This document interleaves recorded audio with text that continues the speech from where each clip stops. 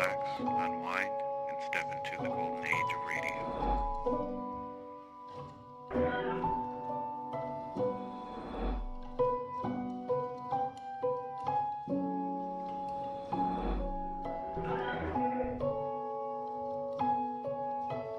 You're now listening to Golden Radio Hour. The partner from Mexico City, the stranger dead in Nevada, and the man with the cauliflower ear all added up to a corpse on a concrete floor. But I couldn't figure why until I found out there was one name above all that had to be remembered. From the pen of Raymond Chandler, outstanding author of crime fiction, comes his most famous character in The Adventures of Philip Marlowe.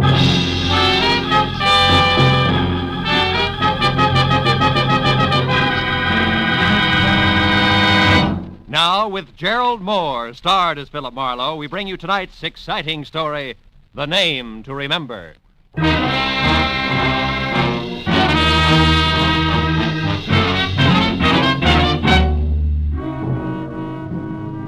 big clock at the far end of the Beverly Room cocktail lounge with the opaque glass ice cubes where there should have been numbers said it was 20 after 5. That meant my new client, Eddie Millette, was late.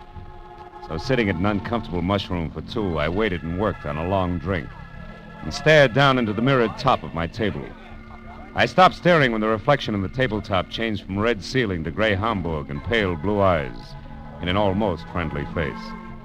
I looked up to find easygoing Eddie Millette looking about as he had been a year ago. Dapper in draped flannel, carnation attached, and a thin smile on thinner lips. He sat down, took off his hat, and shook hands all in one quick motion. And I knew he was either in trouble, a hurry, or both.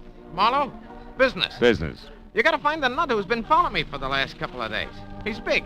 A lot of muscle under a T-shirt and a kind of jacket like the Dodgers wear when they're warming up, you know what I mean? I can't figure out what this bird's after. That bothers me. All the time he's like it. What? Hanging around. Oh. And if I go for him, he runs. So what I want you to do is, you get next to him and the answer to this tag. Here, 50, 70, 80, $100. Enough, Phil? Enough. You know, Eddie, the law might do this for you for free. Yeah, for John Doe, they might. But Eddie Millette's another story, Marlowe. You know what I mean? Today I got a respectable business, war surplus. But the cops, they only remember me as a guy who once did time for being careless with other people's dough. Yeah. Besides, I'm in a hurry. My 2 partners, Lou Tripp and Ruth Dunn. She's also my girl. They're coming back to town tonight. I'd like to spend some time with both of them, without interruption. What do you mean, girl, Eddie? You and that pretty wife I've heard about split up? Yeah, I'm suing for divorce right now. Tina and I never should have been, Marlowe. Yeah, I need someone who's softer, more honest and understanding, know what I mean? Now take this here, Ruth. Can I help you, sir? Huh? Oh, yeah, scotch. No buzz. Make it a double. Very well, sir. This Ruth Marlowe, she's different. Uh-huh. Good head for business, sweet kid at the same time. Like, for instance, the letter I got from her today. She and Lou were both in Mexico City. She's got all the dope on the deal we're working on, plus the fact she's worrying about me. Now, that should bring us right back to T-shirt, remember? Where do I start, Eddie? That's the only place I know of, Marlowe. Yesterday, I kind of turned the tables on this guy, trailed him down to the corner of Wilshire and Western. But he got away in the middle of a lot of traffic, you know what I mean? In a car? Huh? Car. Oh, no, we were both walking. No. No, I figured from his bill and that T-shirt, he could work on one of these health clubs around here. You find out, then come to my place on Hoover before 8, huh? By the way, he's got black curly hair and one ear's all banged up, cauliflower-like. Right one. Anything else? No, Eddie, I'll see you. Know what I mean? Huh?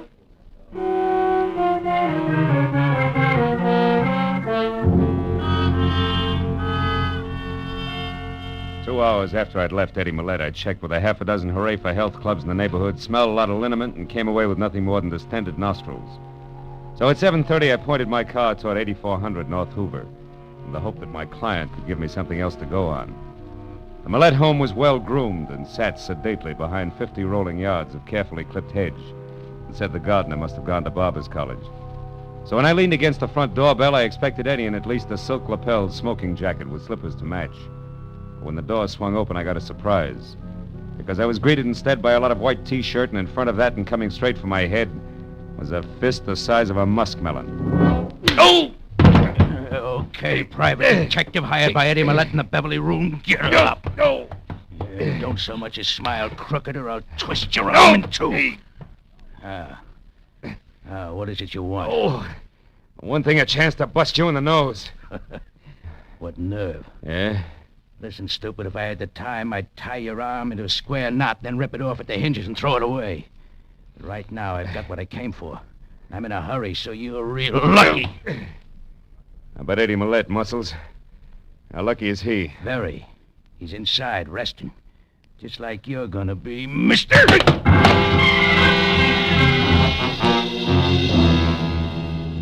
By the time I got back to my feet and had my right arm unscrewed to where I could reach across my chest, and my shoulder holster a T-shirt was gone. So I started into the house, and what I knew was going to be a slightly beat-up client. When I turned on the lights and found nothing in the kitchen, bathroom, or bedroom, I began to worry a little more. I got to the den and saw that the drawers of a desk that were turned inside out, but there was still no Eddie. I opened a side door and started out for the patio, which ran along the front of the house. But then at the staccato report of high heels coming up the flagstone path that led to the front door, I stopped and waited. When the lady, who was a quiet face and quiet clothes, came to a halt in the open doorway, puzzled, and called Eddie's name out loud, I figured this had to be Ruth Dunn, girlfriend and partner out of Mexico City. So I walked back through the house to the living room. Eddie, it's Ruth. Eddie Millette, are you playing a game with me or... Why, who are you? What are you doing here? I'm Philip Marlowe, Miss Dunn. I was hired by your boyfriend because he was worried about a bunch of muscles in a T-shirt with curly black hair, a cauliflower ear, and a brain you could drop through the hole in a lifesaver. Mean anything to you? Why, no, it doesn't. But where's Eddie, Mr. Marlowe, and why is the front door open like this, and why are all the lights on? In that order, I don't know where Eddie is. Front door's open because that's where T-shirt and I played Ben, the private detective, and all the lights are on because I was looking for Eddie. But he's not here anyplace? The bedroom, the kitchen? So far, no. Come on in here, see if this desk in the den adds for you, maybe. Drawers have been slightly rearranged by a very heavy hand. Hey, incidentally, T-shirt was bragging about getting what he'd come for just as he collapsed me for the second time, so if you... Oh, the letters. They're gone. What letters? The ones I wrote to Eddie while I was on the road.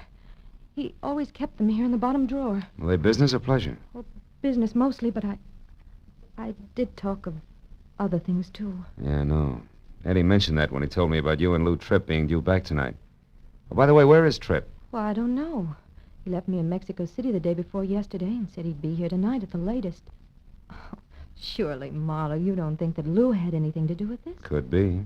Letters are part business. And part love. So I'd say that the only person who could possibly be behind this is Mrs. Millette. Tina? Yes. And for the oldest and best reason in the world, Marlowe. Jealousy. Tina'd do anything to make Eddie and me unhappy. She could twist the innocent wording of those letters so that any divorced judge would see things her way. She's cruel, Marlowe, and she... Marlowe. Under that door there that leads to the garage. It's blood, Marlowe. Stay over there, Ruth. Oh, Eddie. Eddie, are you... Oh, no. Oh, Marlowe, he's dead. Isn't he? Yeah, honey. I'm afraid he is. Eddie Millette was dead. Real dead. Oh, Eddie. The right side of his head crushed in. And next to him and on the edge of the ugly pool of blood that had seeped under the door was the grease-coated tire iron that had done the job. I turned Ruth away, and it wasn't until we were back in the living room and she'd stopped sobbing long enough to take the double shot of brandy that I'd forced on her that I started for the telephone and a call to Detective Lieutenant Ibarra at Homicide. But before I could pick up the receiver, it went off. Hello? This is Lieutenant Ibarra at police headquarters. Ibarra? Huh? How great can service be? This is Marlowe. I was just going to call you. Did I dial your office number by mistake, Marlowe? No mistake, Lieutenant. I'm at Eddie Millette's. I've been working for him since this afternoon. What's up? Why the call? A dead man named Ellis Clay in a motel outside of Carson City, Nevada, Phil. Yeah? It looks like an accidental explosion in his room there, and the best the sheriff has for identification other than his name and the city, Los Angeles, is a blank sheet of letterhead paper from Eddie Millette's war surplus outfit. So I thought Millette might be able to help us out. Is he there? Yeah. And dead, Ibarra. Huh? Murdered with a tire iron sometime in the last hour. What? Mm-hmm. Any idea who did it? A muscle man in a T-shirt, maybe. But at the moment, Ibarra, the motive seems to be a little mixed. Say, wait a minute. I may be able to help you on that Nevada guy. Ruth. Ruth, do you know anything about a man named Clay in Carson City? He had Eddie's address on him when he was killed in an accident. Clay? Yeah. In Nevada? Mm-hmm. No, Phil, no, I don't. Oh. Hello, Ibarra. Yes? The girl here, who was one of Eddie's partners, never heard of him. All right, but that's unimportant now. What I am interested in is Millette's death. What's the address out there? And why It's is it you take so 8400 long North Hoover. North what? Hoover, as in vacuum cleaner. But look, if it's all the same to you, Ibar, I'd like to move, and I think if I do it fast enough, I've got an even chance of catching up with this T-shirt. Okay? Well, all right, Marlowe, but don't forget, we've got a couple of thousand policemen here in L.A., just in case you can't... Yeah. handle this Goodbye, all alone. Ibarra. Ruth, honey, why don't you go to your own place and try to take it easy, huh? When I talk to Ibarra again, I'll tell him where you can be found. All right, Phil. But where are you going? To the only place that adds now, Tina Millette's. You know where it is? Yeah, the Cameo house on Rexford Drive in Beverly Hills. Mm-hmm. Also, if it's any help, she drives a new cream-colored Nash. But Marlowe, be careful. Tina may be the one who hired that man in the T-shirt. Yeah, I know. And that, honey, is exactly what I'm banking on. I'll call you. After I got the vital statistics on where I could reach Ruth later on, I piled into my car and headed for Beverly Hills and the Cameo house, which was 6 stories of white stone and glass brick. Tina Millette managed to scrimp by with half of the top floor, and a couple of minutes later, when I got out of the all-mirror elevator, walked to her door, rang, and waited. I was wondering what kind of a reception I'd get. But when the door opened, I stopped wondering and started concentrating. You want something?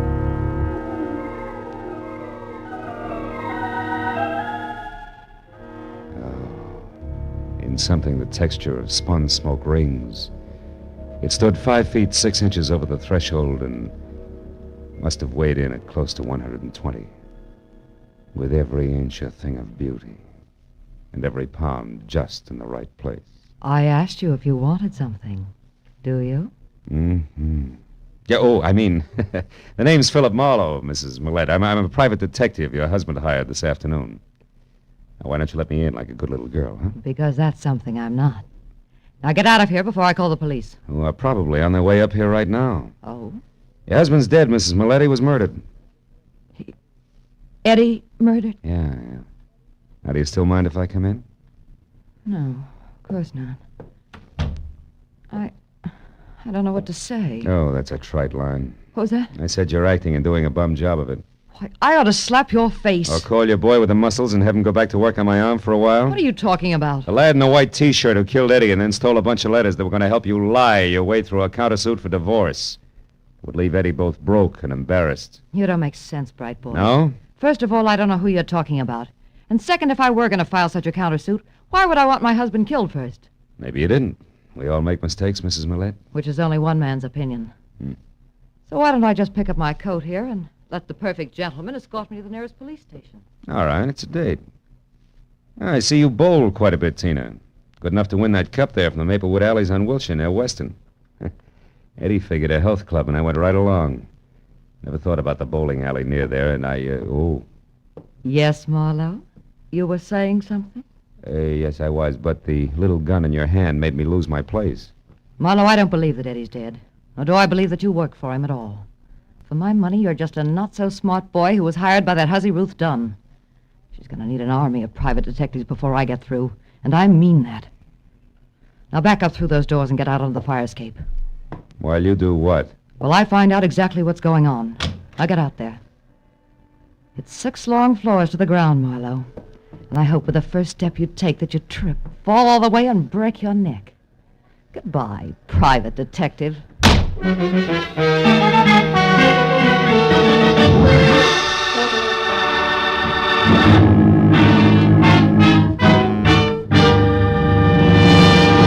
In just a moment, we will return to the second act of The Adventures of Philip Marlowe. But first, just a little later on CBS tonight, you'll hear Sing It Again's Master of Ceremonies, Dan Seymour, giving a perfect characterization of a man going crazy. The reason?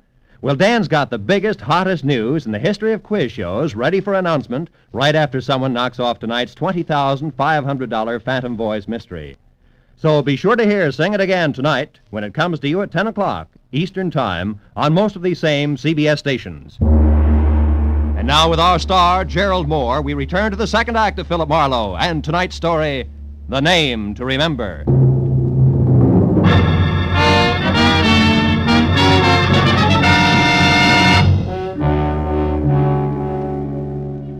And Tina Millette prodded me out onto the fire escape through a pair of French doors, slammed them shut, and snapped the lock. There was a cold look in her smoky eyes and an unwavering potential about the snub-nosed gun, clenched in her hand and pointed straight at my belt buckle that melted all the gambler out of me fast. So I watched quietly as she backed across the room to the hall door and out.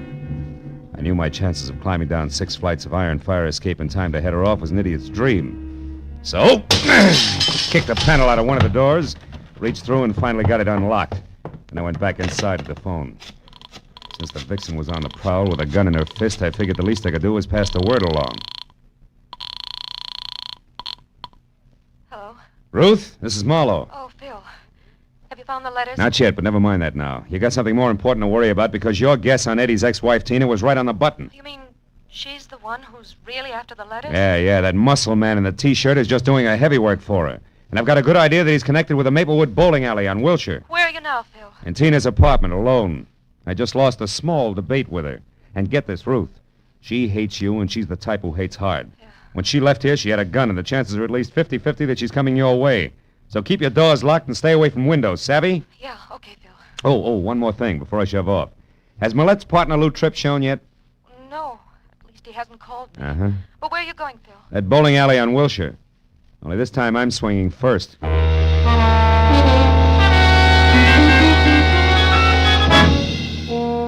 Maplewood was a small and dusky combination 6-lane bowling alley restaurant, bar, and magazine stand, and cigar store, all slightly down at the heel and more than hungry for business.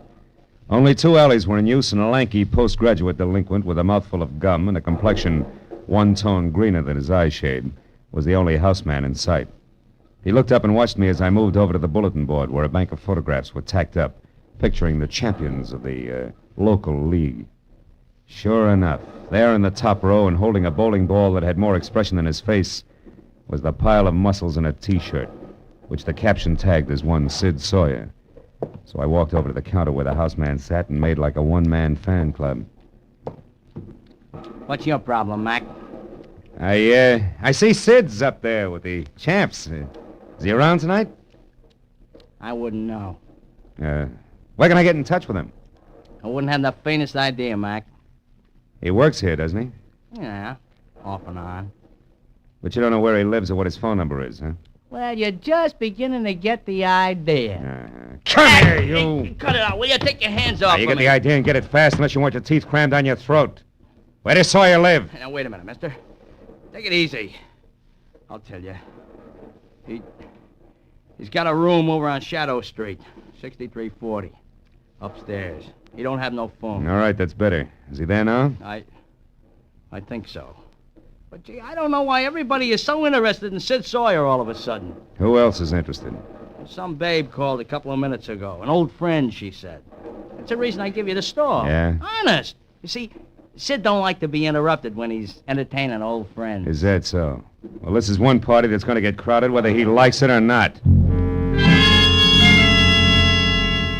6340 Shadow Street was a top-heavy stale gingerbread house, left over from the days when Los Angeles was a stopover between Spanish missions. I got out of my car and started across the street toward the door when I saw Tina Millette's cream-colored sedan sticking out through a tangle of overgrown brush in the driveway, which meant I was still in time for the big reunion. So I went inside and up the steps to Sawyer's door. There was a light on and movement, but no voices. I slipped my gun out of its holster, knocked lightly, and stepped back. The knob turned slowly and the door cracked open. I kicked hard! Yeah, don't move, Muscles. I'm returning your visit. Where's Tina? Who's Tina? Look, her car's outside in the driveway. She's here after the letters, isn't she? What letters? You're nuts. I don't know what you're talking about. And these suitcases, you wouldn't be skipping town, would you? Listen, Shamus, you're barking up the wrong tree. I don't know anything, get me? Yeah? Okay, Sawyer, if you insist, we'll do it the hard way. That squares us for that arm-twisting job you gave me. Now we'll start all over again even. Get up! Come on! Quit hitting me with that gun. I don't enjoy doing it, so the faster you talk, the sooner I'll stop.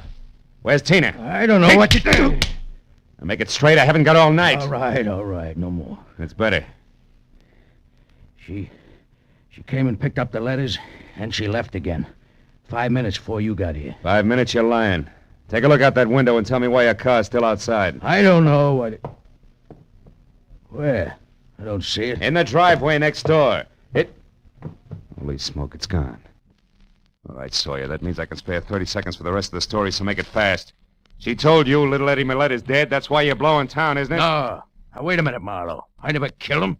I just knocked him down. Sure, on a concrete floor with a tire iron. No, Skip it! Those letters you got were written by Ruth Dunn. Was Tina heading for Ruth when she left here? I don't know. Come on, Sawyer, I'm running out of time. Won't do you any good to try to protect Tina now. Oh, no. We'll see about that, Marlowe. Why, you... I hope Tina was worth a broken jaw. Good night, muscles. I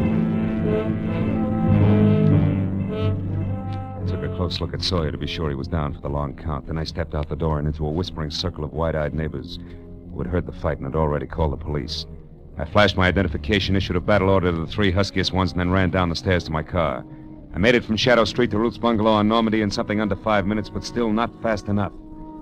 Because when I ground to a stop in front of the place, I saw that same cream-colored sedan already there, close to a side door.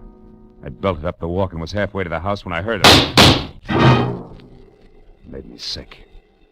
Went up to a front window where the only light was burning and looked in. The room had been torn up, and in the middle of it all, face down on the tangled carpet, was Tina Millette.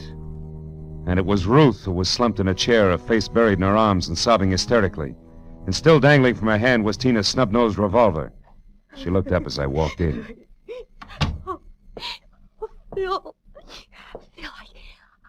I killed her, Phil. I know. Come on, baby. Take it easy. It's going to be all right. Oh, she had this gun. She was crazy, Phil. She was going to kill me. I don't know what happened. I struggled with her, and then I realized I had the gun in my hand. I shot her. I didn't even think. I just pulled the trigger on her. She's dead, Phil. Yeah. Come on, Ruth. Leave it alone. It's over now. Now try to get hold of yourself. She brought the letters back. They're on the desk. She said that they didn't matter anymore, that she was mixed up in Eddie's murder and there was nothing left for her but to run. That she took the gun out of her purse and said I'd ruined her whole life and that she was going to be sure I got what was coming to me before she left. That's when it happened, Phil. I was so scared I went out of my head, I guess. Yeah, we better call Ibarra, honey. I think we can explain it all now, except one thing. Ruth, do you remember that guy Ibarra called us about? The one who was killed in Nevada? Ellis Clay? Yeah, that's it. Clay.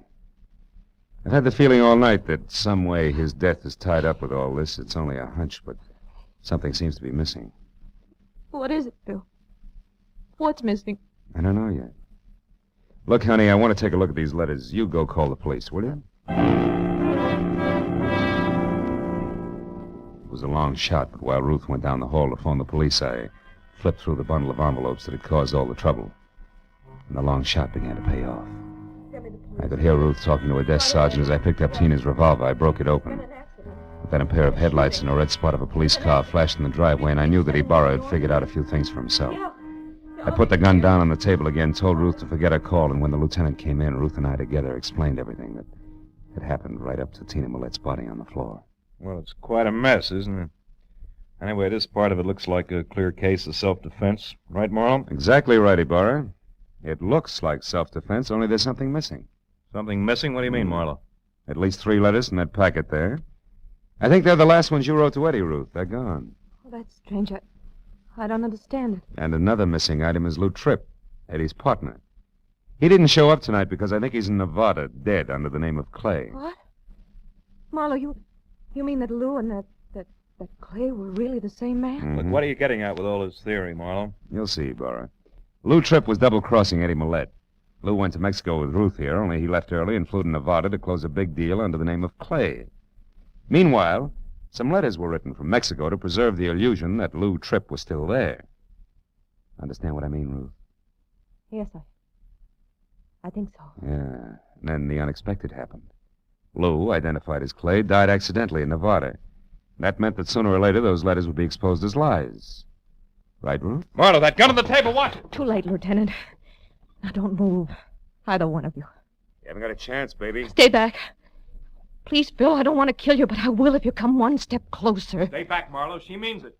Look, baby, you're licked. Marlowe, It was a good try, but you lost. stay back. Why not go out? Like a lady! Oh, what difference does it make now?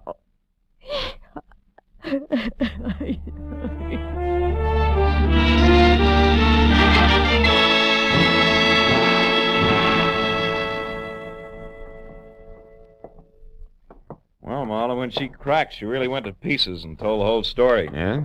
Yeah, she and Lou Tripp were working together all right. When he died in Nevada, the lie she told in those letters put her in a tight jam with Eddie, see?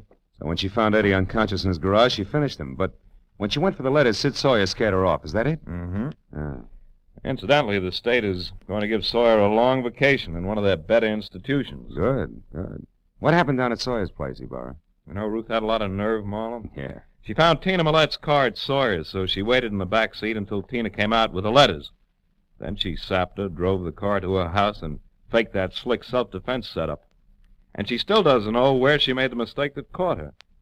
Hey, where was it, Phil? Well, she was being real cagey, Ibarra. She decided it was too dangerous to write the name Clay down anyplace, so she made it a name to remember. And she did. But too well. What do you mean, Phil? Well, when I asked her for it, the first name Ellis popped out, too. Mm-hmm. There was no legitimate way for her to know that you gave me the full name over the phone, but I only gave her Clay. That was an opening, but I needed proof. Mm-hmm. So you needled her until she made a break. Then you walked into the gun she'd grabbed. You take some long chances, Phil. Oh, I'll do anything to see justice prevail, Ibarra. I smell a rat. You should. I emptied the gun. When she was phoning. Good night, Phil. Good morning, Ibarra.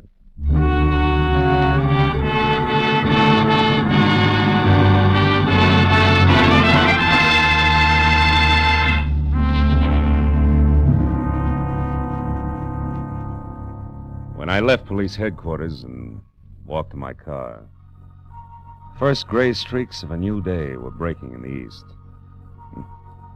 Should have given me a lift, but it didn't.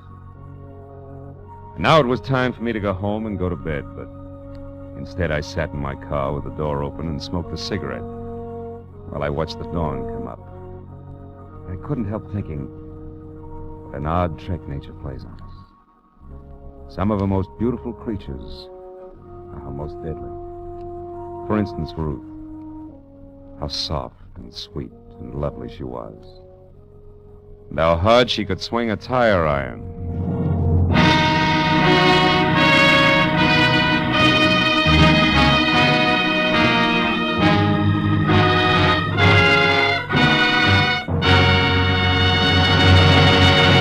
The Adventures of Philip Marlowe, created by Raymond Chandler, star Gerald Moore, and are produced and directed by Norman MacDonald. Script is by Mel Donnelly, Robert Mitchell, and Gene Levitt. Featured in the cast were Gene Bates, Paul Frees, Yvonne Patey, Jack Moyles, and Jerry Hausner. Detective Lieutenant Ibarra is played by Jeff Corey. The special music is by Richard Orant. Be sure and be with us again next week when Philip Marlowe says...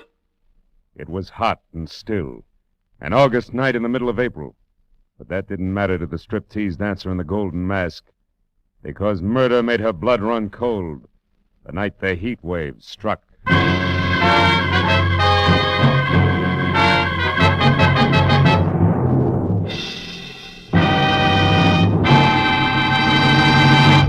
There'll be more dramatic excitement of the chase tomorrow on CBS's two Sunday shows, Broadway is My Beat and The Adventures of Sam Spade.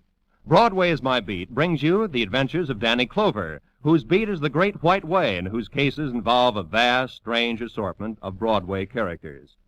Later, Dashiell Hammett's great detective, Sam Spade, cuts another caper surrounded by mystery and mayhem in the grand style. The Adventures of Sam Spade and Broadway is My Beat are regular Sunday features on most of these same CBS stations. This is Roy Rowan speaking. Now, stay tuned for Gangbusters, which follows immediately on most of these stations.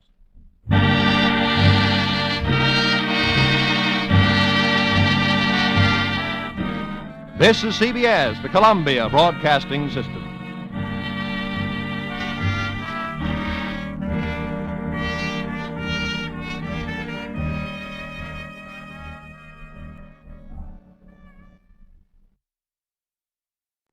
Get this and get it straight. Crime is a sucker's road, and those who travel it wind up in the gut of the prison of the grave. There's no other end, but they never learn. From the pen of Raymond Chandler, outstanding author of crime fiction, comes his most famous character in The Adventures of Philip Marlowe.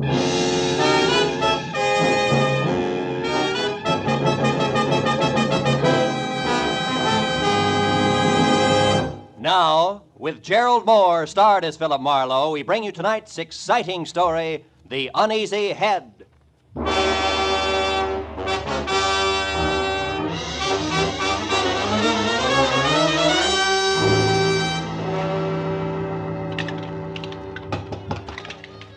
Hey, Slattery, you running a bar Let's here? not be neglecting the regular clientele. Okay. Everybody relax. Remember, them also serve who only stand around and wait. I'm calling them like I see them. Hey, you're dry again, chum. Another shot? Yeah. Say, Slattery, you happen to know a guy named Sammy Archer? I was supposed to meet him here at 6. That was an hour ago. Hey, yeah, chum. Another shot. What's yours, friend? Rye, wander on the side. Rye and a little help. Slattery, I asked you a question. Listen, chum, I sell whiskey. I sell gin. I sell beer. Pretzels I give away, but only pretzels. If you're busting with questions, try Louie. Louie? And a punk in the corner there, the guy with the patent leather hair. Oh. Louie welcomes visitors. Now, you want to pay for this drink? Oh, wouldn't miss it for the world. Mind it for me, will you? Hey, round boy, I'm gonna forget I'm a lady. Your name Louie? That's me. Slattery tells me you might have some information I want. Could be. What race? Don't want any dope on ponies, Louie. I'm looking for a guy. A guy like who? Archer. Sammy Archer. Do you know him? No. What's the matter? You welch on a bet? No. Well, thanks anyway, Louie. I got something good at Belmont if you... Check. Beer twice. Bourbon once around. Coming up now. No luck, huh, chum? I thought maybe Louie could help you. He knows everyone in town. Yeah? Well, here's the Sammy Archer, guy I never met. Well, so long, chum. Yeah. Don't go away mad, huh? Oh, not a chance, Slattery. After all, you... Hey, what kind of scotch was that? Tastes like boiled cabbage heads. Slattery, what did you... That drink, it was dope. Are you no good, two-timing?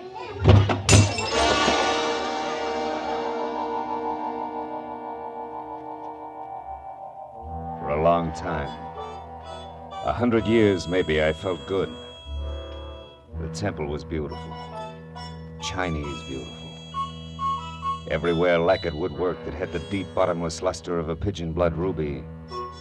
And 1,000 shelves filled with 10,000 smiling ivory Buddhas. And a lovely, streamlined dancing girl, beaming in a white silk mandarin robe, waiting my pleasure. But then suddenly the 100 years ran out. The lacquered woodwork was a bar. The Buddha's lines of whiskey bottles. The white silk mandarin gown and apron. The lovely dancing girl, Slattery.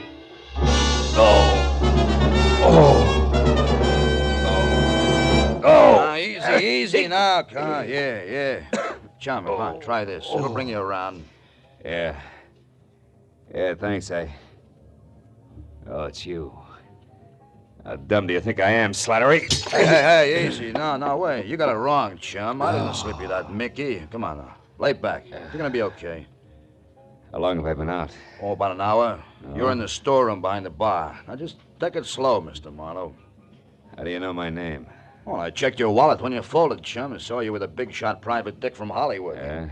That gave you my vote. Really? Oh, yeah. I heard all about you, Mr. Marlowe. The time you nailed that lousy Paul Miles who was hitting all the bars for some old-time protection.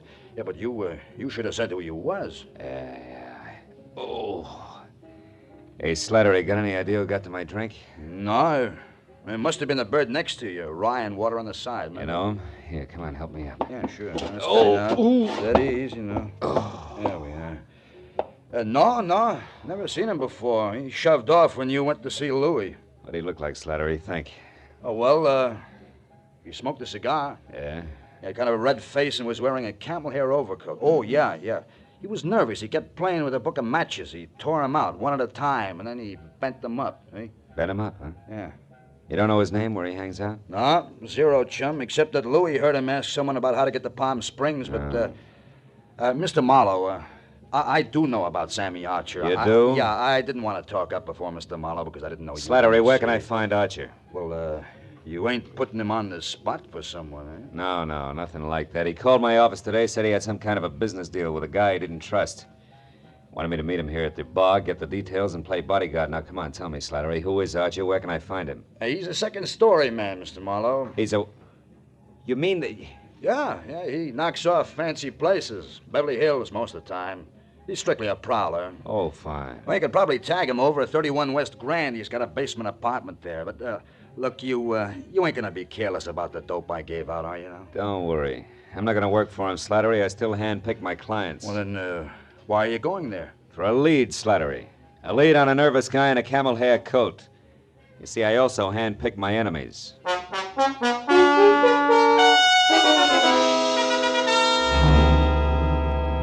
31 West Grand Avenue was a dirty stone tenement propped up by a dirty stone stoop. A cracked pavement led to the basement apartment, which showed a fuzzy slice of yellow light, where the door was cracked open inches. So when I knocked, I was ready for almost anything, just as long as it was on the see me side. But I didn't expect it to come from overhead. You're wasting your time, big boy. When Sammy leaves his door open, you shouldn't bother knocking. You mean he's out? No, I mean he's in. And he's got the blind staggers. I know. I heard him falling over the furniture. But go ahead, see for yourself, if you'll pardon appearances. The big slob.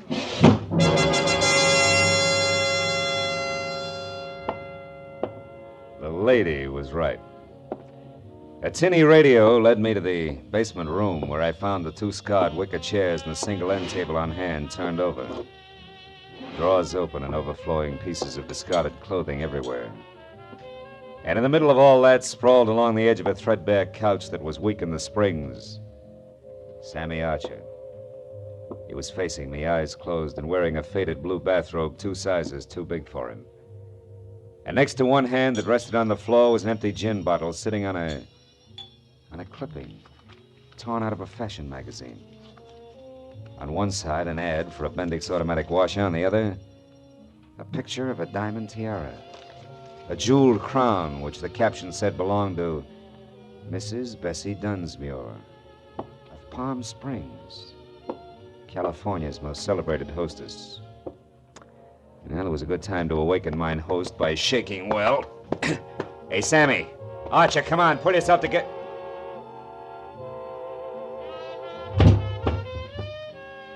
I should have known better. You can't wake a dead man by shaking him. Especially when he's got a knife buried in the middle of his back.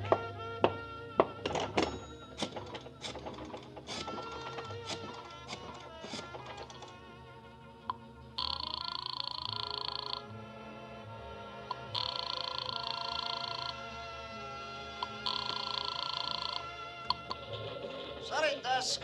Remedy speaking. Phil Marlowe, Remini. Oh, hiya, Phil. Tribune got time for a few questions? Oh, we're up to our ears with the Dunsmuir story.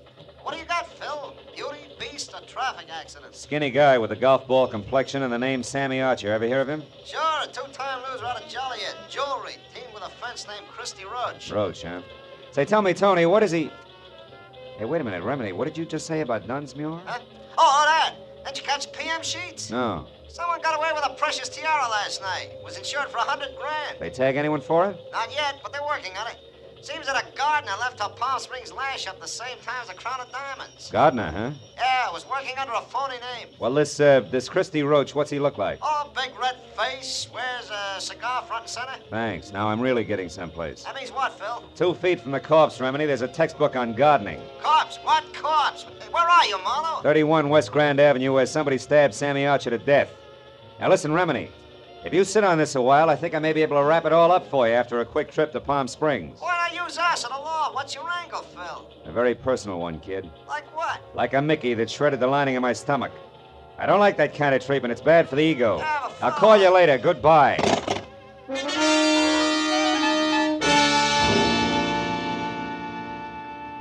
The trip to Palm Springs was 2.5 hours of hard driving through sterile wasteland. And there was plenty of time for me to add what always came out to the same thing. Sammy Archer, posing as a gardener, swiped the Dunsmuir tiara to peddle through Christy Roach, whom he feared. But Roach had double-crossed him, in a permanent sort of way, taken care of me and then headed for Palm Springs. Yeah, but there I got stopped each time. Why Palm Springs? Unless, of course, Archer's apartment turned inside out meant that the tiara was still hidden someplace in the desert hamlet. Yeah, that really would make it a cinch to find.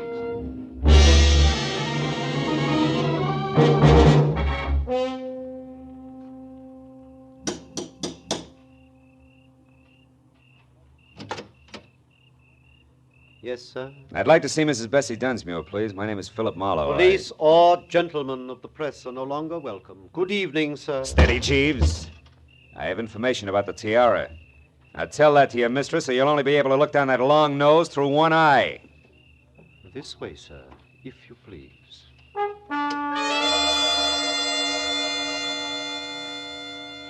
The interior of the Dunsmuir shanty was strictly colossal. From a foyer the size and shape of the Union Station to a plush, leather-lined den that was about as cozy as a parking lot. And Mrs. Bessie Dunsmuir herself fitted perfectly. Because as the renowned party giver glided into the room, I saw enough jewelry on her arms, ears, and neck to match Tiffany, carat for carat. She listened intently while I brought her up to date. After that, she ushered me into an uncomfortable chair, rang for Long Nose, and then asked a sensible question. Mr. Marlowe, this Sammy Archer, what did he look like? Well, he was thin, Mrs. Dunsmuir, and sandy haired. Does that fit your ex-gardener? Precisely. Now perhaps we're actually going to make some progress. The police here haven't, and... come in, Martin. Oh, a liqueur, Mr. Marlowe? Oh, no, thanks. Thank you, Martin. Mrs. Dunsmuir, Yes. Did you ever notice a red-faced man who smoked cigars hanging around, talking to Archer, perhaps? No, I never did. Did you, Martin? No, madam, I don't believe I did. Excuse me, madam. Good evening, Dunsmuir residence. Who's calling, please? One moment, sir. Mr. Endicott, madam. Endicott? I don't seem to know any Endicott. Hello? I'm sorry, Mr. Endicott, but I don't seem to recollect...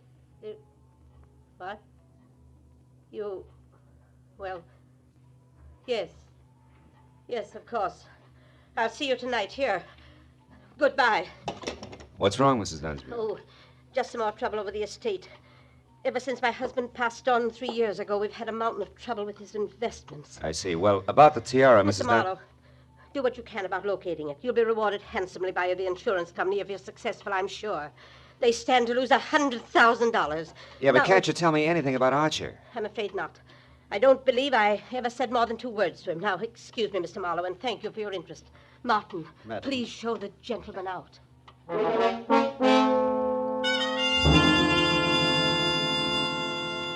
Outside, I chalked the Dunsmuir interview off at face value. Proof positive that Sammy Archer and the sticky-fingered ex-gardener were one and the same. Then I headed for town on the first public phone, which was at a mobile gas station. There I swapped a $10 bill for a pocket full of quarters and started calling people back in L.A. who might know more about Christy Roach and the kind of connections he could have in Palm Springs. But after 4 near misses, I quit and stepped aside to let a big man with a beefy face that belonged on an English bulldog take his turn. However, he had other ideas, and he pointed them out bluntly with a shiny automatic. I wonder if you could help me, Sonny. I'm looking for a diamond tiara. You gotta be kidding. I wear a fedora besides... Hold it right there. I have news for you, Sonny. While you were gabbing into the tube there, the station attendant left, closed shop, went into the bar next door. Out of earshot. So? So we're alone. And that means I'm going to do very little. Stay right there, Marlowe. Well. Christy Roach. Red-faced, cigar and all. Glad to see you. Shut up. Come on, we're getting out of here. Without our buddy there? Don't worry about him, Marlowe. He'll keep that way. Maybe a lot longer than you will.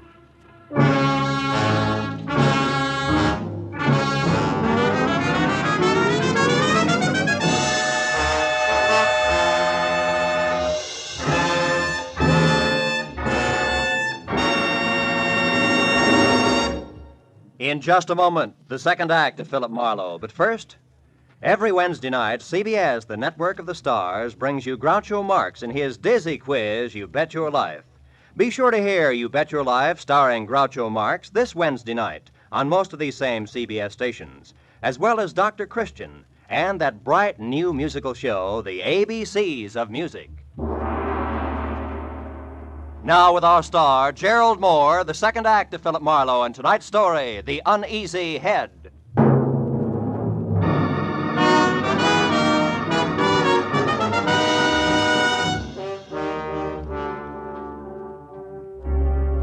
the way Christy Roach had brought his gun barrel down on the bulldog's scalp, I knew he meant it when he jammed the same gun into the small of my back and marched me to my car.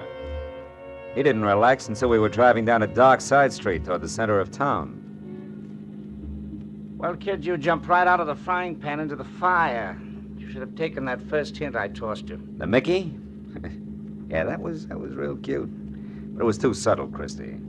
I didn't really peg you till I found Sammy Archer. Oh? It's too bad about Sammy. That was more or less of a mistake. Oh, sure. You only intended to carve your initials. The knife slipped. No slips, kid. At the time, I thought Sammy had tried to pull a fast one on me, but I found out later he was just stupid. He had a great thing, and he was just too dumb to see it. As for you, turn east the first chance you get, and don't run any stop signs, you understand? Where we going? Oh, no place in particular, just so it's nice and quiet. You know, you don't know when to quit, Marlowe, so now you're just one of the loose ends I've got to tuck in before I clean up my business here. Take it easy on the corners. You told me to turn east the first chance I also told you to mind your manners! Busting my wrist isn't going to help my driving much. It'll be worse the next time. I've got a lot of ground to cover yet tonight, and I want it smooth. That's too bad. Because there's a bump coming up fast. Right now, we picked up a tail. Huh? Take a look. Cops. Yeah, cops. Call it, laughing boy. You're the skipper. Do we race them out of town, or do I pull over? Pull over. I don't know what that beef is, but play it straight, kid, because if it comes to shooting, you'll be the first to drop.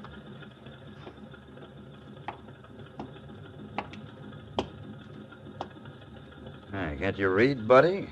You're on a one-way street. You're telling me. Yeah, only you're going the wrong way. Yeah, I know. Well, you see, my friend... I warned you. What about him? Well, he's in a hurry, officer. I was taking him as far as the corner there.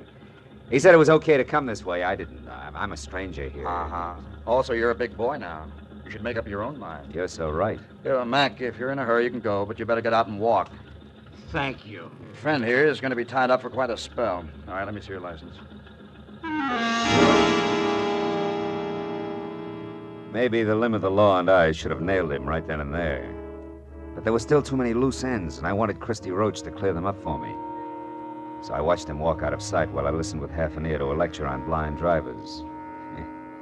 Well, it was a small enough price to pay for the service rendered, so I thanked the officer for the ticket and then headed back to the filling station in a bulldog with a headache who might be in a mood to talk. But when I got there, I found he hadn't waited around. After that, I checked the neighborhood and was 15 minutes getting to first base, which turned out to be the bar of a French restaurant across the street, run by one Monsieur Jean Corret, a high-octane number who apparently had overheard a phone call earlier. I immediately notified the police. Nothing, they said. Believe me, my friends, the lowliest gendarme in Paris would have more sense. Throw away an important clue? Never. I tell you, our police Mr. here... Corret, can I see you a minute? I? But of course, monsieur. What is it? Well, it better be in private, huh? It's about the Dunsmuir case. Ah, nom de nom. Step this way, monsieur. All right. You naturally are a detective. Naturally, yeah. Now, look, I understand you overheard a phone call. Oh, yes. About an hour ago. A suspicious man called the Dunsmuir place from here. What did he look like? I am desolated, monsieur. I do not know. You said it was an important clue. I assume it was important. In a case as big as this, anything may be important. The smallest... Yeah, you made your point. Go ahead. Bien. He made an appointment. I only overheard, monsieur. The telephone is back this way in the alcove out of sight. Bien, I was passing by right here when I heard the man ask for the Dunsmuir residence. He talked to his party and made an appointment. I couldn't hear where or when, so I went on about my business. But suddenly, A memory exploded like a bomb in my head. Bessie Dunsmuir, the owner of the stolen tiara. I rushed like this, monsieur, to the phone. Pardon, madame. But he was gone, monsieur. I called the police at once. The rest I can fill in. Now tell me something else, Mr. Corey. Did you happen to notice a man with a cut on his head around here a while ago? A cut? Yeah. Why, yes. One who looked as ugly as Satan himself. I saw such a one in the washroom. Ah, you mean he's suspect? Well, not exactly, no, but he's connected. Where can I find him? You ask me, monsieur. He was sick. I tried to help him, but he refused and left. You've no idea where he went? No. But wherever it was, I'll wager he was too wobbly to get there, monsieur. All right, in that case, I better make a quick call and The telephone set. Yeah. Permettez-moi, monsieur. Bessie Dunsmuir hasn't had a new husband for 2 whole Madame. years, my dear. I can't imagine how she keeps up that elaborate front of hers. Why, do you know You! What? Madame, hang up the telephone at once. I insist. Vitement.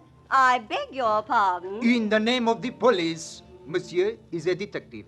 I demand you clear the line. I've paid my nickel and Never mind, skip it. But I would like to know about those bent matches on the floor. What do they mean, monsieur? I better skip the call and get going fast. You've been a big help, Corey. Maybe I can get you the Croix de Guerre. The bent matches that littered the floor under the phone meant that the man who had made an appointment to meet with Bessie Dunsmuir had been the fence, Christy Roach. And to top it off, she'd lied about it. Didn't make any sense. But I added it to the rest of the question marks and made a beeline for Bessie's mansion. I parked a block away from the place, walked back, and let myself in through an iron gate at the side. And wound up in front of a car, half hidden in a clump of hibiscus bushes. A man was leaning in the open door with a match in his hand, reading the registration on the steering post. It was the bulldog I'd seen first at the gas station. When he saw me, his hand dived under his jacket for a gun, but I was on him before he could get it out. Oh, my head. You're due for another dose of the same, Buster, unless I get some fast answers. The time for games is over, and even a private detective can run out of patience. You're a private dick. Yeah. I don't get it. This car here belongs to the guy who helped you. Fence. Christy Roach. And if he's inside, I got Roach didn't help me, and you've got to do nothing till I find out about you. Who are you? Temple. Fred Temple. Amlin Insurance Company. Oh, no. We're covering the missing tiara. Only something's haywire. An insurance investigator? Yeah, but I'm not gonna make it, fella. My head, you better get in there and stop. When he passed out, he sagged against me like a sack of wet wash. I stretched him out on the grass, and after one look, knew there was nothing more I could do. I went over to the house and quietly tried locked doors all the way around until I came to an open one in the butler's quarters. A bed lamp was on, so I braced myself for another meeting with Martin. When he came to the door, he was in his nightshirt. As soon as enough of his chin was showing, I swung! It was a distinct pleasure. I stepped over him and went through his rooms and on up the long hall to the main part of the house. I finally located Bessie in the leather-lined den. She was alone, but judging from the rate she was burning up the jittery cigarette in her hand, she expected trouble at any moment. Marlowe, how did you get in here? Why are you here? Just checking up on a lie, Bessie? I don't know what you're talking about. A late day tonight. Incidentally, he's due any second now. His car is outside. On my grounds? Yeah. Surprised? What's so important about that? Now, look, you better tell me all about it, Bessie. No. Get out of here. Get out. Later. Right now, this setup is so full of holes, even the truth is leaking out. First, Roach the fence, figuring Sammy Archer, the guy who swiped your tiara, was pulling a fast one. And he changed his mind and got a new angle. Second, you brushed me off because actually you're afraid of finding the tiara. And third, the insurance company that's covering your loss is suspicious. Yeah, it's screwy, but it can only add one way. Like the tiara that was stolen from here yesterday is worthless. Are you insane? It was famous, fabulous, worth a king's ransom. Yeah, the original, maybe. Not the cheap duplicate. I may be fuzzy on the details, but the big picture's easy. You dismantled the original and sold it probably quite a while ago. But not before you made a duplicate to keep up appearances so gossips wouldn't know you were going broke. Also, you kept up the insurance on it for the same reason. And the duplicate was stolen. People knew you'd been robbed, so you were forced to claim the insurance, but you knew that if the fake was recovered legally, you'd be prosecuted by the insurance company and disgraced. Sure, Christy Roach knows that, too. He's coming here for blackmail, isn't he? Why else? Come on, Bessie, you might as well... You might as well... Might as well what? What are you looking at? A cigar butt there on the floor. Oh, It's burned a hole in your rug. What happened to make Roach drop a cigar, Bessie? Where is he? I don't know what you're... Stay away from that desk. I mean it, Bessie. Next time it's for keeps. Now stay back. Where is he? In the closet there. I didn't know what else to do. You are right about the blackmail. About everything. I had to kill him. He'd have wrecked my life. Yeah. Just your way of life. That was top-heavy anyway. I guess so. But I thought I had to have it that way. Well, at least I'll give them all a big laugh on the way out. Bessie Dunsmuir's a great entertainer.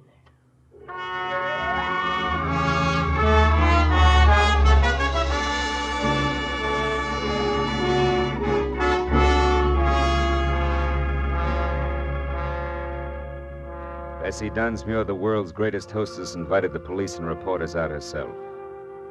The fake tiara was found in the back of Roach's car, and she wore it cocked over one eye for the benefit of the press, the photographers, and her friends. By the time that party was over, it was almost dawn. Bessie was right. The papers came out and the giggles began. But Fred Temple drinking coffee under a head full of bandages didn't see much to laugh at. It's pathetic. Something awful sad there someplace, Marlowe. I agreed. Uneasy lies the head that wears a crown, even a phony one.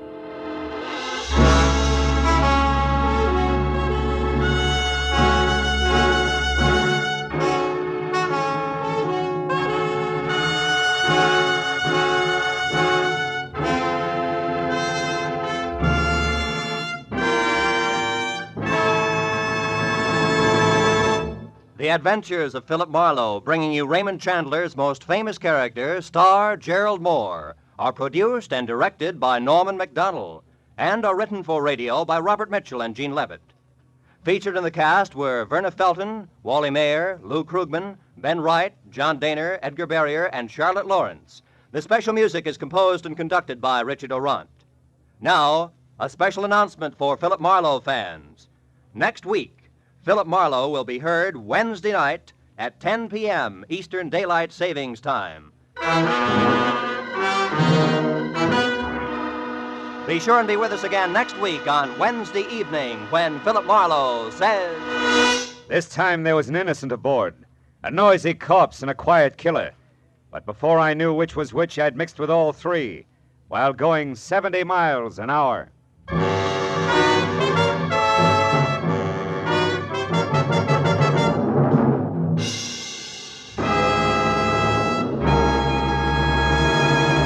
Now that warm weather's here, many of us will be doing more driving and more walking. It's the duty of every motorist and every pedestrian to take every precaution so that we may cut down on the terrible injury and death toll exacted by traffic accidents.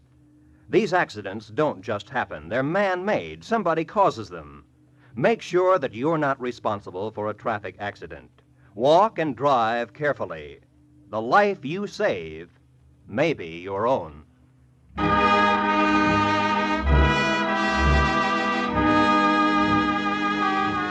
This is CBS, where Philip Marlowe will come to you on Wednesday night, the Columbia Broadcasting System.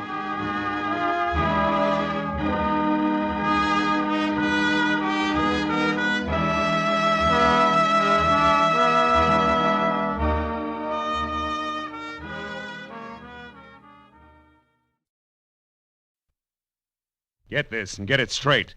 Crime is a sucker's road, and those who travel it wind up in the gutter, the prison, or the grave. The trail started in Montana with a bum with two names rushing away from his lady love and led fast into L.A., past a southerner from Canada, a worried wool dealer, and a chorus girl with a .45. When it finally stopped at Murder in the Park, the tramp was still in a hurry. from the pen of Raymond Chandler, outstanding author of crime fiction, comes his most famous character in The Adventures of Philip Marlowe.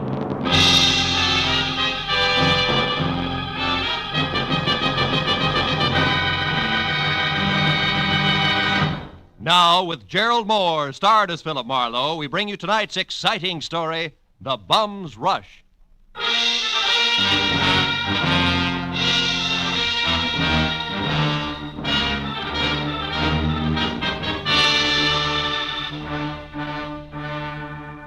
You know, there comes a time in everyone's life when a relative wants a favor. But this was a particularly nice relative. In fact, a great old gal. She'd written my name and address in the center, and her name, Jessie Gabbins, Eagles Rock, Montana, in the upper left corner of the envelope. The stamps totaled away a mail special, and the letter inside started off like one of those, "I was wrong, you've got to find him for me, you've got to" types. But it didn't wind up that way. Clipped to the letter was a $100 check, and under that, a not-too-good snapshot of a bald man holding a rake, who wouldn't have been helped any by better photography. 10 minutes later, at exactly 8 p.m., my long-distance call was put through, and the voice that belonged to Aunt Jessie was snapping at me from Eagles Rock, Montana, like the end of a whip. Certainly I wrote it. How many Jessie Gavinses do you think there are in Eagles Rock? Philip, I want you to find Jonathan Miter and see if he's all right. Yeah, you said that in your letter. Jonathan Miter is my fiancé. Aunt Jessie. Oh, I know what you're thinking, young man, but I'm 51 and he's 55, and there's nothing wrong with the September song if the harmony's close enough. Yeah, I hope my harmony's that good when I'm 55. Why are you worried, honey? Because he left here last week on some kind of a big deal. It's a secret. That's all he'd tell me, and I haven't heard a word from him since. I see. Well, tell me, what sort of a deal would it be? I mean, what business? He's not in any business. Oh, what was his work before he retired? Well, he's not exactly retired either. He's not Look, Aunt Jessie, I'm getting at this. What does he do, or what did he used to do for a living? Frankly, nothing. Well, I might as well tell you. Most folks around here, Philip, think Jonathan Miter's just a bum. Maybe he is. He came to town, Philip, on a freight train a month ago, and he's been raking leaves for handouts ever since. That's how I met him. But he's a fine, honest, proud man, and I'm going to marry him. Congratulations. Yes. Look, you didn't happen to give that fine, honest, proud man a wad of money to finance this big deal of his, did you? Oh, no, Well, then don't. Because I'll be frank. Sounds to me like a broken-down con man warming up a new routine. Then I'll gladly pay to find that out, Philip. But I think you're wrong. Jonathan told me that he had to prove himself by making some money of his own before he'd marry me. As if I didn't have enough to take care of two people already. Okay, Jessie, it's a little off-center, but I'll buy it. Philip, Huh? when you find him, don't tell him that I hired you. As I say, he's very proud, and it'd hurt him. And now all I can give you to go on, aside from that snapshot I sent, is an address, 764 Hope Street in Los Angeles. 764 Hope Street. Well, how'd you get that? From checking through every single thing of his I could lay my hands on. It was on the back of an envelope. Of course, it may not mean nothing. You're so right, Jessie. Please, now, don't joke with me, Philip. Jonathan was so serious and in such a hurry, and there was a funny, brave glint in his eye when he left. Do your best. A brave glint. Oh, no. Okay, Jessie, no jokes. Goodbye, darling.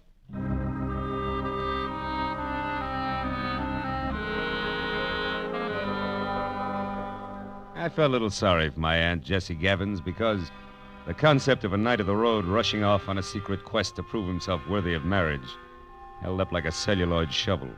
And it got no help when I pulled to a stop in front of 764 Hope Street. It was a cramped combination warehouse and office of corrugated iron and glass brick, respectively, with a shy red and black sign reading Hirsch Woolens over a door that looked like, well, it looked like it handled about as much business recently as a repair shop for spinning wheels.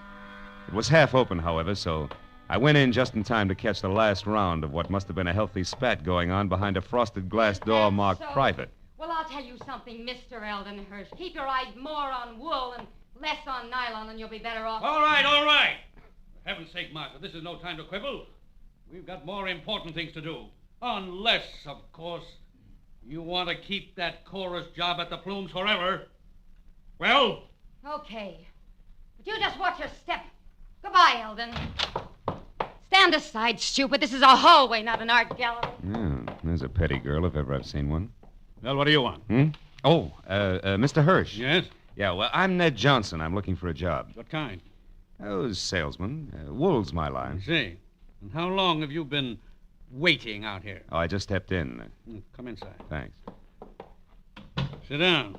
Now, what is your specialty? Woolens, worsteds, or felts? Well, I've handled them all. We confine ourselves largely to a very high-grade merino woolen, Mr. Johnson, Ned Johnson. I've worked with merino. Well, and what about the others? Lester, perhaps? Lincoln? Oh, sure. Lester, Lincoln, certainly. I find it all a fascinating business. So do I. A very romantic background. Yeah. By the way, what do you think of Lanatal as against merino? Lanatal. Well, not good. No, you see, I've watched the Lanatals from the range right through shearing and on up to weaving. It just doesn't compare with... what's the matter? What are you really after? I slipped, huh? You fell on your face. Lanatal is synthetic wool made from milk. Now, who are you? Okay. I'm from the Sequoia Credit Association. We're investigating you. Just a periodic, routine thing. It's strictly confidential. Get out of here and stay out if I ever catch you. All right, take it easy. I was clumsy, that's all. Don't start a riot about it. Look, you pry into my affairs That's quite again. a temper you got there. Better watch it, Hirsch. It'll get you in trouble. So long.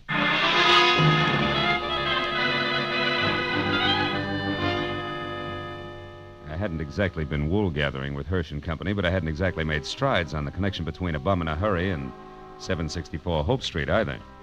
However, I couldn't help wondering what Hirsch had meant when I'd overheard him speak to the girl in the office about more important things to do. So when he slammed the door on my shoulder blades, I went around to the alley for a peek in his warehouse. But I skipped that when a man stepped into view wearing the identical face I had in my pocket on a snapshot. It was Jonathan Mitre. He'd swapped the rake for a silver-tipped cane and patches for 14-carat class from Spats to a Hamburg, which might well have covered a bald head. But it was the same man, no doubt about it. So I decided to play this one strictly 3 cushions with reverse English. Hey! Huh? Hey there, you! Oh, were you addressing me, sir? Yeah. Don't I know you?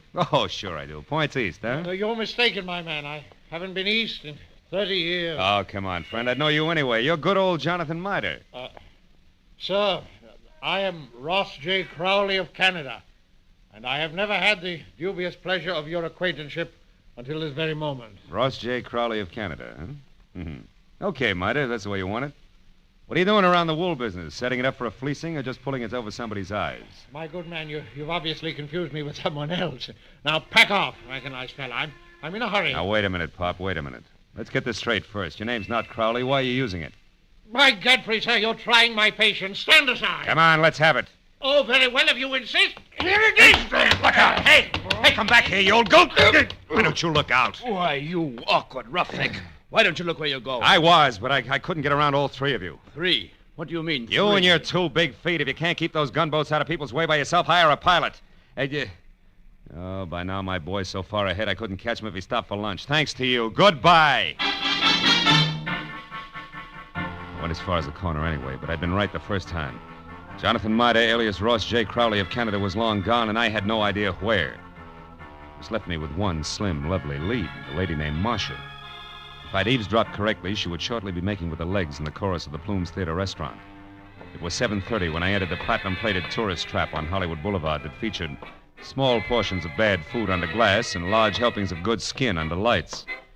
Cost me $10 and a fast ad-lib backstage, but it would have been worse out front, so when the chorus high kicked its way out into the wings, I nailed Marcia as she went by. She narrowed a half a pound of mascara at me and let a footlight smile drop, which left very little else. Yeah, my name's Marcia. What do you want? Make it snappy. I gotta change. Change what, your hairdo? This won't take a minute, baby. All I want to know is where Jonathan Mitre can be found. How should I know? I never heard of him. You're stalling on your own time, baby. I got all night. Nuts to you, Jack. Blow. Come back here. This is important. Now listen, you. I don't know anybody called Jonathan... what's his name? And put one more fingerprint on my arm and you'll get bounced out of here on your head. You know, there's just a chance you could be on the level. Look, the guy wants about 55 and spats with a Hamburg over what is no doubt a bald dome. Carries a black cane with a silver tip and for some reason answers to the name of Crowley. Crowley? Yeah, that's it, Ross J. Getting warmer, huh, kid? And don't bother telling me you never heard of him. So I've heard of him. So what? He's a good pal of mine. Met him a couple of nights ago. He's quite a sport. I'll bet he is. Where can I find him? What do you want him for? I want to talk to him, that's all. Where's he live? Up a tree. Like I said, Buster, blow. And like I said, baby, this is important. So important, I'll have a lopsided line in the next number if you don't talk, because you won't be there. You'll be on your way to the pokey. Now, where does he live? I don't know. He's from Canada. You can come closer than that, sweetheart. Give. All right. He tells me he takes a walk in the park every night. He raves about the gladiolas. Like they grow in Coldwater Canyon Park, maybe? Maybe. Thanks, you're a good kid. Keep your powder dry, baby. I'll see you.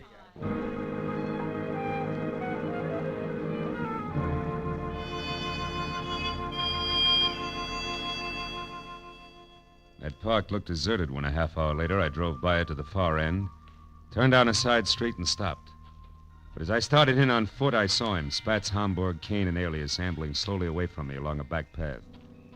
I started after him quietly, and when he got near a corner, I was close enough to hail him, and then grab. But I didn't get the chance. Stand still and keep your mouth shut. I turned slowly. It was the gentleman with the big feet, and he wasn't much uglier, just a little flabbier than the automatic wrapped up in his fist. You seem to be falling over my feet every time I turn around. I noticed that. But I figured the first time was coincidence. What do you figure now? That our gay dog, Mr. Crowley, who just turned that corner there, is wagging two tails. But you hold the gavel, Chairman. And don't you forget it either. So he gave you the name Crowley, did he? Mm-hmm. Why, you think he's got another one? Stop that. We both know he's lying. What I don't know is why he took that name or why you're interested. It's a hobby. I collect old geezers with more than one name. You're going to handle hard, huh? You won't tell me? Well, I don't know your angle either. We might work out a trade, huh? No. I'm not wasting any more time either. He's not going to get away from me again. And that means you'd better stay right here. Oh!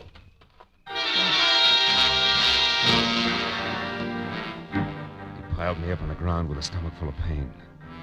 I saw him run down the path. When I got back to my feet, he was taking the corner.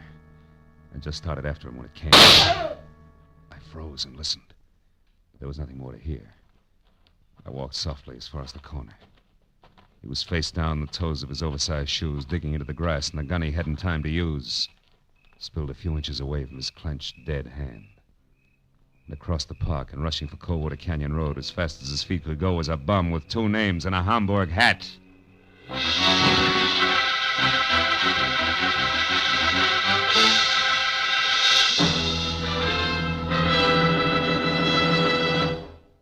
In just a moment, the second act of Philip Marlowe. But first, 30 minutes packed full of talent, music, and fun. That's the Horace Heidt Original Youth Opportunity Show, coming your way every Sunday evening on CBS.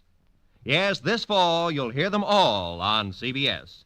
A galaxy of stars. And one of the brightest is genial Horace Heidt, who keeps the fun rolling with one hand and with the other pushes open the door to opportunity. Gives a talented youngster his big break toward fame and fortune in show business. Remember, Sunday night, it's Horace Heidt and his original youth opportunity program. Listen every Sunday, starting this Sunday, over most of these same CBS stations. Tune in this fall for the shows that you love best of all. Listen carefully. Here's the address. It's CBS, CBS. Now, with our star, Gerald Moore, we return to the second act of Philip Marlowe and tonight's story, The Bum's Rush.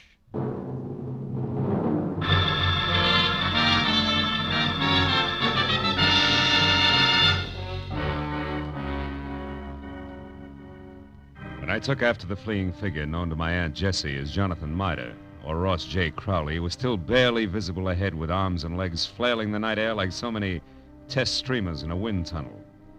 I didn't know any more about his double identity than I had before, but I did know that what might have started as only a confidence game of sorts had now mushroomed in a murder with the aforesaid gentleman very much involved.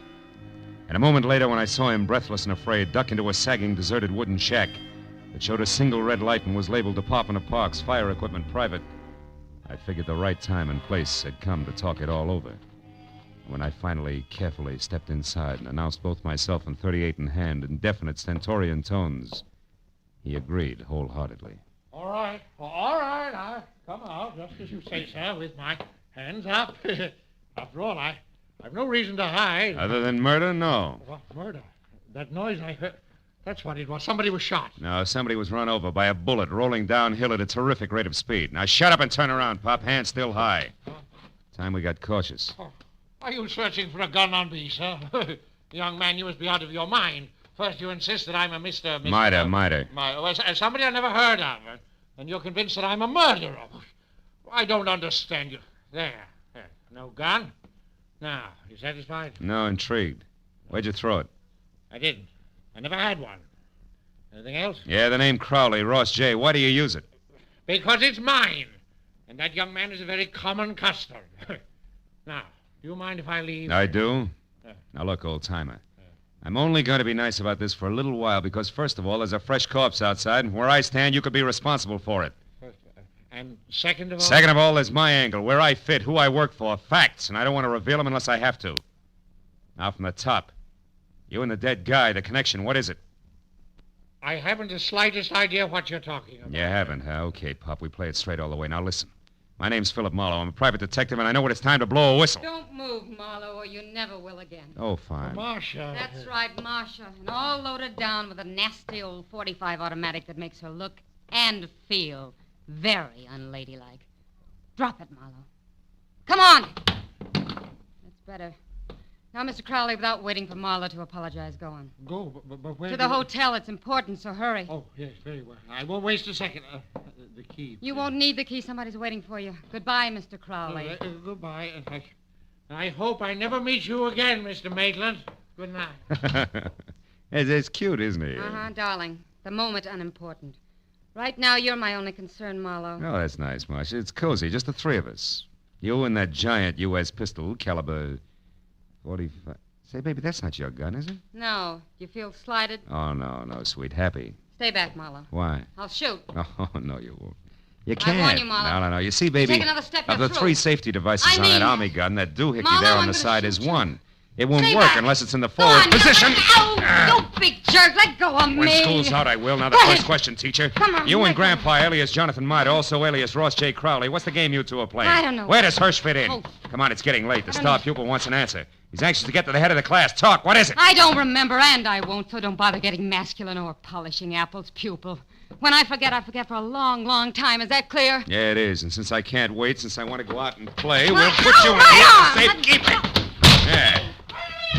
Hey, honey, you don't mind if I go through your bag, do you? I didn't think you would. Oh, here's a key that says at what room I'll find the team of Crowley and Miter. Oh, my, such a temper. After I'd picked up my .38, which the lady, who no longer sounded like one, had made me drop, and had checked the hotel key that read Villa 12, Wilshire Gardens, Beverly Hills, I ran outside and back toward my car in what I figured should be a big hurry. But when I was halfway there, I had a premonition that speed was not to be. A premonition that was a head dressed in blue, carrying a club, wearing a badge, and leaning on my right front fender. And it wasn't until I was next to him that I quit worrying about a long, involved delay. Because the officer on hand, one Kurt Lemley, was an old and I hoped still good friend. Well, hiya, Phil. I've been waiting here for you since I called in about that body up there. Some kid heard the shot. Oh, so you had once pegged this all-alone and very suspicious-looking car, huh? Yeah, surprised it was yours and disappointed. I'd hoped the name of the owner's tag was going to be Raleigh Newcomb. Hey, You wait a see, I minute, had wait a minute. You know his name? Don't you? No, we were on different sides when he got shot. No, he's from Canada. What? Yeah, Vancouver. He had a business up there with a guy named Ross J. Crowley. Crowley? Mm-hmm. Hey, Kurt, how'd you find all this out? I found a clipping in his wallet. It's got a picture on it. Oh, wait, right here. Wait a second, I'll put a light on it. Yeah, hurry up, will you? Yeah, see? See, two guys in front of a building. That's Raleigh right. Newcomb and Ross J. Crowley officiated the Kurt. opening of the... What's the matter? Sure, it's what I figured. The guy's a liar. I've already met a guy who insists that that's his name and he's bald like the Crowley in the picture. Yeah, but there's a similarity ends, even though the picture's anything but clear. What guy you talking about, Phil? Jonathan Miter, an old geezer I was hired to find. Hmm?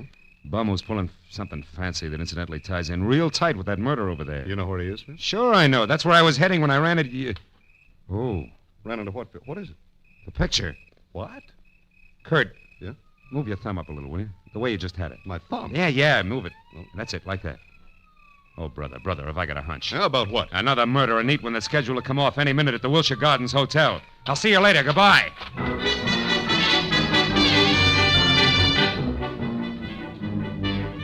At best, it was 10 screeching stop-and-go minutes from Coldwater Canyon Park across Beverly Hills to the Wilshire Gardens Hotel on the boulevard of the same name.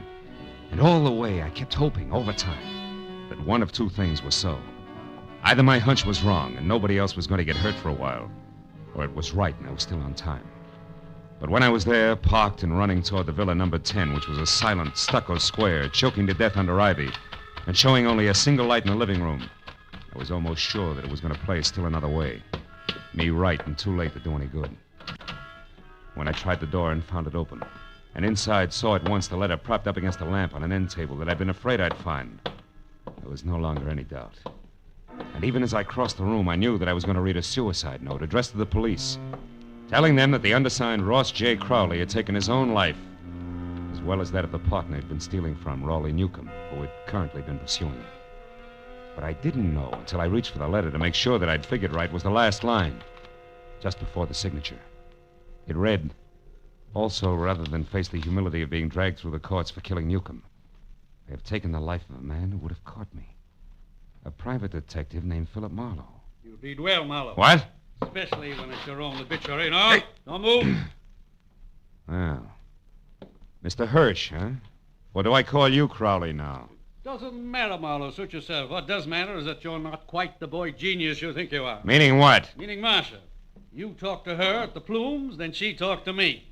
Between the two of us, we've maneuvered you around just like we wanted to, so we could include you in our plans. In other words, Marlowe, when Marcia sent Mida here from the park, we knew you'd follow.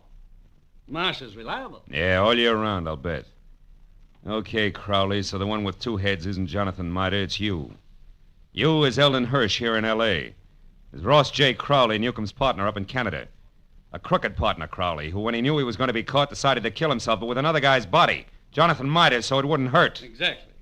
Also, Marlowe, nobody will bother to look past what will pass as Crowley's buddy, or the murderer of Newcomb, who I didn't expect on the scene. I think you'll admit it's all accounted for in that letter there in Crowley's, my handwriting. Bravo, you've skipped nothing. Now, what about me? Yes, you. You must go before Jonathan Mida, you know. Otherwise, a coroner might find something wrong with the sequence of deaths. So it's you first, then Mida. Who no doubt is unconscious in the bedroom right now? No, Mr. Marlowe, who no doubt is standing right here listening carefully. Mida, you crazy fool. Stay where you are. No, Mr. Crowley, I won't. That way I die. This way, at least I have a chance. Yo, Crowley! My shoulder. Mida, you all right? Yeah, I think so. Just wing. Oh, you got him, didn't you, Mr. Marlowe? Yeah. No. No, Jonathan, you got him. That rush did it, you big... Bum, Mr. Marlowe? Yeah, bum.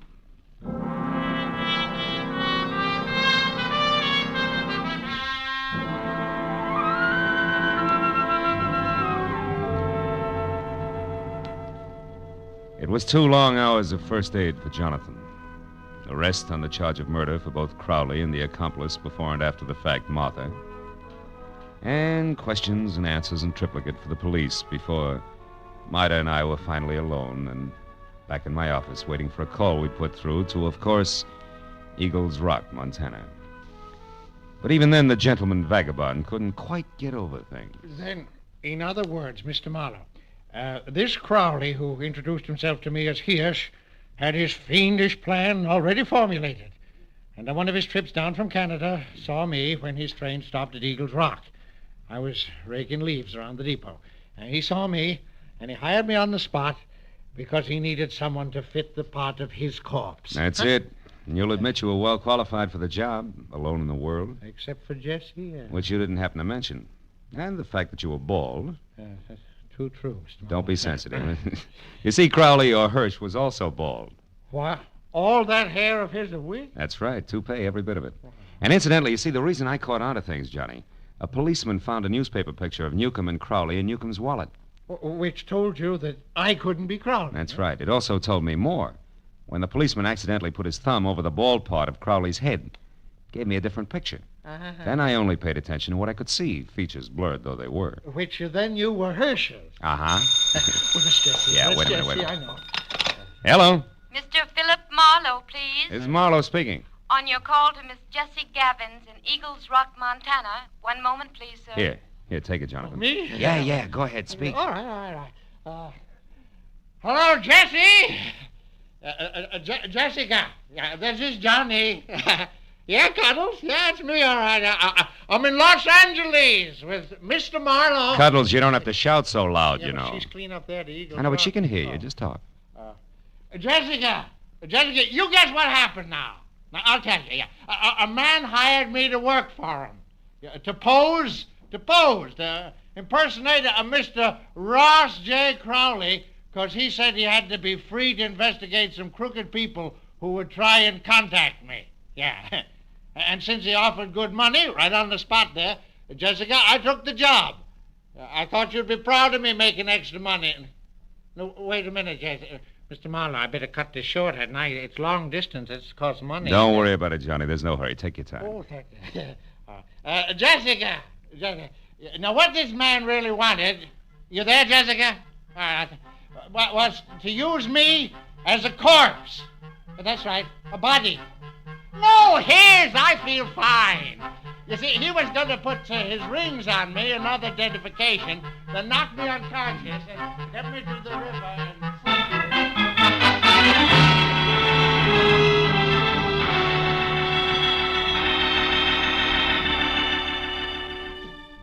By the time I got Jonathan Mida down at Union Station and aboard a northbound train with specific instructions to stay away from strangers, and got back to my own apartment on Franklin, it was better than 3 o'clock in the morning. Oh, and I was tired as I emptied out my pockets and started to undress. But I forgot about that when my eye fell on the picture that Jessie Gavins had sent me in her original letter. The picture of Jonathan. Well, now Aunt Jessie was going to be happy. But I wondered for how long. Somehow the portrait of the man with the hoe with the solid look of the ages didn't fit the spare frame of Jessie's night of the road. A lonesome train whistle would blow in the night, and Jonathan Mida would be gone.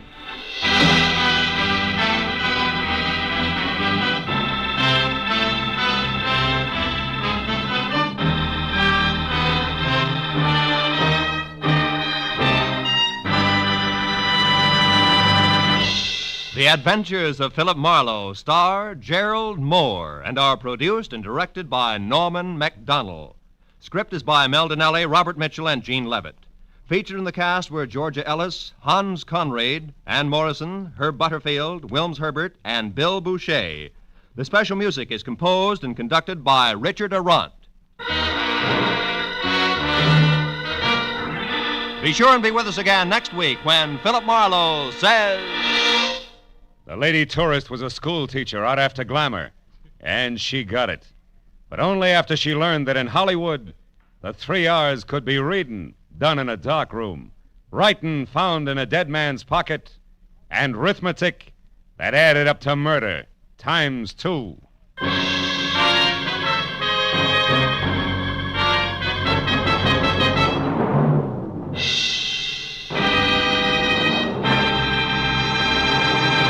If you think you've got troubles, you should be married to Liz Cooper. She can scare up more trouble than a tropical hurricane, but it's always the kind of trouble you can laugh at because it's all part of My Favorite Husband, starring Lucille Ball. My Favorite Husband is part of CBS's great laugh lineup for Friday nights. You won't want to miss a single minute of My Favorite Husband. And you'll want to be around, too, to hear the Goldbergs, Leave It to Joan, and Breakfast with Burroughs. They'll all be broadcast on Friday nights over most of these CBS stations starting next Friday. This is Roy Rowan speaking. Now, stay tuned for Gangbusters, which follows immediately over most of these same stations.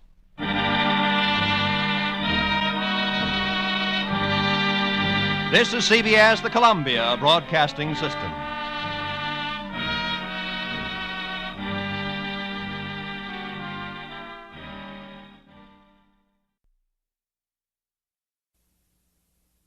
Get this and get it straight. Crime is a sucker's road. Those who travel it wind up in the gutter, the prison, or the grave. There's no other end, but they never learn. From the pen of Raymond Chandler, outstanding author of crime fiction, comes his most famous character in The Adventures of Philip Marlowe.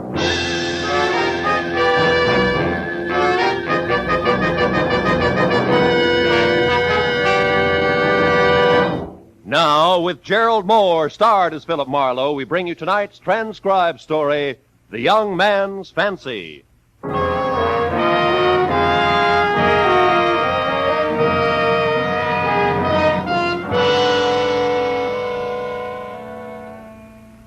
Another scorcher with smog yet. The angels that flapped their wings over the sleepy little pueblo of Los Angeles were taking a summer hiatus. I thought about the blue Pacific some 15 miles to the west, where the friendly waves will snap your back if you happen to hit the undertow just right. So I decided on some 3-part harmony instead. Part 1, vodka. I had that. But no parts 2 and 3, the limes and ginger beer. So before you could say Moscow Mule, I was heading for the shopping district that's about a 5-minute walk from the apartment. I made it quicker. I drove. Alex's fruit stall gets all my lime business. Partly because the limes are good, but mostly because of Alex. All that's kind and gentle is housed in the square frame of Alex Lesnovich. His tanned old face is creased around the mouth and eyes from smiling. Deep-set, dark eyes that look out at you from under bushy gray brows and laugh. Yeah, that's Alex all the time. Except this particular morning. Oh, it's Mr. Marlowe. Well, hello. Hot day is. Hot day is. Heat got you, Alex? Oh, no, not the heat. I think I go to my chair, rock a bit. You find what you want. Hey, wait a minute. You're not sick, are you? Sick some. Yes, Alex is sick fellow, all right. Have you seen a doctor? No, doctor. Alex is sick in the heart here. Oh. No doctor can fix, Mr. Marlowe. Someone else could fix, but no doctor. You want to tell me about it, Alex? I will go to my chair and rock and think. You find what you want. Yeah. Hey, the limes look good. Yeah, is. How much? Sign says no. Yeah, I guess it does. Hey, does it get this hot in Yugoslavia? Oh, maybe. It's long time since I was there. Yeah? 30 years, more maybe. It's lots changed there now. Weather too, maybe. Yeah, maybe. Dad. Oh, Dominic, where have you been? Hello, Dad. Oh, hi, Mr. Marlowe. Hi, Don. All night I wonder where you were. Oh, look, Dad, let's not start that all over again, will you? I'm of age. Oh, it's Babe, the only big fellow with small years. Don't give me that stuff. I'm sick of it. Just came back to get some things and some money, so you might as well get the cash drawer Here open. now, that's enough. You do not come here just when suits you and tell your father what he will do and what he will not do. Look, Dad, I'm tired of fighting with you. Come on to the back of the stall. We don't have to drag anyone else into this. I was pretty much of a third wheel. I didn't get it. I didn't want it to. Alex and son Dominic boxed the next few rounds almost out of earshot. I heard old Alex mutter something finally, go to the cash register and get Dom the money. Shortly after that, Dom shot past me and down the street. I stood there like a fool, squeezing a half a dozen limes.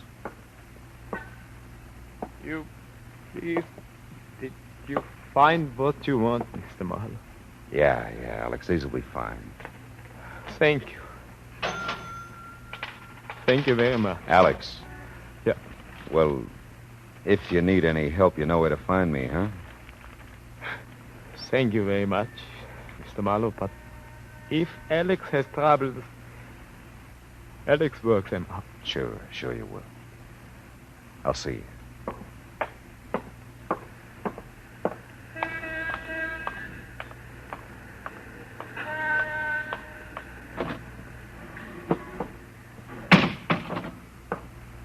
Well, that was quite a conversation you had, Mr. Marlowe.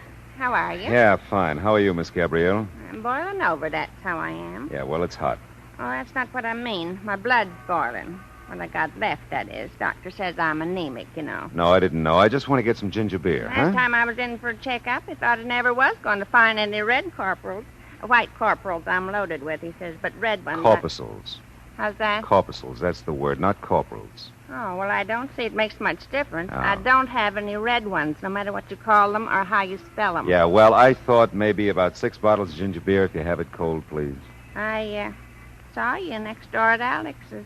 Yeah, well, I got limes there. Now, if I could just have the ginger beer... I suppose it's got into that Dom. I don't know, really. Well, something has. I heard Alex say plain as day Dom hadn't been home all night. And I'll tell you one thing, that's not the first time this has happened. Been going on all the livelong I summer. wouldn't know about that. I just... And another thing, that flower stand of his, you know, the one he used to run right there in the front of Alex's stall, where's it gone? 6 bottles of gin. I'll tell you where, the rack and ruin. And first of the summer, he's running like always, doing a nice little trade, too. Then it gets so he's not coming home. And the flowers are wilting and dying.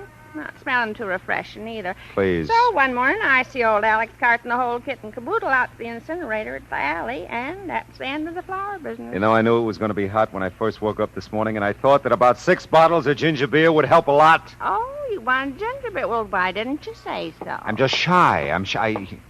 Oh, Well, I bet you're going to make up a batch of those, what are they? Moscow mules. Oh, well, that's 93. I'm giving you credit for the bottles I know you got, but you never take the trouble to return. Thank you. I got to bring him back. Thanks. You know what I think, don't you? I have a pretty good idea. I think Alex has had his share of trouble. And now Dom acting for all the world like one of them delinquents you read about. Well, here's to me the nearest thing to a blessing that Alex can count is Helena. Helena. Oh, yeah. I don't suppose you remember her, do you, Mr. Marlowe? Well, sir, as beautiful a girl as you'd ever care to see. Lovely. And I mean lovely in every way. She went to that secretarial school, you know. Took a nice job up in San Francisco. I understand she's just doing real well, too. Writes to Alex just as regular and is just a lovely person. I mean...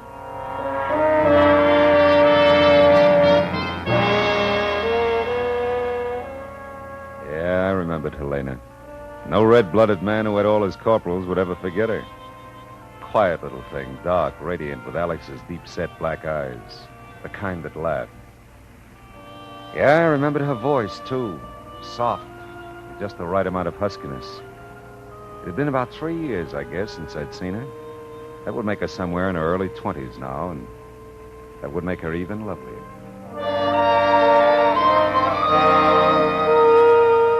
By the time I got to my car, I'd half forgotten about old Alex and Dom. I pulled out of the parallel parking spot, and before I reached the corner, I was in the proper lane, minding my own business. Hey, oh, nice work. Hit and run, huh? All the idiots. That's all I need. One more crack in this Hey, heat, did folks. you see that, Mr. Marlowe? He didn't even stop. Yeah, that much I noticed. Glad you keep your service station so handy, Nick. Yeah, you know who it was, don't you? Yeah, I think so. The darn fool cut right in front of you from the wrong lane. I'll sure be a witness for you, Mr. Marlowe. Thanks, Nick. Tell me, was that Alex's car Dom was driving? Yeah. Now, take a look at the heap here. You think you can fix it up? Yeah, sure I can. Looks like he just scraped along the side. The fender's curled under there, but... I think we can knock that out for you in no time. Oh, good. Of course, if you want that paint touched up, that's going to take some time. No. Skip the paint for now, huh? Hey, Nick, you and Dom are pretty good friends, aren't you? I used to think so. I don't see much of Dom anymore. He's, I don't know, he's screwy or something. What do you mean? Well, like that trick he just pulled, running in here and driving on. He didn't used to be like that. Well, what do you think's happened to him, or do you know? Well, whatever it is, it's happened since we got out of school last spring. All of a sudden, he doesn't come around anymore. Nobody in the gang sees him, and when we do, you know, we meet him on the street or something, he just sort of looks down, he says, hi, and he keeps on going. Uh-huh. Okay, if I park there, Nick. But too much you can park there. I'll pay you when I get back. Hey, you dirty! There's Dom's friend, Mr. Marlowe. Only guy he sees anymore. That truck driver? Yeah, making his daily delivery, I see. Delivering himself to Salty's bar. Half the time, Dom goes there with him. He does, huh? Yeah. Yeah, well, you see what you can do with the car, Nick, just so I can drive it okay, huh? Sure, Mr. Marlowe. Bud's here today. Between us, we can fix it in a hurry. Okay, I'll be back in a few minutes. See how you're doing. Swell. Oh, and Nick. Yeah. Nick, come here. I'm going to tell Alex it was my fault. Now, I don't want him worrying about it, so don't make a liar out of me, huh? Nah, sure not, Mr. Marlowe. Only Dom doesn't deserve it. Maybe not. But Alex does.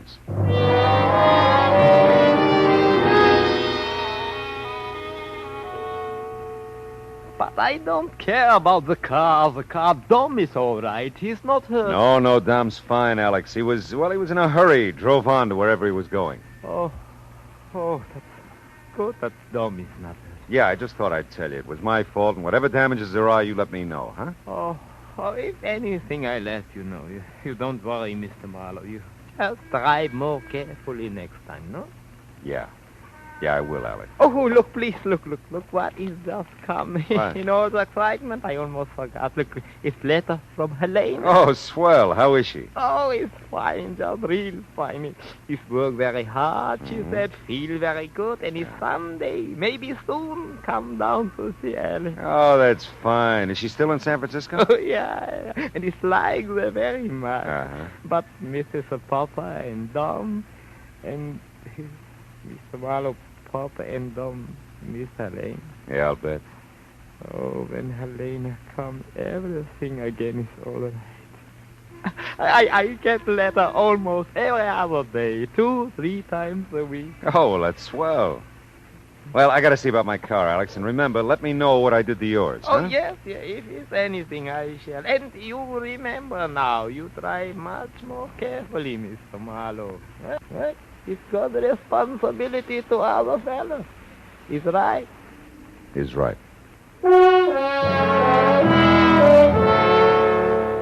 Alex was feeling better. Helena's letter had given him something else to think about for a while.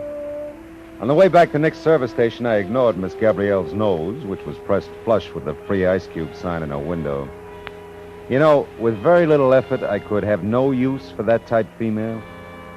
Well, Nick said the car would take about 10 minutes. I figured a beer would just about take as long. The sign said Salty's Bar, no dogs allowed. What'll it be, mister? Bottle of beer. Any kind, just so it's cold.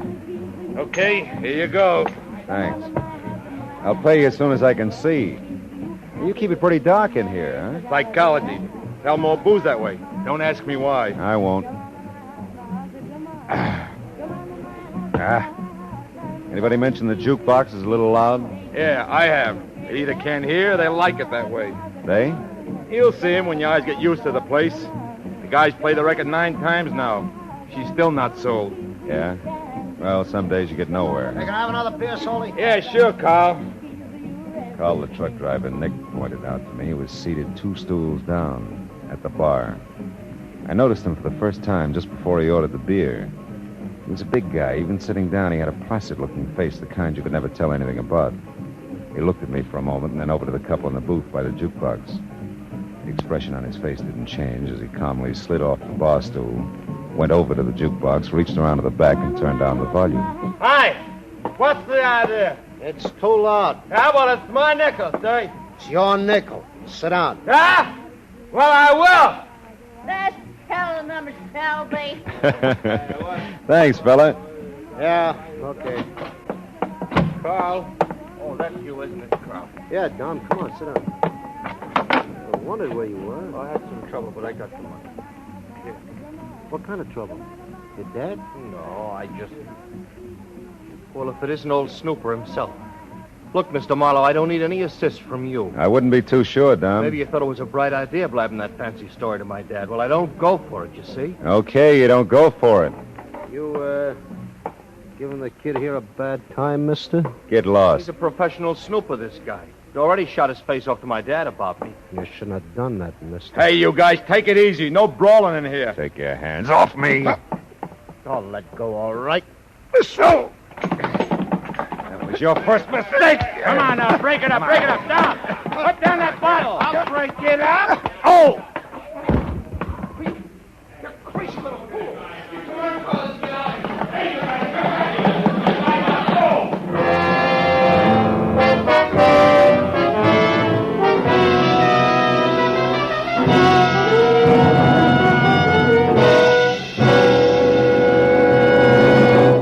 In just a moment, we will return to the second act of Philip Marlowe. But first, the flood that swept the Midwest, swept thousands from their homes, businesses, and farms.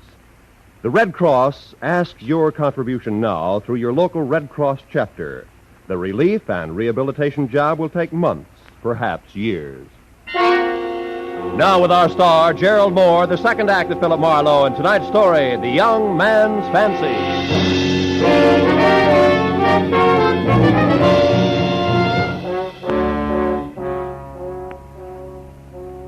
It was a wild dream. My head was a punching bag, and fighters with plate glass fists were taking turns cracking my skull. It hurt like fury. Miss Gabrielle was pelting me with free ice cubes. The band played Come On to My House, and someone started mopping my face with a cool, damp cloth that smelled of beer and bourbon. He's coming around. I don't know why, though. Dom really conked him. How are you, Mr. Marlowe? Now, there's a stupid question. Oh, Nick, how'd you get here? Well, they came and got the truck, Carl and Dom. I saw them out of here. I figured something had happened. Hey, I'm sure sorry, Mr. Marlowe. Yeah, so am I. Hey, Nick. What's the name of that company Carl drives for? The Intercity Produce Company. Uh-huh. Alex buys stuff from him. I guess that's how Dom knows him. Are you going to tell the police, Mr. Marlowe? No, not yet, Nick. That's 2 counts on Dom today. You're sure letting him get by with murder. No, Nicky boy, I draw the line there. Oh, here, have a drink. Oh, thanks. I thought you said this was a glass joint, Shelby. Well, I thought it was, baby. We are taking our trade elsewhere, Mac. Now you think of it. You have a real stylish clientele, Salty, real stylish. You're feeling good enough to crack wise. You're feeling good enough to get out of here. Hey, wait a minute. Take it easy, Nick. Salty's right. I just don't want no trouble. You got no trouble. Come on, Nick.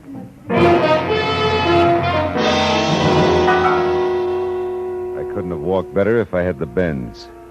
I managed to get into my car at Nick's service station. He checked all 96 Los Angeles area phone directories for me, and Carl wasn't listed. Nick had finally remembered Carl's last name. It was Medora. I took one last look at the limes and ginger beer, now quite warm in the car seat beside me, muttered something censorable, and drove off. It was even hotter down in the produce district. And the knot on my head hurt even more as I told Carl's boss a big fat lie.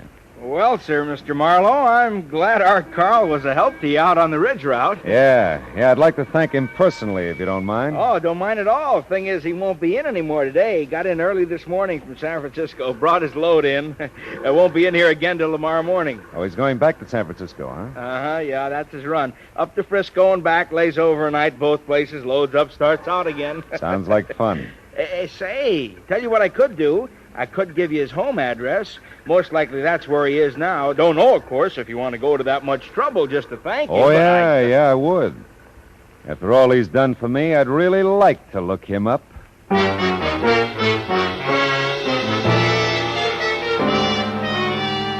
Carl's apartment building needed paint and better ventilation.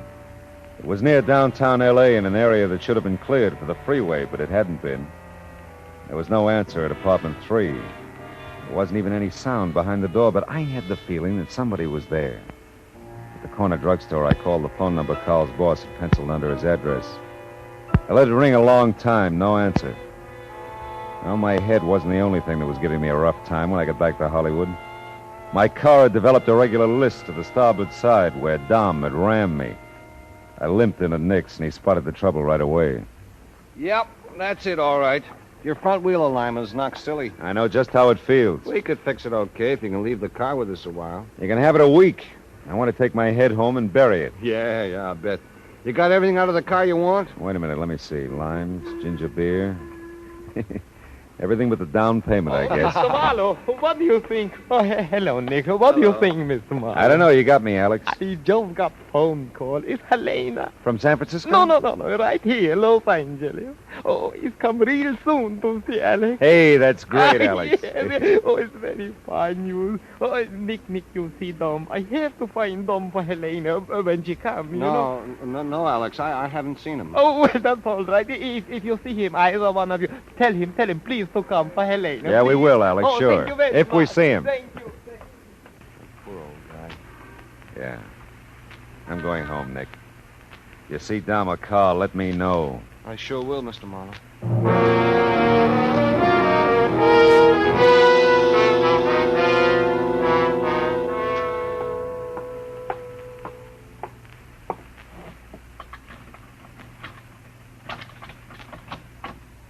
You're a long time getting home, Snooper. Well, the bottle, baby. I've been waiting to tell you something. Something maybe you missed when I said it in Salty. Now, look, all of a sudden I'm getting sick of you, Dom. You better quit while you're ahead. You better listen.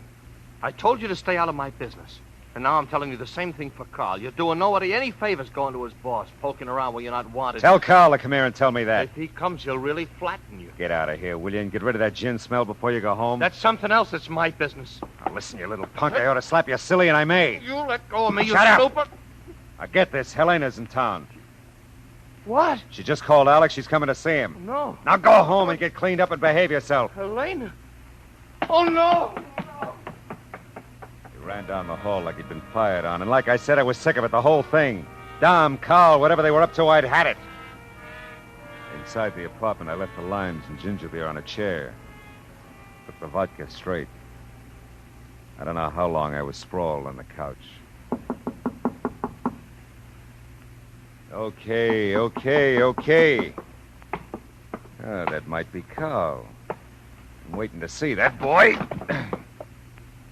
Oh, Mr. Marlowe.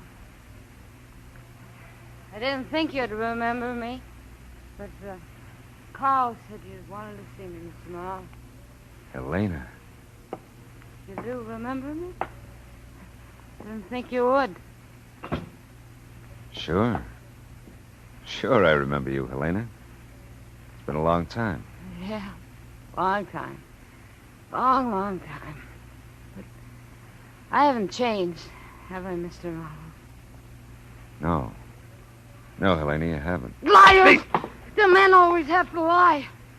No, Helena, you haven't changed. You make me sick, Mr. Marlowe. Men make me sick. You seen your father yet? Shut up! No, I haven't seen him yet. Carl said to wait here. I'm sick of Carl telling me what to do. What's in the bottle, gin? No, it's vodka. Doesn't matter.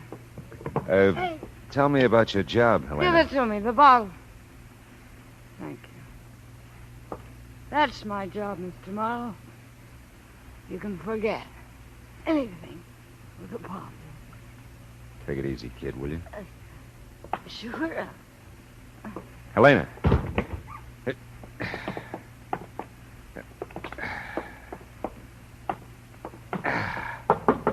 Helena. Oh, fine. You got her here? Yeah. She passed out. She's over on the couch. Come on, Carl.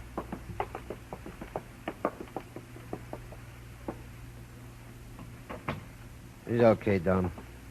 Let her sleep it off. Yeah, what else? Well, Mr. Marlowe, beginning to get the idea? I guess I am. How long has she been like this? Oh, I don't know. Quite a while, I guess. I thought something was cockeyed when she was home last Christmas, and then, late this spring, her letters to Dad got to reading kind of funny, those she sent to him. I hooked a ride with Carl here and went up to Frisco. Found her. Well, how can she hold a job like this? Job? You gotta drink to hold some jobs, Mr. Marlowe. Oh, I see. Never mind about her job. She's sick. We brought her down here. Carl did. Now we don't know what to do. She can't see Dad like this. No. You're right, Dom. It'd kill him and her, too. She's been staying in my apartment. I've been sleeping in my truck when I was in town. Dom stayed with her a lot of the time. Dom's been writing the letters to Alex for her, and you've been mailing them from San Francisco, huh? Yeah. That way, Alex didn't know, you see, but now that she's called him and said she was in town, I don't know. Dom's had a pretty tough time with it. She threw a glass of gin all over him today. Yeah, I know. It's not her fault. She's sick, that's all. Well, we've got to do something. We will, Dom. I think maybe I can help you with that.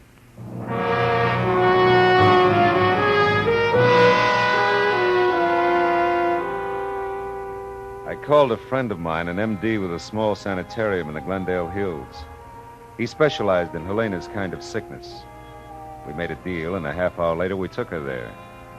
was going to take some time, but it was good building time. Don and I had our story pretty well rehearsed when we got back to Alex's.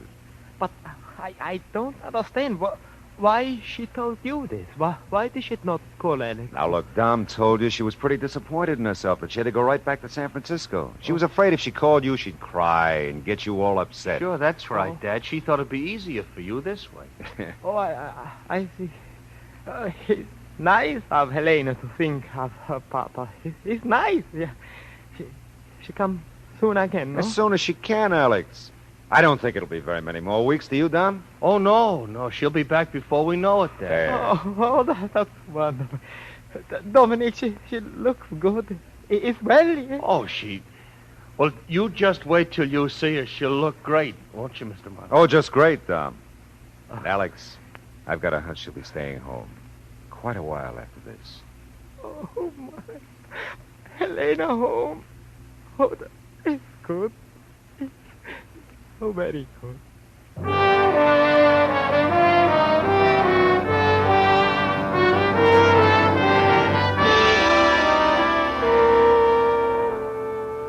Footnote. You can buy fresh-cut flowers again in front of Alex Lesnovich's fruit stall. They throw the smiles in for free. Even Miss Gabrielle's changed her mind about Dominic being one of those delinquents you read about. I learned something about him the other day myself. That kid can really paint a car. Well, so much for that. Cost? 1 Moscow mule.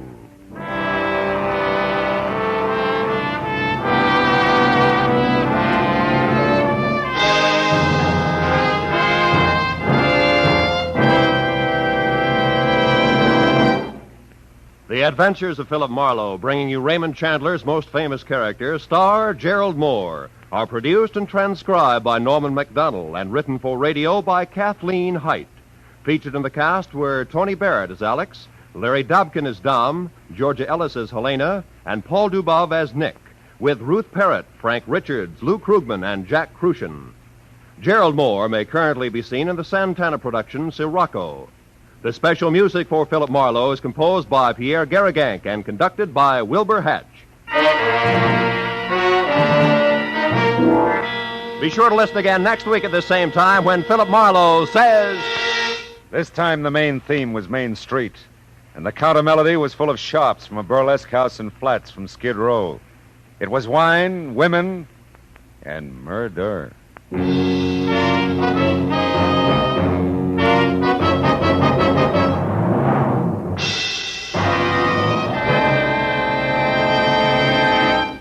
Tony Arden and tenor Frank Parker will be singing those brand new songs for sale introduced by Steve Allen tonight on most of these same CBS stations. Don't miss Ray Bloch's orchestra playing them, Steve Allen describing them, and more Tin Pan Alley notables judging them tonight when CBS Radio brings you a full hour of songs for sale. Friends, just as systematic exercise builds a strong body, so does systematic saving build a strong future. Save systematically for your future and for your country's future with United States defense bonds. It's easy, it's automatic, and there's no safer investment in the world. Defense bonds are guaranteed by your government. So for the defense of your future, for the defense of your country's future, buy your full share of United States defense bonds. This is Roy Rowan speaking.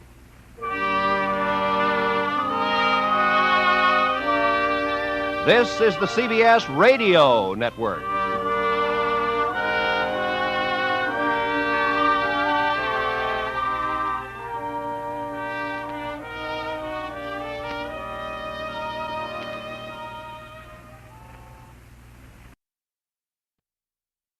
Sounded good, real good. A weekend at Malibu, expenses paid with a cash bonus thrown in. But that was before I knew about the henchman, the redhead, and the corpse. These three and a white Panama hat ruined it all for me.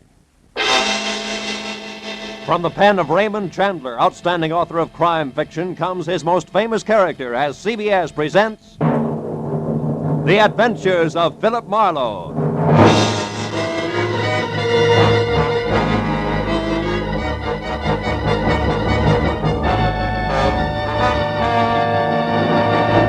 And now, with Gerald Moore starred as Philip Marlowe, we bring you tonight's unusual story, The Panama Hat.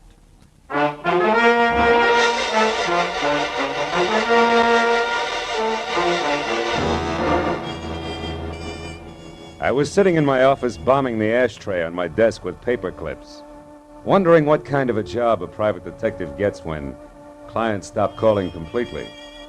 I was seesawing between the picture of me as a well-starched huckster and the more comfortable portrait of Marlowe, author in English tweeds, man of distinction, when the telephone brought me to a rude awakening.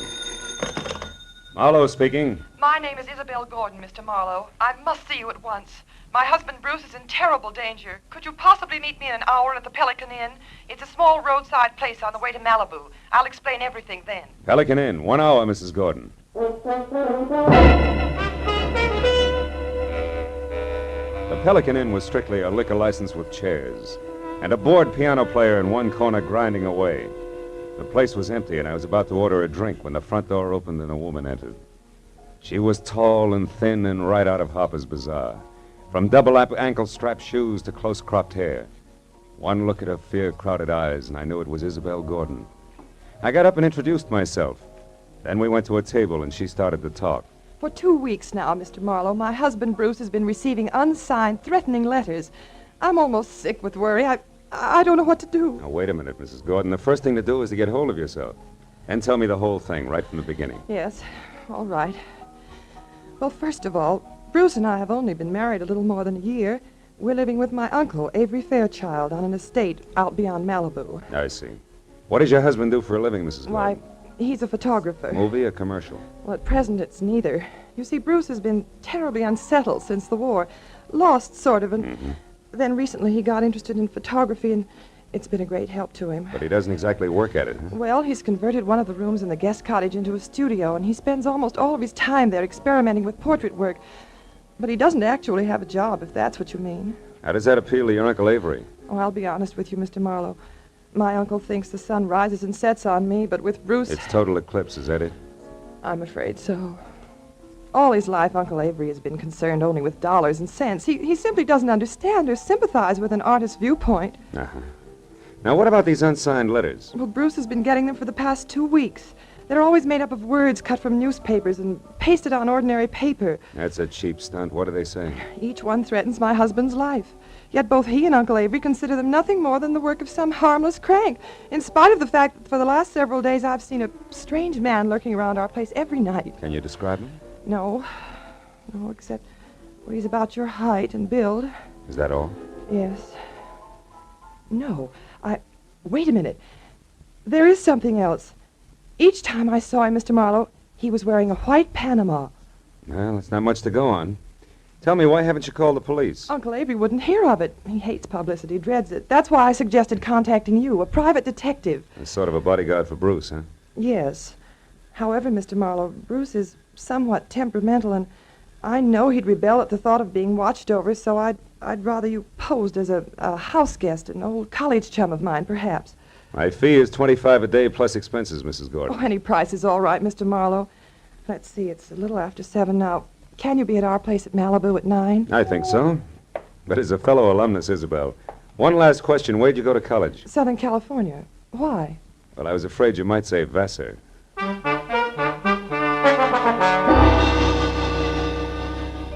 After Isabel left, I remembered that I was already on my expense account. So I had a tasteless, cold, hot blue plate special and a burned cup of coffee. Then I stepped out of the Pelican Inn and headed across the paved parking lot to my car. It was already dark, and I was admiring the full moon and the beautiful wash it made over the ocean when it happened. Hey, mister! What the? Out! You all right, mister?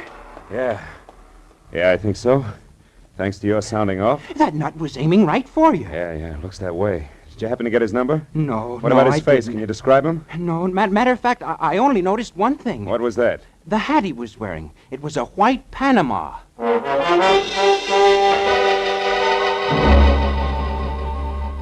I tried to be broad-minded, but there was no other way to look at it. The gentleman in the white Panama hat definitely meant business. I returned to my apartment in Hollywood, where I shaved, showered, and packed. And then I headed for Malibu. At 8:45, I was inside the grounds of the Fairchild estate. Another mile, and I was at the front door. When I entered, Isabel greeted me like I was a keg of brandy around a St. Bernard's neck. Then we waded through an inch-thick carpet to the library where Uncle Avery, fat, bald, and looking like he'd just bitten into an underripe persimmon, was waiting. I wasn't asked to sit down, and I wasn't offered a cigar. Avery Fairchild was not one to waste time. I'm a very rich man, Mr. Marlowe. As such, I'm the target for all kinds of fortune hunters, confidence men, and cranks. In my lifetime, I've been threatened and pestered by a score of crackpots, each one slightly more psychopathic than the last. It's never bothered me, and it never will. However, in this case, the approach is a bit different. Meaning you think somebody's trying to get at you through your nephew, huh? Never refer to him as my nephew. My niece's husband, if you please. And don't forget it. Uncle Avery. Isabel, my feelings about your husband are no secret. You're being unfair, Uncle Avery. Just because Bruce is an artist and he... Artist, is he? Why, Isabel, that man's no more an artist than I am a horse jockey. Good evening, everybody. Hello, Bruce. Hello, darling. You were saying something, Uncle Avery? Bruce, I want you to meet Philip Marlowe. We were great friends at school, and when I heard he was in town for a while, I insisted that he spend a weekend with us. How do you do, Mr. Gordon? It's a pleasure to have you with us, Mr. Marlowe. You're very welcome. I do the welcoming around here, Bruce. Mr. Marlowe's had a long trip, and I'm certain he'd like to turn in early. Bruce, darling, he's going to stay in the guest cottage, the room next to your studio. Will you show him there, please? Oh, I'll be glad to. By the way, Isabella, I'm going to work late, so I'll say good night to you now. Good night, dearest. Good night, sweet. Please be careful. Yes, Bruce, by all means, be careful. Remember, the true artist belongs to posterity, or something. The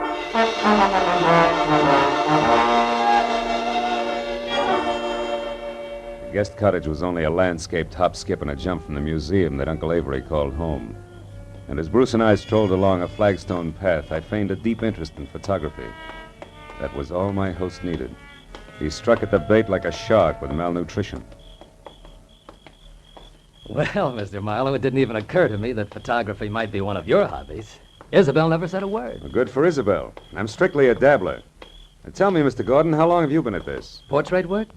Oh, about 6 months. You see, I divide my time between my studio here and a school I attend in Hollywood. That way I capture both the theory and practical experience at the same time. Oh. Well, here we are. Would you like to see the studio? Yes, I would. Here, let me get the lights. Wow. This is all right, huh? Enlarger, 2 cameras, dark room. Are these your pictures? Yes. What do you think of them? I don't know exactly. They're certainly different, huh? They are unusual, aren't they? Yeah. You see, Marlowe, each picture is actually made up of 2 separate studies which are superimposed. I call it interpretive photography. Uh-huh. Now, this one. A splash of light and a bent pipe cleaner? The sun and the plant shoot.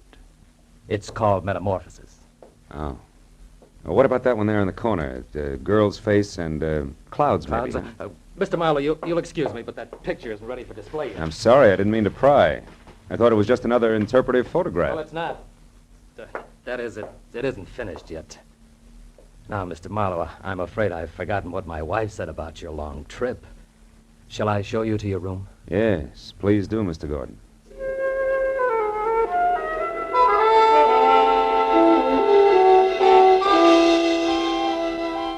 My room on the other side of the guest cottage was wider than Hollywood Boulevard.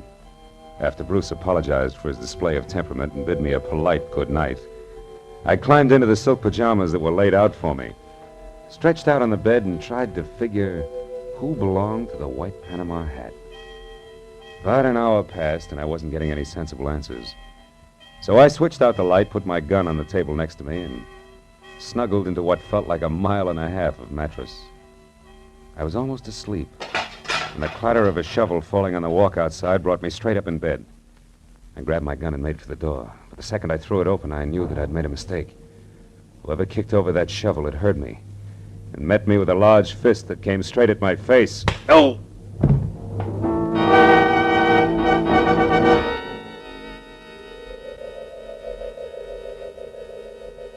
As I came back into the world, I was embarrassed to find myself alone and flat on my back.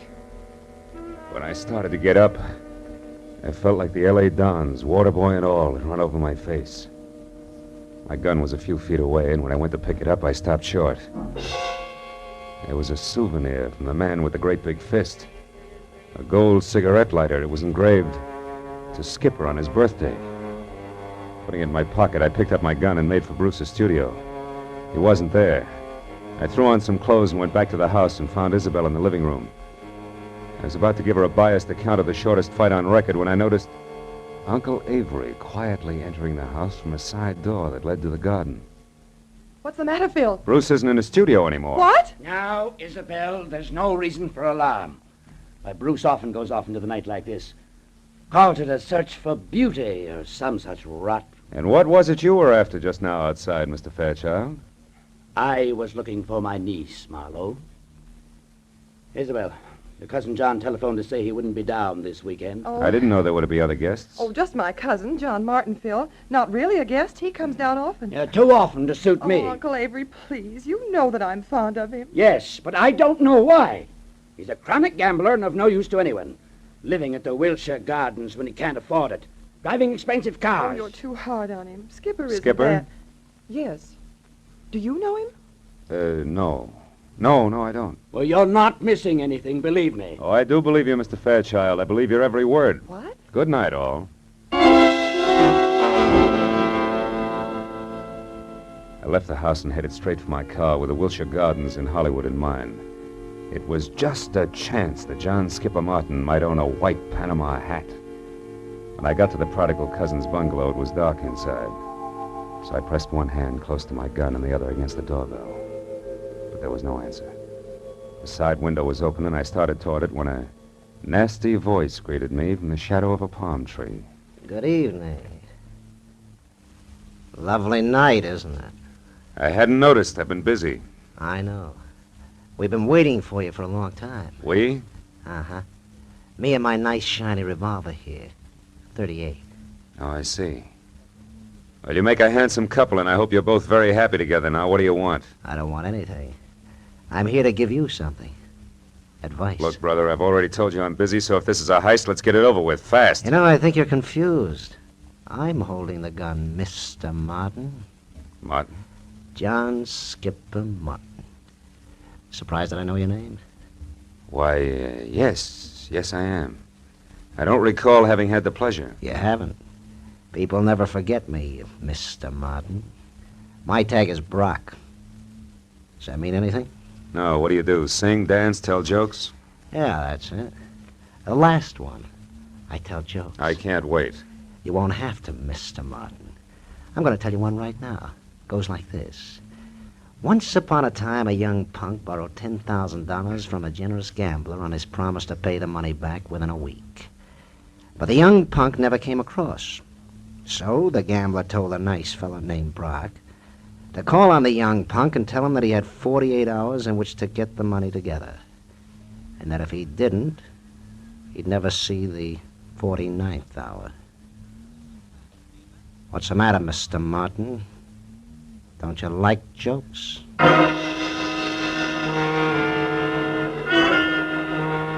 Brock grinned, shoved his .38 into his shoulder holster, and walked away. As soon as he rounded the corner, I went to the open window and climbed in. I rummaged through 2 closets looking for a white Panama you-know-what. I was about to search a third when I heard something that brought me to a dead stop. It was a key in the front door lock. I closed my right hand over the gun in my pocket, moved flush against the side wall, and waited. But the moment the door swung open, the telephone rang, and the hulk of a man that entered went straight for it. He was wearing a gray fedora. Hello? Oh, hello, Isabel.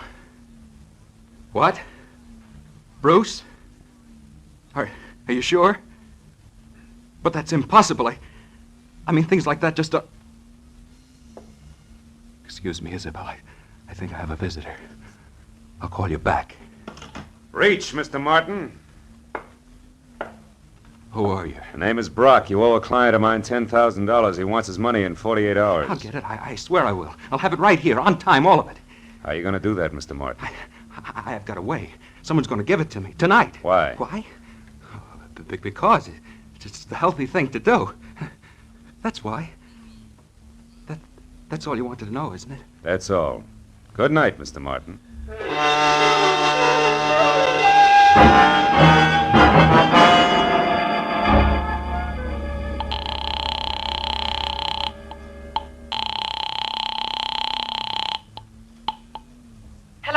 Mrs. Marlowe, Isabel. I'm calling from a drugstore in Hollywood. Has Bruce returned yet? No, and he won't. He's been kidnapped. What's that? And whoever did it wants $50,000 before morning, or we'll never see Bruce alive again.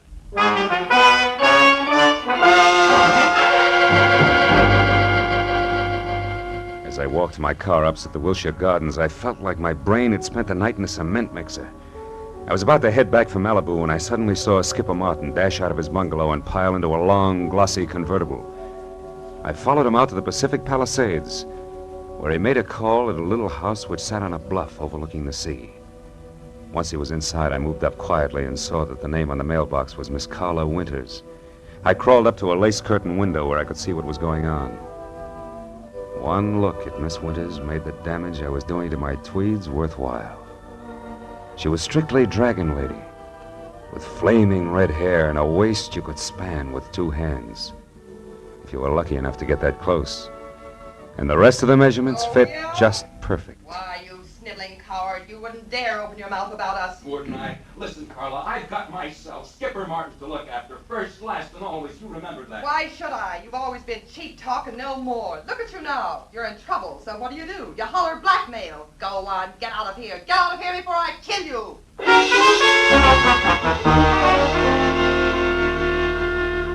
When Skipper slammed the front door, stomped to his car, and roared off, I couldn't figure any reason, legitimate reason, that is, for calling on Carla Winters. So I returned to the Fairchild place. Isabel was somewhere between hysteria and collapse over the fact that she and Bruce had less than $2,000 in their own name.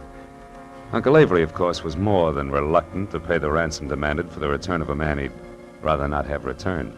But his niece won out. All right, Isabel, I'll give you the money. But understand, I'm doing this for you, not for that no Yes, good... Uncle Avery, I understand, but can you get that much cash at this hour? The banks Who said anything about banks? You know I don't like them. Money will be in your hands in 30 minutes. In the meantime, tell Mr. Marlowe here what arrangements you've made with your husband's abductors. 1 minute, Mr. Fairchild. What about the police? The police have already been notified, Mr. Marlowe. They've agreed not to interfere until tomorrow morning. By that time, I suppose we'll have Bruce returned to us. To us, Uncle Avery? As a mere slip of the tongue, Isabel. I'm only paying for his return. You take over from there. I don't want him.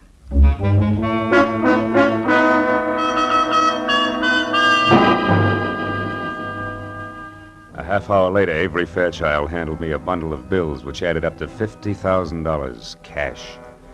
The bills seemed slightly dirty. The old geezer must have had them buried someplace. For a moment, I couldn't help thinking, boy, to get at this place with a shovel sometime. But then I got back to the more pressing matters at hand.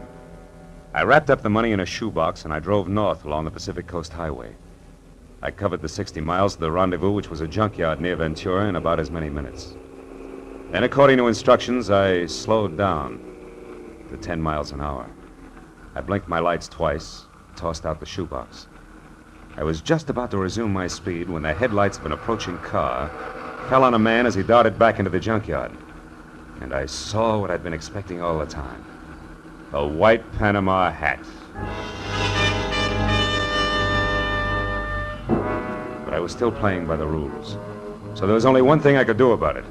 I slammed my foot down on the accelerator and kept it there until I reached the nearest telephone, where I telephoned Skipper Martin at the Wilshire Gardens. It was just possible that he owned 2 hats. But that little balloon exploded in a hurry.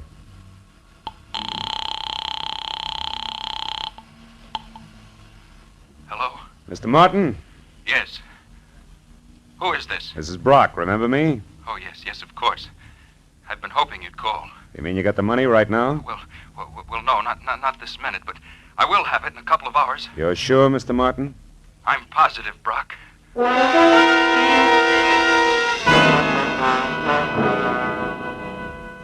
Now only one thing figured. The man in the Panama hat worked for Skipper Martin. It had to be. An hour later, I pulled in at the Fairchild estate. And the moment I put my AA over the threshold, I knew that the kidnapper, too, had kept his part of the bargain. Bruce Gordon was back, safe and sound. It happened shortly after you retired, Mr. Marlowe. I was working in my studio when a man wearing a white Panama hat. Yes. But how did you know that, Mr. Marlowe? They're very popular this season, Mr. Gordon. Darling, Mr. Marlowe was a private detective. Huh? But I'll tell you all about that later. Go on with your story. Well, This man was wearing a handkerchief over his face, and he forced me to go along with him at gunpoint. Took me to a car parked in the service driveway and told me to turn around. And I was hit from behind and went out cold. Oh, darling, how terrible. It wasn't pleasant. When I came to, I was bound hand and foot, blindfolded and gagged. I had no idea where I was. Oh, but didn't you see anybody before you were released? No, Uncle Avery. Before they let me go, they hit me again. When I came to that time, I was lying on the road out near Ventura, untied. That's about it. I suppose you've told the story to the police already, huh? No, he hasn't, Mr. Marlowe, and what's more, he isn't going to. I'm sorry, but I was forced to lie to you earlier this evening. The police mean reporters, and they mean publicity. And I hate publicity. I'm sure you see my point. I wouldn't make book on that, Mr. Fairchild. Secrets like this only encourage kidnappers. Well, since we no longer see eye to eye, Mr. Marlowe, I'd suggest that we consider your services at an end. I'll have my check at your office in the morning. Good night, sir.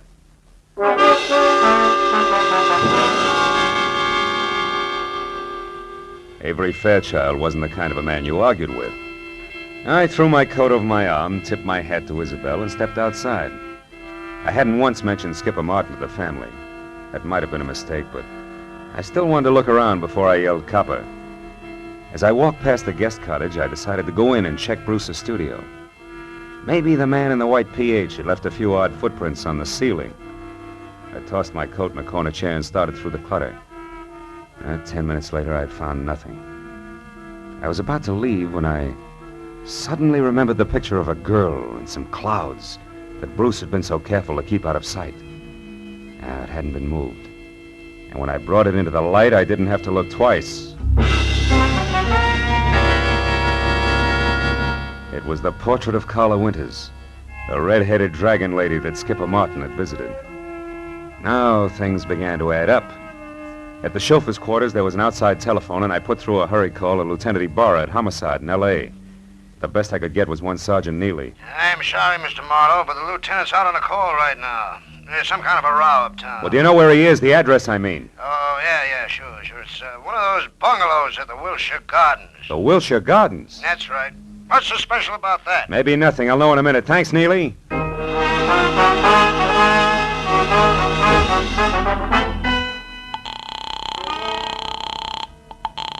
Hello? This is Marlowe, Ibarra. What brings you to Skipper Martin's at this late hour? Well, it seems as though some person or persons unknown fired a gun several times a little more than an hour ago. 4 shots, to be exact. Well, you think Skipper Martin fired them? No, Marlowe, I'm sure Martin didn't fire them. You see, he stopped them. Personally.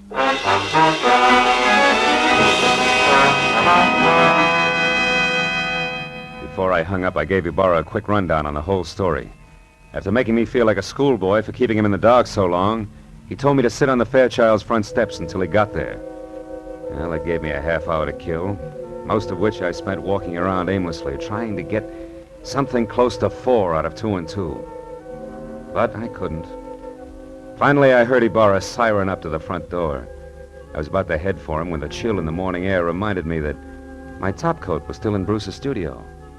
I went back and got it.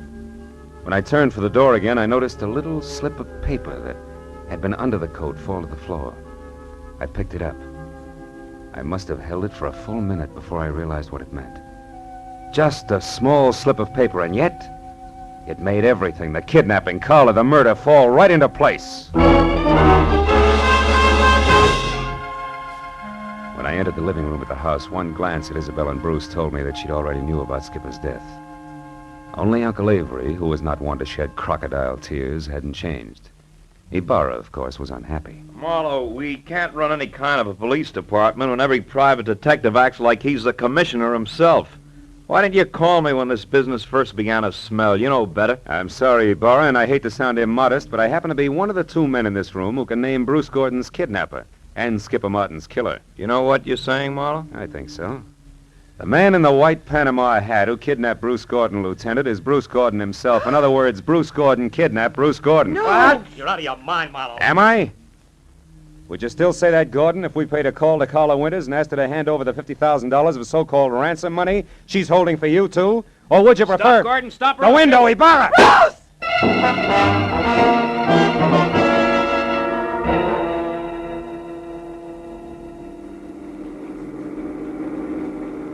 Then, in other words, words, Marlowe. Bruce, who eventually planned to divorce Isabel and marry Carla Winters, wanted to have a little stake, like $50,000 around first. That's right, Ibarra. But Skipper Martin knew about Bruce and Carla's plans to marry later, and he tried to blackmail them to pay off his gambling debts. That's why he came to Bruce's cottage on the sly. However, he got there just in time to see Bruce leave of his own free will, and therefore knew later that he couldn't have been kidnapped. Which gave him 2 holds over Bruce. That's right. But he made a mistake when he went to Carla's house and got too demanding, because she told Bruce about it, and before he released himself, he took care of Skipper, with 4 gunshots to be exact. Charming people, aren't they, Ibarra? Lovely. Sometimes I think I should shoot higher and save the state a lot of money. And he almost got away with it. By the way, Marlowe, how do you know? That Bruce was the man in the white Panama hat? Well, I was pretty certain, but I got my proof accidentally. Promise not to repeat this, Ibarra? Yeah? Well, I practically fell over a little slip of paper in his studio. It was a receipt from a department store, and it was made out to Bruce Gordon. For 1 Panama hat? Uh-huh. Nothing else but.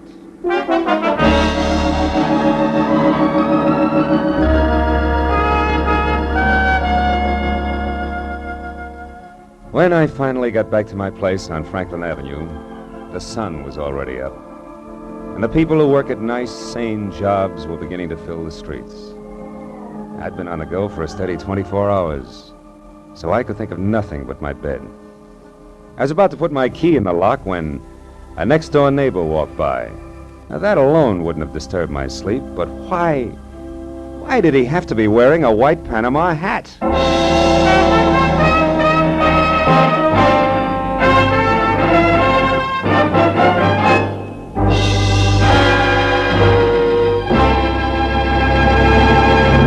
The Adventures of Philip Marlowe, created by Raymond Chandler, stars Gerald Moore and is produced and directed by Norman MacDonald. Featured in tonight's story were Jacqueline DeWitt as Isabel Gordon, Wilms Herbert as Uncle Avery Fairchild, Bill Lally as Bruce Gordon, Shep Menken as Skipper Martin, and Lou Krugman as Brock. Detective Lieutenant Ibarra is played by Jeff Corey. The special music was conceived and conducted by Richard Orant.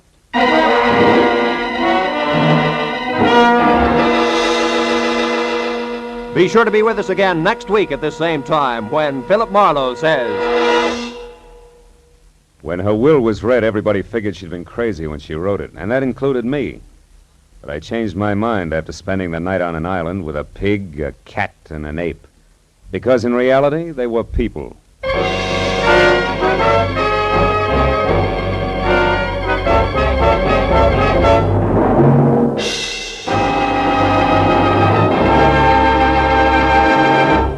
Tonight, Amos and Andy return to the CBS network. And along with all their friends, Kingfish, Lightnin, and Henry Van Porter, they're settling down for a permanent stay. Be listening for them later this evening over most of these same CBS stations. This is Roy Rowan speaking for CBS, the Columbia Broadcasting System.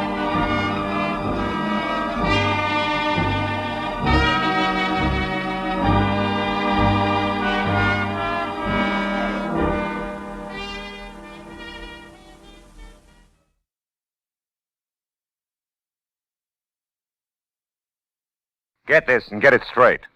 Crime is a sucker's road, and those who travel it wind up in the gut of the prison of the grave. There's no other end, but they never learn.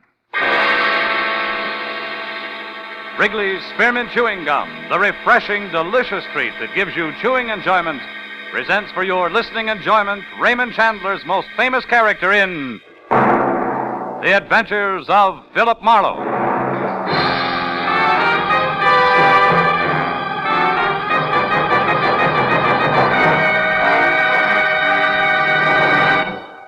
To make every day more enjoyable, treat yourself often to refreshing, delicious Wrigley's Spearmint Chewing Gum.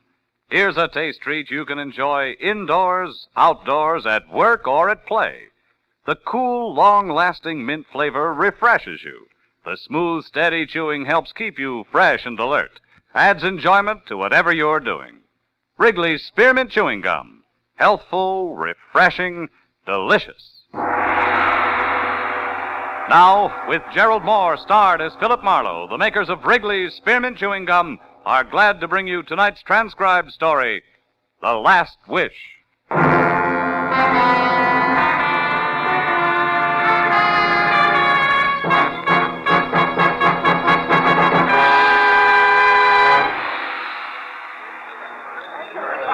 Flight 7 from Dallas, Texas, now arriving, gate 4.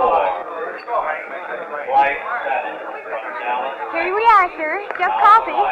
Still can't tell you on a running mate, huh? Pie, cake, sandwich. Hot or No, cold, honey, huh? just coffee, nothing else. Oh, wait a minute. Make it another coffee, will you? Sure. Oh, Lieutenant, Matthews, over here. Oh, hi, Phil. Hi. Sit down. I just ordered some coffee for you. Oh, that's wonderful, Marlowe. Now that the niceties are over, where is he? He's around, Matthews. Where around, Marlowe? Look, why all the hocus pocus? When you called, you told me to get over to the airport here in a hurry. You said you had him. I do.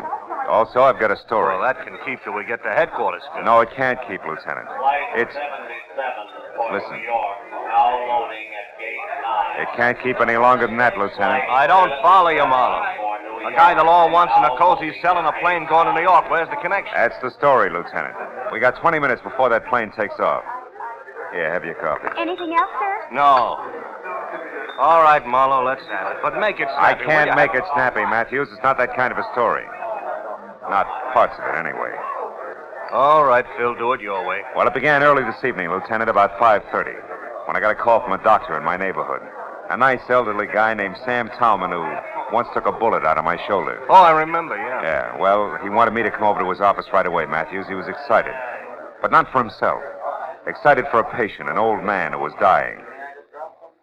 When I got to his place, the kind of old-fashioned doctor's office where the drab horsehair furniture sort of gets mixed up with the shiny new x-ray equipment, he met me at the front door.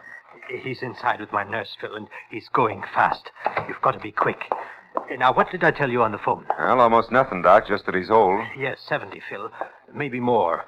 Anyhow, his name's Schiller, Jacob Schiller. He's a good friend of mine from San Francisco, and he was on his way to Israel, to Tel Aviv. Oh. It was his life ambition. Sit down, Phil. Oh, thanks.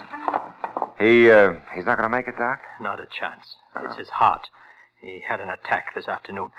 I can't even move him out of here. He's through. A little too soon. He wanted to go to the new country, is that it? Yes. A pioneer's measured by his spirit, not his years, he said. Anyhow, Phil, he came down here to see his son before he caught a plane tonight for New York and the first leg of the trip to Israel. And that's where you come in. I don't know where Jack Schiller is. Jack's his boy's name. Oh. But the old man would like to see him once more. It's his last wish. He knows he hasn't much time left. Uh-huh. Well, why me, Doc? Why not the police? Well, I didn't think... I mean, Phil, Well, Oh, you see, the kid doesn't sit too well with the law, huh? I'm afraid not. Excuse me. Sure. Dr. Talman, hello? Oh, yes, Mrs. Caller, yes. 1 every 3 hours, like it says on the bottle. Yes. Goodbye, Mrs. Caller. Where was I, Phil? Jack Schiller and the law, the reason they don't get along. Oh, well, you see, Phil, Jack came down here to L.A. about 3 months ago, and as his father's old friend, he looked me up. So we had him over for dinner a couple of times. But pretty soon he started coming less and less. And when he did, it was a different Jack Schiller. Smart, flashy clothes, a new way of talking. You know, big shot kind of talking. Yeah, I know. The police are dumb and there's easy money to be made. That kind of talking. And he never would say what his business was, if he had any. But believe me, Marlowe, whatever it wasn't too much on the up and up. And there was some kind of a girl mixed in. There always is. What's Jack Schiller look like, Doc? Look like? Yeah. Oh, yes. Here, Phil. A picture we took of him when he first came to the house. A barbecue we were having. He's about 30 years old. Kind of good looking, huh? Maybe too good looking, Phil. Maybe that's the trouble. Anyhow, for Jacob's sake, Phil, for my old friend, do you think you can find him? Well, that depends, Doc. What else do you know? Like last address, friend's name, favorite bar. That's the kind of information that counts. I was afraid it would be like that. Phil, I never did know his address. Oh, yeah, but, Doc, there's got to be someplace I can style. Oh. One thing, Phil. What? Twice or maybe 3 times I saw him going to a fancy apartment house on Wilshire Boulevard, the Sherry Towers. Sherry Towers, huh? I passed it late at night coming from the clinic. I didn't bother stopping to call him. Well, you know, Phil, if he wanted no part of me, I wanted no part of him. And I wouldn't care about him now either, but for Jacob. Jacob's been a good man, Phil. Always. Phil, you'll try? Yeah. Sure, Doc, I'll try. Doc Talman smiled his thanks without moving his lips, turned and shuffled toward a room behind him. When he opened the door, I caught a glimpse of a lot of cylinders and tubes and gadgets I didn't understand. And something I did understand a little. The almost peaceful face of an almost peaceful old man who was dying.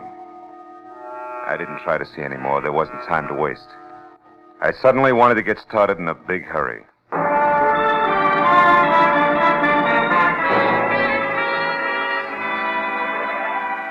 The Sherry Towers on Wilshire was made out of plaster, glass, brick, and acute angles. And it was anybody's guess what held it all together. The only person in the plush lobby was a tall man with a red turkey neck who had a toothpick and a cigarette jammed in one corner of his mouth. I walked over to the receptionist. Yes, that's right. Mr. Lederman's car at 9, Mr. Kelly's at 9:30, Washington Gas. That's it, Steve. Goodbye. Oh, yes, sir. Can I help you? I hope so. I'm looking for Jack Schiller. I'm an old friend of his from out of town. I tried his place, and a neighbor said I might find him here. The neighbor was right. Hmm? But you're early. Miss Grant isn't through at the club until 10 at least. Miss Grant? Mm-hmm. Peggy Grant. She sings at the Crown Club. She's the one who lives here. Didn't the neighbor tell you that, too? Yeah, but the way he said it, I thought he was kidding. Yeah. You are from out of town, aren't you? Yeah, Pitchfork Corners. Well, good night, ma'am. Good night. Look for you later, Mr. Pitchfork. Oh, you big city slicker, you. Huh? Yeah?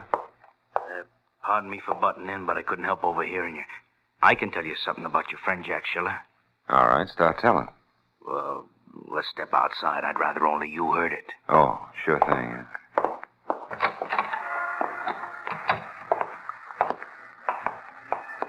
So you know Jack, do you? Yeah, buddy of mine. That's why I think I ought to tell you. It's a bad night. For what? For old friends to bother him, Rube. He's busy. Oh!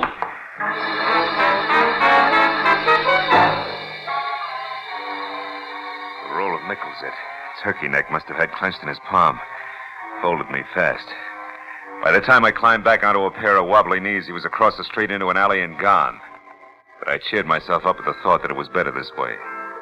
After all, with Turkey Neck coming out on top, I was only a friend of Schiller's from the sticks, so nobody had to worry about. And that thought helped all right. Helped everything from the blood that trickled out of my mouth right down to the side. I hoped it would stop by the time I got to the Crown Club. Good evening. A table for one, sir? No, thanks. I think I'll watch from the bar. Yes. Oh, tell me, Captain, does Ross Holland still run this club? Oh, yes, sir. You're a friend of Mr. Holland? An acquaintance. Oh, well, in that case, sir, I must insist. A table. Oh. Andre, a table for one, vivement. This way, sir.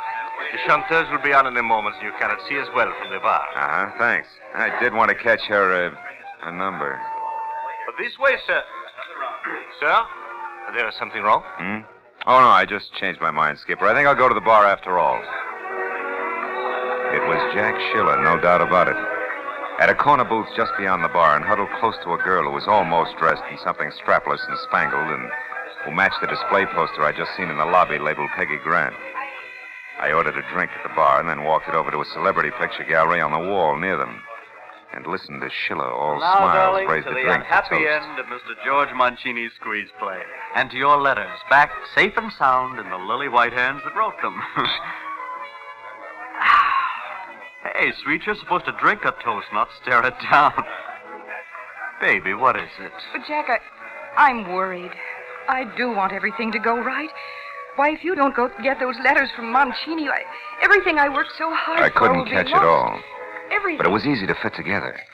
Peggy Grant, who was now going up fast as a vocalist, had once been in love with and under the personal management of George Mancini.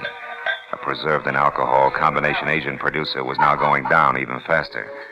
And although she had never had a contract with Mancini beyond an oral agreement, her old love letters had included enough business with Mancini to drag them into court where they could stand up in lieu of a written contract and thus net Brother Mancini the customary 10% of Peggy's earnings.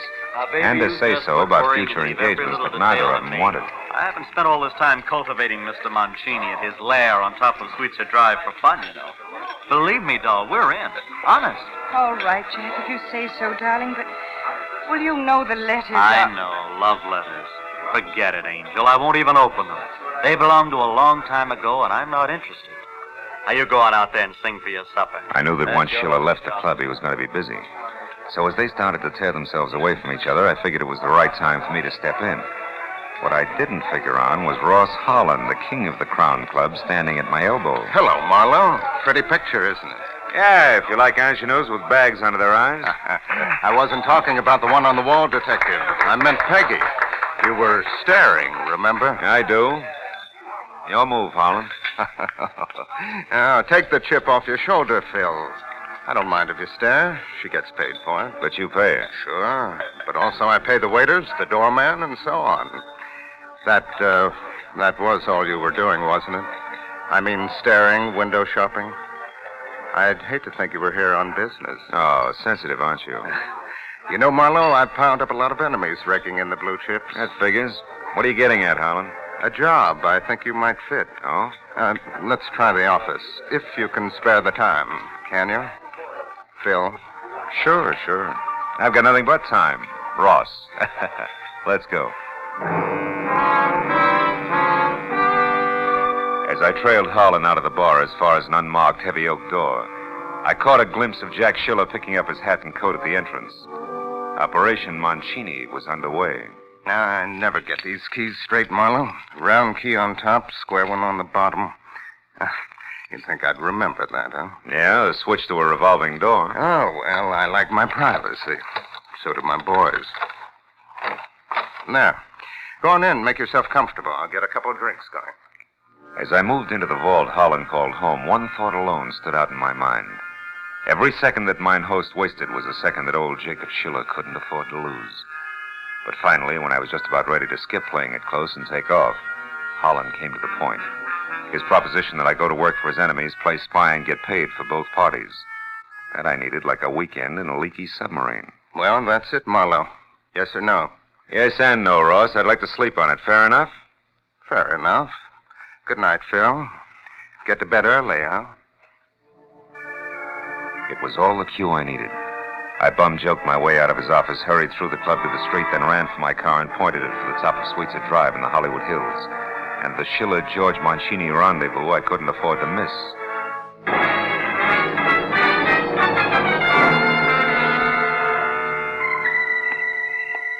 The place, which turned out to be bilious green walls under a shocking pink roof, stood out in that conservative neighborhood like a black panther in a snowbank. There was a car parked nearby, and the name on the owner's certificate wrapped around the steering wheel was Jack Schiller, which was no surprise. So when I knocked, I used the barrel of my .38. That was smart of me, but it would have been smarter if I'd pointed it the other way, behind me. Don't move an inch, mister. Oh, fine. And drop your gun right where you stand. Go on. Now turn around and answer up real fast. What do you want with George Mancini? Nothing. It's you, Hey, that blood all over you. What happened in there, Schiller? You didn't kill him for those lousy letters in that envelope under your arm, did you? Well, is that it? No, not quite, mister. He isn't dead. But what do you know about me? How come you know my name? Cops. Never mind. Just back off, mister. Fast. Open that door. Go on. Mancini's screaming must have disturbed the neighbors. Listen, Schiller, I'm working for Doc Tom. Stay shut or you'll wish you had. Now go on. Get in there with him. Or I'll kill you.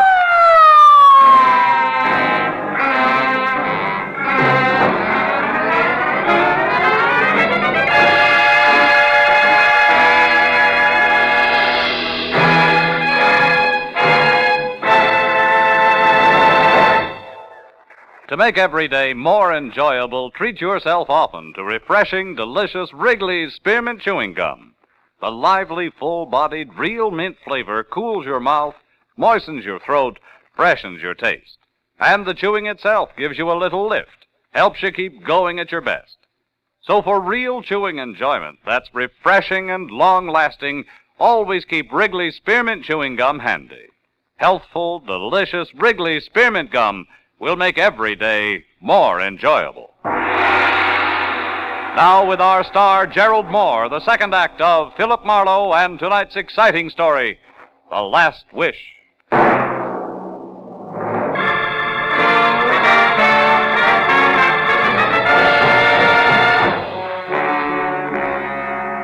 It only took one look at the unconscious pulp on the floor inside to tell me that George Mancini had tried hard to hang on to the letters. Almost too hard. I rolled him over. He was as limp as a slice of raw bacon, but still alive. I just got his shirt collar loosened up when the door behind me opened again. Easy, bud, now. Marlowe. Hello, Matthews. A little early for a lieutenant from Homicide. How come they sent you? They didn't. Becker and I were driving by when the call came out over the radio. Oh. One of the neighbors out here heard something and phoned in. Who is he, Marlowe? A guy named George Mancini. Uh-huh. Becker, see what you can do for him. Okay, Lieutenant. Oh, looks like he soaked up a lot of punishment. He did, but not from me, Matthews. Oh, no? What were you, Marlowe? Referee? Who did it? It was over when I got here. And the guy who did it didn't give me much time to talk. He had a gun. All of which still doesn't answer my question. I don't know his name. His occupation is loving a blonde. Is that why you're here, the blonde? Yeah, more or less. She was afraid of Mancini. He had some letters. Letters, huh? Which are long gone now, no doubt. No doubt. What's the blonde's name? Hey, Lieutenant. Hmm? I think we better have an ambulance. This guy a long ways out. Okay, take care of it, Becker. Yeah, okay. Well, Marlowe. Now, look, Matthews. Nothing's actually happened so far but this beating, and it's probably well-deserved. But the situation's touchy. Girl's worried silly if a name gets mixed up in a thing like this. All right. Now, listen to me. I want the guy who dished up this mess. Either that or the whole story down at headquarters. Now, which? Okay, you'll have him, but just give me a little time alone and I'll deliver him on a platter. Oh, not I again. promise. 930, top of the hill. Oh, come on. It means a lot to me, Matthews. Okay, Marlowe. Just see this doesn't blow up when you kiss her, and don't get lost, understand? Outside, after I found my gun, I climbed into my car and headed for Peggy Grant's lush apartment house again. When I got there, I parked away from the place and skirted the front entrance. I was sure that by now the pretty face at the switchboard would be well primed for a tip-off. I went along the side of the building toward the service entrance at the back.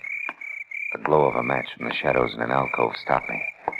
It was the turkey neck, Jack Schiller's quick-fisted helpmate, lighting a cigarette. I eased my .38 out and moved toward him. When he finally heard me, he turned. Hey. But by then he was looking right down the muzzle of my gun. Easy, now, easy, chum. Still, Soul, it's a bad night for seeing old friends, chum. You got me nailed down, brother. You don't have to take my word for nothing. But listen, whatever your angle is, let it rest. Leave the kid alone for a while. Otherwise, you do for nothing but trouble in large doses. You're kidding. Yeah, you bet I'm always kidding. You got more nerve than brains, Buster! You can't pull that swipe! Go fry your ears. You're making a cloud on the skull almost fun.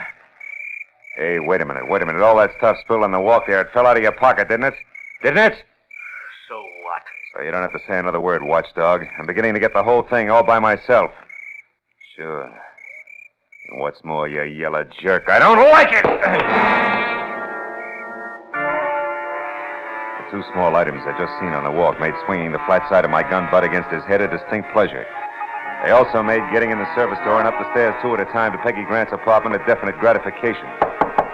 Because now I had a Jim Dandy hunch on exactly what to expect. Come on, Princess, open up. Who are you? A cop? Expecting cops, Miss Grant? Not exactly. The milkman doesn't carry a gun, and my friends all use the front door. I'm the informal type. Where's Jack Schiller? Right behind you, mister. Again. This time, lay your gun on the table. Go on. Sure. You're slightly better than the guy downstairs. I got by him with no trouble at all. What's that? What guy? Why, you mean Peggy didn't tell you about the watchdog? What is this? Go ahead, Princess. Tell him about the turkey neck character with orders to keep everybody away while Jack makes a fool of himself. Darling, get this idiot out of here. This is a trick. Why not also tell him who your real boyfriend is, baby? Why, you lousy dog! You should have learned a little from what happened to that skunk Mancini. Now go on back to him and tell him if he tries anything else like this, I'll go over him again. Right from the beginning. My. Aren't we spunky tonight? Now, look, Schiller, I want you to listen, and I haven't got all night. There's a guy downstairs who was sent out to see that nobody interfered while you played perfect pigeon. It was you who risked getting plugged when you went in after those letters. I want you were sucker enough not to read. Now it's you who's in a big jam with the police. And what's more, I found out that guy is one of Ross Holland's boys. Oh, you liar, get out of here. Oh, Jack, make him go away, please. Wait a minute. What's Ross Holland got to do with this? Nothing. Nothing, Hal. Lay 10 to 1 those letters were written by Holland, not Dreamboat here. And that they set him up for a squeeze and have nothing whatever to do with their dubious career as a singer. You got any sense, Schiller, read one. Jack, you gave me your word. Oh, don't be a child, darling. Can't you see what he's trying to do to it? Just take one look at one signature, Jackson. If I'm wrong, you can split my other lip. No, Jack, don't. Get the letters, Peggy. At least I'm going to know who wrote them. All right. If that's the way you want it, Jack, that's the way it'll be. Jack, my gun! Don't move, either one of you. Drop it, Jack. I mean it. Peggy, what are you doing? Drop that gun. Well, mister, you sure wrecked a lovely setup. Why, I don't know. But it won't do you any good. I'm leaving, and I'm taking these letters with me. And it's true what he said. Of course it's true, all of it. These letters were written by Ross Harlan back when Mancini was his partner, and they're loaded. With them, Mancini could cut himself in for half of every cent Ross had. And Ross couldn't trust anyone but me to get them back for him. Stay where you are. Don't feel too bad, Jackie boy. You have to live to learn. Maybe you won't be a dope all your life. Peggy! Let her go! Oh, shut up! You were right, so you made your point. Now, whatever your reason was, get it out of here and leave me alone. No. I haven't been monkeying in your corny affairs just for laughs, Sonny. I was hired to find you by Doc Tallman. Doc Tallman? Oh, that nosy old goat. Why? Your father's in town. He's had a heart attack, a bad one. My father? Yeah. He wants to see you. I told Doc Tallman I'd bring you back, and that's what I'm going to do regardless. Now get going.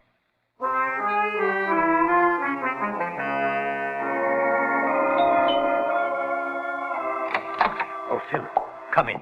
I finally got Jack, Doc. Here he is. Hello, Doctor. Where's my father? Back in the bedroom. I'll go right in and see him. Jack. What? What is it? What's the matter? Jack, your father's dead.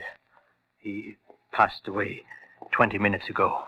Oh, I'm sorry, Doc. Dead? Oh, Pop. Pop. Here, my boy. Sit down. 20 minutes.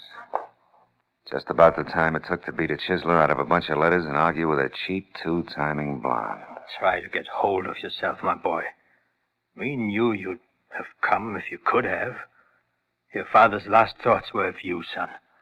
He was very proud of you. Don't, Doc, please.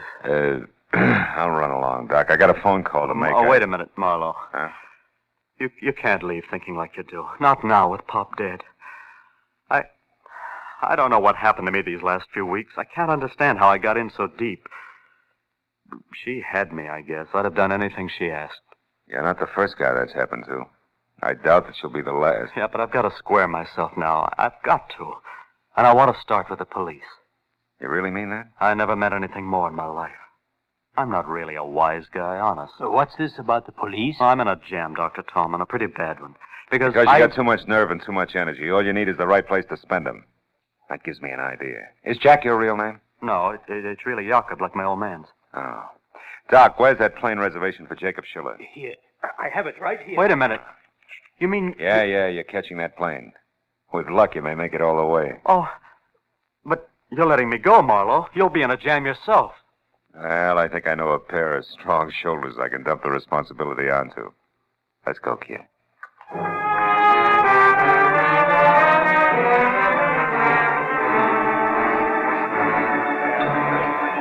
Flight 17 to New York, now loading at gate 5.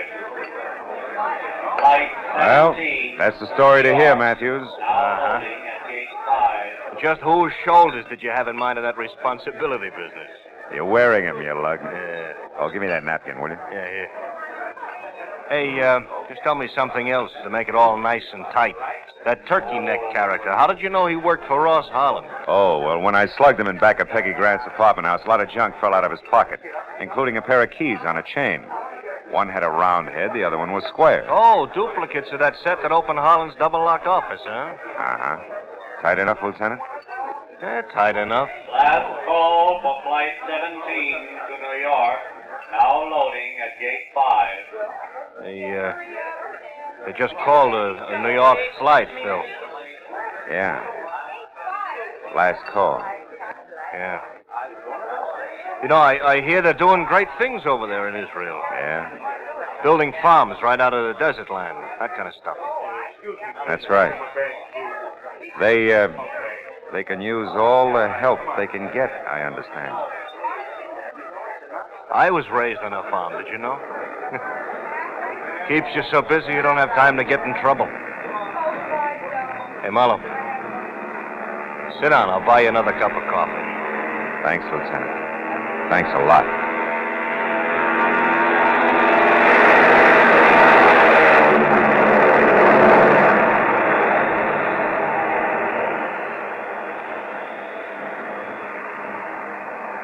We watched the plane take off, swing in heavy, thundering grace, and head east. I guess we were both thinking the same thing. 2 Jacob Schillers were on their way to the fulfillment of a promise. The old and a new promised land.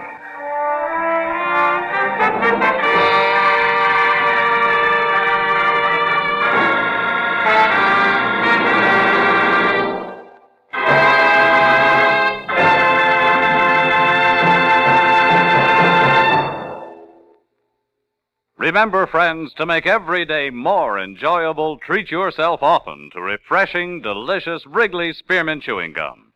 There's lots of cooling, real mint flavor in every stick. And chewing Wrigley Spearmint helps keep you feeling fresh and alert. You feel better, work better, get more fun out of doing things. So indoors, outdoors, wherever you go, keep some healthful, refreshing Wrigley Spearmint Chewing Gum handy. To make every day more enjoyable, treat yourself often to delicious Wrigley's Spearmint Chewing Gum.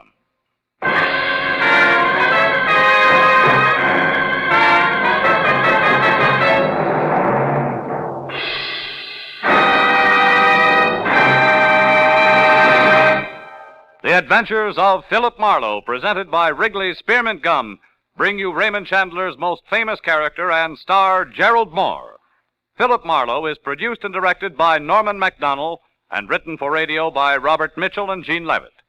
Featured in the transcribed cast were Jack Edwards, June Foray, Larry Dobkin, Harold Deerenforth, Jack Crucian, Lynn Allen, and Stan Waxman. The special music is composed and conducted by Richard Arant. The makers of Wrigley's Spearmint Chewing Gum hope you've enjoyed tonight's adventure of Philip Marlowe and that you're enjoying Wrigley's Spearmint Gum every day.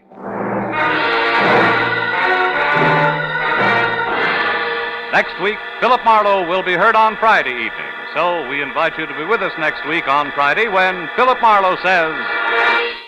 This time I found an old friend in the morgue.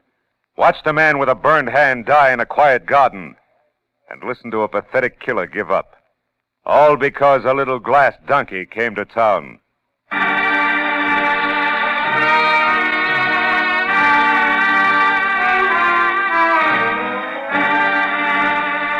This is Bob Stevenson speaking, and this is CBS, the Columbia Broadcasting System.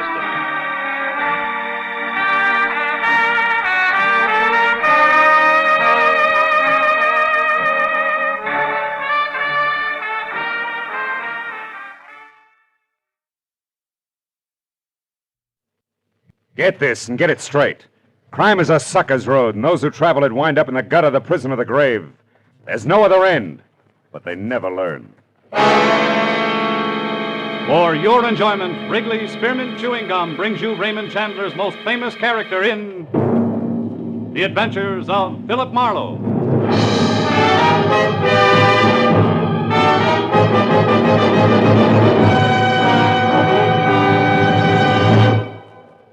To make every day more enjoyable, treat yourself often to refreshing, delicious Wrigley's Spearmint Chewing Gum. Here's a taste treat you can enjoy indoors, outdoors, at work or at play. The cool, long-lasting mint flavor refreshes you. The smooth, steady chewing helps keep you fresh and alert, adds enjoyment to whatever you're doing. Wrigley's Spearmint Chewing Gum. Healthful, refreshing, delicious. Now, with Gerald Moore starred as Philip Marlowe, we bring you tonight's exciting story, The Face to Forget.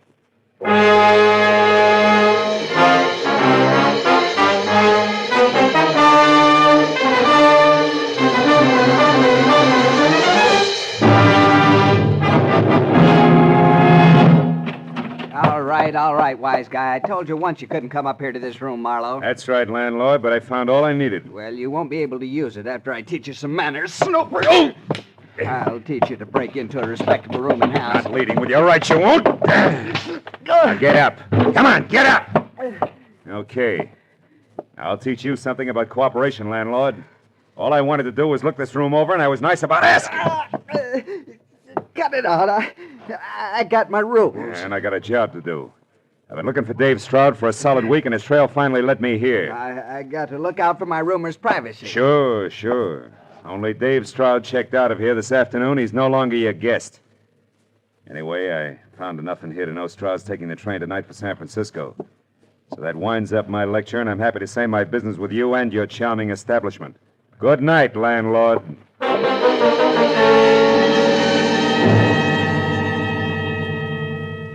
When I stepped out of the cheap, musty rooming house into the warm night, I felt for the first time in a week that I wasn't wasting my time. That by tomorrow I'd know why a quiet young guy named Dave Stroud had suddenly dropped everything that gave life some sense. Everything from a lovely girl to a fine job and vanished. Completely. I stopped in a phone booth, called my client, and told her to meet me in an hour at the Leopard Spot, the bar in her hotel.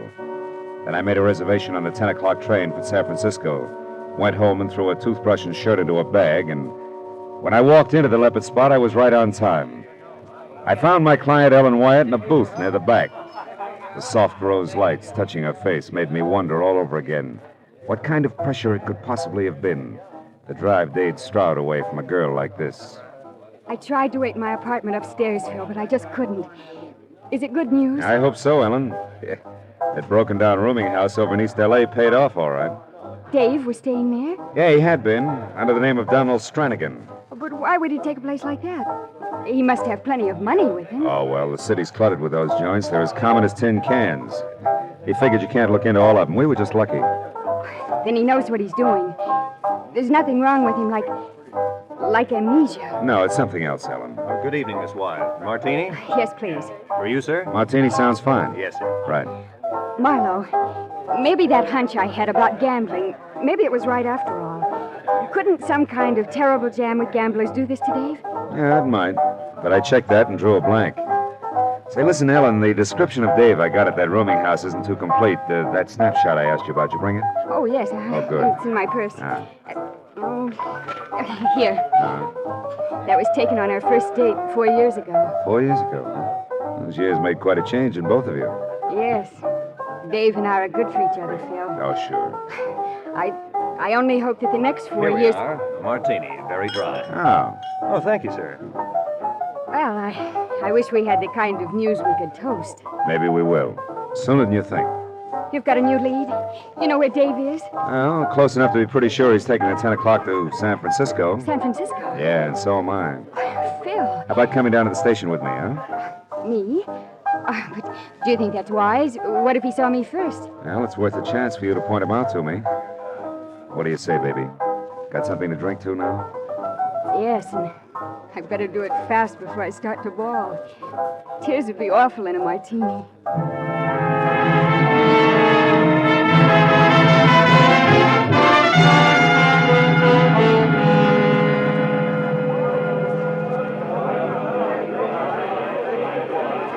No luck, Phil. I still haven't seen him. Wait a minute. How about that one, Ellen? Over there at the cigar counter. Oh, the fellow in the T-shirt? Yeah. Dave couldn't look that sloppy, and besides, he's taller. Oh. Well, that's it, Phil. Yeah. Well, I guess we missed him. I better get aboard, huh? This kind of scares me. You don't think Dave just pretended to be leaving, that he tricked you? No. Those leads weren't planted. They weren't that good. Don't worry, baby. Dave will be on this train when it pulls out. I'll bet my last buck on it. Find him for me, Phil. Sure. You just keep that chin up. I will. Okay. And call me the very first chance you get. Call for train 61. Pardon me, lady. I'm sorry. Hey, you with that brown bag. Me? Yeah, just a short minute, my friend. Unless you happen to favor dirty shirt size 17. You're in for a big disappointment. What are you talking about? Well, I think you made a small mistake there. Isn't that my bag? I'm afraid not, mister. CP isn't Philip, M isn't Marlowe. Well, how do you like that? I saw you pick it up back there at the information booth.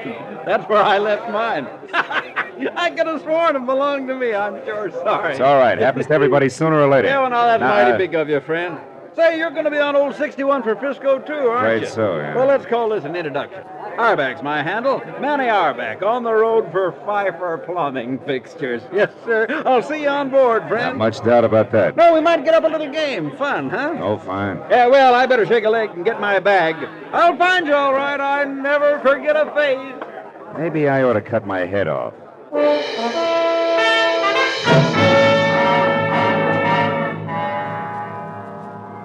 I stopped off in my compartment just long enough to drop my suitcase.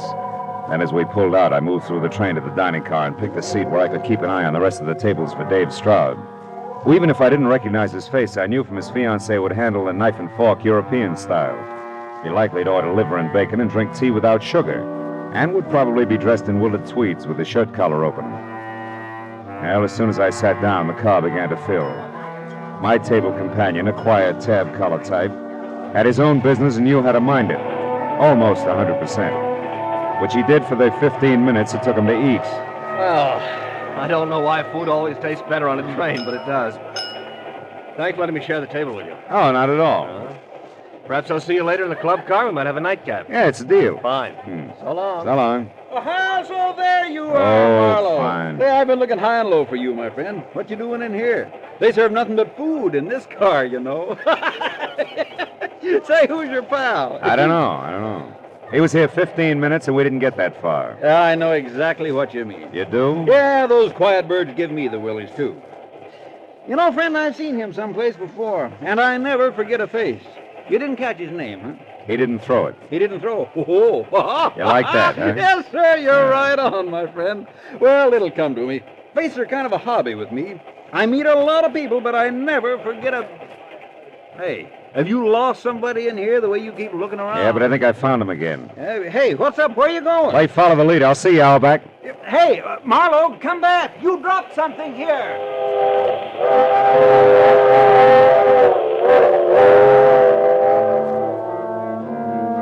In spite of the fog kicked up by the traveling typhoon who never forgot a face, I'd managed to catch a glimpse at the door of a bunch of tweeds and an open collar on a bill that exactly fit the 4-year-old snapshot in my wallet.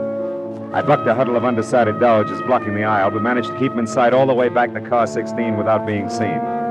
There I watched him unlock compartment L and go inside. I was convinced it was Dave Stroud, but at this point I had to be sure. I went to look for the conductor and finally found him tucked away at a lonely table back in the club car, as intent on his ticket count as a cheat at solitaire. I figured I could afford the time now, so I decided to wait. I headed back for the seat and I ran into my dinner partner, the Tad Collar. Well, hello again. You're a little early for that nightcap, but sit down anyway. Thanks. Oh, by the way, I'm Roy Tarney. Oh, mine's Marlowe, Philip Marlowe. Philip Marlowe. I've read that name many times. You're the famous private detective. Well, private detective anyway. Glad to know you, Tony. Privilege for me. Oh, you're looking for a match here? Yeah. Oh, keep them. Keep them. I have others. Oh, thanks. Thanks again. Are you on a case now, Marlowe, or shouldn't I ask? Well, as a matter of fact, Hey, Yo. Marlowe, man, are you hard to hang on to? But you're mighty lucky I'm honest, my friend. You see this? Yeah, I see. It's my wallet. Yeah. When you bolted out of the dining car, you dropped it on the seat. I found it for you. Oh. Nothing fell out but this picture here. And is she all right, man? Oh, man. Who is she, boy? The name, I mean, huh? Don't tell me. I bet you've seen it before. Yeah, that's Yeah, right. I thought And so. I never forget a face. Uh-huh. Well, thanks. Now, if you let me have it, I'm very grateful. Yeah, sure. Glad to be of service, my friend. Oh. Anytime I can... Well, speaking of familiar faces, this is the gentleman that you had dinner with, huh? That's right, Auerbach. This is the gentleman. Mr. Auerbach, Mr. Tarney, for better or worse, till your destination do you part. How do you do? Tarney? Tarney. Now, that's funny. You know, I was just telling Marlowe here that I recognized you from someplace. It's very unlikely. I have a fair memory myself. I don't remember you. Well, I don't know. I'm pretty good, but... Hey, wait a minute. I'm getting it? Sure. Oh, this is silly. Why, I saw you tonight in the railroad station. No, that's impossible. I was so late I nearly missed the train. Me too. Only you had a good reason. Oh, yes, sir, my friend. You were kissing the little woman goodbye. I couldn't see her too well, but she was quite a looker. And judging from the way you were going at it, Yeah, well, now, wait a minute, friend. I didn't mean any offense. I was just kidding you along. Yeah, well, I guess I'll go by my way into a little poker. Excuse me. I suppose there has to be one on every train. Yeah. They help the ride like a square wheel. Yeah. Well, I think I'll go read a while, Marlowe. Good luck on your case.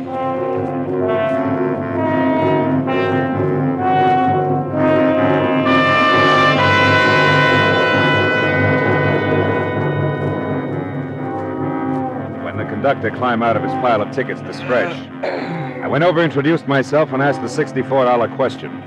Car 16, compartment L, huh? Well, let's see. Oh, here it is, Mr. Marlowe. That room's occupied by one Daniel Stacy. Daniel Stacy. Sure. Same initials as Dave Stroud. But we're not carrying any Dave Stroud tonight. Don't bet on that, conductor.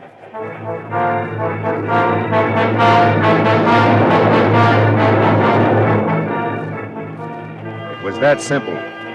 I walked up through the train to car 16, and when I got to the door of compartment L, I'd already decided on how to handle Dave. Convince him that he had to go back to Ellen Wyatt regardless of what had happened to him. Yeah, I had it all figured until I heard it. It had come from inside. The door was unlocked, but the lights were out. When I got them on again, I realized that nothing was simple. Ever. Stretched out on the floor of Dave's room was Manny Auerbach, staring straight up as he rocked with the pitch of the train, the side of his head against a sharp steel corner, his eyes already beginning to glaze. He said he knew I'd remember sometime. Remember what? Why did you come here, Manny? He said I'd remember. Manny! Manny! Well, Marlowe, it's your move again. Let's see you tell this to Ellen Wyatt. Who's that? What? Ooh!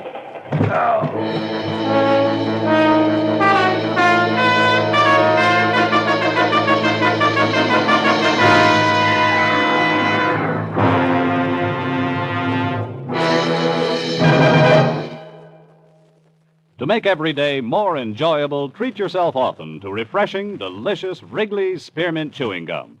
The lively, full-bodied, real mint flavor cools your mouth, moistens your throat, freshens your taste. And the chewing itself gives you a little lift, helps you keep going at your best. So for real chewing enjoyment that's refreshing and long-lasting, always keep Wrigley's Spearmint Chewing Gum handy. Healthful, delicious Wrigley's Spearmint Gum will make every day more enjoyable. Now with our star, Gerald Moore, the second act of Philip Marlowe and tonight's exciting story, The Face to Forget.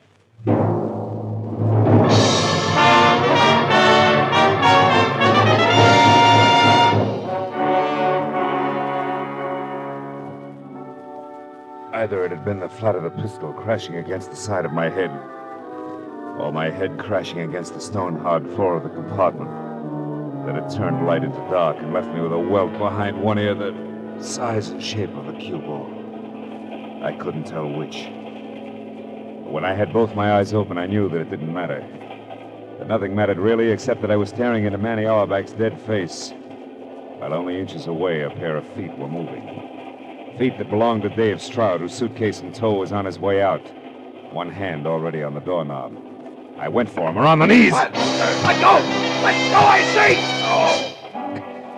By the time I was off the floor and after him, he was well out in front. But wrestling with a heavy steel door at the end of the empty passageway slowed him down.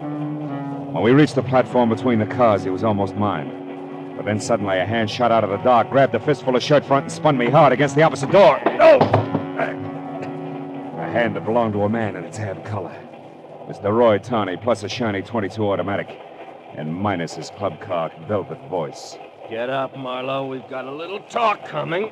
At this stage, it'll be a pleasure. Believe me. We'll see. What do you want with Dave Stroud? I'm a census taker who's real... Cut it. Time is running short, Marlowe. When you get off at this stop coming up, you stay off. Yeah? What's your angle? Dave. He still needs my help, and he's still gonna have it. No matter who he kills? Kills? What's that supposed to mean? Manny Auerbach, the chummy one who couldn't forget faces. He's very dead back in Dave's compartment. Well, then that loudmouth wasn't just a blowhard salesman after all. He was what Dave's been running from, one of those lousy card shop... Slips, huh, Tony? Yeah, but they don't count, Mr. Detective. Nothing counts anymore but Dave getting out of a jam that can cost him his hide. Just for the record, that game back in L.A. 3 months ago that cost Dave every cent he had plus 10 grand he didn't, was about as level as the rest of that me-pants town ever gets. Which makes you what? Two things, smart Alec. First, a guy from Detroit, a real town, who doesn't like a lousy fix. And second, I like a fix even less when the sucker on tap is my own brother. Now, Peeper, get back away from that door. The station's on that side. I wouldn't want you to run for it and get shot before you got to say a few words. Back over here, Marlowe. Take it easy with that gun, huh? They go off, you know. All right, the pitch. Let's have it now. What's Dave to you? Ellen Wyatt. Mean anything? Not very much. But Dave is sorry about that. So when you get back to your client, you tell it... Hold it. Just like you are and stay cheerful. This stop, Carter. Carter, gentlemen. Conductor, this train wait here a while? I mean, is there any time to get off and stretch? No, sir. Just stop long enough to pick up a little mail, leave a little mail, once in a while take on a passenger. Hardly ever, though. Carter folks aren't much on traveling. Oh, by the way, aren't you the gentleman who was looking for Mr. Stacy?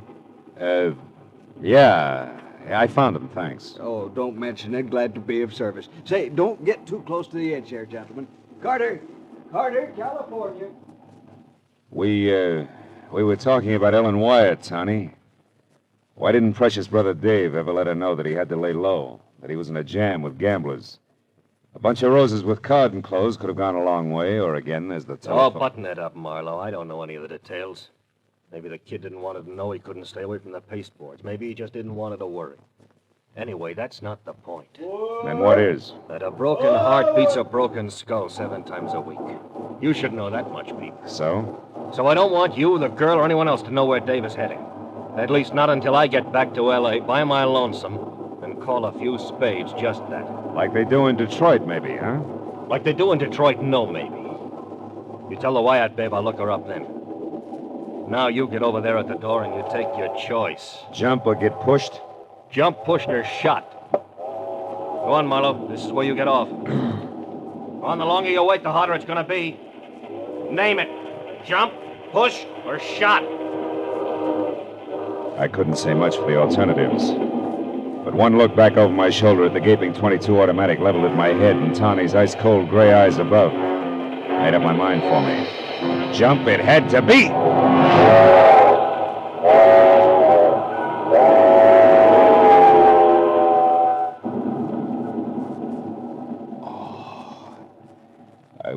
I would always remember one thing about Carter, California. The right-of-way was more sand than stone.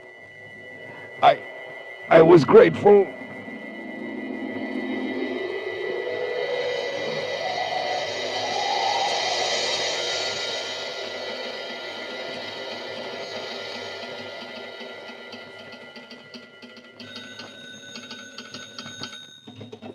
Carter Station, Willis Hensett speaking. The Limited left 10 minutes ago. No package for you, Miss Lillispan. I'm sure, I'm sure. Huh? Me snapping at you. Now listen, Miss Lily. The brass of some people. Say, what happened to you, son? I tripped. Dad, this is important. Can you tell me where the Limited stops next? Well, is anybody getting on at Murdoch Corner? No. The first real stop. A good-sized town. Let's see. Smoke cigar, son? No. Look, Dad, this counts. Now, come on, tell me, will you? Yeah, sure. Well, now, there's Fulton. That's a half-hour wait. Oh. You got a match, please, son? Oh, yeah, here.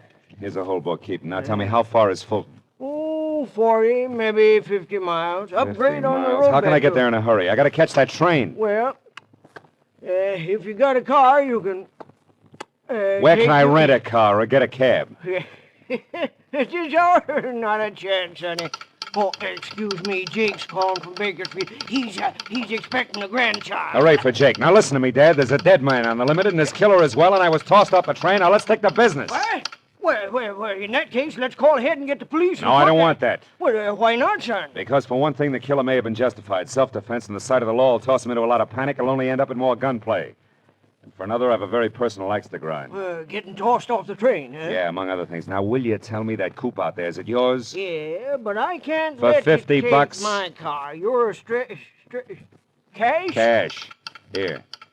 Also, here's my credentials. I'm a private detective out of L.A. I'll get your car back to you as soon as possible. I'll pay you another $50 when I do.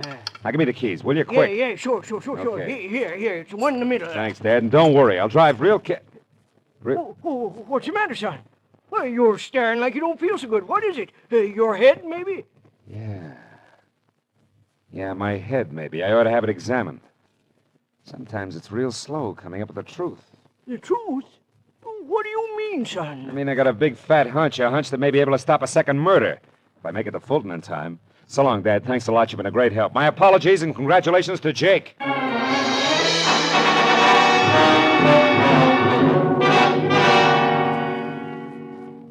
Like the station agent himself, Willard Hansard's coupe was a little less than spry. But with the accelerator jammed hard to the floor and only a straight, empty highway ahead, I managed to keep it at a straining 70 most of the way. And 50 minutes later, when I tore into Fulton and followed the street markers to the station, a long, low, welcome sound in the night told me I was on time. The train was just getting underway again. I slammed to a stop at the end of the depot, piled out of the coupe and started to run for the last car. But I changed my mind. The train could chug on its merry way without me. After all, it was going without Dave Stroud and his big brother. The two men were walking down the deserted platform toward me. I slid back into the shadows of a pile of crates and waited, my hand tight on the .38 in my pocket, suddenly positive that my hunch was now a sure thing. Roy Tawney was not Dave's brother, but he was the one who had murdered Manny Auerbach in car 16, compartment L. And he was ready to try murder again. All right, Stroud, that's far enough. Hold it there. Tawney, you're out of your mind. You've got no reason to kill me. I'll never say anything. Ellen knows that. That's why I ran. I could never turn Ellen over to the police. I love her. Oh, yeah, sure, you're nuts about it. You got lots of reasons to be, haven't you? Reasons like Ellen crossing you up for me and a tall stack of dough. Reasons like knowing that we're both responsible for knocking off our ex-boss to come into that dough. Sure, kid, you got lots of reasons to love her. But, Tawney, I tell you I do. I ran away, didn't I? Oh, but of course, Mr. Stroud, of course you ran so that you could wait for a smart time and a smart place to try blackmail. No, that's not it. I ran because I love Ellen. Because whatever she's done has been your fault. Oh, no, kid, you got it all wrong. The lady was the pilot all the way. Even to hiring a lousy peeper named Marlowe to tag you so that I'd know where to get my hands on you. The man on the floor in my compartment? The dead man? That was a loudmouth salesman with a memory for faces. He would have spoiled everything if he'd remembered that he saw me with Ellen in the railroad station and passed it on to Marlowe. I had to shut him up and then give the peeper a big cock and bull story about you being my brother and in hot water with gamblers. And Marlowe was the other one, the one who grabbed for me. That's right, Stroud. That was Marlowe. Too bad he didn't grab better, isn't it? Yeah, perfect shame, Tawney. Well, you dirty louse! He's got a gun! Makes two of us. Rotten pig! Is he dead, Marlowe? Yeah, Dave. Even in Detroit, he'd be called dead.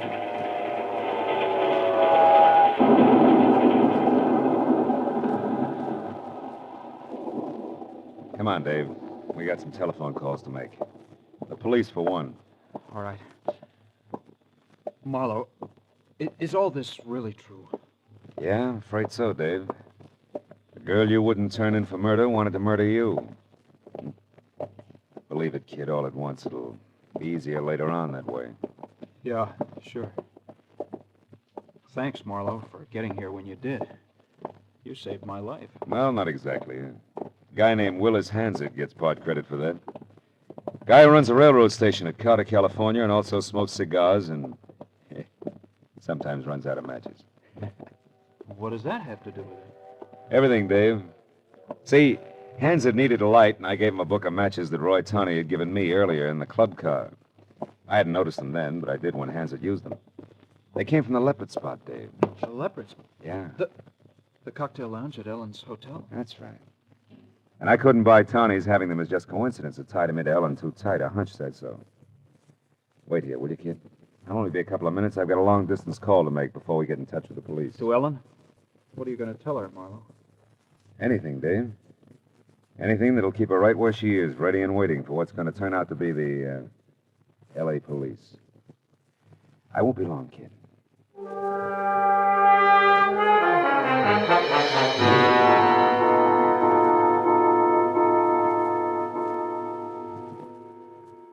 After the telephone call, Dave and I spent a long hour with the Fulton police, explaining why a man named Roy Tawney was lying in their quiet railroad station, face down in a pool of his own blood. And it was a long hour again with the railroad officials who arrived with their own set of questions. Well, it was 4 o'clock in the morning before we were finally aboard a train, heading back for L.A. Dave Stroud and I sat opposite each other in silence through that bleak, empty hour when you can almost feel the day that's coming up nudge the one that's just gone by. I was real glad to see it go. I sat there looking at Stroud and wondered if he'd ever heard the lyrics of a song a train whistle always makes me think of. My mammy done told me. When I was in knee pants, my mammy done told me, son, a woman's a two-face. A worrisome thing who'll leave you to sing the blues in the night.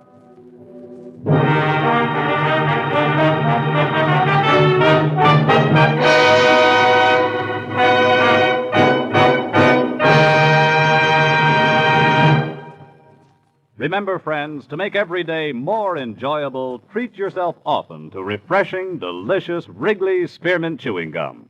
There's lots of cooling, real mint flavor in every stick, and chewing Wrigley Spearmint helps keep you feeling fresh and alert.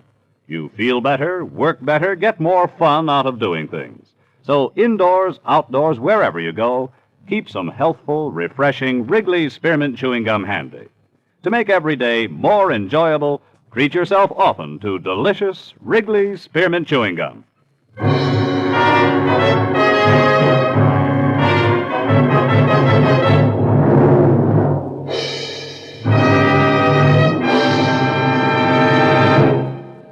The Adventures of Philip Marlowe, bringing you Raymond Chandler's most famous character, star Gerald Moore, are produced and directed by Norman MacDonald and written for radio by Robert Mitchell and Gene Levitt. Featured in the cast were Harry Bartell, Sammy Hill, Roy Rowan, Parley Bear, Larry Dobkin, Elliott Reed, and Junius Matthews. The special music is composed and conducted by Richard Arant.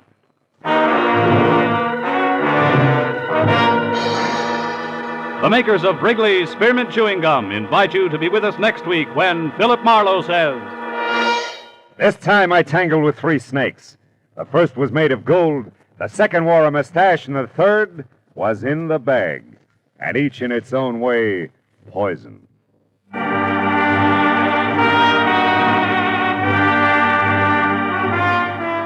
Bob Stevenson speaking. This is CBS, the Columbia Broadcasting System.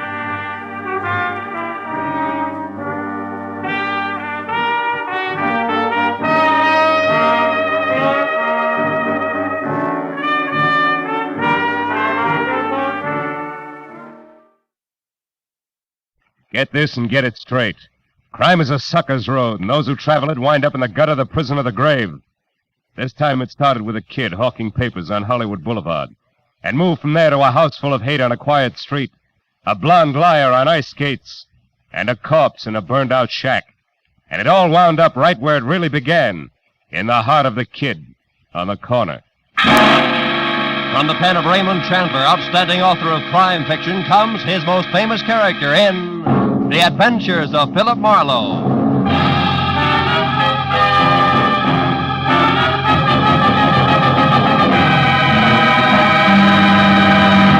Now, with Gerald Moore starred as Philip Marlowe, we bring you tonight's exciting story, The Kid on the Corner.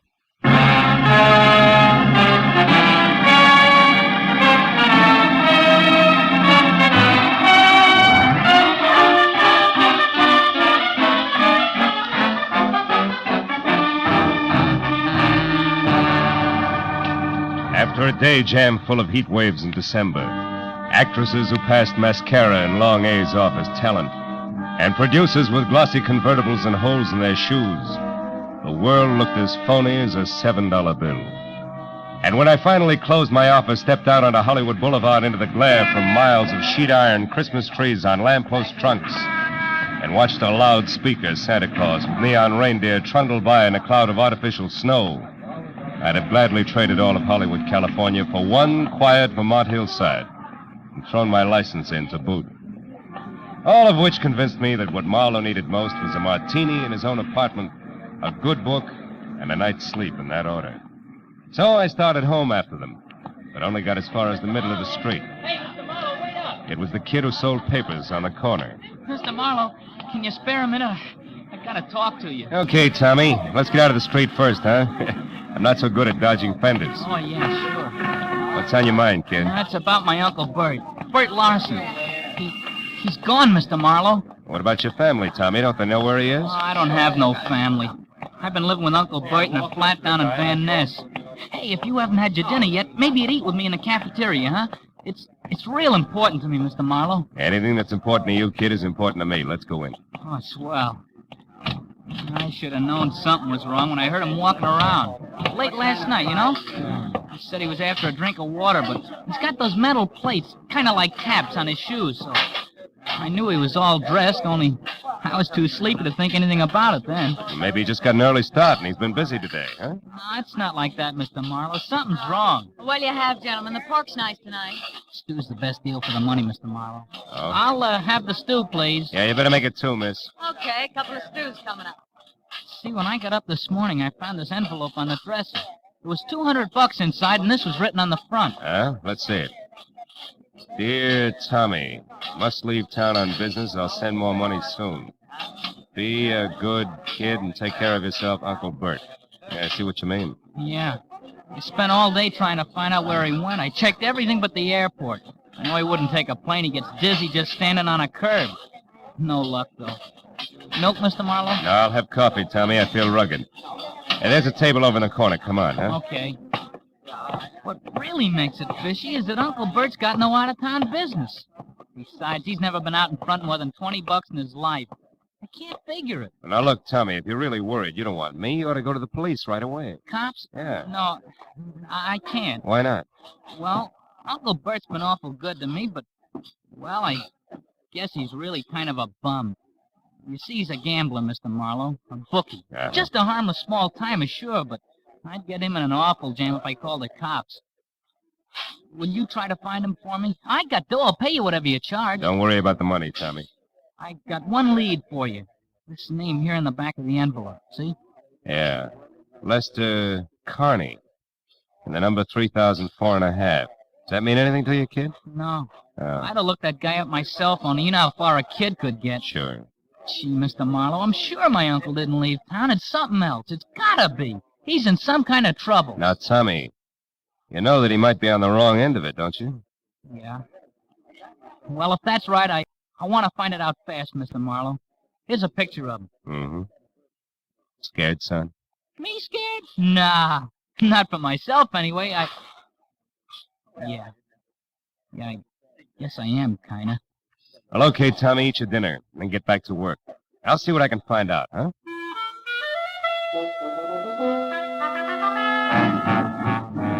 I patted my new client on the shoulder and left the cafeteria.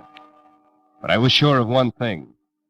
The dry rot that gets to most people in Hollywood wouldn't touch a hard-working kid named Tommy Larson, who was already smarter at 15 than a lot of citizens get at 50. I stopped in a phone booth and found the name Lester Carney listed in the book at 8110 Cherokee Street. That turned out to be an oversized California Spanish model that had taken lots of old-fashioned wealth to build. Halfway up the curving walk to the already open front door, I heard the All right, voices. Susan, if that's the way you feel, I don't want you in this house another night. Well, I'm sorry, Mom, but I don't think that spying and telling lies are a part of the maid's duties, so I'm leaving. But I would like to know about my back salary first. You'll get your back salary, my girl. Don't worry about that. Now get out. Very well, Mom. Excuse me, sir. Oh, yeah, sure. Well, what do you want? I'm looking for Mr. Lester Carney. Is he in? He is not. Oh, would you mind telling me where I can locate him? I don't know. And I don't care anymore. Just a minute. Is he with Bert Larson, maybe? I don't know what you're talking about. Now get out of here. And good night to you, too, Mrs. Carney. Hey! Hey, Susan! Just a minute, baby! Who are you calling, baby? Well, I call anybody baby when they're as cute as you are. You're not so bad yourself. Well, now that that's established, let's get friendly. I'm always friendly. But they're not, huh? Oh, there's going to be trouble in that house. Oh? Well, good night, Mr. Now, wait a minute. I'll give you a lift in the car. Let me have your bag. Well, all right. Thank you. Yeah. Say, what about that trouble you spoke of, Susan? What did you mean? It's Mrs. Carter. Julia. Oh. She isn't as pretty as she used to be. She's turned a rancid. She's driven that poor husband of hers out of his mind. He almost never comes home nowadays. Practically lives in his studio. Studio, huh? What kind? Photography. Oh. It's way up in the Hollywood Hills someplace. Susan, did you ever hear either of them mention a Bert Lawson? No?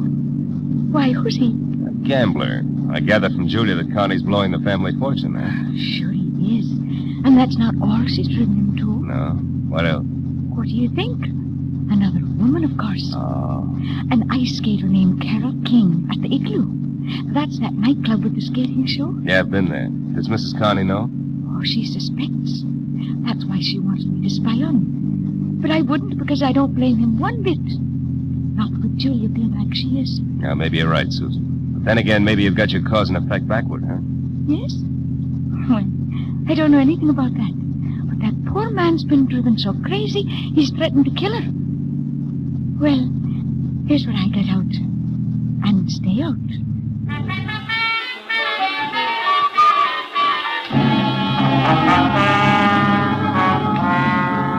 I dropped Susan off at the car stop and headed out Sunset Boulevard for Westwood in a club called the Igloo, which looked more like a down-at-the-heel Taj Mahal than an Eskimo's bedroom. Inside, a line of fast-moving ostrich plumes with wry, crisp waistlines and imitation sable zipped over a short sheet of tinted ice toward the climax of chorus numbers, while I bluffed my way backstage and intimidated the call boy into sending over one Carol King. She turned out to be left in the lineup out front, so I sat down on a cold trunk and waited until the curtain fell. And I got up to greet an athletic blonde with more than healthy face, who sidled dubiously toward me, ice skates and all, and I introduced myself and told her I was looking for Bert Lawson. Why are you looking for Bert Lawson, Marlowe? Well, because people say he's disappeared. Now, I know he's a bookie. You don't have to protect him on that score, and I'm no cop. Just want to know where he's gone. Okay. I hear he made a real killing yesterday, the first one in his life. Oh? I understand he's leaving town to retire. Who's going to make book for you from now on? Nobody. I never play the horses. My friends do. Oh, friends like Lester Connie? Lester. Well, now we get down to business.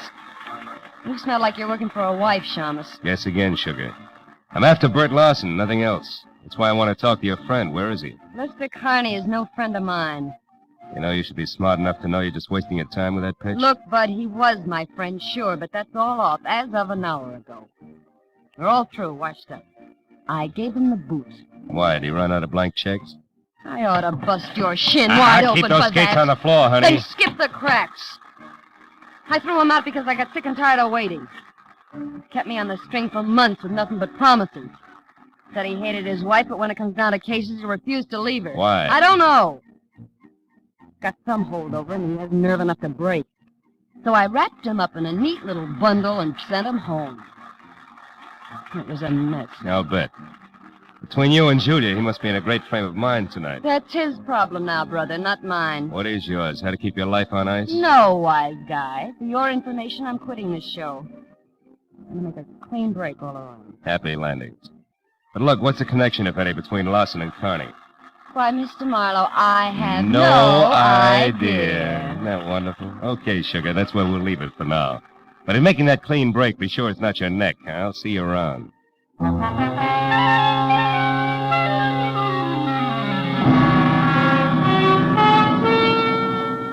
I had nothing tangible to base it on, but as I left the Igloo and drove back to Hollywood, for some reason, I kept thinking that Tommy Lawson was right, that his uncle was still in town and in some kind of trouble. And I was sure that at least half of Carol King's story had been lies, but why I couldn't figure. And another idea hit me, and hit me hard. I turned onto Cherokee again and drove up to Carney's house at 8110 Park and went in. There the vague hunch began to shape up like grim fact because the front door was wide open and spilling a pale glow from the one light in the house, the hall lamp. I saw the note propped under the lamp even before I went in. I left it where it was. It said, "To whom it may concern. I have paid all my just debts, my affairs are in order, and since life has been made intolerable for me, I have destroyed that which made it so, my wife, Julia. Now there's nothing left that shall dispose of myself, nor am I sorry, Lester Connie." I looked up beyond the note and saw her lying at the edge of the circle of light from the lamp. Julia had been strangled by a silk cord that was still embedded in her swollen throat. I turned and started for the phone. There we are. Oh. I got here a little too late, huh? Or is it too soon? My wife's dead, so what's the difference? Better stand still because I'll shoot fast. Who are you and what are you doing here? Name's Marlowe, and I assume you're Connie. All right, I'm a private detective trying to find Bert Lawson. In the process, I got mixed up in your little fiasco from one end to the other. Bert Larson. Just a cheap bookmaker. He's one of the very few people who ever gave me a fair break. Where is he, Connie? Do you know? No. Does it matter? Too bad you bundled in here just now. The man's going to do what I've decided to do. It's a most personal, private affair. It's your party. Maybe you better think it all over again, huh? I've already thought it over. Thoroughly. Turn around and walk through that door to the kitchen. Go on. Sure. All right. Stop there. Now, open that door on your right. This one? Yes. Years ago, that cellar was filled with the best wines the world had to offer. What happened? You pulled too many corks? Find out for yourself, Marlowe! Oh!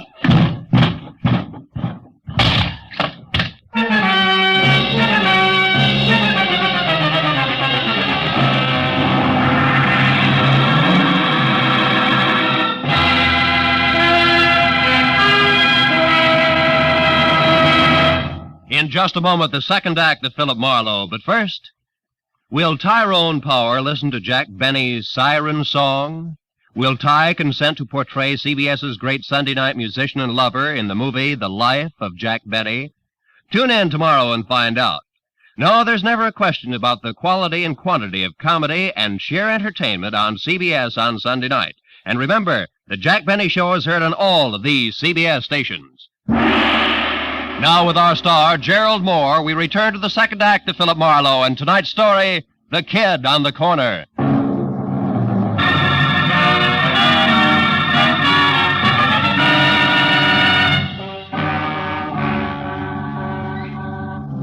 Lester Connie, bouncing the private detective down the cellar stairs, had been rough on both the inner and outer man, and my jaw was bleeding where his heavy signet ring had connected. When I was back on my feet, through the dusty jumble of barrels and boxes, over to a grimy side window, and finally out onto the street, I found neither confessed killer nor car any place in sight, which made my next step a return trip into the house and a call to Lieutenant Matthews. All right, Marlowe. From your client to Julia Connie to that ice skater and back to Julia Connie, now dead, I follow. But the why, I don't. Where's the connection between the newsboy's uncle and this guy you say is on the way out? Lester Connie, Matthews, I don't know. You don't know? You're not saying which, Phil. Well, maybe it's a little of each. Now, look, Lieutenant, Just a second. What is it, Marlowe? Hold the wire, will you, Matthews? Okay, but make it snappy, will you, Phil? Killer on the loose isn't such a good idea, even if he's promised to knock himself off. Might decide to take somebody else along, 3,004.5 North Westmore. 3,004.5. I can't hear you, Phil. What? What? Oh, a piece of paper, Matthews, in the dead woman's hand. Oh, now you find It's got an address on it. The same address that was on the back of the envelope Tommy's uncle left for him. Well, this address could be the connection I asked you about. Yeah. Yeah, the hook between Uncle Bert and the Connies.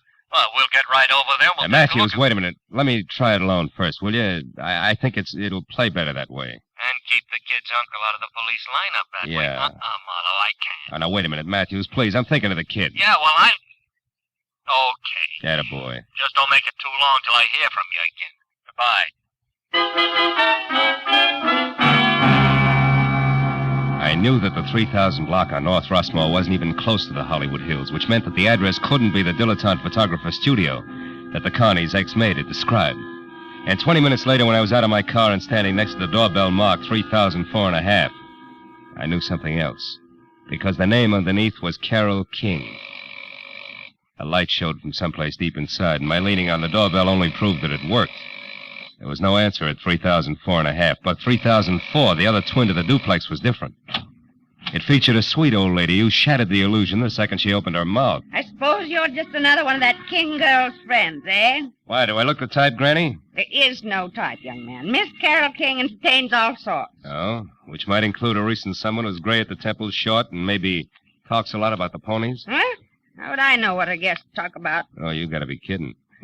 Look, honey, a woman's been murdered tonight. And Murdered? I knew it. I knew it. No, she wait a had minute. to come to a bad Wait a end. minute, Granny. Only yesterday Whoa, I told Henry hold that it, if that hold it, girl- Granny. Carol is not the one who's dead. Oh, Yeah. well, Glad. Sticks out all over you. Now, look, what about that man? Well, he was here about 30 minutes ago, just the two of them, drinking that hard liquor like it was water and making enough noise to raise the devil itself. A farewell party, they called it. Oh, did you see him leave? No. Henry made me come in then, and Well, I mean... Yeah, I know what you mean. You missed it. Okay, Granny, now look, how do we get in here without kicking the door down? Come on, sweetheart, it's important. There may be a body inside. A body? Oh, well, how awful. Here. Over here, behind this ledge. That's better. She always kept a spare key. Yes, here it is. You do it. I'm too shaky. You shouldn't be. Just think of tomorrow, Granny, and the news you'll have for one and all. The light switch is on your right there. Uh-huh. See anything? No. How many rooms here? Bedroom, kitchen, and bath, aside from this. Anything in there? No. You suspect foul play, all right, don't you? The foulest. Don't let it worry you, because...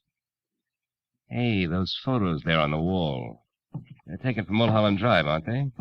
One by day, one by night, both in the same spot, the Hollywood Hills? Sure. That's where he has the studio, that Lester fellow. Yeah, that Lester fellow. Granny, do you know where it is? I mean, Mulholland Drive and where? You know, that street runs for miles along the top of the mountain. Well, of course I do. Was born and raised here in Los Angeles. Granny, where? Mulholland and where? Mulholland, Laurel Canyon Boulevard, just south of the intersection. Thank you, sweetheart, and goodbye. Oh, wait, one moment now, if you please. What's the matter? What's your name, officer? I know my rights. Your name and your division. Granny, dear, I'm no cop. Huh? I said I'm no cop. Oh, not a police officer. Well, then who are you? Just a passerby. A stranger in the night. Good night, Granny.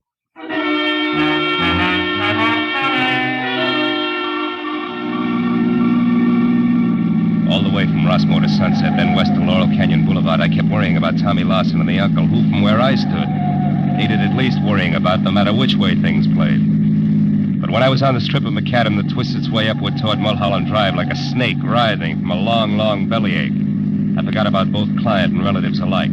Because at the top and a little to the south, where Granny had said it would be, was Lester Carney's studio, all right, but burned to the ground. Well, these select flyweight joints sure go fast, huh, Chief? Yeah, it wasn't 20 minutes on this one. Hey, mister, where are you going? Some of that metal stuff's still pretty hot. Who are you, with the law? No, Chief, I'm a private detective named Marlowe. I was wondering if Lester Carney was caught in there. He owned this shack. Yeah, I know. Is he a friend of yours?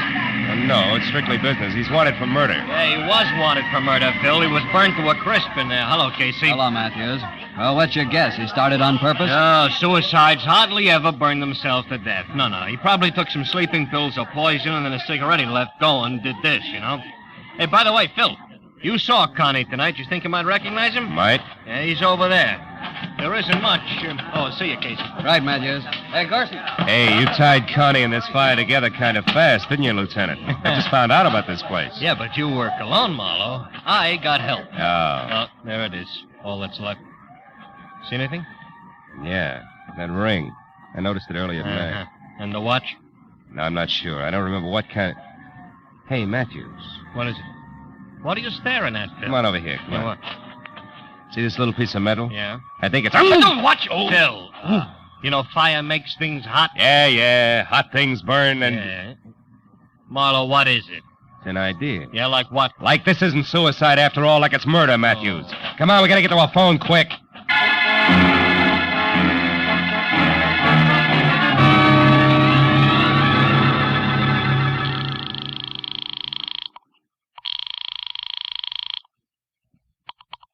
Los Angeles International Airport, Central Dispatcher's Office. Look, miss, this is important. I'm calling for Detective Lieutenant Matthews at police headquarters.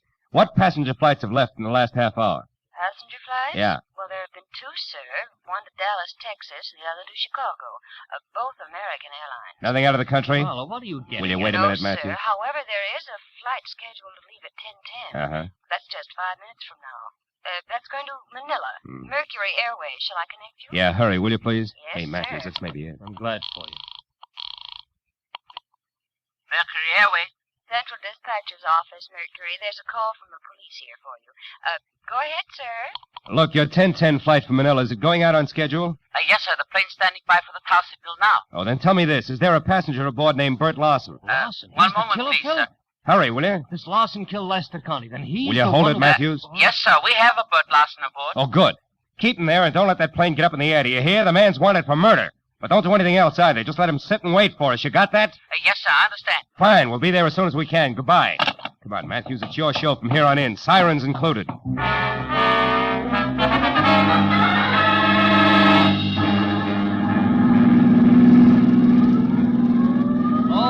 Marlowe, okay, enough. So we're on our way to the airport. We're going to catch a killer. Everything is great. But first, how do things add up? Mooney, take it easy. 5 seconds more or less, never yet turn the trick. Okay, Lieutenant. Were you saying something, Matthews? Yeah, I'm saying I don't know which end is up, Phil. Look, Lester Connie killed his wife, right? Right. Why? Because he wanted her out of the way so that he and a cheap little monster named Carol King can live happily ever after. Oh, divorce wouldn't do that for him, huh? No, Mooney! No, I don't think so. Probably because Julia Connie had a real tight grip on the purse strings. Oh. Maybe something more, like his not very nice pass for a guest. Yeah, but the purse strings, the money, that's where Bert Lawson figures in, huh? A bookie with a claim. No, blackmail. Now, I figure Bert Lawson knew about Connie and Carol King. He must have stopped by once to pick up or pay off a bet at the right time. Yeah, and from there, what? And from there, the team of Carol and Lester killed Lester's wife. Yeah, which we've covered. But not in detail. Now, listen. You see, after the murder, Lester planned to kill himself. Yeah. Or at least make it look like that. Yeah. A suicide note, the Mulholland studio burned down, the works. Yeah, and the body we found. That's an added attraction. Bert Lawson included in the last minute. What? The wife and then the blackmailer? Ah, you're getting it. Drugged while drinking at Carol's, where he thought that he was going to get paid off in money, then up to Mulholland Drive, ring watch, and flames added. Oh, and then out here at the airport, headed for Manila. Lester Carney. Uh-huh. Hey, Mooney, we're getting close. You better kill the siren. Okay, Marlowe. Now, Phil, how do you know all this? I mean, the switch, what makes it so? That piece of metal I burned my fingers on, Matthews, it was a tap from a shoe.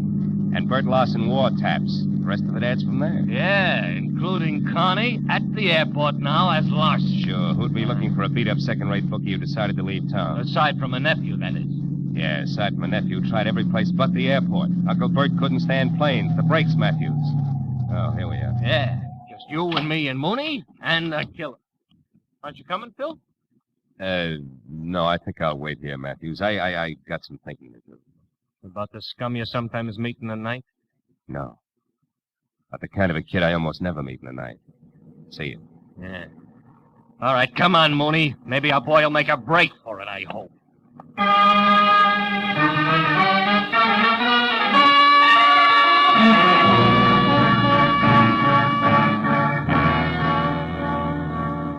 Lester Connie didn't make a break for it, and an hour later when they picked up Carol King, it was the same thing. Each of them was surly, ugly, but they talked. So when I finally left police headquarters, where try as he would for Tommy's sake, Matthews had found it impossible to skip over Bert Larson's connection as a blackmailer. It was pushing midnight, and I was dog-tired. There was something worse than that when I was back on the corner near my office, walking toward Tommy Larson, who was untying a stack of fresh newspapers. Then the headline. Read all about it. Hollywood killer nabbed. Blackmailing bookie. Jealous wife slain. Hiya, kid. Hiya, Mr. Marlowe. Lieutenant Matthews tells me you had kind of a rough night. Kinda? When'd you talk to him, Tommy? After the first editions hit the street, I wanted to know if you were okay. The story didn't say. Publicity no good for your business, huh? Not much. Look, kid, did the lieutenant say anything about you? I mean... Oh, I'm gonna stay with a neighbor. Friend of Uncle Bert's. He had friends, He wasn't really bad at heart, Mr. Marlowe. Not really. I believe that. So do I, Tommy. He was just mixed up. Yeah. Sure he was. And you know why? The way he thought the world owed him a living, that's why. I couldn't tell him otherwise. Excuse me, Mr. Marlowe. I gotta get going. Thanks a lot. You were swell. Sure. Extra! Bookie and Babe slain in Hollywood Triangle. 2 dead in Hollywood slaying. Extra!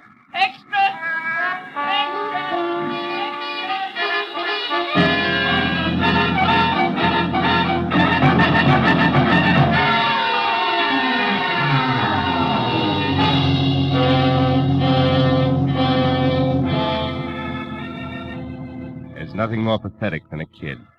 The first time he's really slapped down by life. We, the older ones, the tired ones, learn to roll with the punch. Because we've got time in our corner, watching us, counseling us, teaching us how to save ourselves, so that at the final gong, we're still on our feet. But a kid steps into life's arena expecting to find his opponents all he was taught to believe they would be. But instead he finds the old 1-2 below the belt. But if here he finds a good guy, and there a great girl, the going suddenly becomes not so rough. The fight becomes worth it, if only to help the next generation of Tommies find their ring a little cleaner, and the breaks not quite so tough.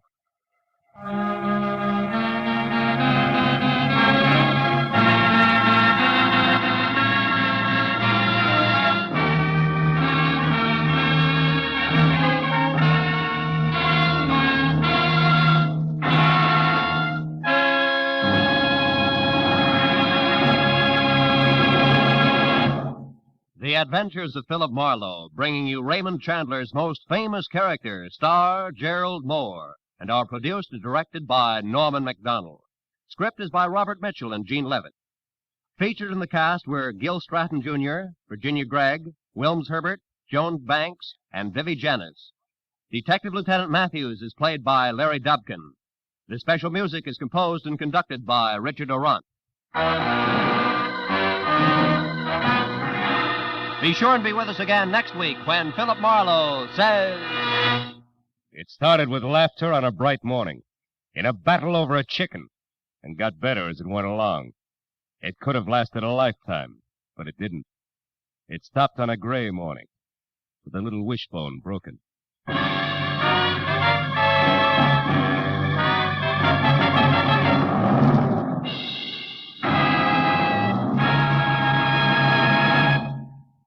Stay tuned now for Gangbusters, which follows immediately on most of these same CBS stations.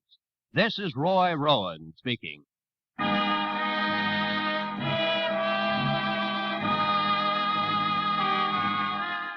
This is CBS, the Columbia Broadcasting System.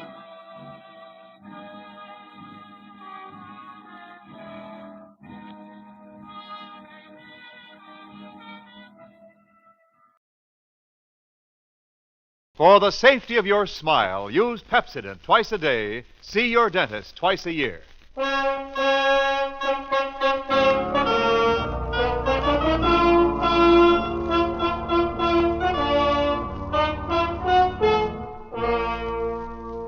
Lever Brothers Company presents the Pepsodent program, The Adventures of Philip Marlowe, starring Van Heflin.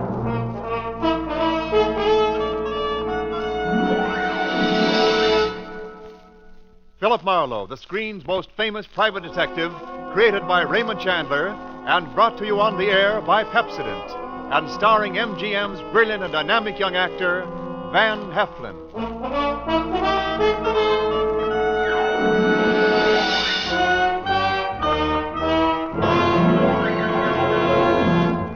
Now, families all over America have named their favorite toothpaste, New Pepsodent with Irium.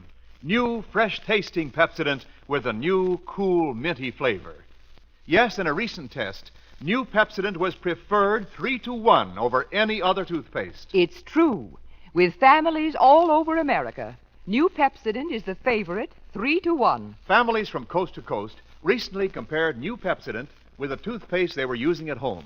They preferred New Pepsodent by an overwhelming average of 3-to-1 over any other brand they tried.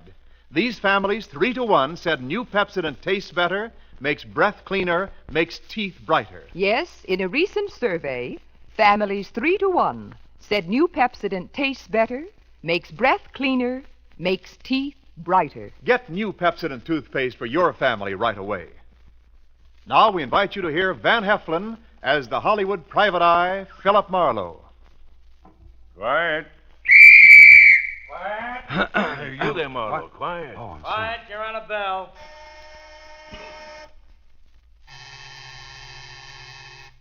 All right. Roll 'em. Speed. Action. Oh, Robin, my dear, don't you remember me? For all that my hair is cut so short. Mary. Maid Mary. Your very own Maid Marian, Robin, dearest. Fry of talk, Little John. Free Englishmen, archers all. It's Maid Marian. Cut. That's it. Print it. All right. That's a wrap up here. Move over to stage 3.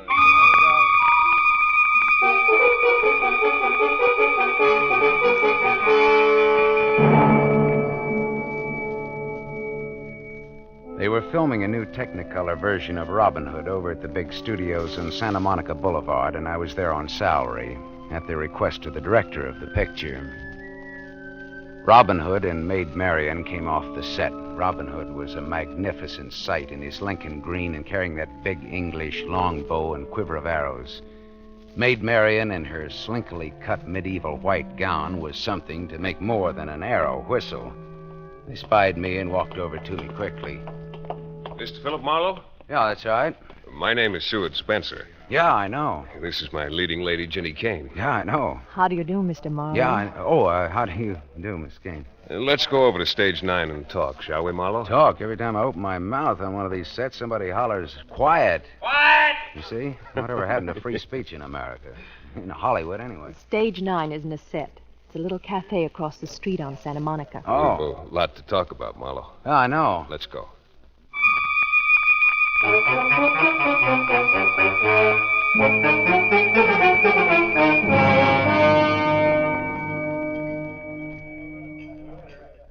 You see, Marlowe, Demetrio Sador, my director, hired you for what is to me a very embarrassing reason. It seems I'm supposed to protect you. And I feel very well able to take care of myself. Well, it's not safe with that half-mad brother of yours at large. Did Mr. Sador tell you the whole story, Marlowe? I said for me to get it from you. Well, it was my fault that we ever sent for Caxton.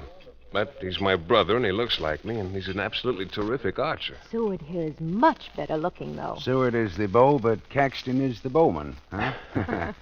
Well, they could have faked the scenes where I'm supposed to perform marvels of archery, but, well, we were all against that. Then I remembered my brother, a sporting goods salesman in Philadelphia, and a champion archer. And so you suggested that they send for Caxton to double for you in the shooting scenes, huh? Yes, in spite of the fact that Caxton hates the sight of them. Go on. I told Mr. Sador he could get the shots he needed with Caxton doubling for me. I'd go to my lodge at Big Bear during those 3 days. Caxton always resented Seward here because he made good and Caxton didn't. Now, let's see. There was something about Caxton leaving Hollywood, only not leaving Hollywood. What about that? Well, he never picked up the return ticket that the studio reserved for him at the airport. So you figure that Caxton's still in town, then, huh? Definitely. You think he'd pick a fight with you? He picked a fight with Freddie Cole. Who's Freddie Cole? A perfectly harmless makeup man on the lot. And all Freddie asked was for Caxton to wear brown contact lenses over his eyes so he'd look like Seward here for the medium close-ups. My brother has blue eyes, you see. And he wouldn't wear the brown contact lenses, huh? No, he refused flatly. He said, let my big-shot brother wear blue contact lenses. What an unreasonable creature. I don't know. It sounds reasonable to me. You said that he fought with the makeup man, huh? Yes, but not for long. Freddie's half Caxton's size, but he knocked my brother kicking. Ooh. I suppose your brother swore to get him for that. How did you know? I don't know. Instinct. Philip Marlowe. Philip Marlowe. Here, Mr. Sador, here. Oh, Mr. Marlowe, this is terrible. Simply terrible. They just found Fred Cole in Sherwood Forest. He's been shot. Shot? What? How? Who? I don't know who. But there's 2 feet of arrows sticking out of his back. Oh. You better show me where Fred is, Mr. Sador. Come on, let's go on the double.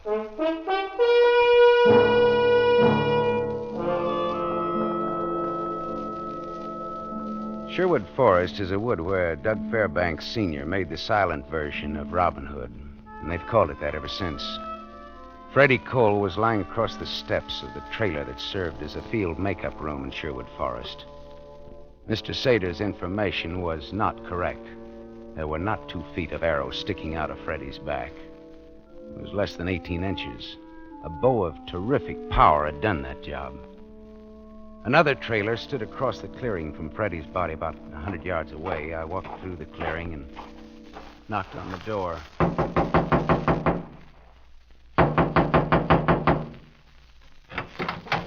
Yes, sir? The name's Philip Marlowe. I'm a private detective. Oh, it's about poor Freddie. That's right. Come in. Thank you. Well, I see. This trailer's my workshop, Mr. Marlowe. You have a regular arsenal of bows and arrows in here, haven't you? Yes, sir. I make and repair bows and arrows for the men in the picture. See, it's about 100 yards from here to where Freddie was shot, isn't it? Just about. Did you ever service the bow of Caxton Spencer, the Star's brother? I did. Powerful weapon? Very. Good shot? Very. Bad man? Yes, very. Mm-hmm. Okay, well, thanks, Dad. I'll see you. What was that you said? I said I'll see you. You called me something. Oh, Dad. Yes. So long, Mr. Marlowe. So long, Dad. So long, son. So long.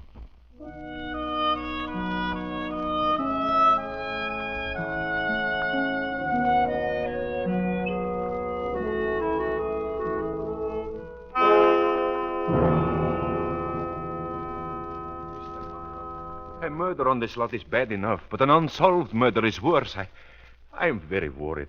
About your star, Seward Spencer, Among other things, Mr. Marlowe. Well, why doesn't he leave town while this homicidal brother of his is still around? Oh, he wouldn't go even if I asked him. Besides, every day lost now means money. And the bank wouldn't tolerate any more delays making this picture. Any more delays? Have there been delays? I started making Robin Hood 4 years ago. I got the sets built and then had to stop because I couldn't find the ideal man to play Robin Hood. What was the ideal type for the promised sale? Well, he had to be romantic, good-looking, powerful. And it would have been helpful if he could shoot a longbow, huh? Yes. Well, Seward Spencer couldn't shoot a longbow 4 years ago any better than he can today. Now, why didn't you hire him 4 years ago? He wasn't a big enough star then. Oh, he's big enough now, though. Tremendous. He's another Gable. So he doesn't have to know how to shoot a longbow now. No, especially since his brother, who resembles him closely, could shoot a longbow. Tell me, where did Spencer stay while his brother was whooping it up here at the studio? Spencer had a lodge up at the Big Bear. Why? Any ideas? Maybe. Look, Spencer is known all over the world, right? That is correct. Now, his double would have a hard time hiding out unless he hid in places where people expected Seward to be, right? I hadn't thought about it. Where exactly is Spencer's lodge at Big Bear? You think his brother may be up there, posing as Spencer? I don't know. It's an idea. Where did you say that lodge was now?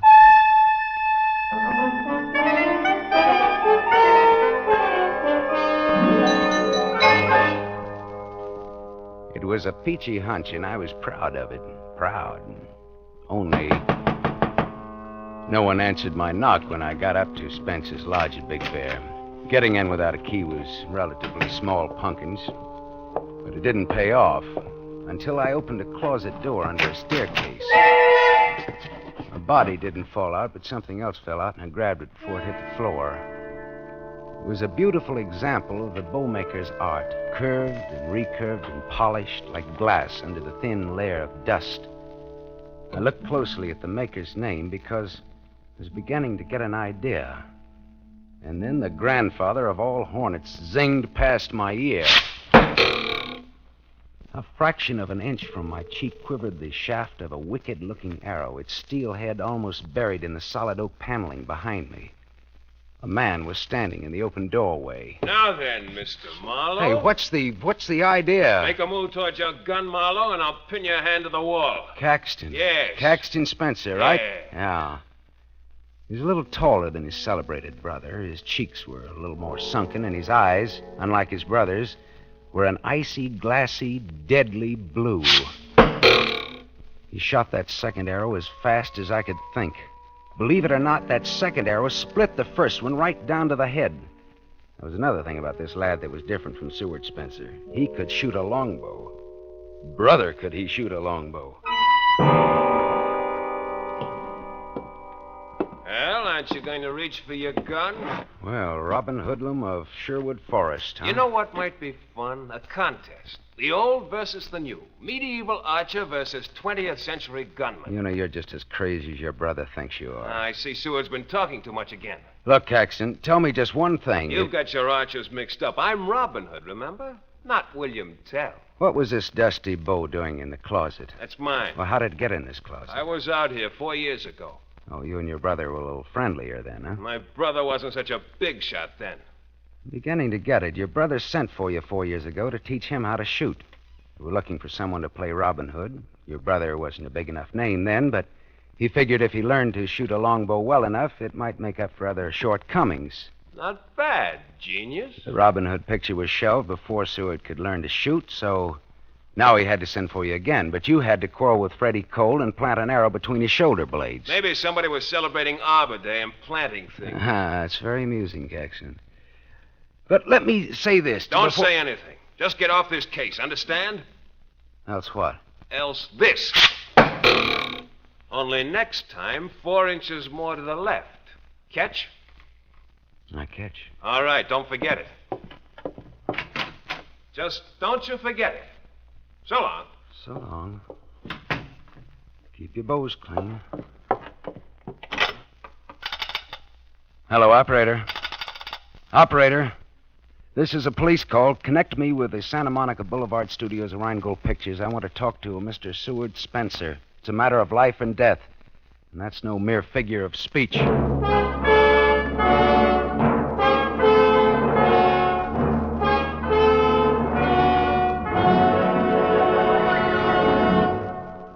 You are listening to The Adventures of Philip Marlowe, starring Van Heflin. Yes, families all over America have named their favorite toothpaste. New Pepsodent with invigorating Irium foam. New fresh-tasting Pepsodent with a new, cool, minty flavor. In a recent test, New Pepsodent was preferred 3-to-1 over any other toothpaste. It's true. Families all over America say New Pepsodent is their favorite. It's a fact. Families 3-to-1 say New Pepsodent tastes better, makes breath cleaner, and makes teeth brighter. Remember, this is not just our opinion. It's the honest conviction of the Paynes and other families who are asked to compare New Pepsodent with the toothpaste they were using at home. Get New Pepsodent, the only toothpaste containing Irium. Get it for your family without delay.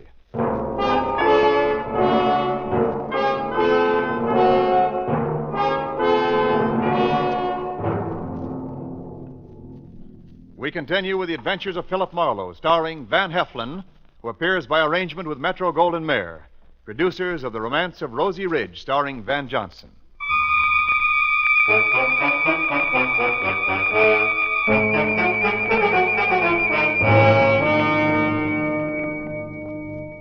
I couldn't reach Seward Spencer at the studio to tell him that his brother was around and on the warpath. I hung up for a second. And I tried something else, just for fun, just another hunch. Hello, operator. Give me Western Union, please.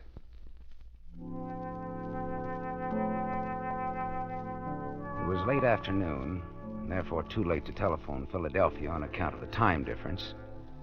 I sent my telegram and gave my apartment address back in Hollywood for the answer that I expected in the morning. Then I drove back to Hollywood. It was dark when I gave up trying to locate Seward Spencer, but a bright moon was climbing the sky by the time I got to the archery trailer on location in Sherwood Forest.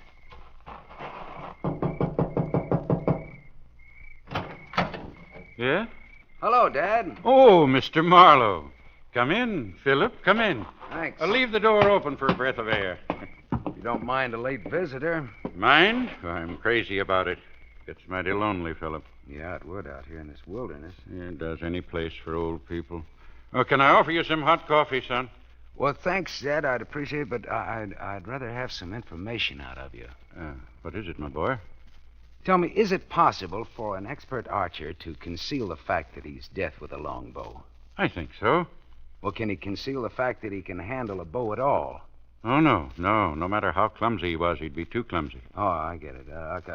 Like a guilty man trying to look innocent. He overdoes it. Huh? Exactly. Yeah.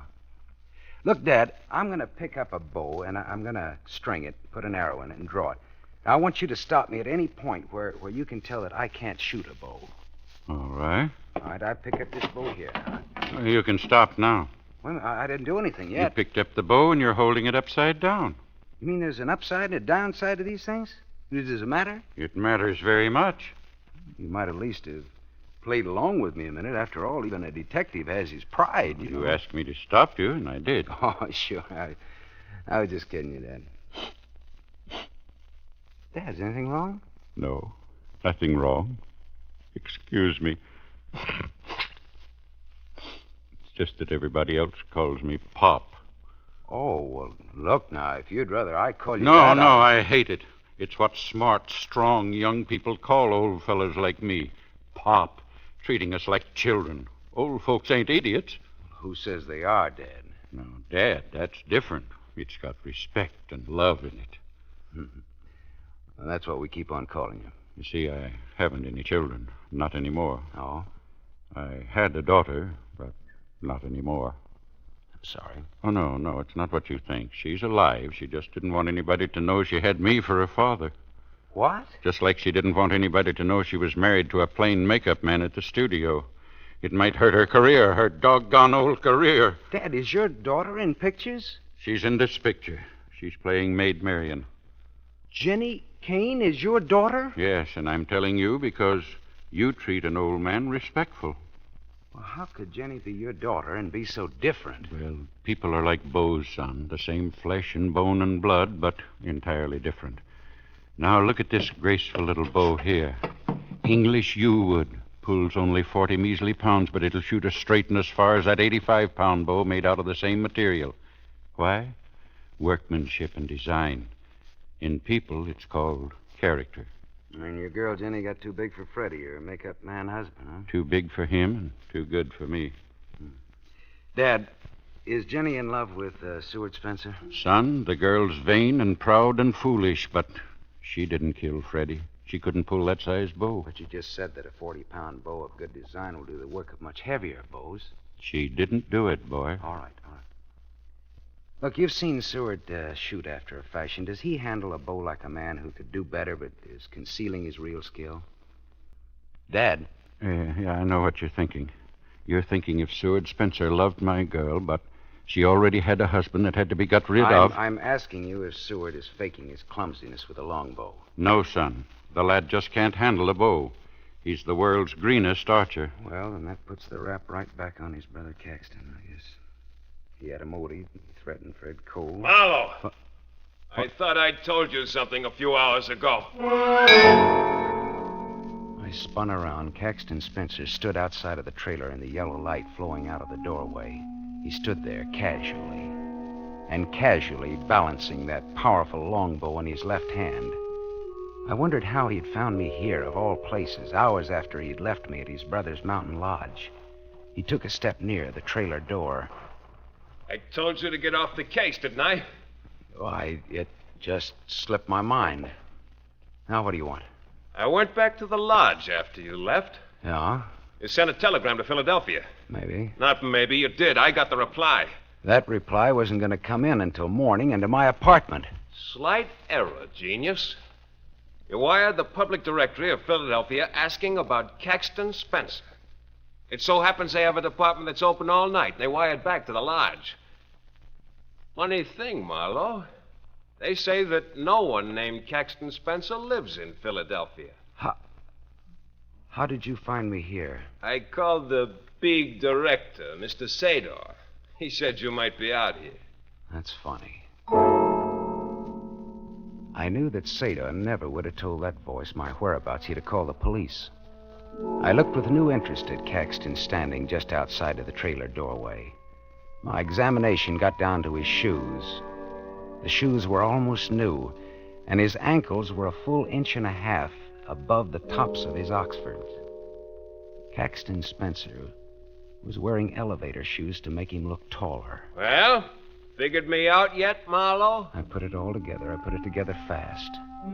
Caxton moved. He whipped an arrow into his bow, and my left leg shot out and kicked the door of the trailer shut. I jumped to the window and opened fire. Did you get him, son? No, I missed him. Missed him a mile. He's beat it now. Can't you see him anywhere? No. Yeah. I don't know. The moonlight out there in those bushes. Turn out the lights. Got us on the hook, ain't he? Turn out the lights and get down on the floor. Got him. Get down. Get down. All right. We're safe in here. He can't shoot through these walls. He's good, but he's not that good. Don't know, son. What do you mean you don't know? Might. He could get to us even in here. With a bow and arrow? He's smart and he's mean and he knows his way around this here forest. Can't shoot through this trailer. He can shoot through the windows. Well, we don't have to stand at the windows. He don't have to hit us. I don't get it. We got some scenes a while back while Caxton was with us. Robin Hood's men shooting flaming arrows into some old castle. Flaming arrows? Arrows soaked in pitch and set on fire. Old medieval custom. Oh, fine. And there's plenty of that pitch still around here. Where? Out yonder, barrels of it. What did I tell you? There it is. There's the first of your flaming arrows. Come on, let's put it out. He'll pick us off if we try that. Well, then let's get out of here. Yeah, let's just do that. Look, I'll go out first. You follow me and lose yourself someplace. You understand? Old folks ain't idiots. All right, follow me. Now keep low. Right after you, son. Keep low now. Yes. All right, run for it.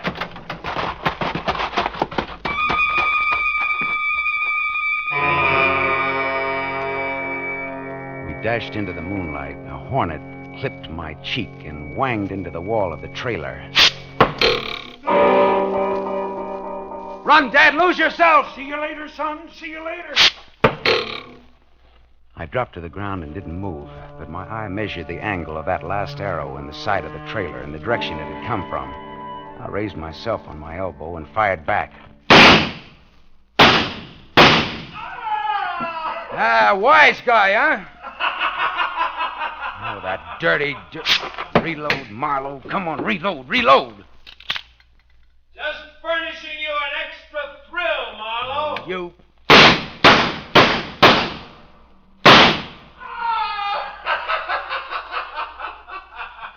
Or is that one getting stale, Marlowe? 2 shots left. 2 shots. I've got 2 more arrows, Marlowe. That means 1 more is for fun, and the last one's for real, huh? 1 shot left. 1 shot. 1. Now, Marlowe, any last words? Any brave, quotable quotes?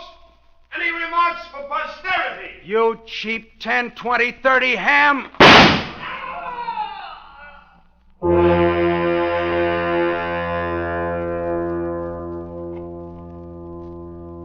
I waited for the laughter. The taunting, baked ham laughter. It didn't come.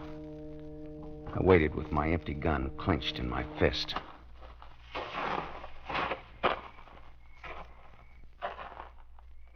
He was coming toward me.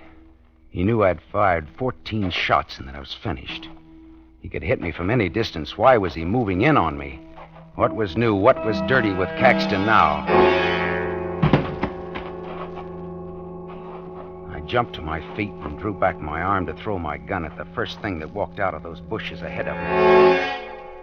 Don't throw it, son. What? Hold it. Oh, Dad. You all right, son? Where's Caxton? Dead.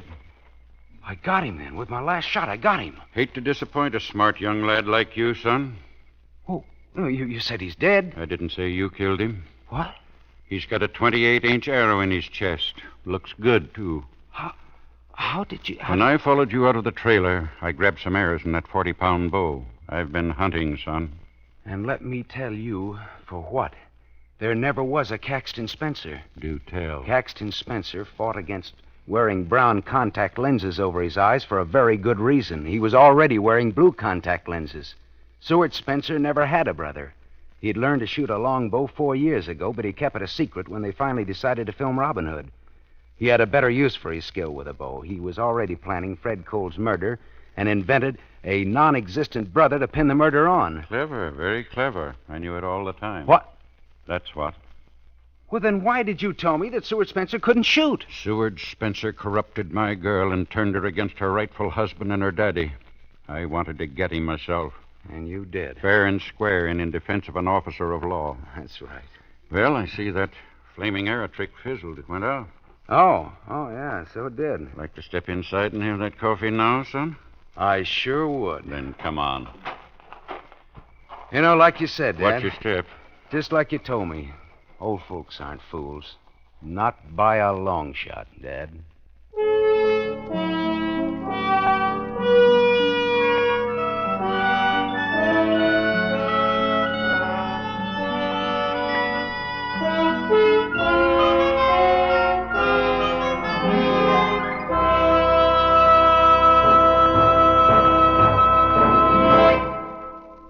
You have just heard Van Heflin, starring in the mystery series Raymond Chandler's The Adventures of Philip Marlowe, brought to you by the Lever Brothers Company, makers of Pepsodent. Van Heflin will return in just a moment. Men, here's an important announcement. News about a sensational hair tonic discovery. It's Trim Hair Tonic, made by Pepsodent.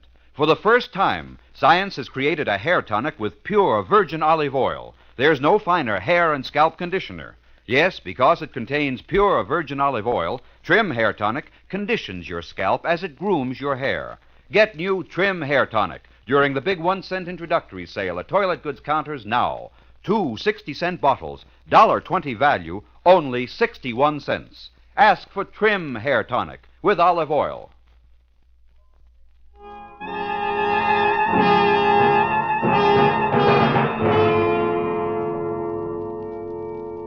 Now, concerning next week, here again is Van Heflin. Philip Marlowe paused in the stealthy darkness of the deserted brewery. There was invisible death lying in wait for him down in the bottom of the unused fermentation vat. But a very visible, dancing death was approaching behind him, dancing and weaving. And at the two risks, Philip Marlowe, unarmed and stunned, preferred the invisible one at the bottom of the great wooden vat.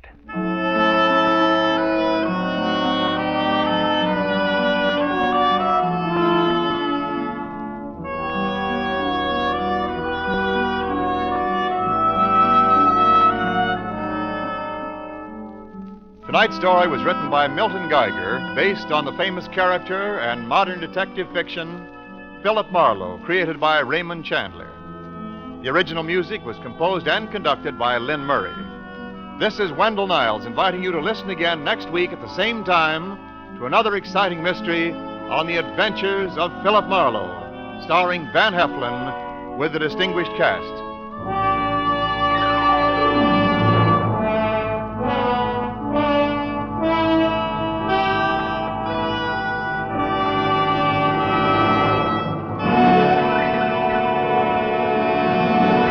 This is NBC, the national broadcasting company.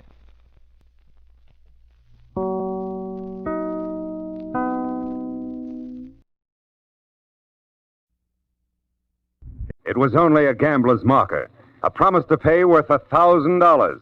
And I was hired to find it, which sounded easy, until I realized that it meant the whole future to two men, freedom to a third, and death to the girl in the cottage. From the pen of Raymond Chandler, outstanding author of crime fiction, comes his most famous character in The Adventures of Philip Marlowe.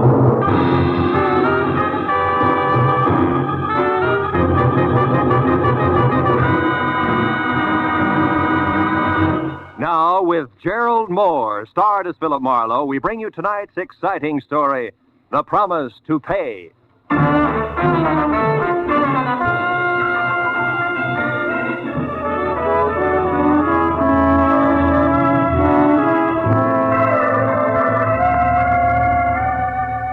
It started over a bottle of port at 5 o'clock in the afternoon, when Mama Nodella, a proud old lady who ran a restaurant, bet me I couldn't prepare a dish of chicken cacciatore. I never pass up a bet. So at 5:30, I picked up a can of chicken, and at 6 had gone to work on it. At 7:15, everything was ready for the pan, and my enthusiasm was at a high ebb, until the telephone rang. And what I thought was a check call from Mama Nodella turned out instead to be Garfield Randall. He was a used-to-be client who at 32 was currently setting the L.A. business world on its ear.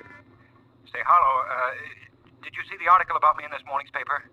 Young Randall, probably next head of Continental Land and Trust? Yes, that's it. Chairman of the board, isn't it, Gar? Yes. Job I've been after for 2 years. So? Well, it's a job that'll go to somebody else at noon tomorrow, Phil. Unless you can get me out of a nasty mess I'm in. What's her name? Terry How did you know it was a woman? It's a trade secret. What do you want me to do? Well, come over here to my place, 91 Laurel Canyon, immediately. I'll explain then. You can make it, can't you, Phil? I mean, now, right away? Yeah, I guess so. Right away, Gar. But it hurts. Arrivederci, cacciatore.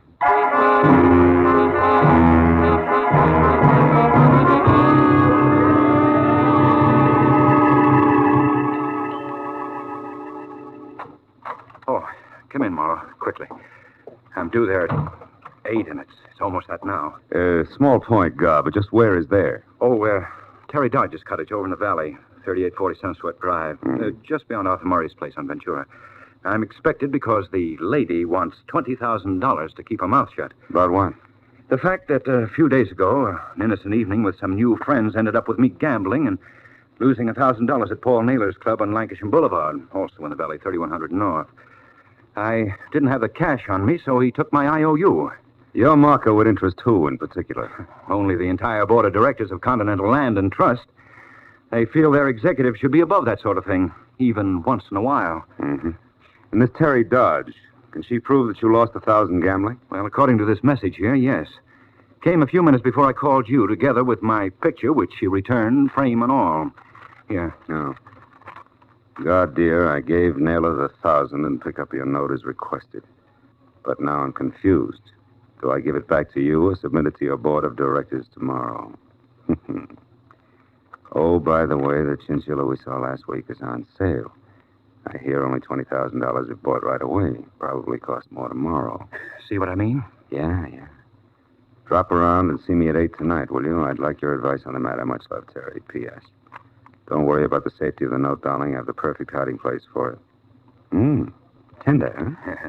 Tell me, Gar, how close were you in this vampire? Oh, we went together for about a year, but it was getting cold. Because you've been on the way up? Because she's been on the way down, Marla. Why'd you give her the money to deliver in the first place? Well, you see, Phil, I couldn't afford to go near a gambler like Paul Naylor once I'd been nominated for the chairmanship. Mm-hmm. Of course, I didn't suspect for a minute that Terry would do anything like this. So when I didn't hear from Terry by 6, I called Naylor. He told me that she had already delivered the money, but he also told me that she'd burned the note in front of him at his suggestion. Which might mean that Terry Dodge is just bluffing, you know. Yes, or that Paul Naylor is just lying.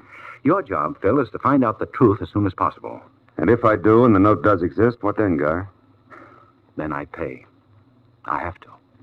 It's my whole future. Yeah. Call you in an hour, Gar, from the valley.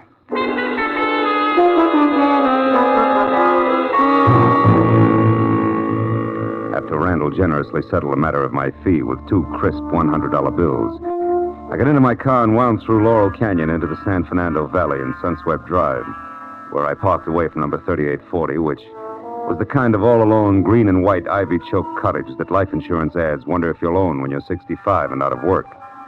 With one exception. The place was lit up like opening night at a Hollywood delicatessen. And when I got close to the front door, which was half open and splashing bright yellow over the mat-marked welcome, I heard a radio from someplace deep inside, playing slow, sad swing. When I knocked twice and got only more Dixieland for an answer, I walked in, calling Terry Dodge's name out loud as I moved through the empty living room. I couldn't tell why, but even as I said the name, I had the uncomfortable feeling that I was wasting my breath. And a minute later, when I entered the bedroom, I was sure of it. Because there, every drawer, closet, and cubbyhole had been turned inside out.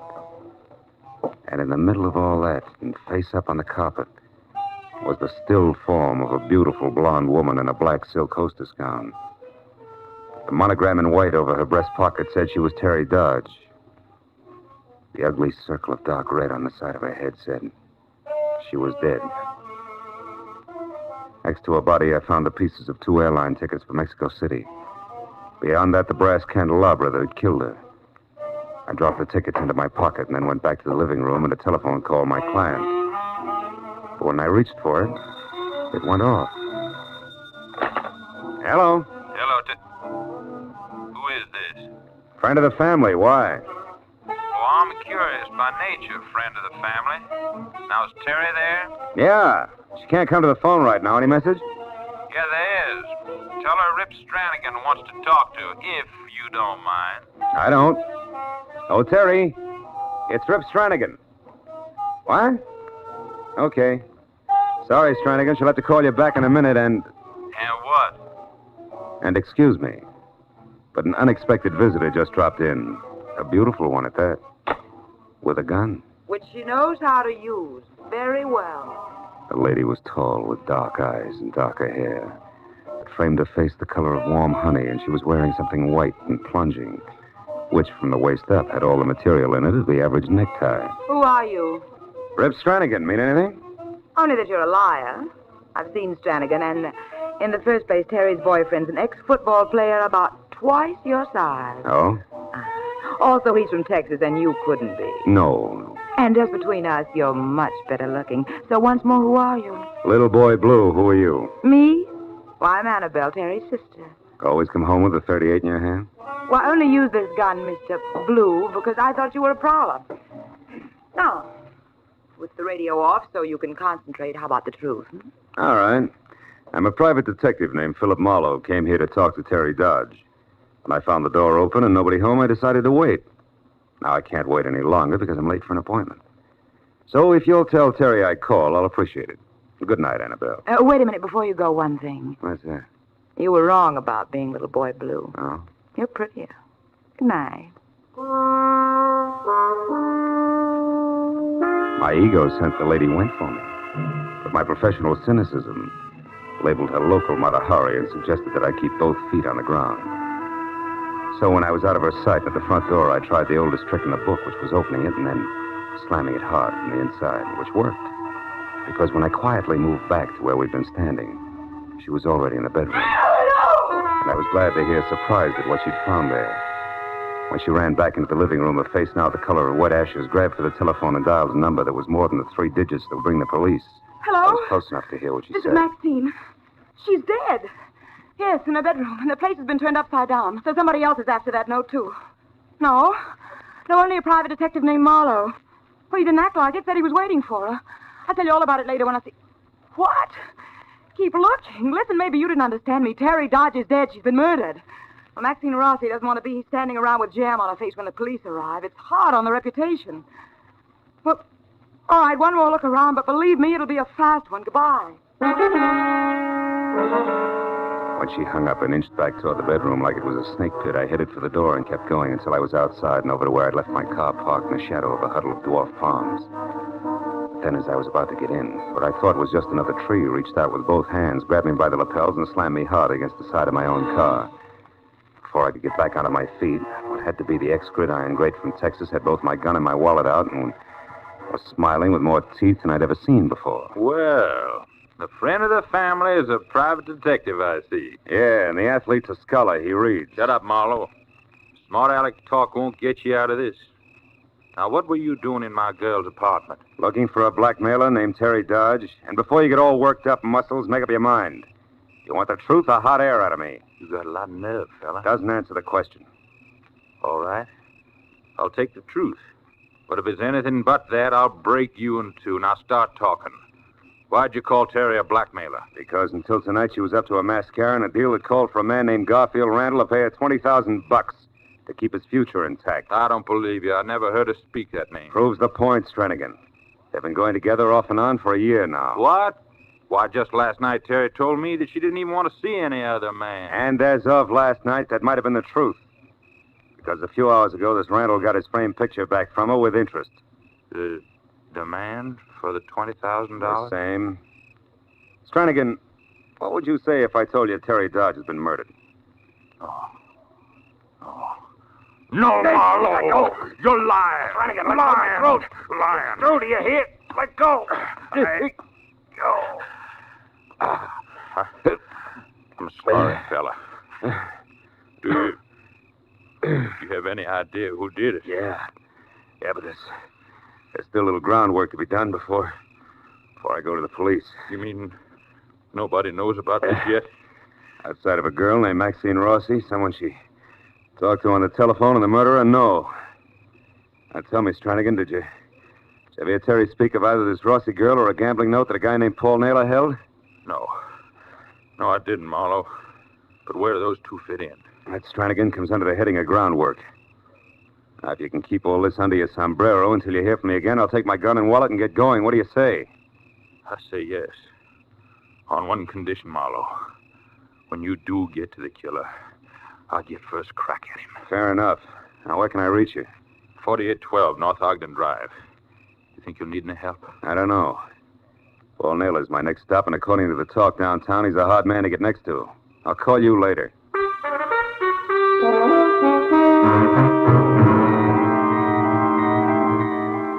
The club Paul Naylor ran out on North Lancashire and didn't have a name, but the numbers 3100 were taped with luminous Scotch light, easy to find. However, unless you knew the man behind the peephole, you were nowhere. So 20 minutes later, when I was out of my car and walking toward the steel-plated back door, I decided that getting in to see the head man of the house had to be approached like that was the last thing in the world I wanted to do. I stayed in the shadows of the building, moved a slow step at a time, until I saw a little oily man in a pink shirt, white knit tie, and fuzzy black fedora nearby notice me. Then I moved faster until I was at the steel door, and so was he, with a .45 in his hand. Lost something, mister? No, I was, what's the gun for? Trespassers. These are private grounds. Oh, I'm sorry. I didn't know that. I'll leave right away. I thought this was... Never mind what you thought. Now get over there, stand very still while I make a phone call the inside. Phone call? What for, cops? No, stupid. The gentleman who lives here, Mr. Paul Naylor. I think he'd like to talk to you while you can still talk.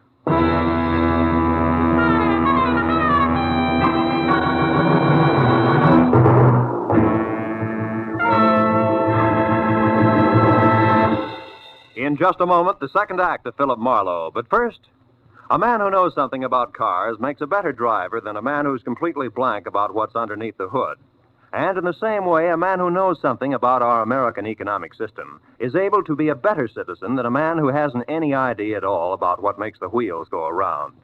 Understanding our system of mass production enables one to feel renewed pride in the high standard of living this kind of production has helped provide.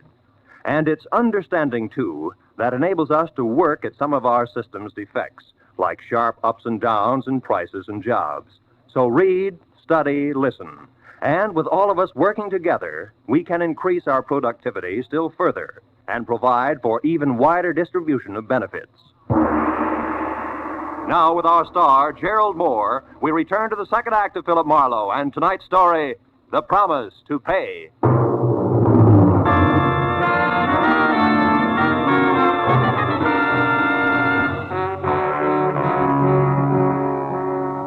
The oily little man in the pink silk shirt spoke briefly into the phone, then breathed garlic in my face while his free hand darted neatly inside my jacket.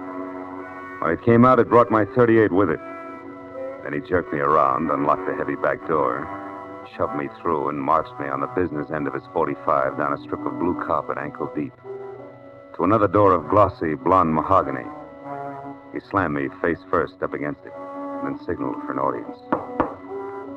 The door swung open. He prodded me. And I stumbled into an office of jungle green drapes and pale beige furniture upholstered in leopard skin. The face that peered at me over 8 feet of desktop smiled from the ears down. From the ears up, it had never known what smiling meant. We have a front door for our friends. I know. That's why I went to the back. I figured I'd pick up an escort there and bypass all that muscular red tape you keep out in front. Maybe that's smart figuring, maybe not. Depends. What do you want? Call you a liar, Naylor. Oh! Mind your manners, stupid. You're way out of line. You're building up quite an account, Oily. You take some long chances, mister. What's your name? Marlowe. I still want to know why you lied to a friend of mine about burning his marker. Marlowe, huh? Wait outside, Quincy. I'll call you. Okay, Mr. Naylor. All right, Marlowe. So you're Randall's boy, right? I've talked to him. When Randall called you, you told him that his girl, Terry Dodge, had delivered the money okay, but that you saw her burn his marker. That's what I thought I saw at the time. What'd you really see? She put the marker in her purse and started out of here, but I called her back and told her to burn it. Why? Because I don't like my name floating around, Marlowe, especially now with things tightened up like they are. So she went over to the fireplace there and burned a piece of paper. But it wasn't the note, huh? Bright boy. That call from Randall gave me ideas. I checked the pieces left in the fireplace, and they weren't even the same kind of paper as the marker. So somebody's shooting an angle, Marlowe, one with my name on it. I don't like that. I suppose you got the marker back all right. Not yet. However, I intend to. Mm-hmm. But on your first try, you got too rough too fast. And killed Terry before she'd talk. Is that it? You know, if I were you, I'd bite my tongue off before I'd say a thing like that. Even joking. Who's joking? Girl's been murdered your way. Smart people die every day. Lots of ways. Yes. Well, thanks for the information. Good night. Sit down. Wait a minute, Naylor. The interview's over. Not quite. What's Randall steamed up about? Blackmail, which puts you both in the same boat. If I get the marker to protect him, I have to protect you at the same time for no extra charge. Let's be sensible. Sensible? Okay. Quincy? Yeah, Mr. Naylor? Going out. Sit on Marlowe here. Real hard if necessary. Till I get back. Sure. It'll be a pleasure, won't it, Mr. Marlowe? Oily straightened his tie and sat down opposite me, humming to himself. Then he unfolded a racing form, tilted his chair back, and apparently forgot about me. He was a perfect setup for a very old gag. Because the two back legs of his chair were perched on the far edge of a green hook rug that I could reach easily. His eyes okayed my request to light a smoke, and then dropped my matches. When I bent down to get them, I grabbed the rug instead and yanked hard. Couldn't resist, could you, sucker? I'm faster than I look. Come on, I should have known. Well, 100%. Now I got an excuse to work you. Wait a minute, Naylor will want to talk to me when he gets back, Stooge. You'll be able to talk, only maybe you won't think so good. Get back there in the corner. Go on, move. That's it. Now turn around and face the wall. He kept the .45 pointed at my middle even while he shifted it to his left hand. And he dipped his right into the side pocket and brought it out, clenched around an ugly set of brass knucks. There was a tight knot in the pit of my stomach as he started toward me. I just made up my mind to try for his gun regardless when I heard it. When I turned and looked, Oily was sprawled face down on the floor and sprinkled with chunks of shattered crockery, and standing over him like a victorious gladiator was Maxine Rossi. Marlowe, I came as soon as I found out you were in here. He is so vicious, this Quincy. Out at the moment, baby, thanks to you. But I don't get it. There's no How did time you... for talk now. Come to the roulette table as soon as you can. Hurry, darling. I watched her slip through a side door. Then rolled Quincy over, got my gun back in its holster, and all of 7 seconds later went out through the same side door. It opened into a lush room, 50 by 50, checkerboarded with people bunched around evenly spaced gaming tables. I moved toward the click of a roulette wheel and found Maxine there throwing blue chips around with a subtle recklessness that meant she had a fortune to squander or that she was a shill for Naylor. How's your luck, baby? Still holding? Uh-huh. It is so far. But it may change any instant now. Yeah, well, I guess it's my turn then. Come on, I'll pick up some chips. 10 black. Marlowe, we got to get you out of here. You work for Naylor, don't you, Maxie? Yes, but not like I'd work for you, Marlowe. Oh? He sent you up to Terry Dodge's place tonight to find out what you wanted with that marker. And it was Naylor you called when you found Terry's body, huh? Yeah. He just left Marlowe not a minute ago. 50-00. Where was he headed? I don't know, but one of those scraps of paper that wasn't burned in the fireplace. There was a telephone number of a travel agency on it. He had that with him. A travel agency? Yeah. That might be the one shot I need. Listen, Maxie, Uh-oh. The boys have got me pegged. They're moving in. I was afraid of this. Wait till the lights go out, darling, and then run for it. The lights? Baby, I love you. What about you, Maxie? Don't worry, my father was a longshoreman in San Francisco. I'll know how to get away. She walked slowly as far as the back corridor, then started to run, and as the two gorillas angled toward the room toward me, I pretended to study the odds on the crap table while I edged for the door. They were almost up to me when the room went suddenly black. And a girl, Maxie. I ducked low and belted for the front entrance, all stops open. And a few seconds later, I was outside. I put 50 yards between me and the front porch before I so much as slowed down. When I did, I saw something else. Paul Naylor himself across the street just getting into his car. I pulled my gun out and ran for him. Hey, Naylor! Marlowe, how did you get... Say, what's going on? I want that phone number you got in your pocket. Phone number? I don't know what you're talking about. That's too bad because I don't have time to explain. It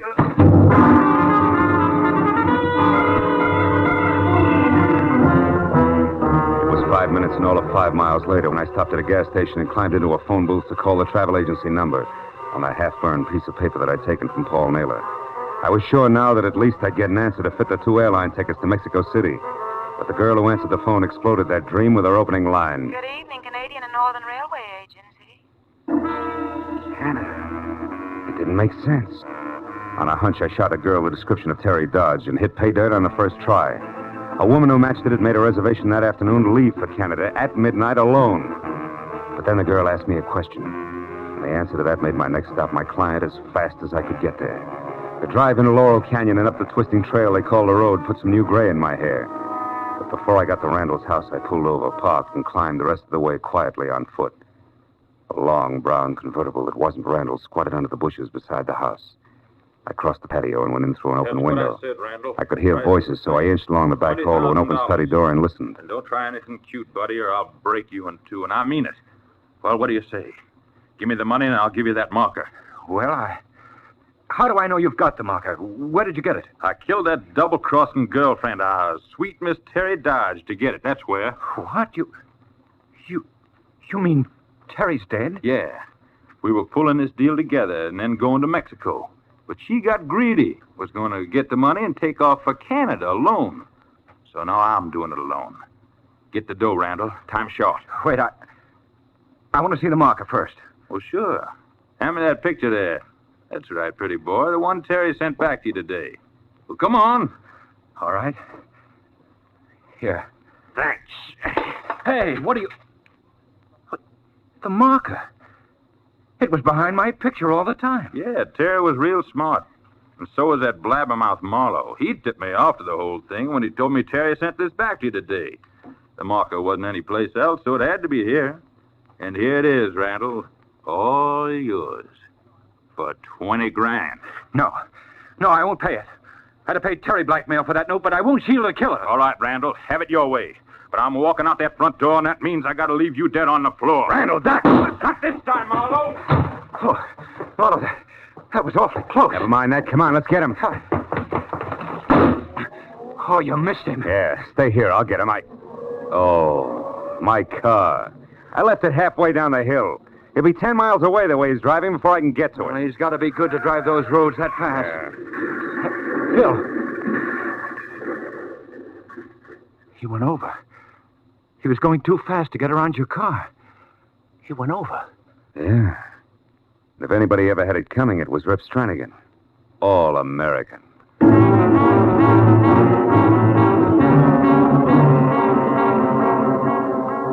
By the time we got down to the crash, the canyon was swarming with people. An ambulance and 2 prowl cars whined in, and 30 minutes later, the mess was all cleaned up. The police verdict was speed on a dangerous road, and the doctor's forecast was DOA. So Randall and I went back to his place and spent another 30 minutes over some much-needed brandy while I told him everything that had happened. Great Scott. And it seemed like such a simple thing, Phil. Pay a gambling debt and get the marker. Yeah. Hard to realize all this happened just because of that. Well, that plus the fact that you let a pair of nasty characters get you in a spot. Yeah. It's also hard to believe that they're both dead now and it's all over. Oh, and you did a wonderful job, Phil. I had some wonderful help from Miss Maxine Rossi. There's a kid with lots on the ball, believe me. Say, do you think she got away from Naylor all right? With her talent, you can count on it. But just to play safe, I'm going to let Mr. Naylor know it's hands off, or I'll see his joint ripped wide open. Well, I'd sure like to help, but I've just sown my last untamed oat. Yeah, I think so.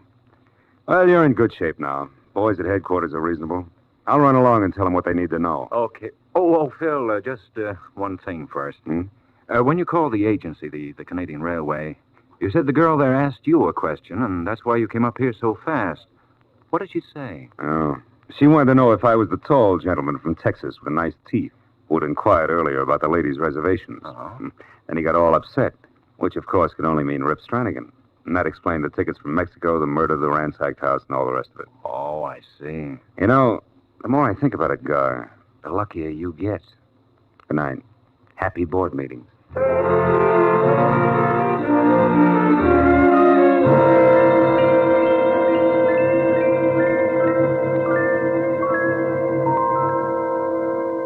It was 2 o'clock in the morning.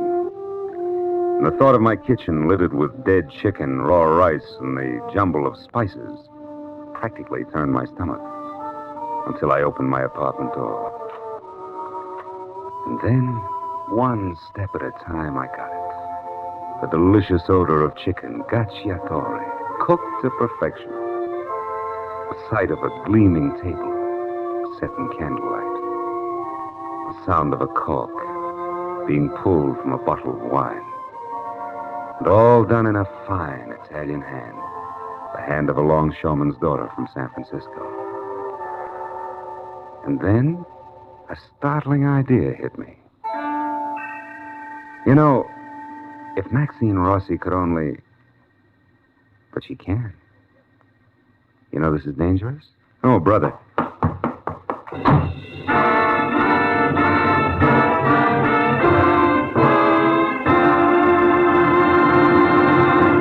The Adventures of Philip Marlowe, created by Raymond Chandler, star Gerald Moore, and are produced and directed by Norman MacDonald.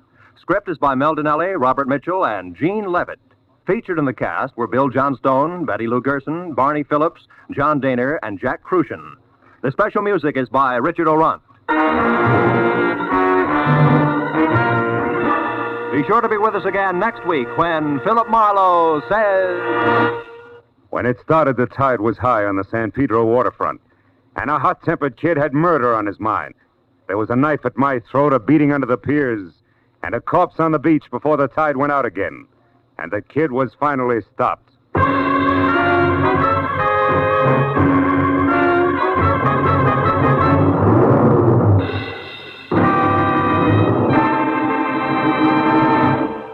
Just about an hour from now, most of these same CBS network stations will bring you the hour-long Sing It Again program, a CBS Saturday night favorite, and the show with radio's biggest jackpot. Of course, tonight the jackpot's down to only $50,000 because last week somebody guessed the identity of the Phantom voice. Still, $50,000 isn't hay. $25,000 is invaluable prizes for correctly guessing the new Phantom's identity. Then there's an additional $25,000, this time in cold cash, if the Phantom guesser can answer just one more question about the Phantom. There'll be other prizes, too, for cracking one of the many delightful riddle songs. So be sure to stick around for Sing It Again. This is Roy Rowan speaking. Now, listen to Gangbusters, which follows immediately over most of these same CBS stations. This is CBS, the Columbia Broadcasting System.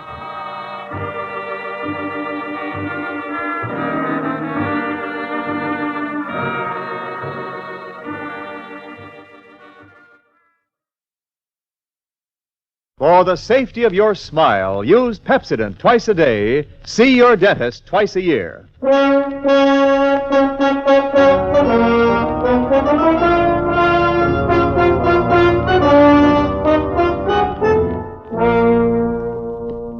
Lever Brothers Company presents the Pepsodent program, The Adventures of Philip Marlowe, starring Van Heflin.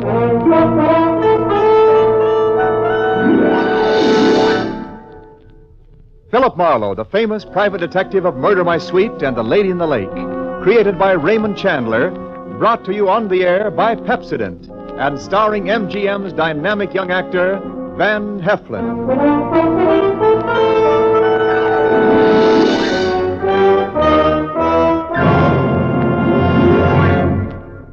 Now, families all over America have named their favorite toothpaste, New Pepsodent with Irium. New, fresh-tasting Pepsodent with the new, cool, minty flavor.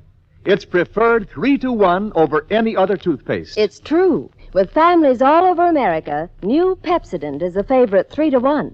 Families from coast to coast recently compared New Pepsodent with the toothpaste they were using at home. They preferred New Pepsodent by an overwhelming average of 3-to-1 over any other brand they tried. These families, 3-to-1, said New Pepsodent tastes better, makes breath cleaner, makes teeth brighter. Yes, families 3-to-1 say New Pepsodent tastes better, makes breath cleaner, makes teeth brighter. Get New Pepsodent toothpaste for your family right away. Now, Van Heflin in The Adventures of Philip Marlowe.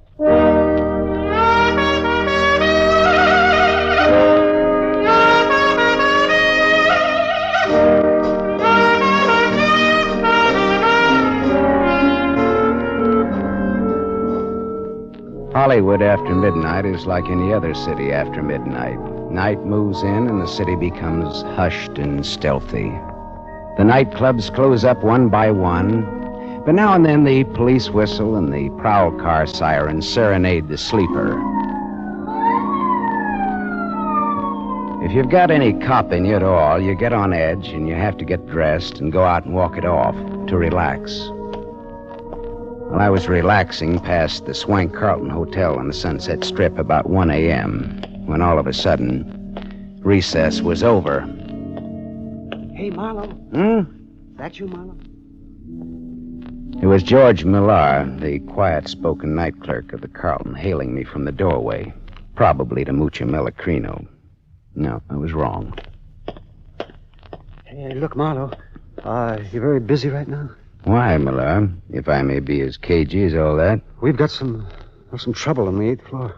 Where's Curly, your fearless house dick? Tonight he has to have a hangover. What's the beef on floor 8? King Leopardi. Do you know him? King Leopardi? Oh, that's the sweetest trumpet this side of Gabriel.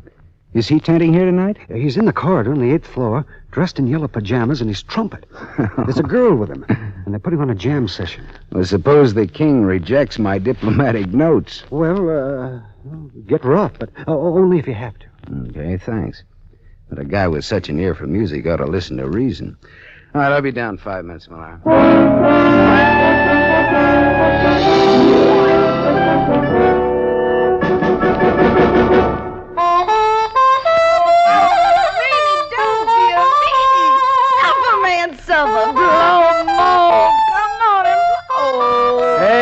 Hey, King! Hey, King, that's all, boy. Oh, suffer, pout, mellow, King and yellow, more schmaltzerino, more. I said, all right, King, the party's over. Hey! Were you addressing me, peasant? I said, wrap it up, can it? Put it on ice. The show is over. Ha! Conk him, King. King Conk, that's what he is, King Conk. Let him have it, King. Fanfare to a nosy house dick, as follows. All right, now look, Yellow Pants, wrap up your bugle and buzz off. Now hit the grit. Oh, you're tougher than a 40-cent steak, aren't you? Well, this'll make you soft and tender. Here! Attaboy, King. Hit him again for me. All right, hit me with that trumpet, will you? Okay, King.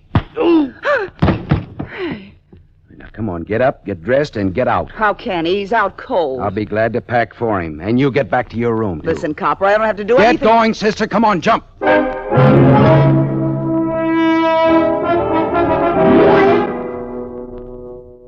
The door to room 815 was ajar. I went in and began tossing a lot of that yellow silk that the king liked so well into his suitcases. Something at the small desk stopped me. Tucked under the corner of the desk blotter was a note. It was assembled from words and letters cut out of newspapers and pasted on a telegraph blank. It said, 10 grand by Thursday night, Leopardi, or else. Her brother. I slipped the note in my pocket and went out in the corridor just as the king staggered past me into his room. I could get an infection from the dirty look he gave me as he slammed the door after him. The door 2 suites away opened a crack and then shut again very quickly. I went over and knocked. Beat it, Copper. I want to talk to you. I don't want to hear from you. Okay, here I come, sister. Ready or not? I'll blow you down, so help me, I'll let you have it. Lay that pistol down, babe. Come on, Get out come before on. You pick up weight you didn't count on. And what would the little girl be doing with a .25 automatic, I wonder? A girl needs protection with insects like you around. Look, what's your name? Little Bo Peep. Okay, but what does little boy Blue with a horn mean to you? I admire his work. Do you know King Leopardi? No. Well, what are you doing in a place like this? I can tell you can't afford it. What's your angle? I won a soap contest. All right, baby. You want it that way? What are you going to do? I'm going to make a phone call. It won't cost you a nickel. Hello, desk. Millar? Miss Marlowe. I'm calling for the lady in room 811. She's checking out.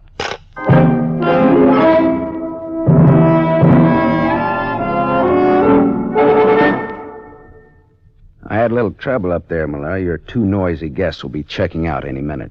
Okay? Oh, well, I hate for things to happen on my shift. Well, the king bopped me with his bugle, and the girl had a gun. Gee, nice people. Yeah, how come you put a floozy like that girl so close to the king? Well, I didn't.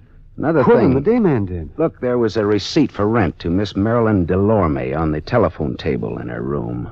Well, that wasn't the name she gave Quillen. Apartment 211, Ridgeland Apartments, Cord Street, L.A. She lives right in town in a cheap neighborhood, but she checks in here at a price she can't afford and gives a phony name. Now, why? Why?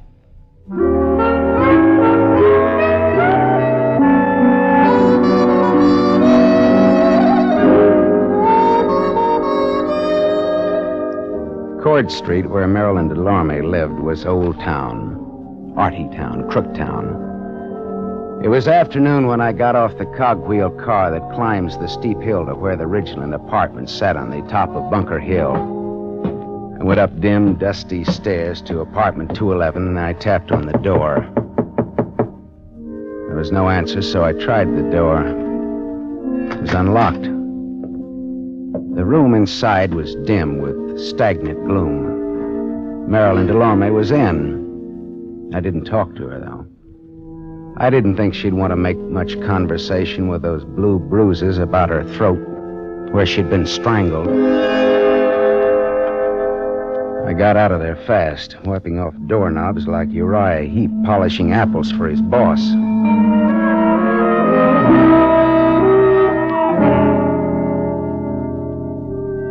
I found King Leopardi at his job at the Club Belvedere. He was relaxing at a table in the bar with a kind of a girl commonly referred to as a knockout. She looked tall, and her hair was the color of a brush fire seen through clouds of dust. I pulled in my chin and then walked over to the table. Hello, Leopardio Maestro. You remember me?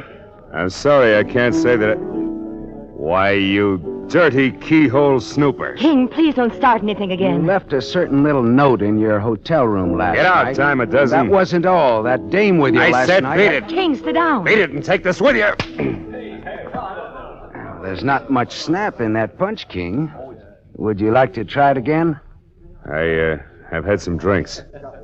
I'll see you later when I'm okay. See you later, too, Dolores, after the floor show. I'm sorry, Miss... Sit down. You've made us conspicuous enough as it is. Now, wait a minute. Sit Look, down. Let's get... All right, thanks. Well, that's what I get for being a little gentleman and letting him pepper me without a comeback. No, he's always spoiling for a fight. The king just can't control his dukes, can he? You better have a drink. All right. Coke with bitters. That's what I love about Hollywood. You meet so many eccentrics. Yeah, but you see, I'm the kind of a guy who starts with a short beer and wakes up in Shanghai with a full beard. Is this on me or is it on you? Well, that depends. Well, how's champagne? Mum's Cordon Rouge, shall we say, huh? It's on you. It's on me. Coke with bitters. How did you get to know King Leopardi?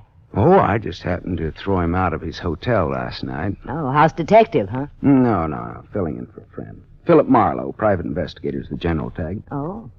How did you happen to get to know the king? I once sang in his band, but not for long.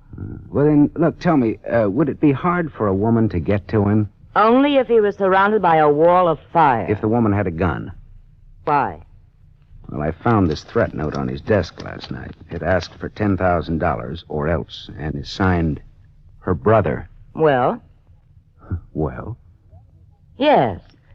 A woman with a gun could get to him, and everybody would give her a great big hand. Mm-hmm. Well, I'll skip that Coke and bitters and say good day and thank you, Christabel. The name is Dolores. Oh, good afternoon, Miss Drury. Chiozza. Dolores Chiozza. Oh, Chiozza. Fare thee well, Miss Chiozza. Formal, aren't you? So long, Dolores. So long, Philip. If I hear of anything, I'll toss it your way.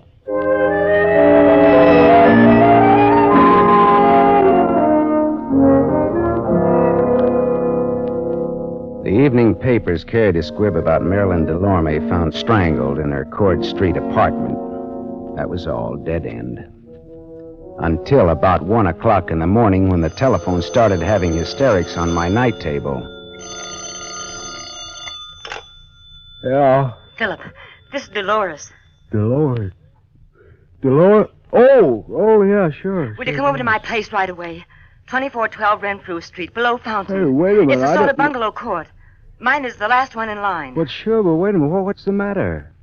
Dolores, look, what's the matter? King Leopardi is here, too. King Leopardi. He passed out in my den. It's absurd, isn't it? Yeah, that's absurd. And it'll cost you $20. All right, but hurry. Please hurry. All right, I'll be right over. Phone calls in the dead of night. I should have been a midwife.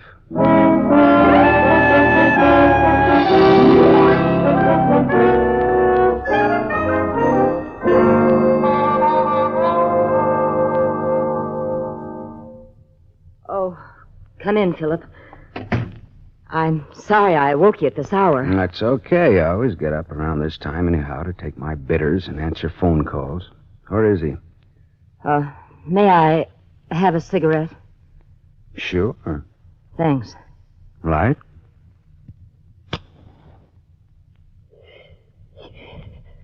Where did you say he was now? In my den. Oh, Philip. Philip, he isn't drunk at all. Did you really think he was drunk? He's dead. What? The king is dead. Long live the... With my gun. Well, good for you. The lady wins the large Cupid doll.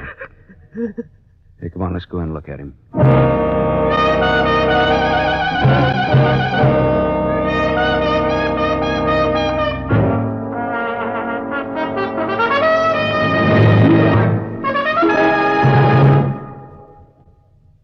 You are listening to The Adventures of Philip Marlowe, starring Van Heflin.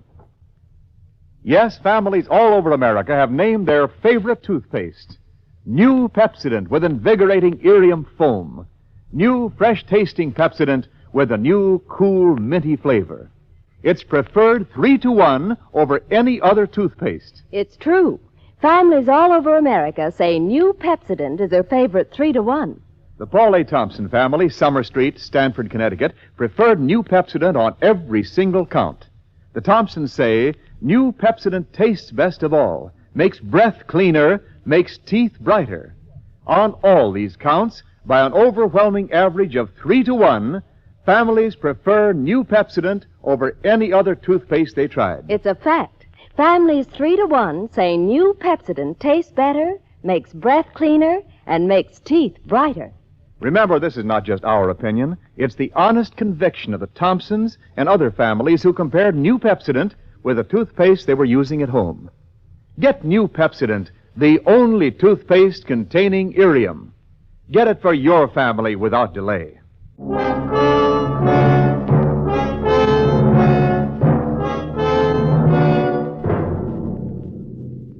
We continue with The Adventures of Philip Marlowe, starring Van Heflin, who appears by arrangement with Metro-Goldwyn-Mayer, producers of The Hucksters, starring Clark Gable.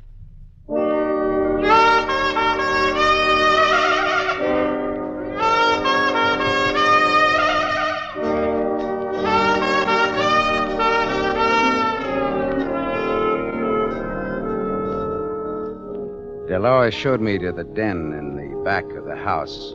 Trumpet man King Leopardi was lying on the studio couch, large, smooth, and artificial looking even in death. A small Mauser automatic hung loosely in his right hand. There was a bullet hole in his golden yellow sport coat, right over his heart. Dolores, is this your gun? Yes. Someone gave it to me once. I don't even know how to use it. Oh, no. Oh, I don't expect you or anyone to believe me. Don't expect anything. Just tell it. Well, I was out late. I sing at KFQC on a late 15-minute program. Agatha and I got home about 11:30. Who's Agatha, the cat? My maid. I came into the den for some liquor and fizz water and found him. Like that. I sent Agatha home so she wouldn't find him. Finally, I thought of calling you. Well, he got in here. How? I don't know. Were you ever in love with him? The king never loved anyone. I asked if you loved him. I hated everything about him. It's even better to tell the cops that is but copacetic. But I can't help it. It's the truth. Dolores, look. Go on out in the other room and buy yourself a drink. I want to be alone here with tall, dead, and handsome. Go on now, huh?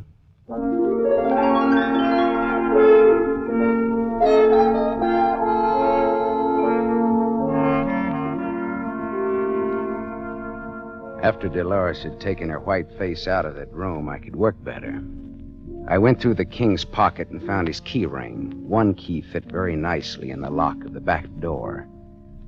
I went to the living room where Dolores was huddled against the arm of the Davenport trying to become a part of the pattern. Dolores, how long has Agatha been with you? 2 years. Did you ever steal anything from you? Small things, that's all. Pair of nylons now and then. I didn't mind why. Well, she sold a key to somebody. A key to this apartment. Oh, what's the difference, Philip? We're wasting time. I'm done for as a nice person. They'll think it was a lover's quarrel and I shot him. Or that he shot himself over me. Well, you don't die from the latter, though. Your reputation does. And I care about what people think of me. Yeah. Well, that's what makes me for you again, lady. Thanks, Philip. Now, look, suppose you give me a description of Agatha and tell me where she lives. I want to talk to her. Tonight.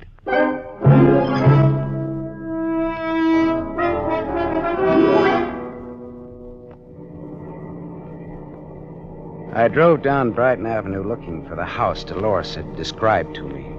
All at once, I slammed on my brakes.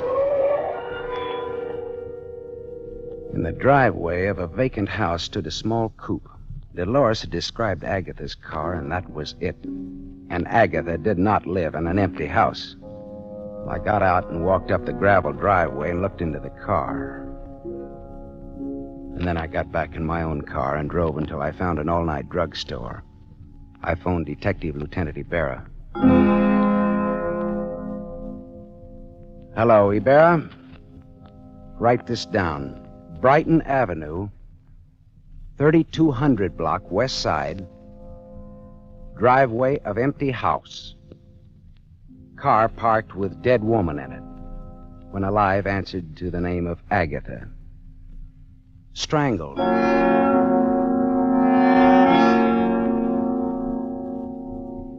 I went back to the Carlton Hotel where it all started the night before.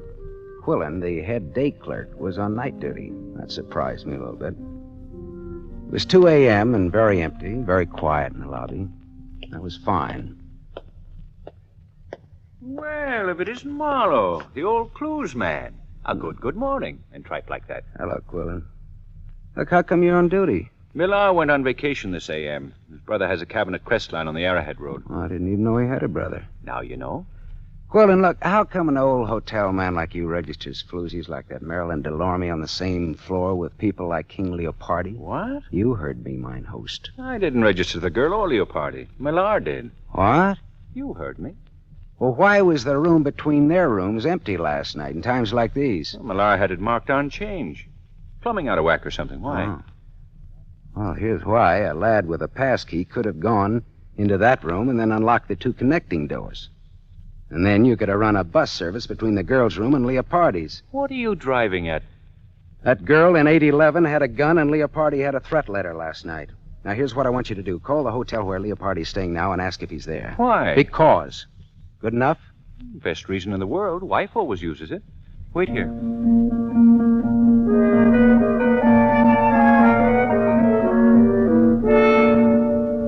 In about 3 minutes, Quillen came back and leaned on the counter again. Leopardi isn't there. I talked to a guy in his suite who was almost sober. He said Leopardi got a call about 11 from some girl. What girl? Well, he didn't know. But Leopardi went out preening himself. Okay, thanks, Quillen. Anything to do with that brawl you had with Leopardi here last night? No, all in the spirit of boyish mayhem. Ah, that 815 has a jinx on it, you know. Girl shot herself there 2 years ago. What? A girl shot herself there. Yeah, you said that, but what girl? I don't know what her real name was. Look here, Quillen. I want to see your hotel files of that day 2 years ago and all the newspaper clippings about it. Come on. All right. Let go of my arm, physical culture. I'll get the keys to the record room.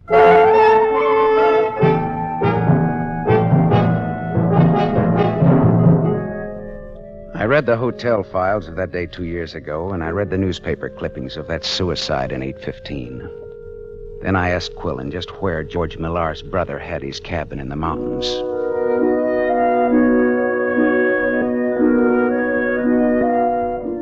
It was just getting light when I pulled up at the cabin, high against a growth of dagger pine and cedar. Smoke was curling from the chimney. Someone was awake. George Millar himself opened the door. Well, Marlowe! Well, gee, it's good to see you.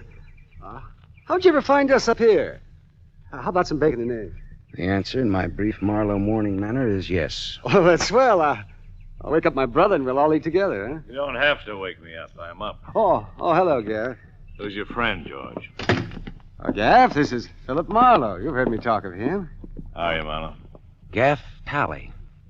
That the name? Yeah, my brother. That's his fighting name. He used to be a heavyweight boxer. Fighter. Boxers dance. Fighters fight. Let's get coffee started, huh? Marlowe's hungry. Say, I've had a busy night. King Leopardi's been bumped off. Bumped off? Lowbrow for killed. Vernacular for murder. The king is dead, though. Where? How? In a girl's apartment. Nice girl, too. The old suicide gag. But it could ruin the girl. Oh, gee, that's lousy. Yeah, but it won't work. It was murder. What makes you think it was murder? Well, Gaff, the way I cased the job, the kill was supposed to have been pulled in his room 8:15 at the Carlton Hotel night before last. Is that a fact now? Yeah. I spoiled it by giving the king the merry heave-ho before the girl in 811 could get to him. Didn't I, George? I guess you did, Marlowe. Yeah. Of course, it would have been poetic justice if King Leopardi had been killed in the same room where a girl committed suicide 2 years ago, registered as Mary Smith. Usual name, Eve Talley. Did you hear that, Gaff Talley? Eve Talley. I heard it, Marlowe. So he had a sister named Eve, shot herself in 8:15 at the Carlton. So what? So, George here told me that Quillen registered that professional gun girl in 8:15 night before last. Oh, no.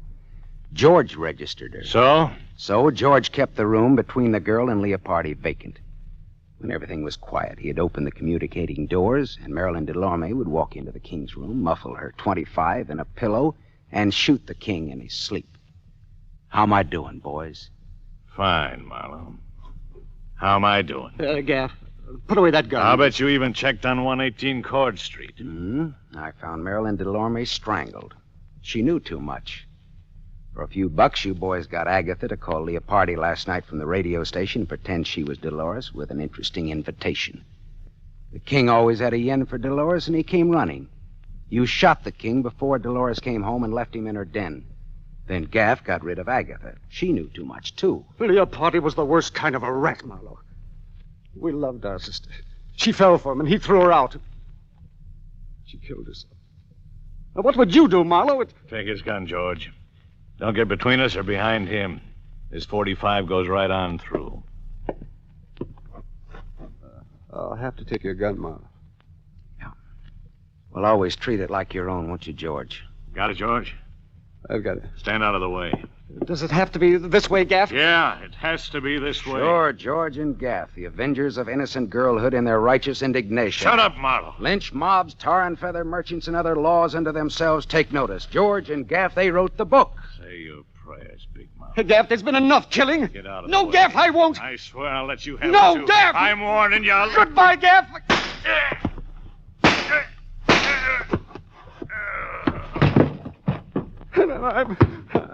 I'm sorry, Gaff.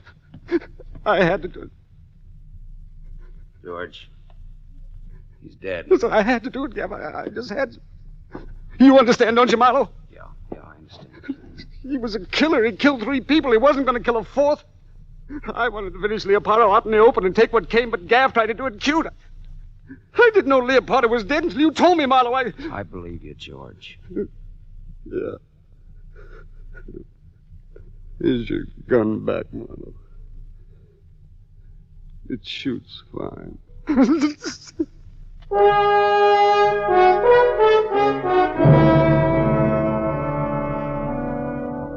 I put in a big pitch for George at headquarters. After all, he hadn't killed anybody except Gaff, and that was in self-defense, and in defense of an unofficial copper named Marlowe. He won't get off scot-free, but he won't inhale cyanide either at the taxpayer's expense. After I talked to Ibarra at headquarters, I telephoned Dolores Chiosa. I didn't give her the sordid details, but just told her not to worry, that she was in the clear. Philip. Oh, thank you, Philip. I'm so relieved. I'm so grateful. I'm so thirsty. Well, come on over then. Hey, wait a minute. Now, is this fiesta on you or is it on me? Why? Well, I mean, do I drink Coke and bitters or Cordon Rouge? It's on me. All right, then. Champagne it is, baby. But look, let me bring the glasses, huh?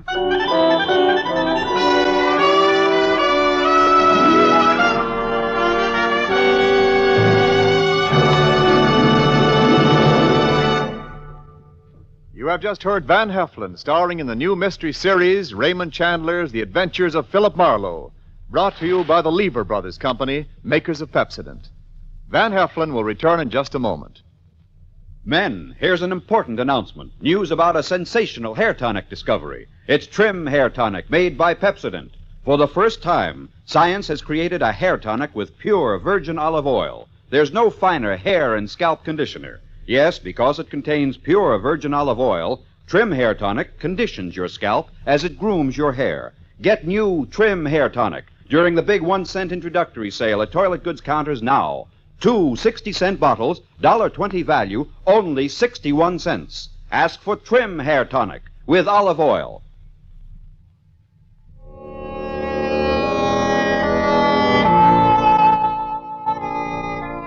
Now, concerning next week's show, here's our star, Van Heflin. Philip Marlowe crouched in the darkness of Beverly Glen and waited for those footsteps to come closer. And then all at once, the Sandman hit him without bothering to remove the sand from the sandbag. And when Marlowe woke up in the morning, his wallet and his gun were gone. And he was wanted for murder.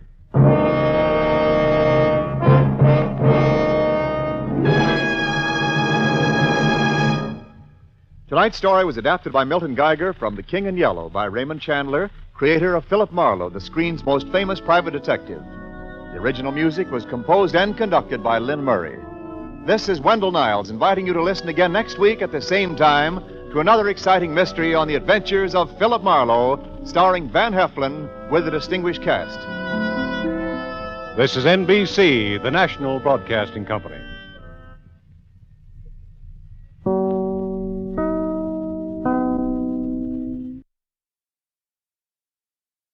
Get this and get it straight. Crime is a sucker's road, and those who travel it wind up in the gutter, the prison, or the grave. It started with an Indian gift of a piece of pottery and led to a brown bear and moccasins, an archaeologist, much laughing water, and finally, death in an alley. But just to make matters worse, the Indian giver was a female and 100% genuine, hot-blooded Apache. From the pen of Raymond Chandler, outstanding author of mystery, comes his most famous character and crime's most deadly enemy, as we present The Adventures of Philip Marlowe.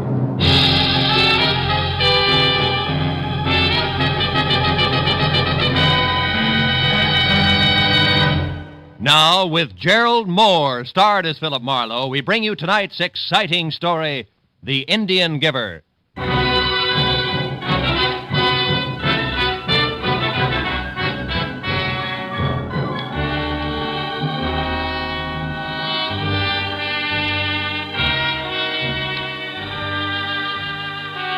By day, the industrial heart of any city is just so much steel and stone and streets, jammed full with the raucous sounds of 1,001 different machines.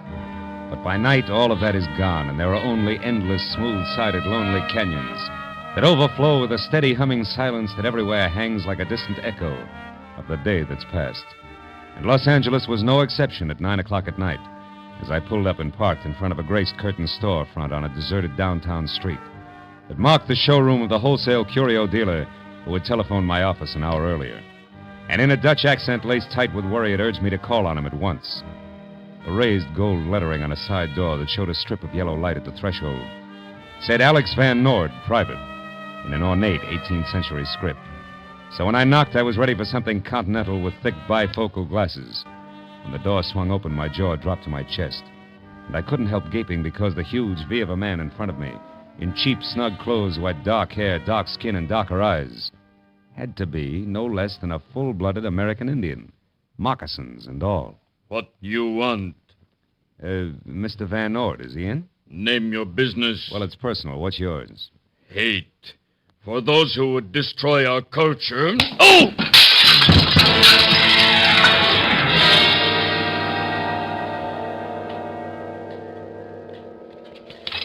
Oh. Mr. Marlowe. Mr. Marlowe, let me help you up, sir. I'm Van Noord. Are you all right? Oh, sure, I'm fine. Hey, that Injun, he certainly can hit hard, Oh, huh? yes, I know. He also struck me down. Oh? I tell you, Mr. Marlowe, it's terrible. Yeah, it's also a little confusing, Mr. Van Noord. Hey, exactly why did you call me in the first place? Oh, Well, it began this morning when I received a shipment of Indian curios from my buyer in Santa Fe, New Mexico. Oh? Well, everything in the crate was in order, except one extra piece of pottery, a bowl. Bowl? Indian bowl? Yes. Oh. It appeared no place on the invoice. Oh, I didn't pay much attention to it till I noticed that the 2-inch wide band of inscriptions near the top were not like any others I'd ever seen. Inscriptions, huh? Yeah. Oh, you mean those Indian signs, broken arrow, deer, wigwam kind of stuff? Yeah, so my curiosity was aroused, and I called my representative in Santa Fe. Uh-huh. However, he knew nothing of the bowl either, so finally, I put it in my display window there and forgot about it. Until about noon, when a frail, sandy-haired man stepped in. You know his name? No. Only that he said he was an archaeologist and that he wanted to buy the bowl. You refused to sell it, huh? Why? For 2 reasons, Mr. Marlowe. One, I could see that he was fighting hard to control his enthusiasm. And 2, I had no idea what to charge for the bowl. Mm-hmm. I told him to come back tomorrow again, and then I removed the bowl from the window. It wasn't until 5 o'clock that the second visitor appeared. Another archaeologist? No. A beautiful girl named Mona Waters. Oh. She was very sophisticated, wore an expensively tailored white, smart suit, no jewelry she wore whatsoever. Mm-hmm. She described the bowl I had placed in my storeroom perfectly, and then asked if I had seen such a piece of pottery or if I had one for sale. I said no. Same reasons? More or less. Mm-hmm. Anything else, Mr. Van Orden? Well, there isn't much more. The young lady gave me her address, the Walker Hotel on Wilshire Boulevard, room 515. Walker Hotel. Asked me to call her if I came across a bowl like the one she described. Then she left. Naturally, my interest at this time was near the bursting point. Naturally. What'd you do about it? The only sensible thing I knew of. At 6 o'clock, I closed my place and I went to the public library to borrow a book on hieroglyphics of the Indians of the Southwest. When I got back, I found the rear door forced and poof, the bowl was gone. And you called me? Yes. Then this Indian shows up. He claims I would rob his people of everything, and then he hit me. Makes perfect sense to him, no doubt. Yes. No. Will you try to recover the bowl for me, please? Well, if you can answer one question without stumbling, yes. Huh? Why no police, Mr. Van Orden? Because objects of art, Mr. Marlowe, aside from their intrinsic worth, and the clay bowl has none, are only valuable for resale. Create a public disturbance, such as the police, and the thief will destroy the object and another day steal again. Mm-hmm. No, please, you try, Mr. Marlowe. Yeah, I'll try, all right, Mr. Van Orden. When it comes to our two-fisted brave who's so crazy about the preservation of Indian culture, I'll try real hard. Good night, sir.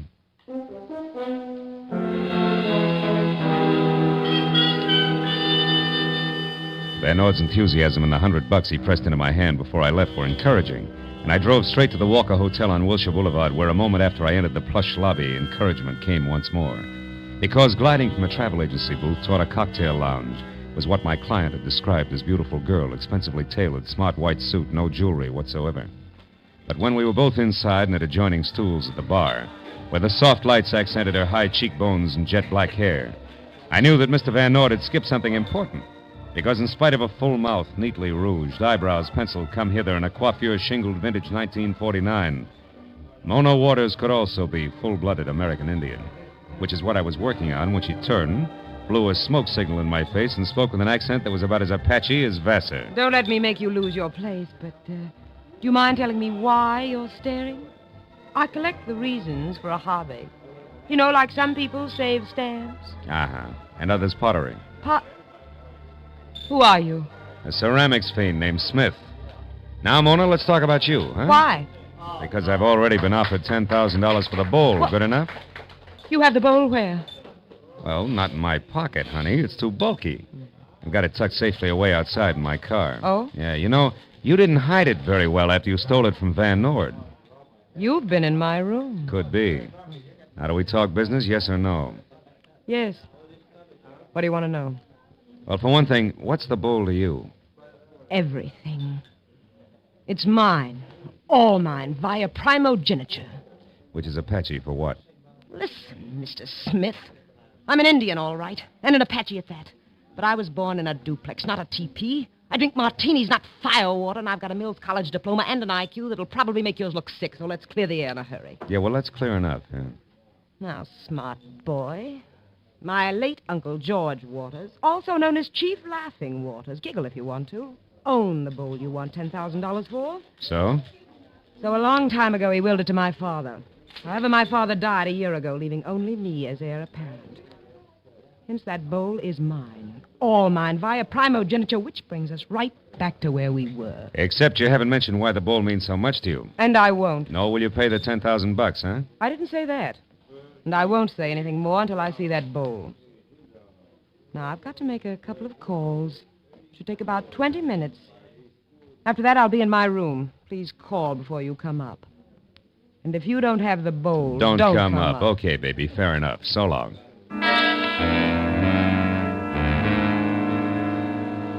It had been the kind of conversation piece wherein each party's quite sure that the other's a liar, but not quite sure why.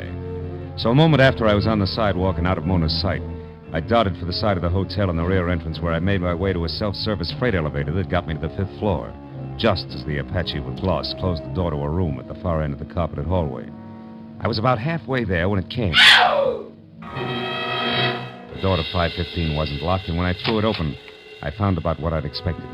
Mona slumped in a corner of the room, pride heard only, and opposite her a wide-open window, which I figured led to a fire escape, until I was standing next to it and saw that there was nothing but sheer wall that plunged 5 stories to the sidewalk below. And on a line with the hotel's 4th floor, a rooftop that at best was a good 15 feet away. When I closed the window and turned back to the room, Mona was already on her feet. That sly jerk. He waited till I had the door closed behind me, and then he swung. Oh, brother, when we meet again. Oh, Mona, who? Did he get the bowl? Get the bowl? I thought you had that, Smith. I was kidding, and you know it. Now, once more, who was it? His name, Mona. Jimmy Brown Bear. Jimmy which? Brown Bear. Smitty, a lot of Indians have Indian names. It's a custom. Try not to fall apart every time you hear one. I will if you'll stop being persecuted. I think Indians are all good Americans. Now tell me about the big brown bear. Okay. All right. He's absolutely sold. The bowl's a priceless tribal heirloom the white man's trying to steal. He's plain nuts. Who else would try a jump like that from a 5th-story window? Yeah, it's quite a hop. If he actually made it. What do you mean if? Nobody fell. No, maybe nobody jumped either. Maybe you make up heap big story, baby. Hide bowl here in closet, then fall on floor. Tell Wild Tail a screwball Apache. That'd be smart. Yeah, heap. But also smart if you take long nose out of Injun girls' affairs before it gets blown off. Stand still, Buster. Oh, tomahawk, caliber 38. How unfriendly. But effective. Now, Smith, what's your real name? Sammy Blue Ox. My father calls me... Junior. Let me clear up a very important point. That Indian bowl, in some strange way, is the answer to the location of enough lost Spanish gold to keep you, me, and everyone we ever met off the bread line from here on out. Okay, I'm intrigued, but the points we're going to clear up. Just this. I've got a dandy idea where I can find both the bowl and Jimmy Brown Bear right now. That's something I want to do all by my lonesome. Now back into that closet and keep quiet. While you head where? On the warpath, via bus. I'm a hot-blooded Apache, remember? So long, baby.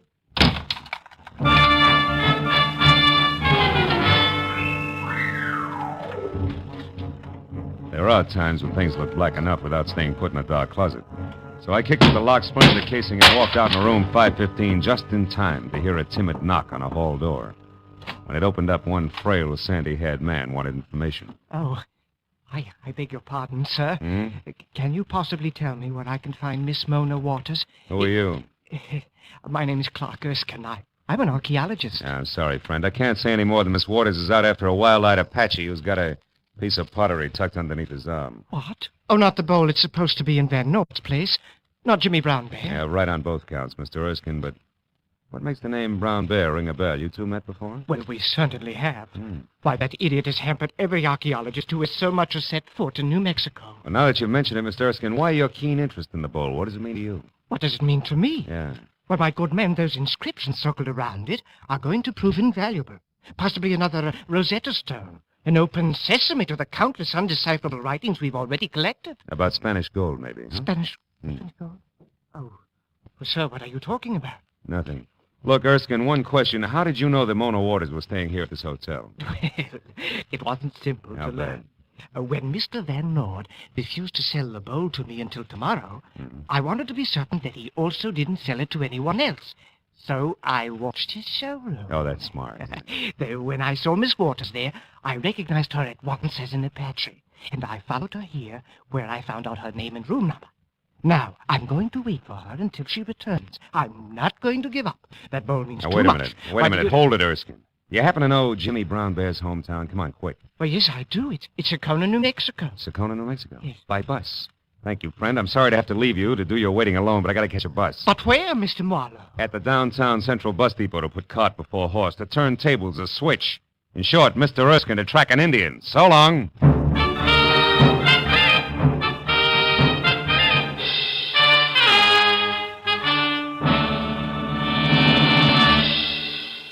In just a moment, the second act of Philip Marlowe. But first, you meet many an old friend from the wide field of music every Sunday afternoon when the Choraleers and the Symphonette are heard on most of these same CBS stations. This Sunday, the fine voices of the Choraleers will recall such old favorites as I've Been Working on the Railroad, The Best Things in Life Are Free, and Janine, I Dream of Lilac Time. The Symphonette will bring you the overture from the Bohemian Girl, a Strauss composition, and a stirring march, among others. Be sure to hear the Symphonette and the Choraleers to find your old friends and favorites every Sunday. Now, with our star, Gerald Moore, we return to the second act of Philip Marlowe and tonight's story, The Indian Giver.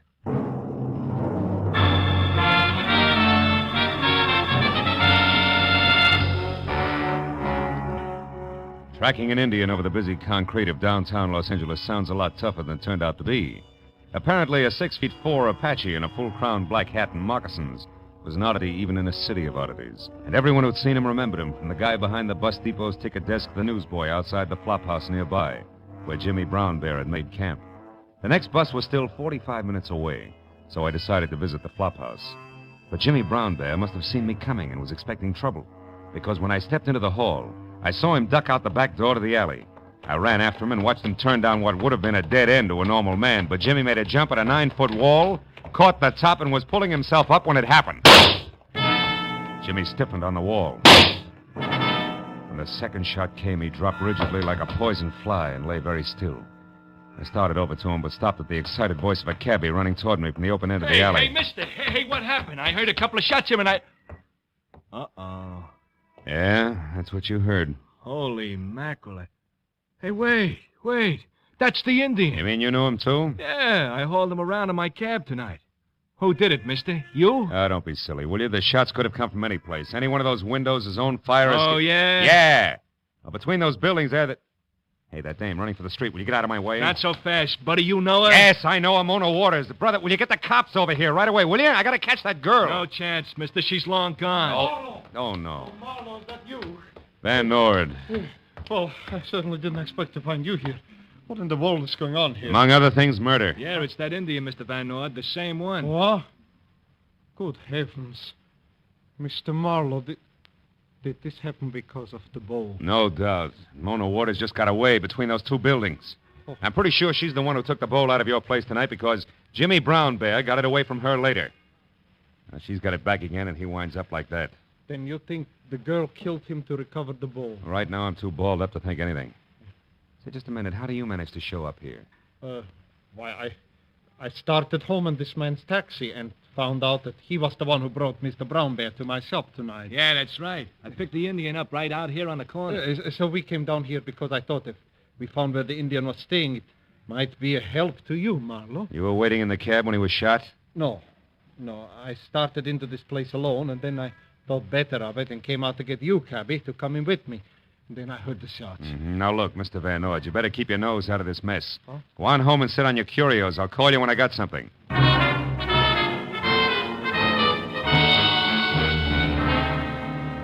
Assuming that my client's story was true and that he did have the cabbie to back him up, I got in my car and headed back to the Walker House. I parked at the side of the hotel and started for that convenient rear door again when I saw the commotion of half a dozen excited passers-by bending over a man stretched out on the sidewalk. Hey, how do you like that? It's enough to make a fatalist out of you, ain't it? Absolutely. What happened? Why, that poor guy there is walking along, minding his own business, and practically gets his back broke by a hunk of pottery some jerk must have heaved out of one of them windows up there. Pottery? You mean a bowl, maybe? A bowl? I don't know. It broke all the smithereens. It was plenty heavy, though. It was about... Hey, look. Here's a chunk of it. Let me see that. Oh, sure. Brown clay with symbols carved on it. Indian symbols. Listen, buddy, what window did that come out of? Anybody see? Anybody? No, they're all dark up there. We can't figure it out. Hey, what's the matter? Where you going? There was no doubt about it. The broken piece of pottery I'd clenched in my hand must have come from the Indian bowl. I ran inside, rode the elevator up to the 5th floor again, and beat it down the hall to 515. Sprawled out on the floor inside was Clark Erskine, the archaeologist, making a valiant but wobbly effort to get back on his feet. I dropped the chunk of bowl in my pocket and gave him a hand. Come on, fella. Up you go. Come on. Was it? All right, take it easy. Now sit over here and tell me what happened to you. Where am I? Who are you? Marlowe. Remember, you're in room 515 of the Walker House. When I left, you were waiting for Mona Waters, but I came back to find you spread out on the floor, as flat as that puddle of ink there on the desk blotter. Now, you take it. How come all this? Oh, yes, I remember now. I was struck. Yeah. But, Marlowe, the lights are out. And they're better left that way unless you want the room full of irate citizens. Who struck you? I have no idea. I was sitting at the desk there writing Miss Waters a note because I decided not to wait any longer when I was hit from behind. That explains the spilled ink. What about the open window? It was closed when I left. Open window? Where? Why, that's strange. Strange? It's screwy. Nuts. What do you mean? Mr. Marlowe, just what is your position in this business? I'm a private detective working for Mr. Van Norden. I'll tell you something else. Whoever slugged you opened that window and sailed the precious Indian bowl right out into thin air, 5 stories high. Oh. Smashed down there on the sidewalk. Oh, the bowl is gone? Destroyed? Mm-hmm. Oh, no. Oh, yes. Well, that's hideous. The markings on that bowl were priceless. Why, Marlowe, great Scott, why was it destroyed? That's what I mean. See, it's screwy. Oh, wait a minute, I'll get it. Hello? Miss Mona Waters, please. It's urgent. Interstate Airlines calling. She's out. I'll take the message. Oh, thank heavens. We want to rectify a perfectly ghastly mistake. We're afraid the relief operator may have given Miss Waters 2:12 a.m. instead of 1:12 a.m. as the departure time of her plane tonight. But, baby, it's 12:30 now. If she leaves at 1:12... I know. We're just sick about it. Can she make it? I hope not. But I'll do my best to deliver your message in person. You're a dear girl for calling. Goodbye. What was it, Marlowe? Something important? Not archaeologically. I'll see you later. Oh, wait. Isn't there anything we can do about the bowl? Yeah, oh, sure. Get a bottle of glue and a dustpan and hop to it. So long, Erskine. I'm off to the field of the Thunderbirds.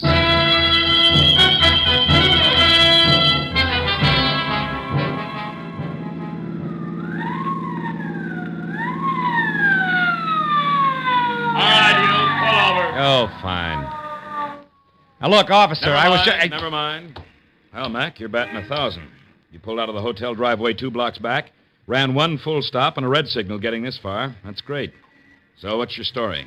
Been drinking? Not a drop, believe me. Now, look, I've got to get to the airport in a hurry. Why?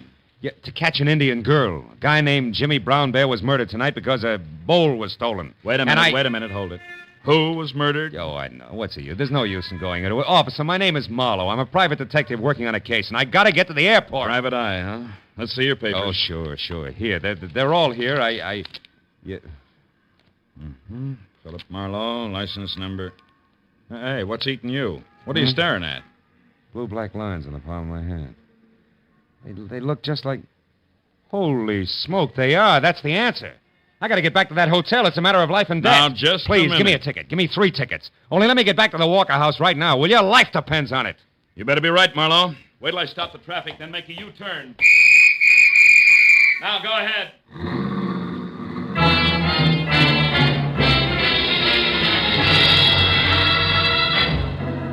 I made it back to the hotel in something under 7 minutes for the round trip. I ran for the elevator, waited for the car to come down, and when the gate opened, bumped head-on into Clark Erskine himself. I backed him into the elevator again at gunpoint and pushed the 5th floor button. I didn't say a word. By the time the elevator stopped and the gate slid open, he was beginning to sweat. Marlowe, I just don't understand this. Why the gun? Take a guess, Erskine. I want to know what happened to Mona Waters. Why, I don't know. She didn't come back. Here, this is 515. Remember? Go on, open it up. And get inside! Now, listen, you. I know who killed Jimmy Brown Bear, and I found out plenty about the bull, so talk. Where's Mona? Behind you with a gun in my hand, so don't move.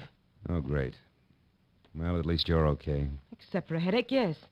I just woke up in the bedroom with a heap big lump on my scalp, and I know a pale face who's going to pay for that. Drop your gun, Marlowe. Drop it. Now, who's this character here, and where's the bowl? Marlowe hit it, Miss Waters. I saw him hit you and take it. I tried to stop him, but he hit me, too. My name is Erskine. I'm an archaeologist. I only wanted to make a scientific study of the bowl, but this vandal here has destroyed it.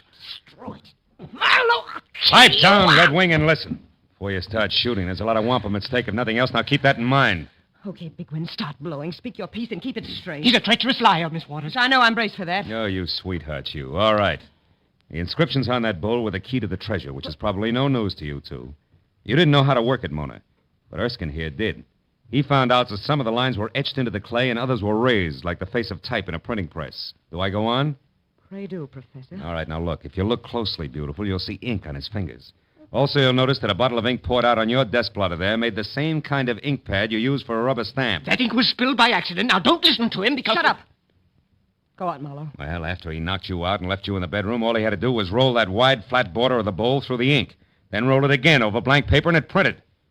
What's more, baby, if we look real close, we'll find a perfect printed map on your hotel stationery stuck in one of his inside pockets. No, you don't. You'll never get the chance. Marlowe, the gun on the floor. Duck, Mona, lights out!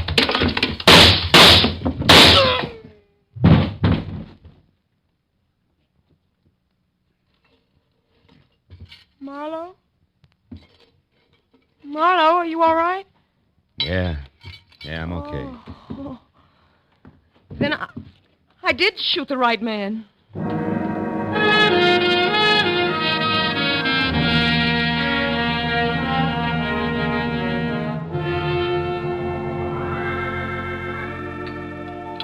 Cream and sugar, Miss Waters? Thanks. Well, that's about the story, Mr. Van Ord. Mona here slipped the Indian bowl into your shipment to keep it away from the guys she knew were after it. And, of course, she had to follow the bowl here to L.A. Erskine followed her. I see. It's amazing, isn't it? Positively amazing. Marlowe, how did you discover that the intricate pattern on the bowl worked like a printing press? Oh, well, after Erskine had made his print of the map, he threw the bowl out the window to smash it so no one else could duplicate it. I got hold of a chunk of it and clenched it in my hand. I found out later, when I passed that cop my credentials, that the chunk of pottery had left separate, distinct lines of ink on my palm. Terribly clever. Isn't he, Mr. Van Noo? Oh, take it easy, baby. Indeed, he is clever, Miss Waters. But what of poor Jimmy Brownbear? Well, Erskine followed me from the hotel to Jimmy's place and shot him, so I'd never have a chance to talk to him. He was a ruthless little guy, Clark Erskine. But if he survives that bullet wound, the state will get him for murder. Yes. Oh, Miss Waters, you'll have to hurry and finish your breakfast so that you can catch your plane. But before you go, I have a little gift for you. Excuse me, I'll get it. And Marlowe, speaking of gifts, I have one for you. Come here. Yo, baby, that's nice. Is it for keeps? Of course not, silly. I'm an Indian giver, remember? When I come to town again, I'll be rich and reckless and loaded with all that old Spanish gold. That's when I'll take my gift back again. With interest. So long, Philby.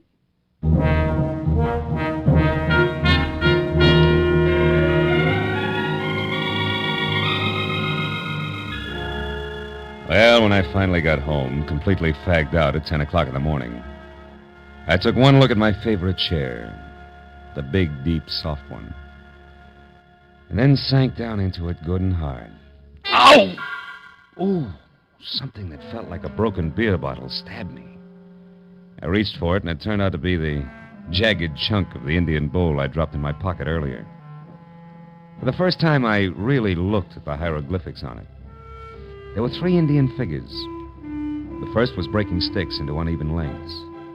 The second was holding a small fish, and the third was running away with all the wampum. It took me a long time, but I finally got it, I think. The Indian picture message could only be translated one way. It had to mean, never give a sucker an even break. And right then and there, I thought about Mona and what she'd said. That's when I'll take my gift back again, with interest. So long, Philface. So long, baby.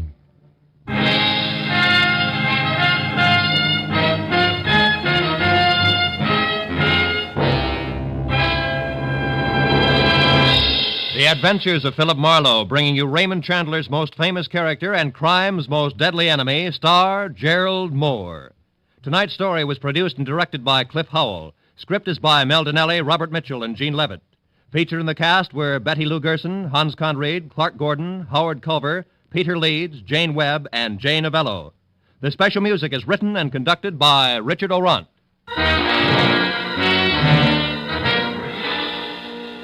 Be sure and be with us again next week when Philip Marlowe says... Inside of 2 hours, a lavish mansion seethed with suspicion. A sealed cabin filled with gas and an artist's retreat had a corpse on the floor. All because one man was too good-looking to be true to anyone.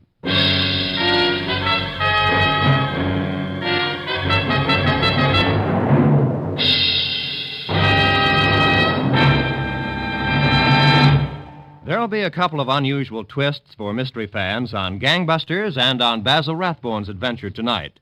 Gangbusters will present a former chief of detectives on the New York City Police, narrating the case of a bet on a long shot that ended in murder. Basil Rathbone's drama will find that suave gentleman going to jail himself in order to deliver a man to the police. This is Roy Rowan speaking. Now, stay tuned for Gangbusters, which follows immediately over most of these same CBS stations. This is CBS, the Columbia Broadcasting System.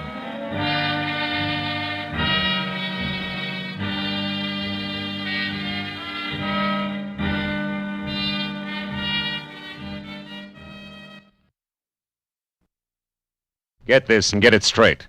Crime is a sucker's road, and those who travel it wind up in the gut of the prison or the grave.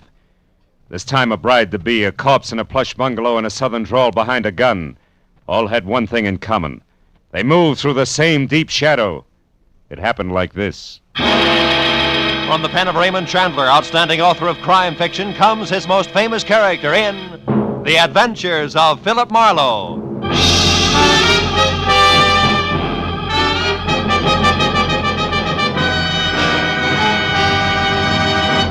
Now, with Gerald Moore starred as Philip Marlowe, we bring you tonight's exciting story, The Deep Shadow.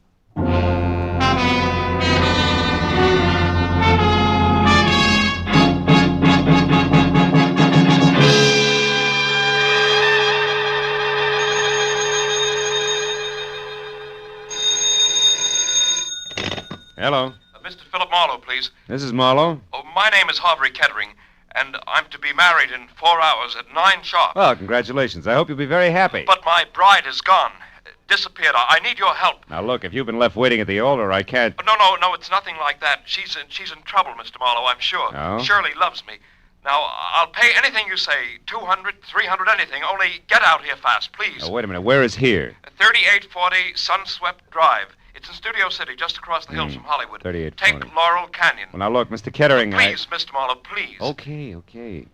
All right, Mr. Kettering, I'll see you.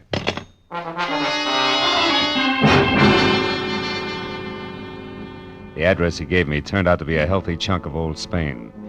A whitewashed house that spread out for at least 100 yards under a pink-tiled roof. I was admitted by a butler with owl eyes, no shoulders, and a small bay window, and we played Follow the Leader over cool marble ankle-deep Persian rug and inlaid Philippine mahogany.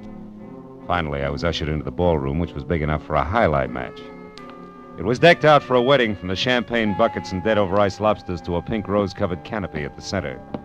And in the middle of it all, chain smoking while he worried, was my new client, Harvey Kettering. Oh, Mr. Marlowe, I'm afraid there isn't a moment to lose, so I'd better tell you what I know quickly. But let's step outside on the patio. All right, Mr. Kettering. Mr. Marlowe, last night, Shirley and I What's went her to full name, Mr. Kettering? Doyle, Shirley Doyle. Oh, yes, here. Here's a snapshot of her. Mm-hmm. She's 25, blonde, and as you can see, Mr. Marlowe, very attractive. You're so right. You started to tell me about last night. Oh, yes. We were out together at a nightclub, the Blue Chip. On Ventura Boulevard? Oh, yes. Now, we'd never been there before, yet I think that's where it started. What do you mean, started? Well, when we were leaving the place about midnight, I called a cab.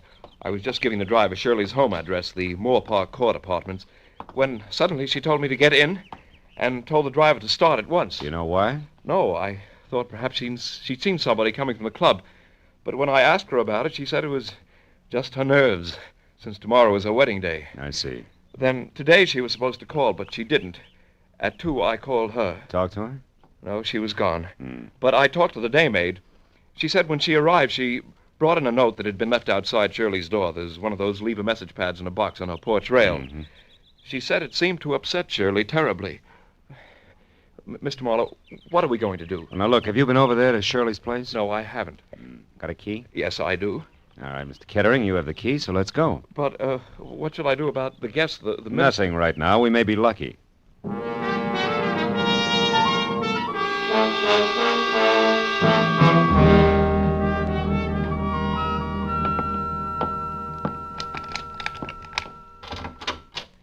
There are only 3 rooms, Mr. Marlowe. What do you suggest we do? Well, first, let's look for that note. She may have left it here somewhere.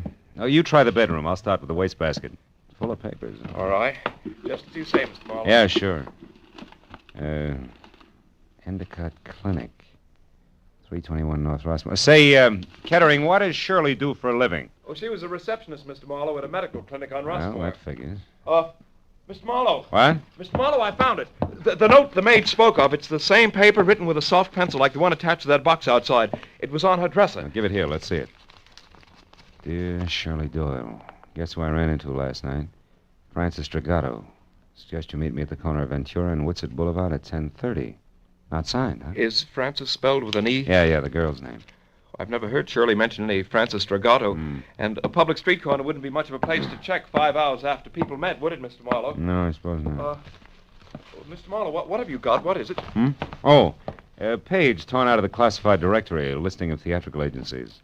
Line through by pencil from A down to C. The last one crossed out is Capital Artist. Yeah, that makes Drake Talent Agency next. Well, she never had anything to do with show business, Mr. Marlowe. What do you think it means? I don't know. You going to check with the Drake Agency? No, my first stop's going to be where you were last night, the Blue Chip. I know the owner, Eddie Shaft, and Eddie knows an awful lot, including things that aren't always exactly his business. May be able to help us if he wants to. Shall I come along, Mr. Marlowe? No, you go home, Kettering. I'll try to deliver your bride before 9. All right. Shall I pay you now? Now, we'll let it go COD. I haven't the slightest idea what I'm going to run into.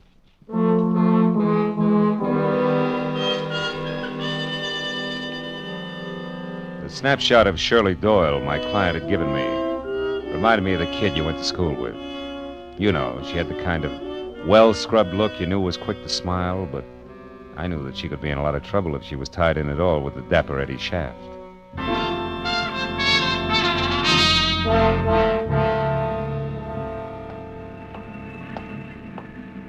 After dark, the Blue Chip was one of those cozy, soft lights melting on thick drapes kind of places.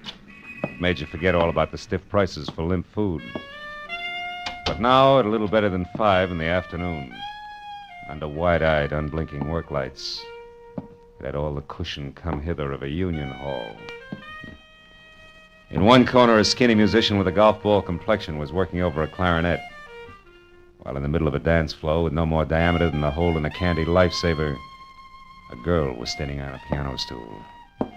She was smoking and looking straight ahead at nothing.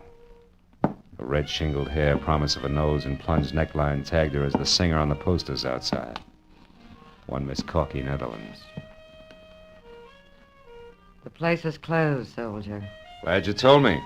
Never would have known. Never mind the routine, soldier. Just come to the point. What do you want? Just a few words with the boss. Eddie around? No. No, he's not. Uh-huh. How about his bungalow in Coldwater Canyon? You mean it hasn't hit the papers yet? What's the connection between Eddie and the headlines? Soldier, Eddie was stabbed to death sometime this morning. You gotta be kidding. Sometime between 9 and 11, the cops say. Well, so long, soldier. Hey, wait a minute, Corky.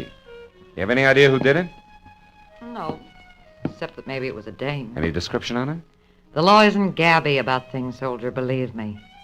If you don't, try Eddie's bungalow yourself and find out.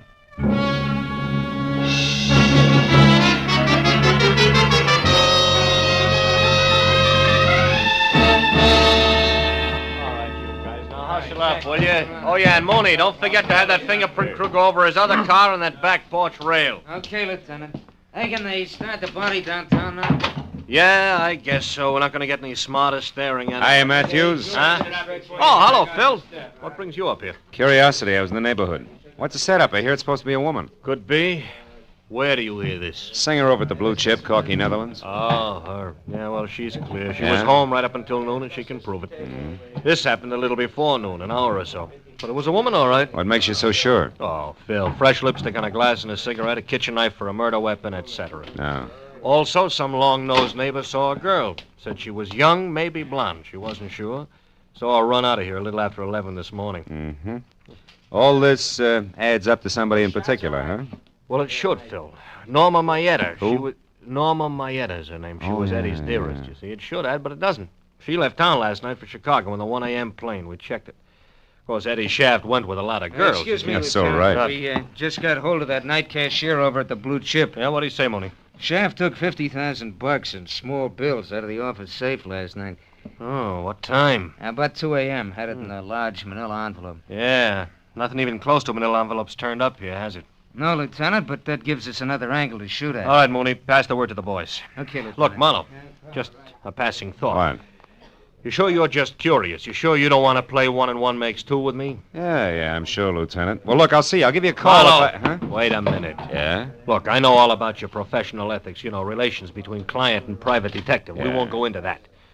We're going to go into something else very briefly, Phil. The law on many points is quite clear, Marlowe. Clear like what, Matthews? Clear like the status of an accessory before or after the fact in a murder case. And like aiding and abetting a criminal. Like a lot of things you know all about, Phil. Keep them in mind, will you? Okay, Matthews. Yeah, I'll see you.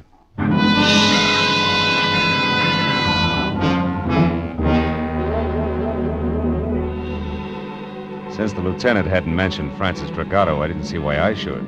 All of which made it a good time for me to cross my fingers and check the name, which had been on deck on the list in Shirley's apartment. The Drake Talent Agency. The place, which was on Sunset Strip, was strictly coy colonial, from a miniature Mount Vernon front to an oversized mirror-polished brass knocker on the front door that said my tie was crooked. And I was sure that the gentleman who answered the door noticed it. He was impeccable. In cocoa brown gabardine, white high-at-the-throat tab shirt, and also cocoa brown silk tie. And at the bottom there were thick-soled cordovans with leather laces. At the top, a crew cut over jet black horn rims. He took the glasses off, and long, soft fingers toyed with one stem while he talked. Yes, sir? My name is Philip Marlowe. I'd like to talk to Mr. Drake. I'm Mr. Drake. Oh? What was it you wanted, Mr. Marlowe? Well, I'm not exactly sure. You see, Hey, Drake, this picture here is Corky Netherlands, right? The third one over, yes. She's a client of ours. But this picture isn't what you came to talk about, is it, Mr. Marlowe? What's her home address? I beg your pardon. Come on, quick. It's important. And confidential. This isn't a Lonely Skip Hearts it. Club, Mr. Marlowe. I was playing a long shot when I knocked on your door, Drake, but now it's paid off, so tell me. Any stranger called for Corky's address today? I don't know, and the secretary's already left. Look here, Mr. Marlowe, what's this all about? Murder, Mr. Drake. Murder? A messy one. Now, do you give me the address, or do I start after it myself? Well, I don't know. Come on, answer up, Drake. The Towers, an apartment hotel on Ivar. Now, one last thing. Don't call her after I leave unless you want to be up to your hand-stitched lapels in cops.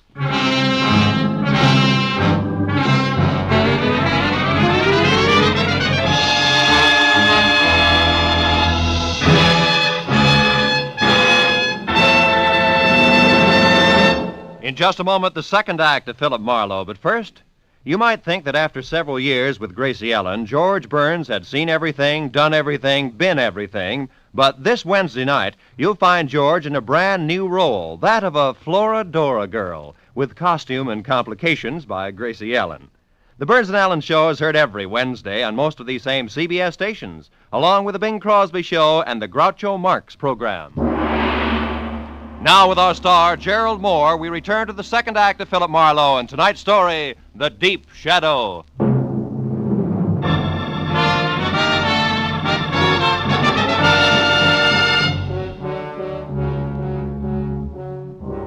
I left the glossy Mr. Drake and his glossy little agency with his mouth hanging open and drove down to Hollywood Boulevard to Ivar and from there up the hill to a 5-story air-conditioned monolith with Venetian blinds called the Towers, which offered about as much sanctuary as the Yankee Stadium.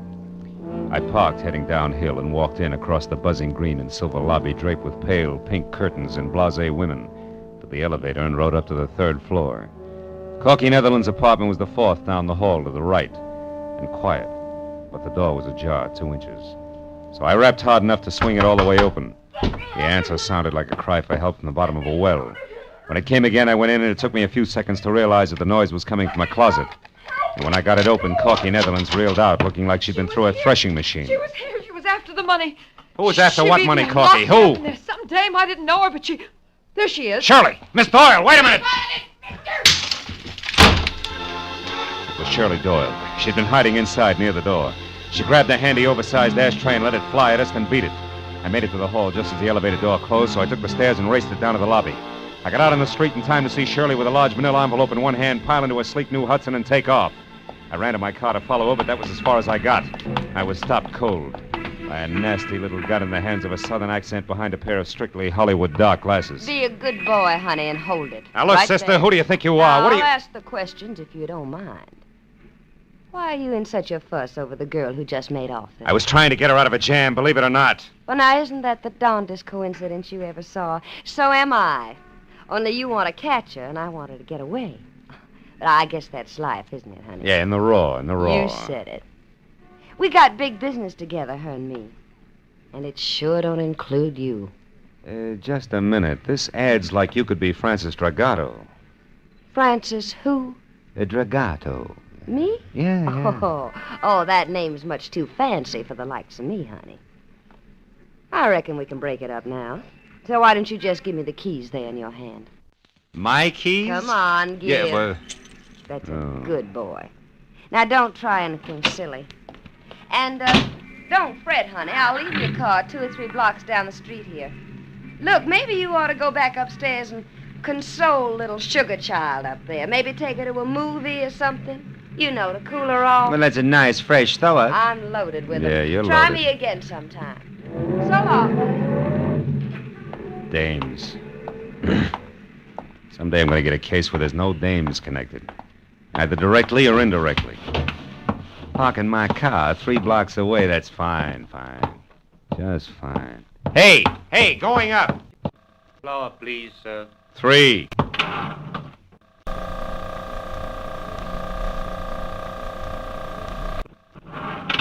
Did you catch her, Marlowe? Did you get her? No, she got away. Which leaves you and me, Corky, to make cozy conversation about that mention of dough you slipped on when I let you out of the closet.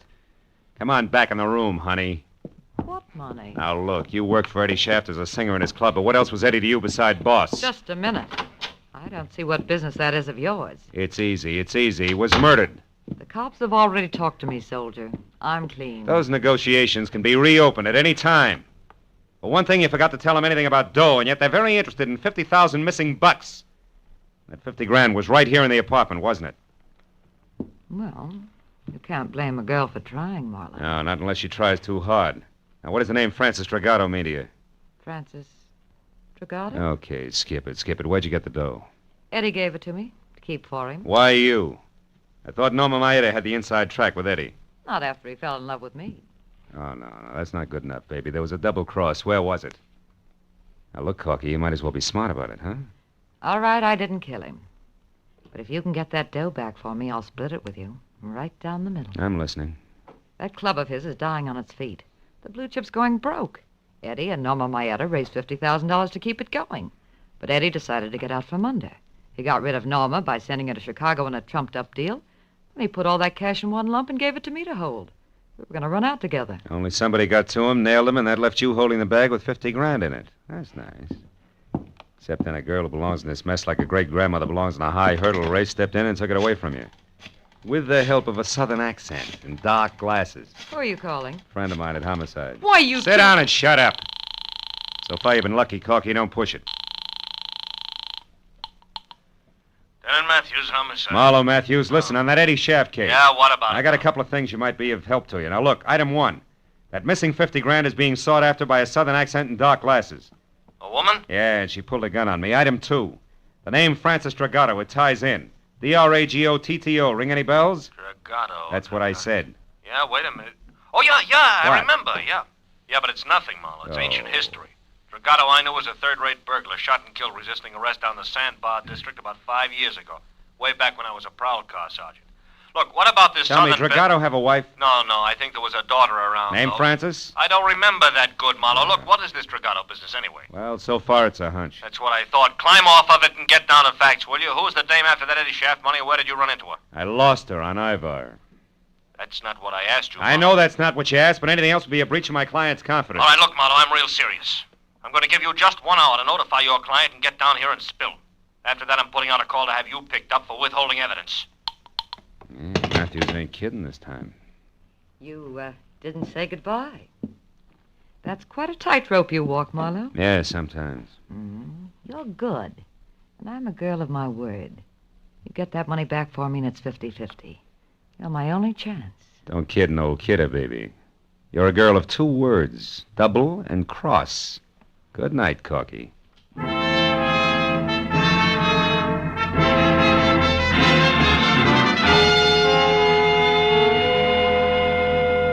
Well, I found my car all right, a half a block from Sunset Boulevard. It took 20 minutes to get from there to the Sandbar District. And it was downhill all the way. It was a neighborhood squeezed and cramped in by a solid wall of massive factories, and as festered as the bottom of a bent garbage can. At the corner of River Street and 3rd, I found the house. 3 sagging, rotten stories of tenement that squatted in the eternal shadow of a huge gas tank like a sick, dirty old man. The proud, gleaming giant of City Hall was only 7 blocks away. Might just as well have been 70 miles. I went up to the door and knocked, and finally it inched open, just far enough for a face the color of dishwater to peek out. She hissed at me for a minute through the gap where her front teeth should have been, and then told me she was Ma Hargis, the manager, motioned me inside. The living room looked like something swept out the back door of a down-at-the-heel museum. So, you want to know about the Dragotas, huh? Yeah, they lived here, didn't they? Maybe, maybe not. Cops got the old man about 5 years ago? It's possible. What became of his daughter? Where's Francis Dragato? Why? What are you being so cagey about, Ma? Because a bird that asks questions has got an angle, always. And the one who knows the answer's got a price, huh? Always. Okay, how far will a couple of bucks go? From here to the door. $2 won't even buy a buzz on beer these days. All right, we'll make it 5. Here. Oh, that's better. Well, Dirk Dragoto and his kid Francis had the 2nd floor here for 15 years. His wife died of TB first year they was here. Oh, she was a smart one, that Francis. Had a hit on her. She always said she was going to get off the sandbar someday and be somebody. Oh, I told her she'd never make it. It's too far, mister. Kids down here get dirty. And it's the kind of dirt you can't wipe off. It gets inside of mine, no. Yeah. Tell me, what happened to her? I don't know. When her old man got it, she left and I never seen her again, not to this day. Probably left town and wound up working the gin mills in some other place. Is that They the always $5 do. worth? Huh? Well, you bought sight unseen, sonny. Tell me, you got a picture of her? Yeah. As a matter of fact, I have. Good. She was 17 at the time. It's kind of fuzzy, but you can see Hey, she wait a was... minute, Ma. Huh? Are you sure this is Francis Dragato? Say, she lived in this dump for 15 years out, I'm sure, I know. She looks like somebody else. Girl who was supposed to get married tonight. I got another picture of Francis here someplace. Wait a minute now, a better one. Let me see now. Yeah, here it is. This was took down on Olivera Street, one of them stands. Oh, that's her best friend there with her, Norma Maeta. Norma Maeta? Norma was a tough little egg. Folks drank all the time and let Norma run wild. Oh, fine. Francis Dragato and Norma Maeta are friends. I'll say. Them two was quite a team. No bet. I always wanted to do something for them girls, but what can you ever do in a hole like this for anybody? You've just done it, Ma. Here's 5 more. Buy yourself another light bulb. Throw a party with the change. So long.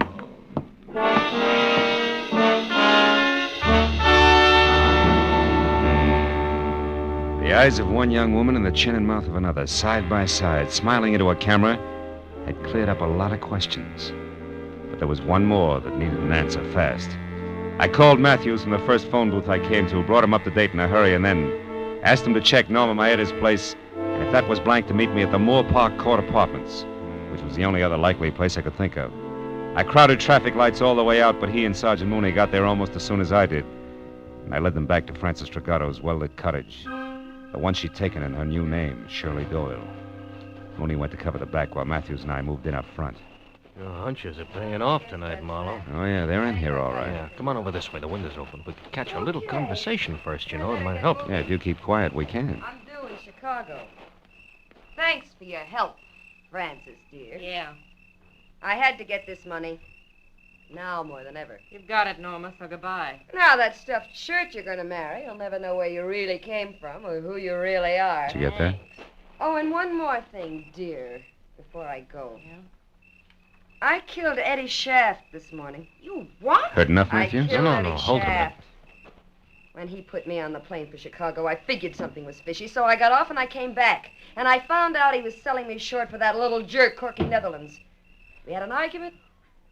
I killed him. Of all the Then I remembered seeing you leave the blue chip last night. I needed someone like you to get the money for me, Frances. Yeah, there's your tie-in. I couldn't afford to be seen here in L.A. when I was supposed to be in Chicago. Not with a murder on my neck. But you were seen by that man who chased me at the hotel. Who, Marlowe? He's still looking for a southern drawl and dark glasses. You're the only one who knows the truth, and That's you're in what it with she me thinks. now. I'm not going to let you involve me in a murder, Norma. Getting that money was one thing, but I'm not going to be mixed up in a killing. I don't care what it costs me. I'm going to tell the whole thing. You're a fool, Frances. I got a good alibi for one murder. It'll work for two. Let's go, Matthews. Yeah, You're fast. not Come going on. to stop me now, Frances. Oh, no. Nobody is. And who's that? All right, hold it, girls. We're police. You're not taking me! Back, Matthews. Yeah, Mooney, stop her! Hey, stop! Drop it, lady. No! Come on, Marlowe.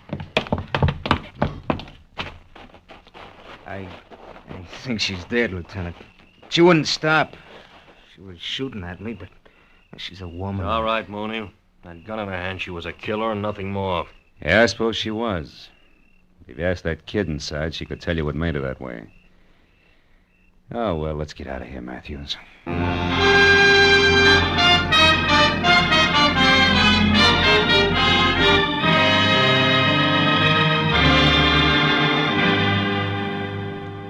I can't thank you enough, Mr. Marlowe, for bringing Shirley, that is Frances, back to me safely. Oh, believe me, Mr. Kettering, it was a real pleasure. And you, Lieutenant Matthews, for your cooperation on withholding the publicity aspects of this horrible No, thing. no, it's okay, Mr. Kettering. Glad to help out. We're going to be married, you know, right away. Shirley told me the story and wanted to postpone the wedding, but I wouldn't hear of it. Good. After all, I'm not marrying her for the past. I'm marrying her for the future. Yeah. Best wishes, Mr. Kettering. Yeah. Maybe tomorrow when Shirley's calmed down. Give her my congratulations, will you?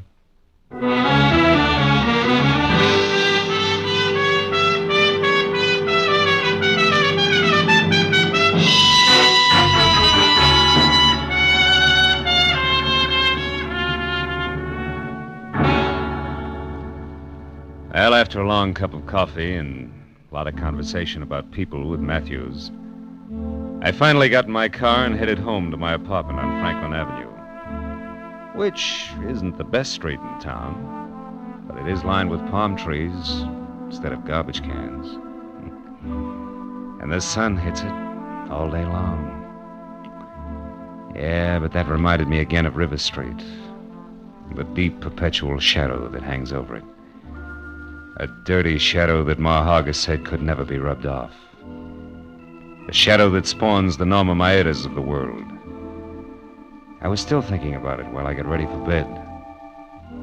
I knew Ma wasn't 100% right. I'd seen the exception of the rule. But she was 99% right. Just enough to disturb my sleep. Oh, well. One guy can't change things. Can he?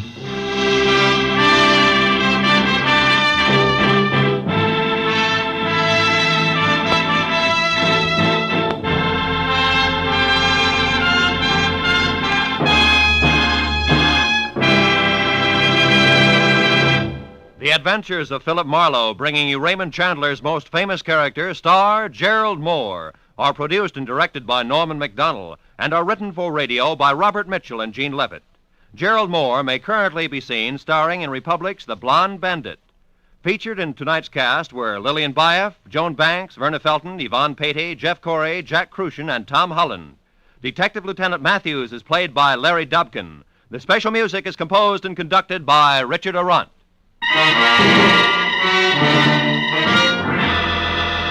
Be sure and be with us again next week when Philip Marlowe says... This time I started with a Romanian from left field. Got misled in the Philippine jungles, chased an English accent clear to Venice, and wound up at a Shinto shrine with a friend from Siam. All without ever leaving Los Angeles.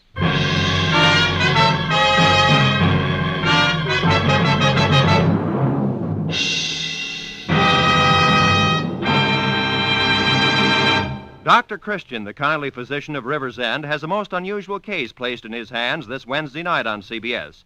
His patient, a 16-year-old girl who's in love with an older man, and the man, Dr. Christian himself. CBS cordially invites you to hear this Dr. Christian story, The Rainbow Trail, on most of these same CBS stations this Wednesday night. This is Roy Rowan speaking. This is CBS, the Columbia Broadcasting System.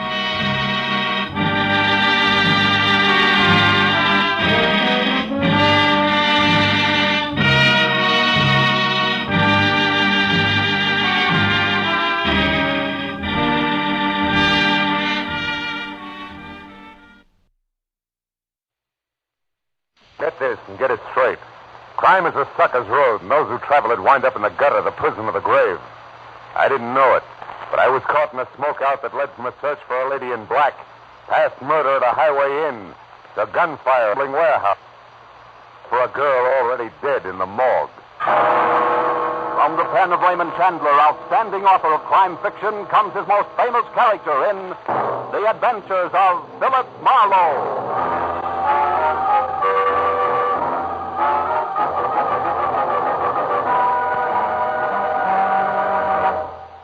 With Gerald Moore, starred as Philip Marlowe, we bring you tonight's exciting story, The Smokeout.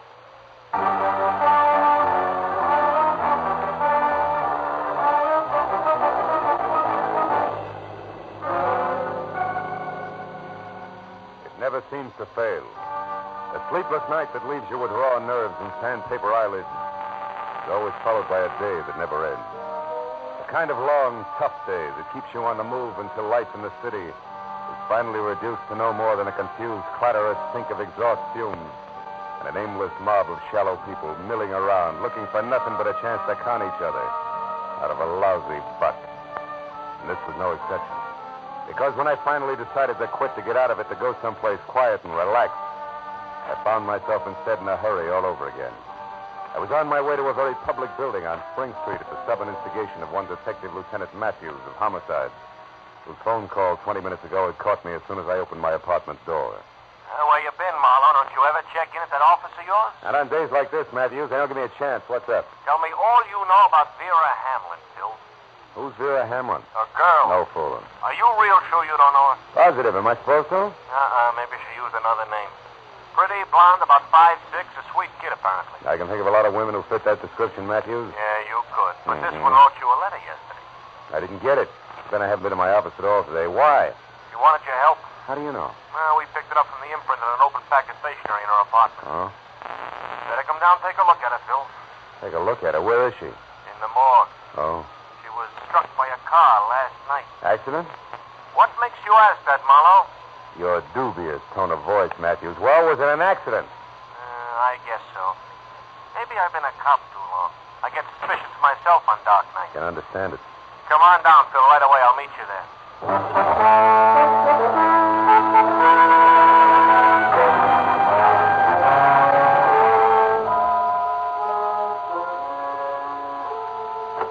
You better hold it a while. Oh, here he is now. Hello, Phil. Hi. Made good time.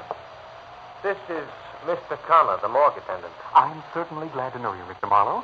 Is this your first visit? No, I've been here before, Connor. Well, Matthews, for what good you think this is going to do to the police department? Let's see her and get it over with. All right, let's go, Connor. Certainly. Step this way, please, gentlemen. Follow me. Happy fella, isn't he? Well, civil sense. Here, to the right. Now, let's see.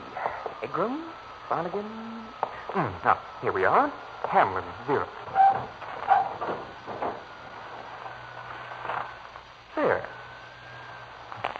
Well, Marlowe? Hmm. You know her, Marlowe? No. Okay, that's all. All right, Lieutenant Matthews. Come on, Phil. Let's get out of here. Yeah. Now, look, Matthews, I told you on the phone I didn't know. What'd you get me down here for? Because there are some angles on this death I don't like to look at. That letter to you was one of them. Got the letter? No, I read the whole thing in from the lab and that imprint they worked on. She was worried. She wanted you to investigate something for her. You were supposed to call her today. Know anything about her? Yeah, she came to L.A. about 6 months ago from Omaha. Mm-hmm. She worked for a guy named Brasso's, a produce wholesaler, 77 Market Street. Lately, she was seeing a lot of him after office hours. What's wrong with that? Nothing. But she was killed in front of Brasso's house at 2 a.m. and she was getting out of her car, and Brasso wasn't home at the time. Oh? He has a fair alibi, puts him out on Highway 101 north of Santa Monica when it happened. Excuse me, gentlemen. I'd better get the phone. Yeah, do that. What about the motives, Matthew? No motives. Well, then why are you so upset?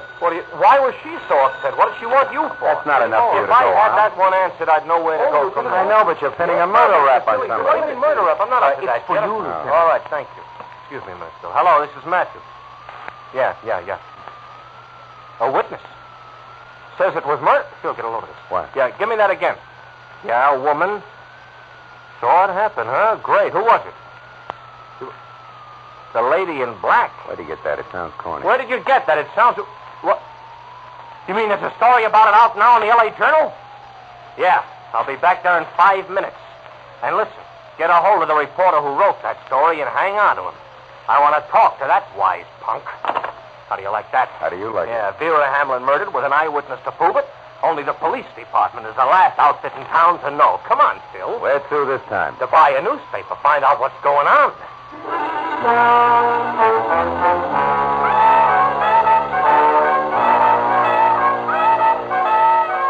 Matthews was boiling as we left the morgue and headed to police headquarters. We made one stop on the way to pick up a copy of the Journal, which he read as I drove. The kind of smoky, well-illustrated sensationalism that clouds issues, doubles police work, and sells papers. Revealed exclusively to the Journal tonight that she was an eyewitness when a mad killer purposely swerved his speeding car into curvaceous blonde beauty Vera Hamlin outside her lover's Brentwood home late last night. If that's journalism, I'll eat my bag. Keep reading. You're a cop, not a critic. Yeah, but I got taste.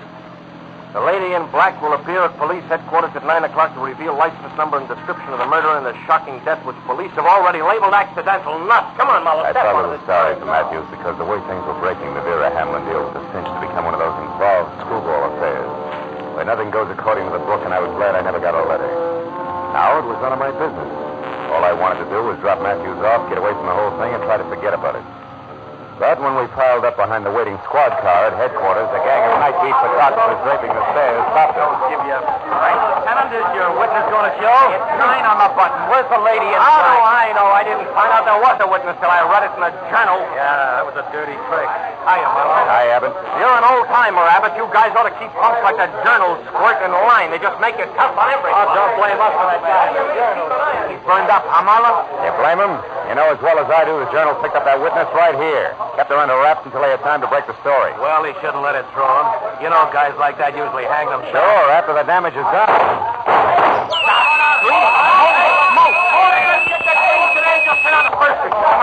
Now, I've had enough today, Matthews. Besides, nobody in City Hall signs my check. Good night.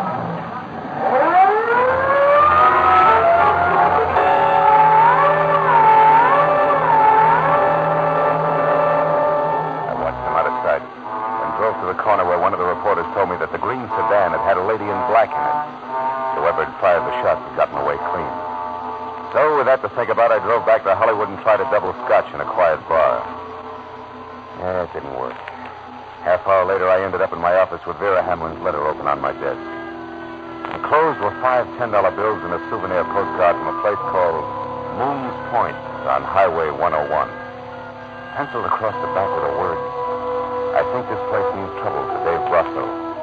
I don't know why, Vera." Maybe it was the memory of the girl's face in the morgue. Or maybe it was a stack of wrinkled tens on my desk that made me do it. But whatever it was, I went to my car, drove out past Santa Monica, and it took me an hour to get to Moon's Point on Highway 101. An isolated huddle of grimy filling station, rickety six-cabin auto court, and weather-beaten lunch counter and bar, squatting beside the highway. I pulled up at the parking lot and went into the bar where the source of the quaint name Moon's Point met me. Moon himself, It was round, pale, and soft as a lump of green cheese. What can I do for you, mister? Dave around? Dave who? Brasso. Want to see him on business. What kind Private of business. Oh. Okay. Sure, Brasso's here. Out in cabin number 4 there with Mr. Stipple. Oh? You can get that back there, Doris, there if you want her. But I don't think they'll have much time for you, fella. Why not? The late paper just come in, the L.A. Journal. Is that all? I got much later news than that for him.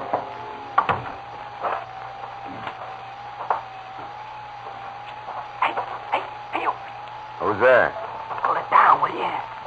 My name's Baggett. I agent sign asking for Dave Brasso. Well, I think you're a cop, and I might be able to do you a little favor. What do you got in mind, Baggett? Well, since there don't seem to be much love lost between you and Brasso, I'll tell you.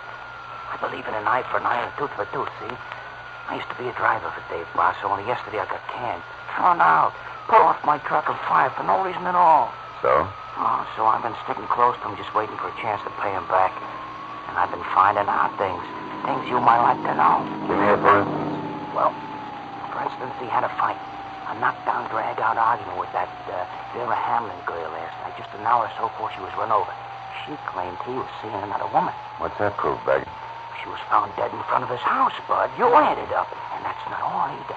I know why he's hanging around out here. Also, why it ain't gonna do him one bit of good. I got plenty to tell him. Wait a minute. Hold it. Okay. Yeah. That's Monty Stipple who opened the door to number 4 here. I gotta get out of here. But I got plenty to tell, Bud, so when you're finished in there, come on over behind the grease rack at the filling station. I'll be waiting for you. I don't know how you feel, Dave. You're on edge. You got reason to be, but running back into town won't help you any. So they got a witness. She's already told it. Wait a minute. There's somebody outside here. Yeah, that's right. I want to see Dave Brasso. And Mr. Brasso is pretty busy right now, mister. Not too busy to see me. Oh, you cop? No. And you must be a crummy reporter, so scram. You look Mr. Brasso up at his place of business some other time. You mean after he skipped town to keep the witness from putting a finger on him? Why, you Hold it, snooping... Monty. Wait. Who are you? What's your dive, soldier? Name's Marlowe, private detective. I'm here because Vera Hamlin wrote me a letter yesterday. Vera? Monty, get lost for a couple of minutes, will you? I want to talk to this guy. Don't you Go think you on, better go let on, beat it. Well, okay. All right, soldier. Come on in. You wanted to see me? Now take a good look. Well? Okay, so you're big, Brasso. Husky enough to run over somebody and kill him. Without even getting into a car. I'll let that one go by, soldier. Where's the letter? Locked up in my office. What'd she say in it? She wanted something to look into and said this was a good place to start. Jealous little fool. Is that what the fight was about last night? Right. You do find things out, don't you, soldier? That's my business. Well, maybe you know who this lady in black here in the paper is and what she's going to tell. Maybe. Might even know who was jumping up to try to kill her tonight and shut her up. Who was that? You mean somebody... Come on, Brasso. Let's stick closer to the truth. You're a lousy actor. For instance, Vera wanted me to come to this dump because you and Stipple are holed up here. Why? That doesn't concern you. It's business. Sure, and when a girl accidentally gets in the way of business, she's run over by it. Is that the way you work? You keep harping on the same thing, soldier, and I don't like it. I was in love with Vera Hamlin. Maybe you're trying to use that to nail me in a frame. Maybe you're a sneak for that stinking louse Weber. Maybe you didn't get any letter from Vera at all, so get out of here and think up a new one. Your theories are getting way ahead of you, Buster. Who's Weber? Jerk. I said get out.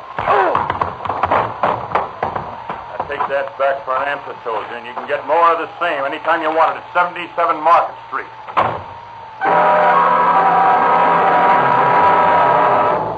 Brasso's hair trigger left with 200 pounds of shoulder behind it. Piled me out of the door and flat on my back in the gravel. Which tallied my interview with him at 0 with one minor exception. My spiteful informer, Baggett, had some basis intact for his story, so I dusted myself off and made for the rear of the deserted filling station where the grease rack stood. There was nobody around. I waited a few minutes for him, and then I skirted wide around the auto court and looked in at the scaly window at the bar. Stipple was there with his nose in a beer glass, but no Baggett.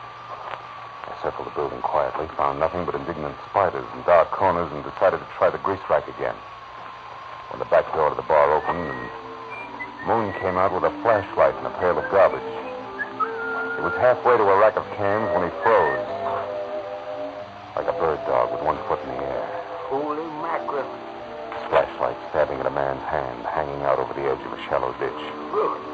Look there. There's somebody laying in the ditch. Yeah. No wonder I couldn't find him. It's Baggett with a knife in his back.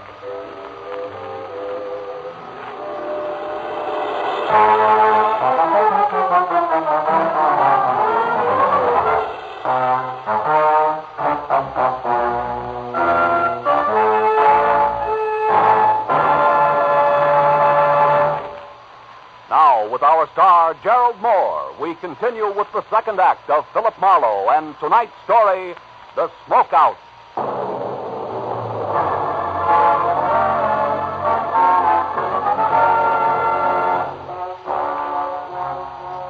Even as death quietly hardened the hand at the edge of the ditch, the wheezing, pudgy circle known as Moon was already worrying less about why murder was sprawled at his feet and more about what the violent slaying of the truck driver was going to do to his roadhouse business as usual. Didn't make for wholesome listening. Dave Brasso, that Monday Stipple, all of them. They can take their trade and their trouble summers up. I got to make a buck like the next guy, but I sure ain't going to do it this way. Why, overnight a joint... Hey, wait a minute, Moon. What troubles are you talking about? Brasso and Stipple, I mean. What is it? Come on, speak up. It may be important. To who? To me and the law. To Baggett here. Maybe a girl who died a little ahead of her time. A girl who what? Hey, mister, you're talking in circles. Yeah, sure I am. And we don't have time for that, do we, Moon? Here, let go of me. Are you going to talk? What's that? Well? Okay, I'll tell you. There's no international secret. Now, get your hands off of me. All right, but make it fast. The setup, what is it, Moon? Too much competition. Another produce outfit run by a guy named Mike. He's been picking Brasso's trucks off along US 101 every other night.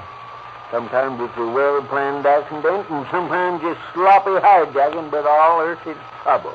Trouble Brasso can't prove, is that it? Yes. That's the reason for Monday Stipple and the meetings out here. Stipple's supposed to get the proof for Brasso. There's a guy going for the car next to mine. Oh, that's Brasso, Marlowe. And like I said, I've had enough. For my dough, it's time to call the cops. Good luck, sucker. Dave Brasso was out in front by no more than 30 seconds, so as I ran toward my car and the wall of dust his tires had kicked up, I figured I had an even chance of catching up with him before he got back to Santa Monica and into heavy traffic. But I figured differently when I had one hand on the door of my car. I had to. Company said so. I'm holding a gun. Please don't move. She was standing someplace behind me, and when I did as told, she moved around in a wide, careful arc until we faced each other across a chunk of dark night. It revealed only two things. One, she was holding a gun, and two, there was no mistaking her. This was a lady in black. Those car keys there in your hand. Throw them here, please. Now, wait a minute. I'm sure we can talk... Please, let me have them. Okay.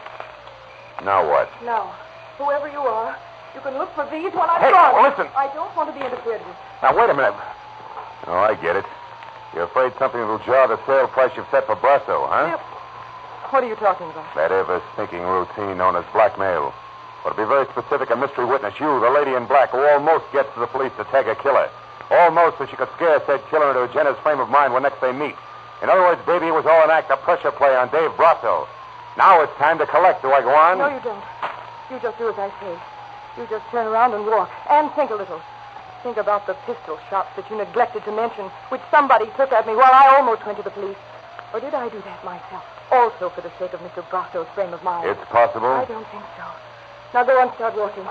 You don't make much sense standing here. As I moved away from her, she backed off quickly toward a car that was nuzzling a high hedge near the far side of the roadhouse.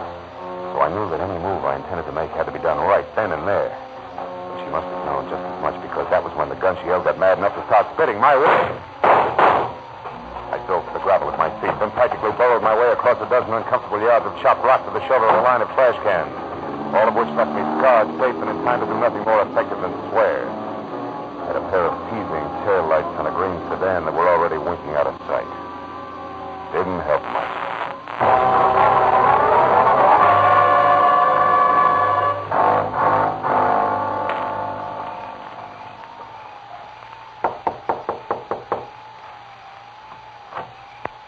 Well, what do you know? The private detective again. Well, what's it this time? Bill Brasso, Stipple, is he in? No, he isn't. That's funny. No, I don't think so. I only think you're funny. The panic, Marlowe. Moon and I have been watching you comb that gravel out there searching for the key. We couldn't catch the chatter, but she certainly made you look stupid. And just so you don't go on looking that way, don't bother playing so wide-eyed about Brasso being in here either. You see, I know you know he isn't. It won't work, sonny boy. Maybe a little pressure will. I doubt it. I don't bend easy, Marlowe. Also, I don't happen to know where Brasso went. But just so nobody gets too upset or quick with a gun, maybe we have to go back over to the bar to chat. Moon's expecting me. Besides, it's cozier there. It won't be, once the cops start pouring in. Incidentally, it makes it your turn not to play dumb.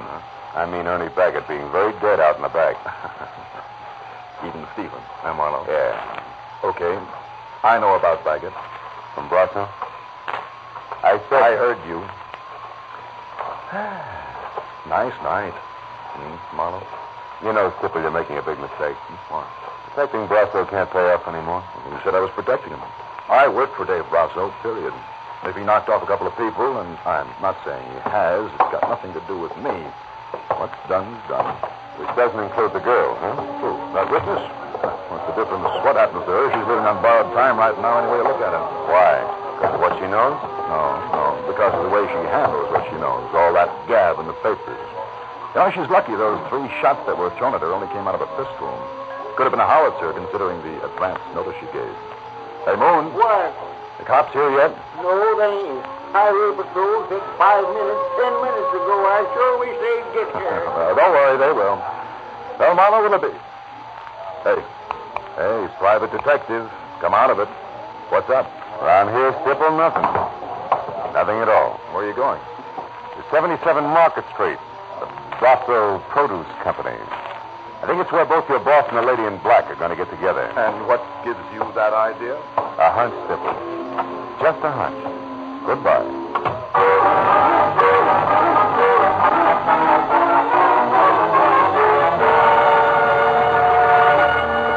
Produce Company was a half a block of corrugated metal warehouse crouched behind a wide loading ramp, which at 2 a.m. bustled with enough noisy, fresh vegetable business to turn night into day. And when I was out of my car, clear of the whirring electric hand cart, making my way in between sided lettuce crates toward a cage marked dispatcher, I kept wondering how a guy who built an outfit like this single-handed could have possibly made the mistake I figured was his. I stopped wondering when a face that had been stolen from a hawk pressed itself close to the inside of the cage and yelled at me. Well, what is it, mister? Talk up there. Billy, I'm busy here. Wait, me! 1031 out now! I want to see Dave Brasso. Oh, that isn't here. Dispatcher. Yes. 21 a bushel. Right. Brasso's not in his office, mister. I'm not sure where he is. I'm not sure. You a cop? No, private detective. With expense account. Will 5 help? He just paid 10. Oh, let it ring. Come on, Buster, this counts. Here's 10. The lady in black? Yeah. Keep it down, will you? She stood around for maybe 20 minutes before she got talking to me. Not a bad-looking doll. All right. Now, where'd you send her? Come on, you got your 10 talk. Hang on just a minute. Where? The old shed in the back. Used to be a warehouse. They've got a real private office there. You'll probably catch up there if you run. I'll probably try. Thanks. The ex-warehouse turned out to be an ugly huddle of parched cobblers teetering at the edge of a deserted cobblestone alley, and quietly dying of old age. And except for a flicker of light from an open door deep inside, it was as dark and as quiet as the lining of a frock coat. Until I stepped in front of a gun, it was no surprise. When I told you that I didn't want to be interfered with, I meant just that. Now, without shouting, who are you? For one thing, a private detective named Philip Marlowe. Another, a guy who's still working for Vera Hamlin. You were working for Vera? That's right, but not swinging in the dark. Which means what? That you never saw Vera Hamlin killed in the first place. And that all this lady in black razzle-dazzle strictly a smokeout. Vera was my sister, Marlowe. Her letters told me all about Dave Brasso, about what he meant to her, about the runaround she was getting from him. So you added that to a phony hit-and-run accident and decided to pose as a surprise witness. So that Dave Brasso would try to pick you off and reveal himself as your sister's killer, if you lived through it. Right. And now, Marlowe, Marlowe, quick. Get back. Brasso just turned that light off in there. He's coming out, and I'm going to meet him. No, don't. Look, Listen. If you want to help, stay where you are. Keep quiet. Oh, brother. I'd better be right.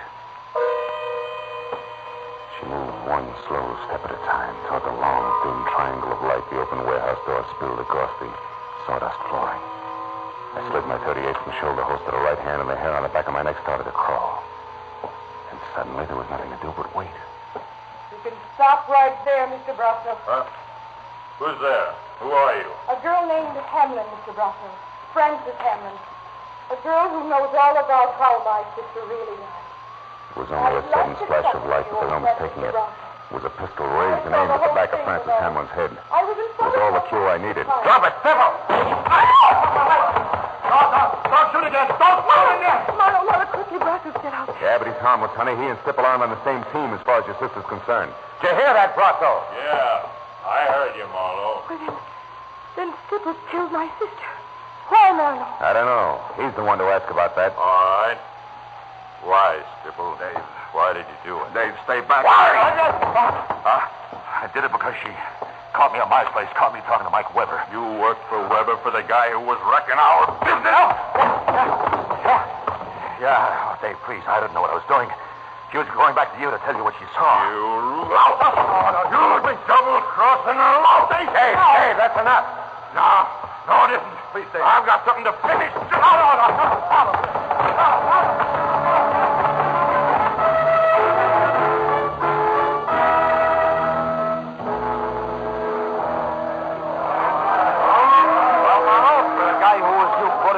On the city payroll? You did all right tonight. Hey, but tell me... Duck Matthews. Hey, Lieutenant, how about the story? We're pushing our deadline on a bulldog edition. Yeah, we work for daily papers, Matthews. You've been holed up in that warehouse with Marlowe and that heavy for a half hour now. What gives? Hey, how bad is Stipple's wound? Look, the wound is nothing. It's a scratch, although I wouldn't say he ain't hurt. But the story, you'll have to wait until I'm down at headquarters. I haven't got it all myself. Oh, Lieutenant, you're kidding. Sure, I got lots of time for it. Listen, Abbott. Monty Stipple killed both Vera Hamlin and Ernie Baggett. He killed the lady because she found that he was crooked, and he killed Baggett because he was afraid Baggett knew too much. And now, so long. Oh, but Lieutenant, tonight I got something less than love for the gentleman of the press. Hey, Phil, come on. Miss Hamlin's over there. All right. Now, look, Marlowe, before it's impossible for me to stay away from those dear boys any longer, tell me, where did you run across the switch? I mean, what tagged Monty Stipple for you? Mistake he made, Lieutenant. Calling the shots when he was blindfolded. Or in other words, what? Matthews, I'm tired. Tomorrow, huh? No. We can talk then. Come on, Marlowe, friend. please. Okay. Well, it's something like this. Back at Moon's Point, Stipple told me how lucky the lady in black was. Only 3 shots were thrown at him. And he had no way of knowing how many shots had been thrown, huh? Attaboy.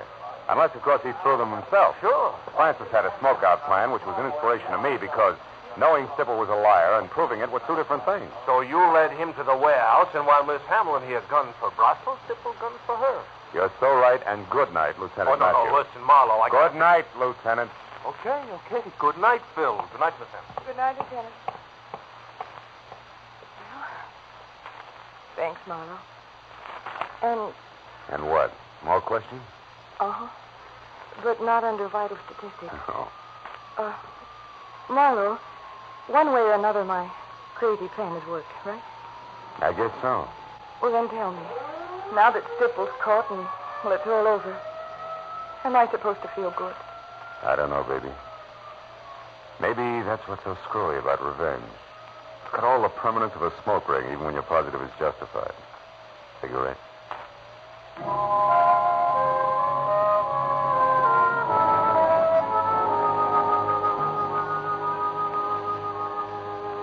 I'd been dog-tired when it started.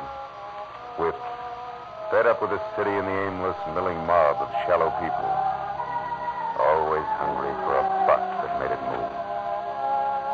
But now as I drove through the quiet, empty downtown streets and listened to Frances Hamlin talk about her sister, who had never been anything but nice, I stopped thinking about those money grubbers and thought instead about the ones like Vera. All the people all over the world who sometimes get in trouble because other people won't realize the world is not for sale. Yeah. The Veras are the ones to keep in mind. And that was when I decided that I was only tired, not whipped, not fed up. All I needed was a good night's sleep. So I went home and got it.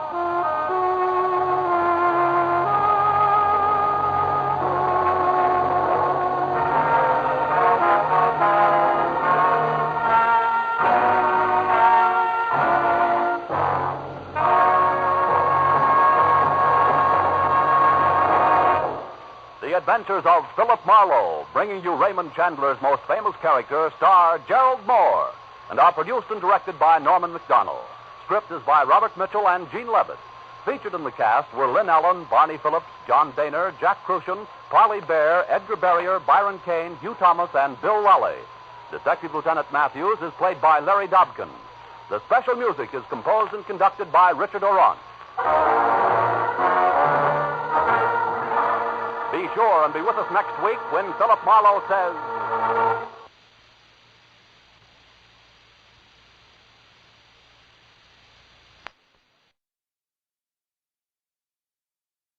Get this and get it straight.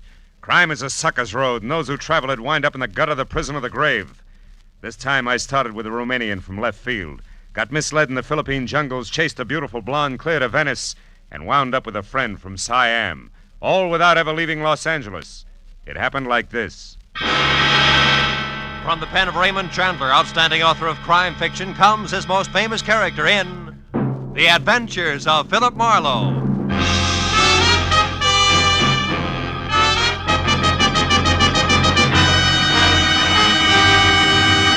Now, with Gerald Moore, starred as Philip Marlowe, we bring you tonight's exciting story, The Sword of Cebu.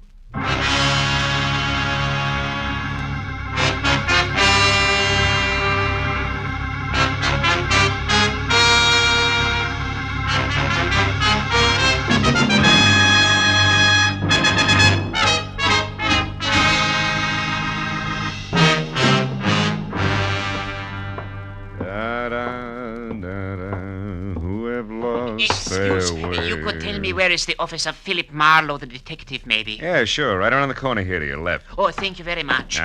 My friend, you know this Mr. Marlowe, eh?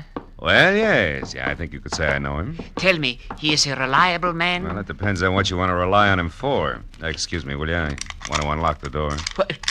You are Philip Marlowe? Yeah, you're so right. Come on in, Mr. Never mind. Now listen to me. I will pay you twice what Henry Pound has offered to you. Also, I will add to that $1,000 for a bonus. Wait a minute. What is this, Henry Pound, 1,000? Please, I have not the time for haggling. We make it $2,000. But you must work for me, not for Henry Pound. You only pretend to work for him. Now, look, Bud, in the first place, I haven't heard from Henry Pound since I worked for him 4 years ago. Huh? Second place, I still don't know who you are or what you want. Huh? Maybe you better sit down over there, start at the beginning, and tell me. You are lying to me! Very well, Mr. Marlowe. The short, dumpy man with wild black hair turned suddenly savage, swung a hard fistful of knuckles at my front teeth, and piled me back up against my office desk. By the time I got out into the hall, he was gone. I was going to follow him, but my phone, screaming for attention inside, stopped me. I decided to be philosophical about it. After all, screwballs find me all the time. Hello, Marlowe speaking. Phil, this is Henry Pound. Remember me? Yes. I just had a reminder. I've been trying to get hold of you for 2 hours. My boy, where have you been? Out to dinner. Now listen, Mr. No, Pound, me just... first, Marlowe. This is most important. What? I need your help again, immediately. It no doubt includes a stubby crumb with a head full of wild black hair and a nasty temper that left here on the run 10 seconds ago. Kurt Babesco. Whatever you call him, it's probably it. Babesco, Kurt Babesco. He's the one man I have reason to fear, Marlowe. Yeah? Come out here to my place at once, will you, my boy? Old Henry Pound's future is dangling over a very deep abyss by the merest thread, all because the sword is gone. What sword? What sword are you talking about, Mr. Pound? From the island of Cebu in the Philippines, the sword of Cebu. What? It means everything to me, and it's gone, vanished. I must have it back. Hurry, Marlowe.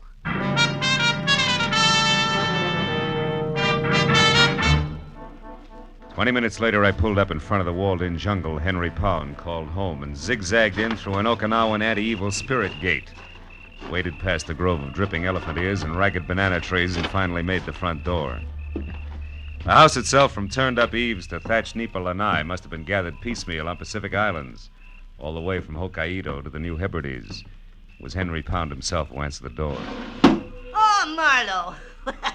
You know, the only thing wrong with you is I never get to see you except when I'm in trouble. That's the business I'm in. Well, come in. Sure. Hey, it's quite a place you have here, Mr. Pound. The islands, my boy, yes. Since business keeps me away from them, I brought their atmosphere here to me. Even the music, huh? All but the mosquitoes. Oh, shoo-shoo. Now, stay away from underfoot, will you? Go on, scat. Shoo-shoo, huh? That's an albino Siamese, isn't it? Yes, quite unusual. Yeah. But he sheds that abominable white fur of his like any common cat this time of year. Yeah. By the way, did you see my servant Hideki? Was I supposed to? Well, when I couldn't reach you by phone, I sent him down to your office to wait. Well, he must have gotten lost then. Well, no matter. Now, let's get down to cases, my boy. Now, sit down, will you please? And listen closely. All right. My major business, as you remember, is importing pearls from the Orient. Yeah, I remember. And since you worked for me last, I acquired a partner, a fine fellow named Voss in Manila. Mm-hmm. With his contacts there and mine here in the States, we've been extremely successful. Was he the one who sent you that sword you mentioned? Yes, it arrived 2 days ago, but he sent over half the curios you see in this room. That's why I failed to realize that there was anything special about the sword of Cebu. Well, what is so special about it, Mr. Pond? Here, read this letter I got from him. Henry, I'm certain now there's going to be trouble. From one Kurt Bibesco in particular. The man you saw However- tonight? Yeah, I see. However, I've taken every precaution. Rest assured, Henry, that if anything ever happens to me, I shall somehow get the complete list of my contacts here into your hands. Sincerely, Eugene Voss. Well, Eugene Voss was murdered 4 days ago in Manila. Murdered for that list of contacts. you think the sword ties in some way? Well, I'm positive of it. Well, what's it look like? Well, it's 3 feet long, Marlowe. The handle and the sheath are from the same gorgeous piece of white mahogany and literally covered with intricate and exquisite carvings. Sounds wonderful. Oh, it is. When the sword is in the sheath, the two pieces form a complete pattern. I thought of it at once, of course, but when I came in to examine it again, it was gone, stolen.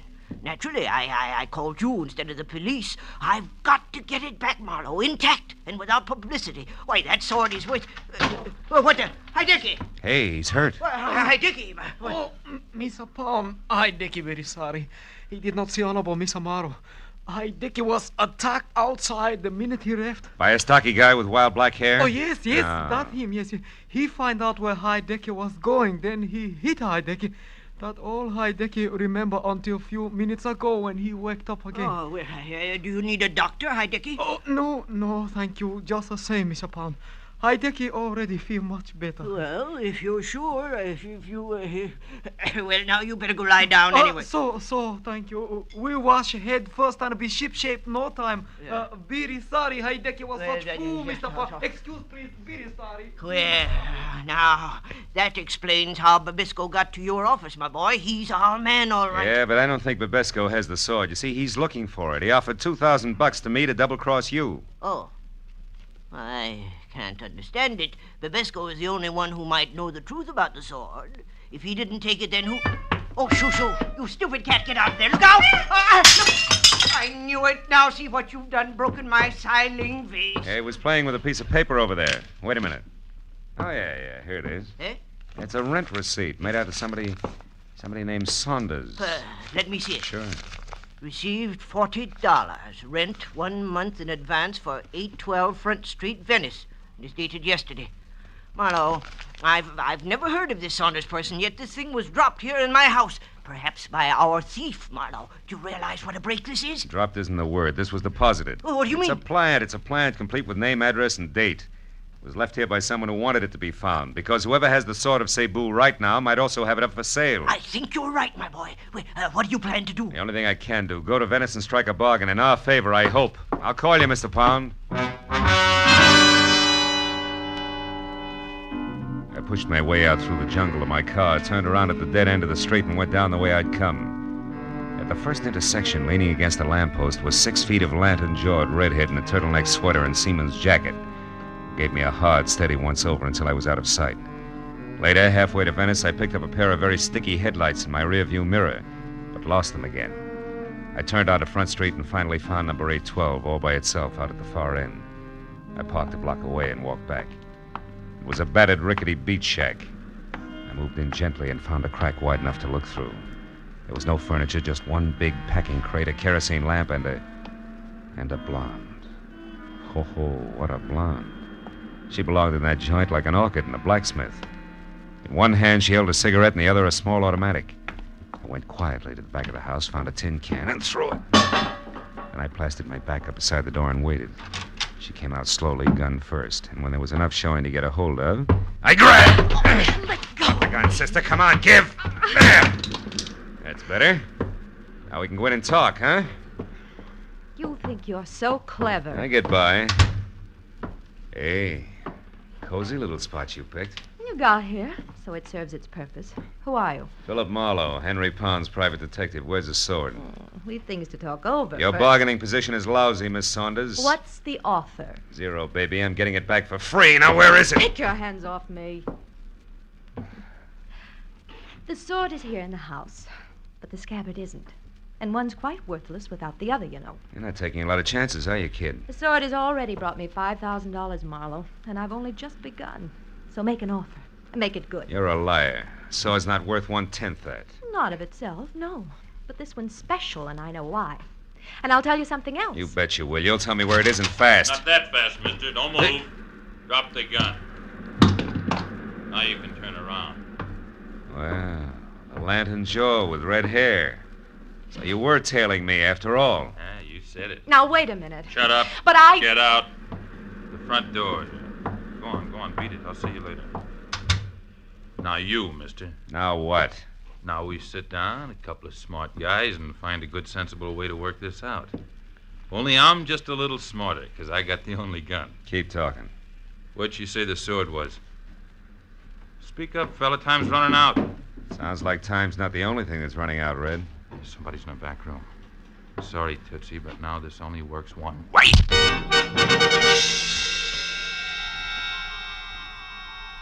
Oh. I couldn't tell how long I'd been out. But I felt like I'd lost at least a weekend in somebody's boiler factory. I got back far enough to realize that something was going through my pockets. He was snaggle-toothed, had a week's growth of beard, and put the room in need of a healthy spraying of sweet air. Yeah, that's a little better. I thought you was done in there for a minute. Yeah? Who are you? Oh, what happened anyway? Yeah, that's what I'd like to know. Call me Sid. Okay, Sid. Yes, thank you. I was walking along the beach out there like I always do, and all of a sudden I heard a scream. You know, like it was a wounded cat.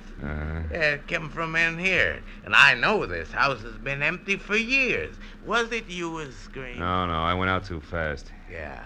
Well, I come a-running, and just when I stepped up in the porch, a fella in a pea-jacket come charging out and beat it down the street. Yeah, I remember.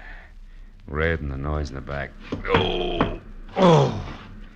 Have you been in there, that back room? Me? Yeah. Sid? No, I just looked this far, and I found you. What's it all about, mister? What's back in there? Hey, bring that kerosene lantern, will you? Yeah, sure. Here, I got it. Look, a guy. Yeah, a wild-haired Romanian named Bibesco, with the sword of Cebu sticking clear through him. Dead center.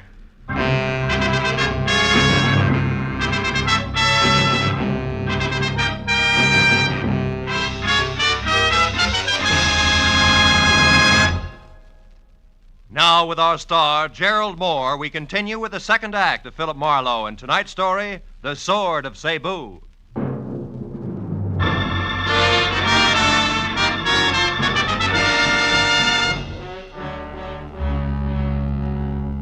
While the beachcomber gaped like a marionette with broken jaw, strings of the impaled body of Kurt Bibesco slumped at our feet. I quickly covered the room and the back porch, which led to the beach outside, looking for the wooden sheath that belonged to the sword of Cebu, just in case Claire Saunders had been bluffing. But 5 minutes of that got me nothing more than a little exercise and a lot of salt air. Well, what should we ought to do now, mister? Call the cops? Yeah, I guess so. Sure would like to take that sword. So would I, Junior. But the homicide boys are kind of narrow-minded, you see. They like their corpses as is. Yeah? Come on, let's get to a phone. Yeah, okay. Nearest one's a couple of blocks away. You got a car? Yeah, it's out front. Got a light?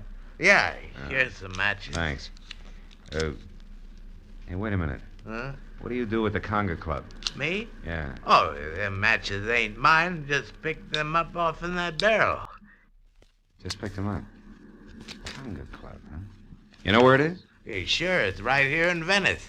Ex-Marine runs Oh? it. Kind of wild, though. Cops raided it once. They had some dancing. Where girls. is it? Where is Oh, it? Come on, it could be important. Straight down Front Street, Broadway, then left one block, and you're there. Uh-huh. Now, look. You call the cops and get back here and wait till they come. Tell them my name is Philip Marlowe. I'm a private detective. Yeah. No. No, sir, not me. I ain't waiting here alone. $10? That's all? You heard me. Here. Tell the law I'll get in touch as soon as I can. Also, Sid, I'll match that 10 the next time we meet if you've kept your mind on your work. Yeah. Okay. But where'll I tell him he went to? The conga? You catch on fast. The conga, Junior.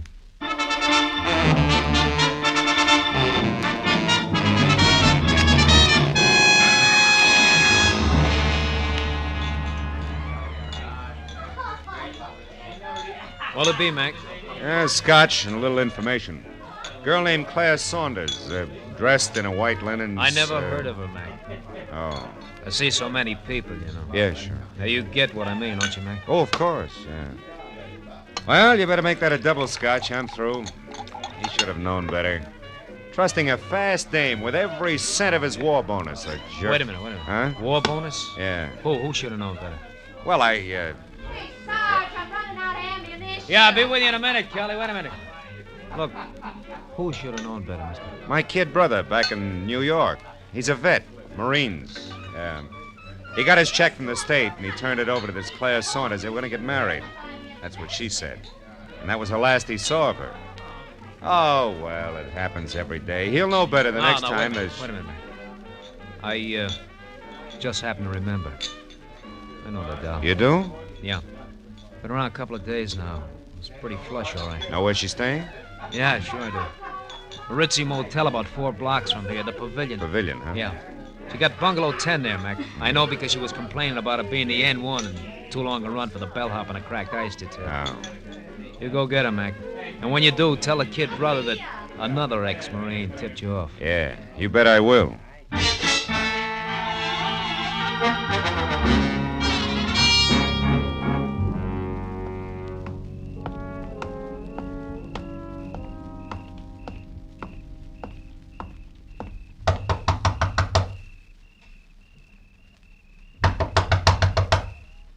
Who's there? Bellhop, ice. Oh, there must be some mistake. And you made it. Here, we're going to straighten it out right now. Get your filthy hands. Quiet down, Duchess, now. Sit down, over there.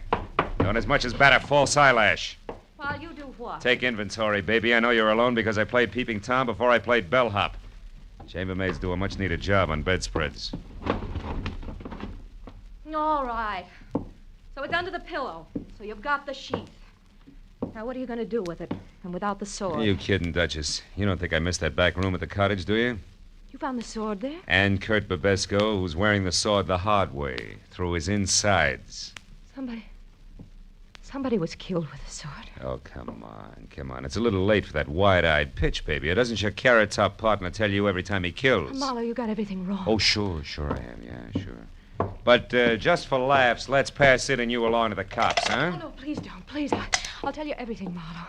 Turner isn't my partner. He hardly knows me. That's better. Now, just who's Turner?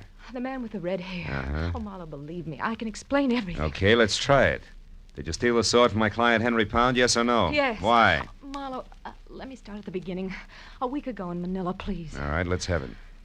It was late in the afternoon, and I was shopping for a handbag, just looking in store windows when suddenly I noticed a man hurrying down the opposite side of the street. A man who turned out to be Eugene Voss, Henry Pound's partner, maybe? That's right. I could tell he was afraid of something, Marlowe. He darted into a curio shop nearby. A minute later, I saw Turner. You know him? Just slightly. We'd met once. Obviously, he was following Voss. But he didn't go into the curio shop. Instead, he hid close by. And then when Voss came out, he shot him, Marlowe. Just like that, huh? He was gone before anyone knew what had happened. I ran over to Voss to see if there was anything I could do to help. But there wasn't. He was dying. Oh, it was frightful. Please, Marlowe, I'd like a drink. They're on the desk. When you're through, go on. What happened next? Well, he told me to take the money in his billfold, $5,000, to take it all for delivering a message. About the sword? Yes. I was to get in touch with Henry Pound here in Los Angeles and tell him that the sword which Voss had just purchased in the curio shop was on its way, that he should pay special attention to it. And then he died. Well, you decided that $5,000 was an awful lot for playing messenger boy, huh? Yes. So you said nothing to the police, grabbed the first plane for L.A., got the Pound's place here, and swiped the sword, right? I figured if delivering the message was worth $5,000, the sword itself would be worth a lot more. But you had no idea why. Oh, no. Maybe a code in the pattern of the design and the jewels in the handle. Probably not the sword itself. Yeah, you figured right, little schemer. Here's your drink. Thank you. Huh. Oh, the rest of the story I can fit together myself. You knew you had something, but you didn't know what, so you swiped the sword, you left an obvious clue to an empty cottage, that rent receipt, you counted on it to start the ball rolling, and it certainly did. Who would that be? I don't know. Find out. Who is it? Turner, I want to talk to you. Just a minute. You still sure you're not partners, baby? Yes. I told you the truth, Marlowe. All right, answer it. I'll wait here in the closet with the door open wide enough for the barrel of a .38, just in case you've never been to Manila. Go on. All right. Tommy! Open up, hurry. Close it quick, that peeper may be around. Who? The one I slugged over at the cottage. He wasn't there when I went back. Just some bum I scared away. Went back? Yeah, I went back. After you ran, there was some excitement, Sweets. First, I slugged the peeper because I heard some noise in the back. I thought it was you. Me? I never returned to the cottage. I know it. It was a louse named Babesco. I got him all right. With the very sword he was after. The little number right here in my hand. He was competition. So were you, Sweets, except that I doped your angle a long time ago. What do you mean? Well, Voss told you something before he died in Manila. I stopped after I ran, doll. I even came back. I saw you go for his billfold. Saw him mumble something. When I ran into you again here in L.A., I knew you were swinging in the dark. It was a nice try, Sweets. But you missed.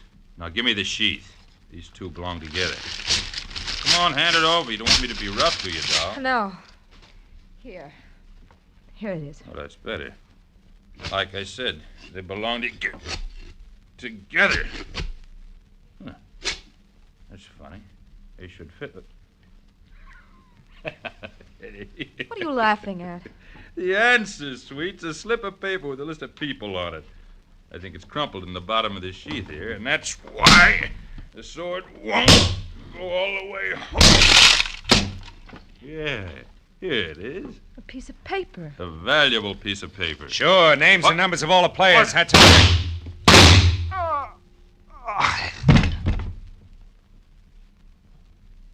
Marlowe, he's dead, isn't he? Yeah. Just about as dead as a guy named Eugene Voss was last week on a sidewalk in Manila. Or the party called Babesco. What is it? Turner's dead, but I don't think his partner is. Marlowe, you thought I was his partner. Oh, yes, and I thought wrong, Claire. But now I got a little more to go on. I'll see you, honey. Oh, no, wait. What am I supposed to do? Call the police and explain it all away as a practical joke? Oh, Marlowe, have a heart. Where are you going? Back to my client, little dreamer. I think you can give me a line on that partner. Be good.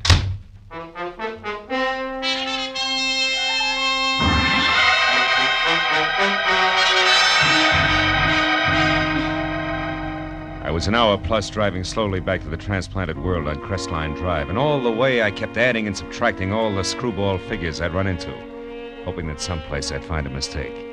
But when I was there through the junior jungle and standing at the front door, I knew that my hunch was right.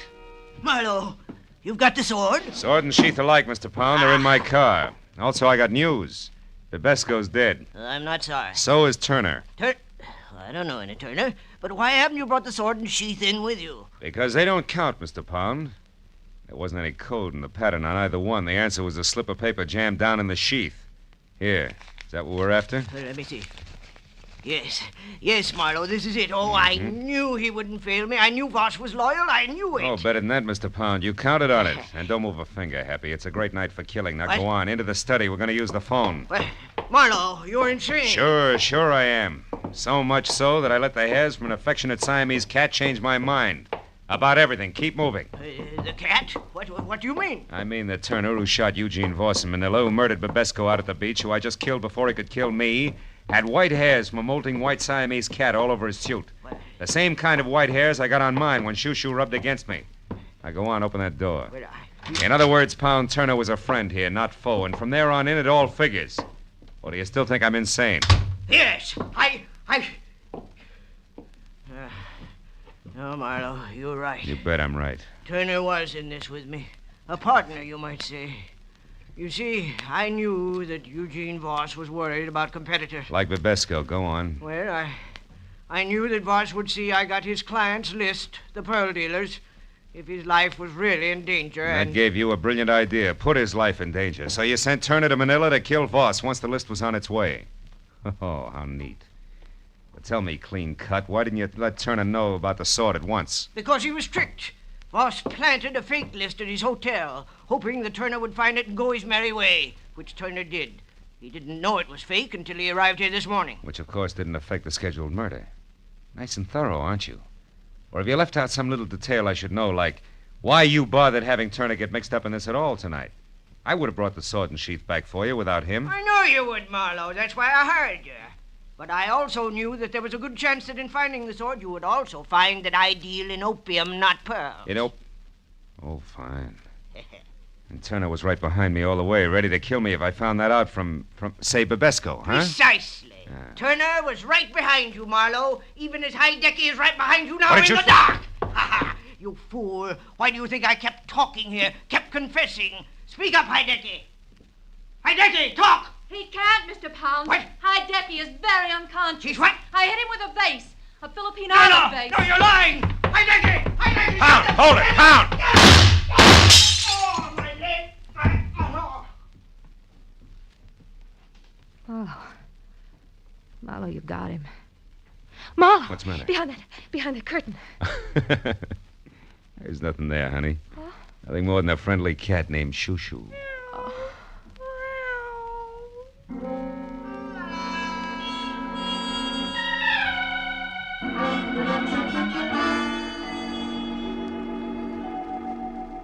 It took a long time.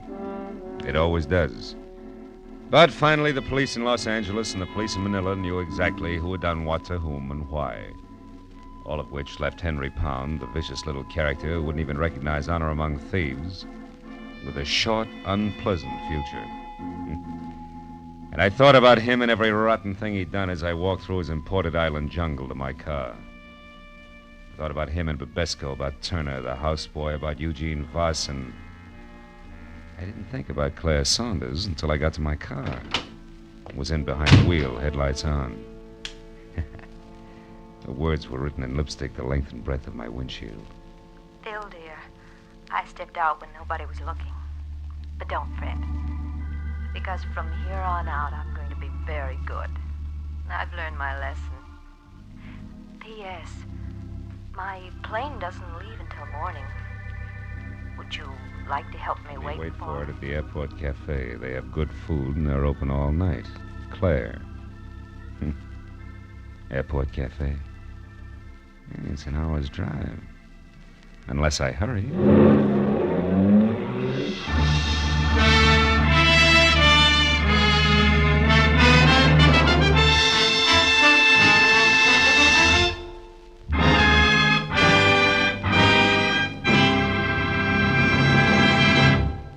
The Adventures of Philip Marlowe, bringing you Raymond Chandler's most famous character, star Gerald Moore, are produced and directed by Norman MacDonald and are written for radio by Robert Mitchell and Gene Levitt. Gerald Moore can currently be seen starring in Republic's The Blonde Bandit. Featured in our cast were Gene Bates, Junius Matthews, Barney Phillips, Byron Kane, Paul Frees, and Anthony Barrett. The special music is composed and conducted by Richard Arant. Be sure and be with us again next week when Philip Marlowe says... This time, an old Spanish woman who cared, a redhead and a mink who didn't, and a green suede button beside a corpse, all led me to a wounded man with a gun in his hand, cornered on a warehouse roof.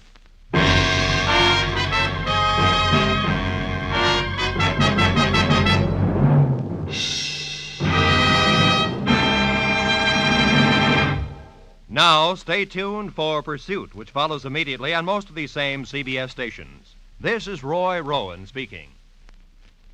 This is CBS, where Burns and Allen are heard every Wednesday night, the Columbia Broadcasting System.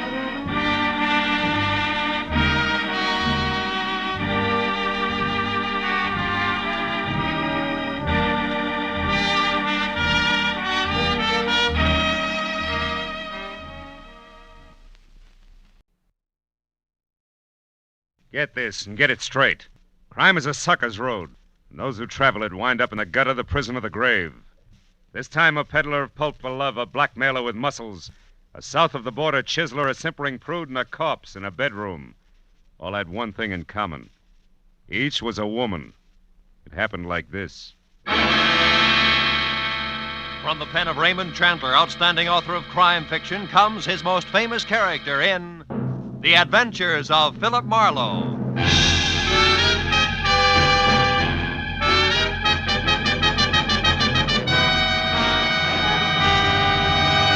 Now, with Gerald Moore starred as Philip Marlowe, we bring you tonight's exciting story, The Ladies' Night.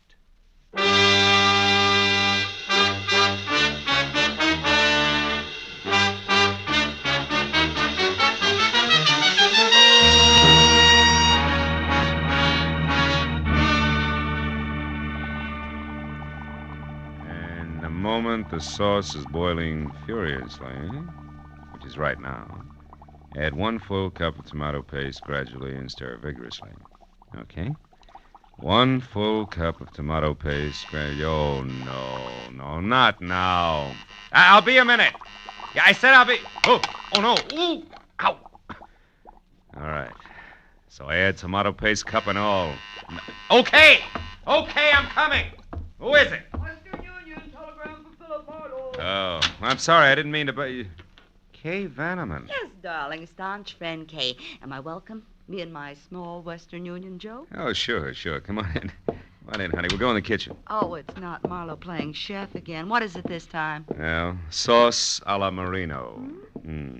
What's on your poor little rich girl's 14-carat mind tonight? You. It's Tuesday. Tuesday? Yes. This is meeting night in my crowd. The Greens Committee at the Country Club, the Beverly Hills Male Choir, the veterans of this and that. So, no men left. Oh, except staunch friend Marlowe, huh? Look, Kay, baby, just because I... I know it by heart, Phil. Just because brave private detective once saved rich Uncle Enoch's niece, Kay, baby, from lots of trouble. For which he was well paid. There's no reason why they've got to go on seeing each other. Well, mister, you're wrong. There is a reason, a big, fat one. I like you. Lots. You do? Especially on Tuesdays. I can't tell you how happy that makes me. Now, I'm look... not being too bold, am I? I did call, 3 times. You weren't home all day. It didn't discourage you. If I can't have you, I'll take the doorstep. Tuesdays. On Tuesdays. Now, about this sauce a la whatchamacallit. What do we do first? Fish out the cup or wait for it to melt? Well, it all depends. If we want to, Hey, that thing sticking out of your pocket, real telegram or prop for gag? Oh, no prop, real thing. Oh? I met the boy in front of your door. Here. Open it up, will you? My hands are greasy. So I noticed. Over there, self-reliant. It's called soap and water. Oh. Well, read it, dear. Straight like, huh? Okay, straight like. Tried to reach you all day. Very important. Uh-huh. Meet me at the Tulip Room, Sunset Strip at 8 tonight. We'll pay Tulip you Room. triple your fee. Time means everything. Gigi Ormsby. You know her? Give me the towel, will you? Yeah, I think... Sure, she's the demon editor for Passman House. Who published what? Magazines, torrid love, great passions. You know, the shop girl's encyclopedia. Uh-huh. Well, now tell me, shop girl, where'd you meet editor Gigi Ormsby? At a cocktail party about a year ago. She's quite a character. Sleek to look at. And listen to? Oh, someplace between a career woman and a Marine sergeant. Credit good? Excellent. Uncle Enoch once shook hands with her, and that's better than Dun and Bradstreet. Hey, where are you going? The Don jacket and professional demeanor. Both are going to the Tulip Room. Phil, can but I... you're not. Phil, that's not fair. This is And Tuesday. the sauce a la Marino needs 1 measuring cup removed. A delicate woman's touch from here on in. Bye-bye, Kay. You're a staunch friend indeed.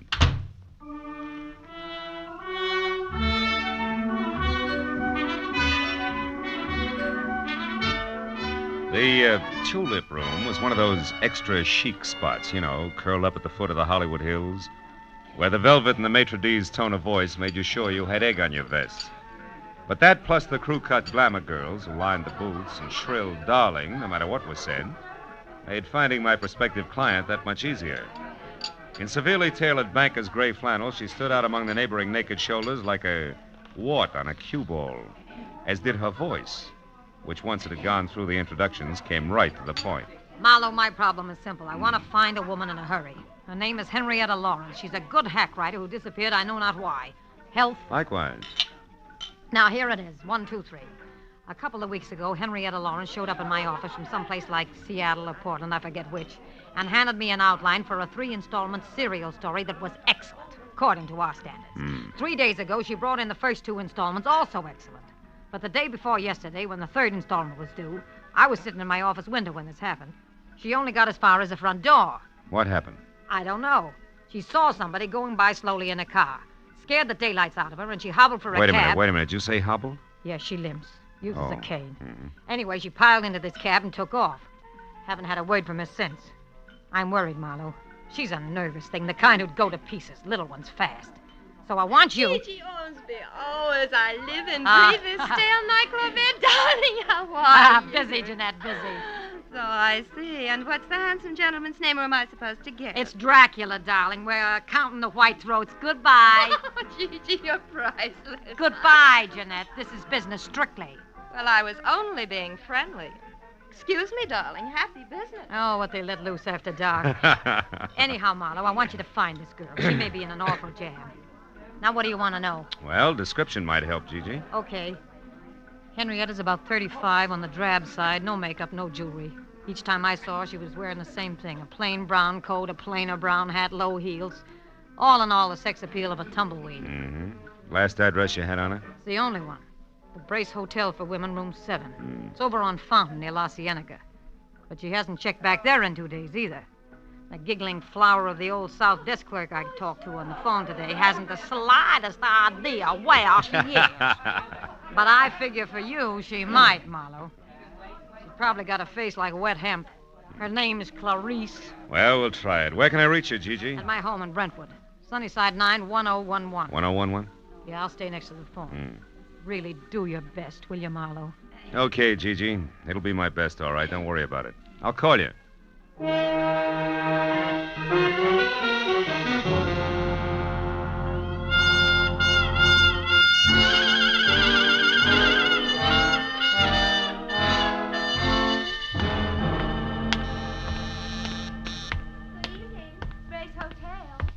Violet Moore? One moment, please.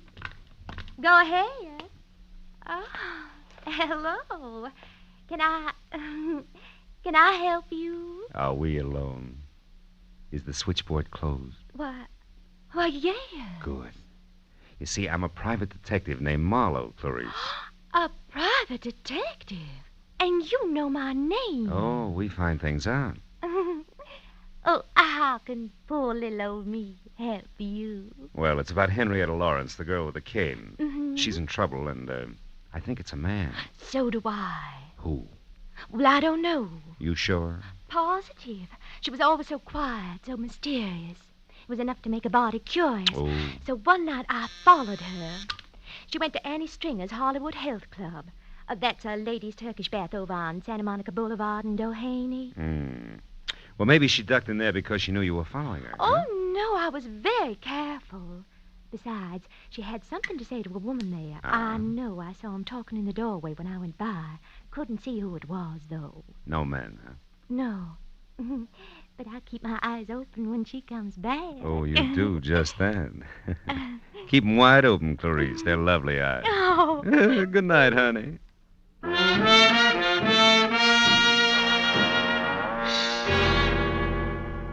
My client was wrong. Clarice did not have a face like wet hemp. It was more like a batch of biscuits, but the body curious had provided a lead. As far as the corner of Santa Monica and Doheny, and into the white antiseptic-looking reception room of Annie Stringer's Hollywood Health Club. Women only. My husband said if I... There I forgot about Clarice, hemp, and biscuits alike and thought instead about something a whole lot tastier. like the girl who was leaning on the corner of a desk marked information while she made pencil marks on a chart. She looked up when I closed the door and started toward me. But when another door in the room opened and a woman who was built like a sack of cement bore down on me, she turned back to her chart. Yes, sir. I help you. I'm Annie Stringer. We don't have a men's section here, if that's what you wanted. No, it was something else, Miss Stringer. Annie'll do. Oh. Name's my stock and trade. Something else like what? Henrietta Lawrence. I'm looking for her. Who are you, mister? What's your name? Philip Marlowe. I'm a friend of Henrietta's from Portland. They told me over at the Brace Hotel that Henrietta might be at your place. You see, someone had seen her come in here once. Henrietta Lawrence, huh? Mm-hmm. Well, name doesn't mean anything to me, but... Honey, Mrs. Gordon wants you to come beat her a while. All right, Hilda, be right there. I don't recall anyone by that name, Mr. Marlowe, but you might check with my receptionist there. Take care of the gentleman, will you, Mona, dear? Very well, Annie. I'm coming, Mrs. Gordon. I'm sorry, Mr. Marlowe, Mona, dear. Philip Marlowe. Marlowe. Well, I don't recall any Henrietta Lawrence ever having been with us, but why don't we check the registration cards at my desk and be sure?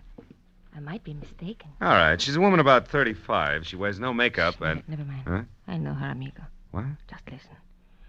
You see, Mr. Marlowe, the cards here list everyone who ever visits the club.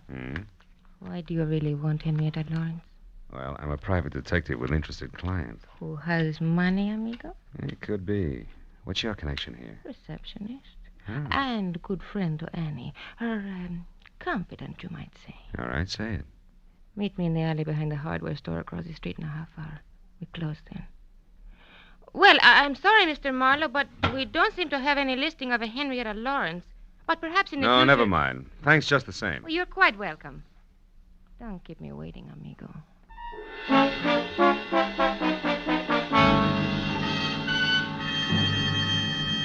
I killed most of the 30-minute wait at an all-night beanery a block away where I drank bad coffee and listened to a special monologue from a waitress, which was worse.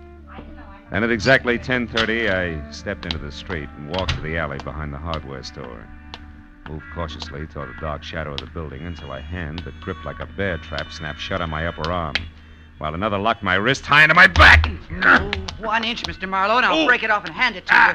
I was a lady wrestler, understand? Oh, do I still call you Annie? Never mind the wisecracks. Been a long day, and I haven't got patience. Now, what's your angle, Flatfoot? This! Slip, baby, in more ways than one. Start talking. All right. Henrietta came from Seattle, not Portland. So now some advice. Forget Henrietta Lawrence, Shamus.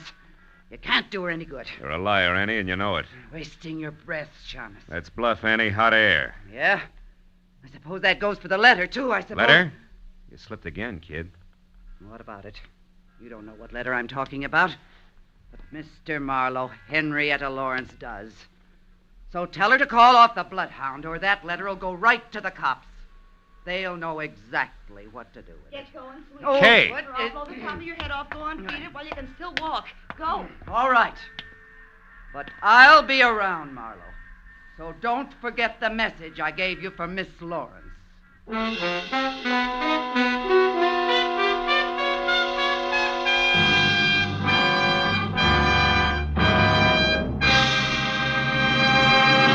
In just a moment, the second act of Philip Marlowe. But first, the kindly physician of River's End, Dr. Christian, will meet the spirit of George Washington in a most unusual way this Wednesday night when Dr. Christian tells his story on most of these same CBS stations. An elderly patient who claims to have a personal message from George Washington comes to Dr. Christian's office and presents him with one of his most perplexing cases. Dr. Christian, starring Gene Hersholt, is a regular Wednesday night feature. Now, with our star, Gerald Moore, we return to the second act of Philip Marlowe and tonight's story, The Ladies' Night.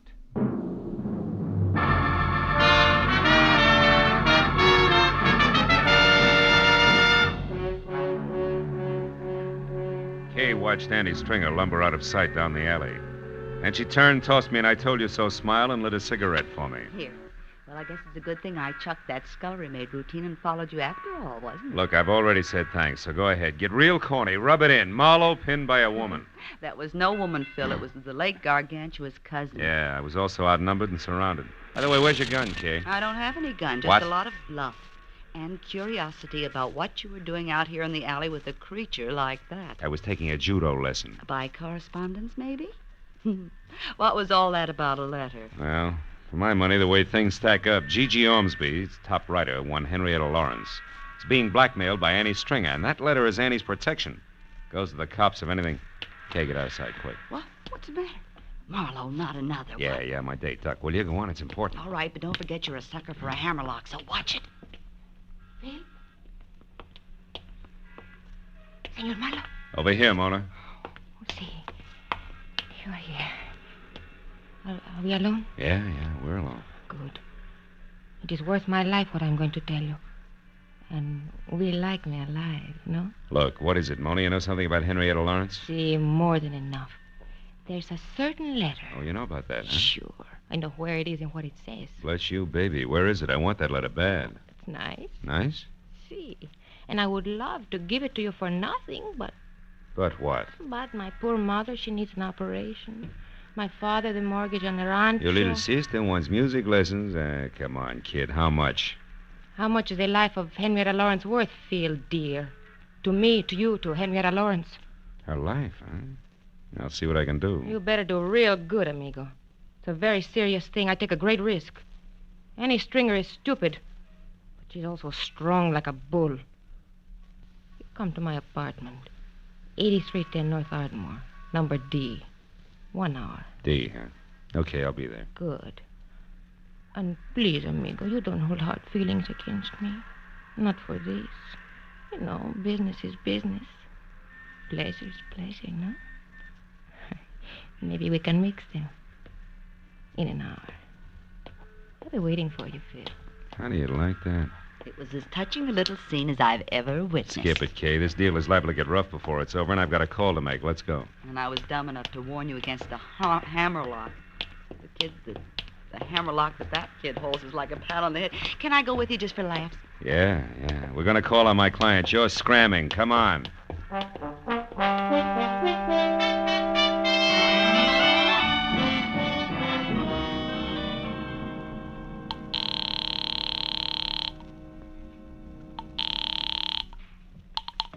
Hello. Marlowe, Gigi, got a line on Henrietta, but you're not going to like it much. What do you mean? How does it go, Marlowe? Trouble is, she's got blackmail. I don't know what the hook is, but I have word of one of the bargainers is plenty serious. Who's doing it, Phil? A female mastodon named Annie Stringer's the big wheel. I got onto it through a letter. A letter? Yeah. Annie wrote her protection letter. It's got all the dirt in it and goes to the cops if anything happens to Annie. It's a standard routine. Where is this letter? Who has it? There's a double-crossing little Spanish number named Mona. I'm supposed to meet her again in an hour at her place.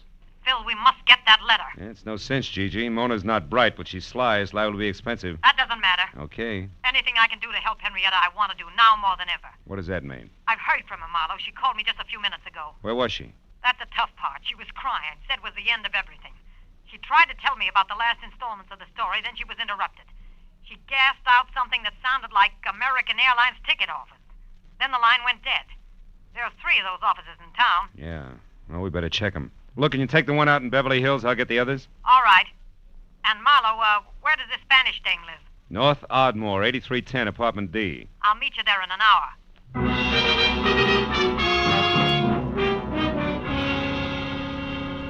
When Gigi hung up, I sent Kay to check the airline office in Hollywood for a woman carrying a cane and a big load of trouble, telling her to call me at the downtown agency within half an hour.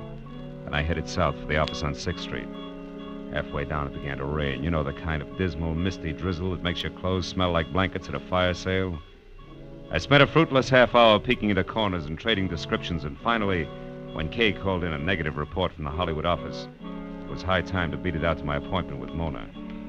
The rain had put enough dazzling sheen on the pavement to make the going slow and slick. But I got out to 8310 Ardmore not over a minute late. Apartment B was the last on the right and completely dark. As I walked toward it, I found myself following a set of feminine footprints rapidly filling with water. And besides each left print was a little round hole. By the time that registered on me, I was already at the door and could hear her crying inside. I didn't wait to knock. Mona, it's me, Marlowe. For Pete's sake, what happened to you? Phil, that woman was here waiting for me in the dark. She had a big club. When I came in, she grabbed me and beat me with it. Yeah, it was a cane. Not that it makes any difference now. Hey, your apartment's a wreck. She got the letter, huh? See, she got it, and look. Look at this Later. Right now I want to know what that letter said, and you can forget about me paying the Mexican national debt for it. I want it free and fast. Come on, what's Annie got on Henrietta Lawrence? All right. She knows it. What? Somebody's outside there. Oh, it's Gigi. Come on in, Gigi. Hello, Phil. Who's this, the tortilla pounder you told me about? Just a minute, you can't All right, hold it. Take it easy. You're a lousy housekeeper, sister. What happened? Your hat dance get out of control? Now, wait a minute. Henrietta scooped this Gigi. She was here and got the letter herself. She what? Yes. We were just talking about the letter when you came in. Now, let's get on with it, Mona. What's Big Annie's pitch? Supposing I won't tell you now. Then I'll have you in the pokey for attempted extortion before you can say Pancho Robinson beautiful. Come on. Well, okay. That's better. For you, amigo, I tell. I don't know what Henrietta Lawrence means to this dragon here, but she's a murderer. Well, you lying little tamale tosser. That's impossible. Henrietta's a fine girl. You know what you're saying, Mona? Sure I do. I read the letter, didn't I? Henrietta Lawrence killed a woman in Seattle 4 years ago. Annie saw her do it. She had names, dates, places, everything. I can't believe it. I just can't. She's such a swell person.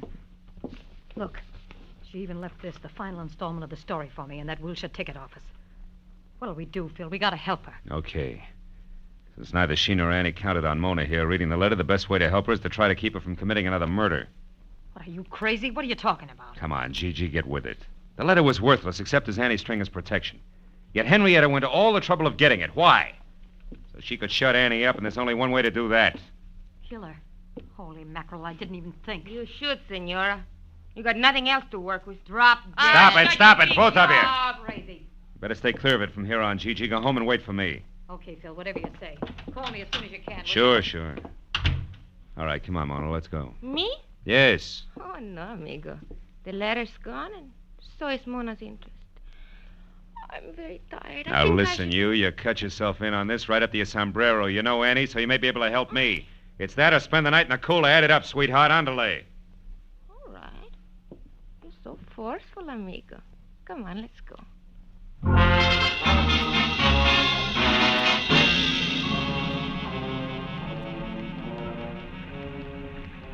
Well, Annie's not in her apartment, and she's not around the health club. What's next, Mona? Where else would she be? Search me, amigo. Think, will you? Has she had any appointments lately that didn't fit with her regular routine? Well, she went out on Fountain Avenue in a big hurry a couple of Fountain days. Avenue. That's where Henrietta's been staying, in a hotel out there. The Brace Hotel? That's it, on the nose. Is Annie dumb enough to go there now tonight? Sure. She's stupid. And her strength makes her reckless. That's it, let's go.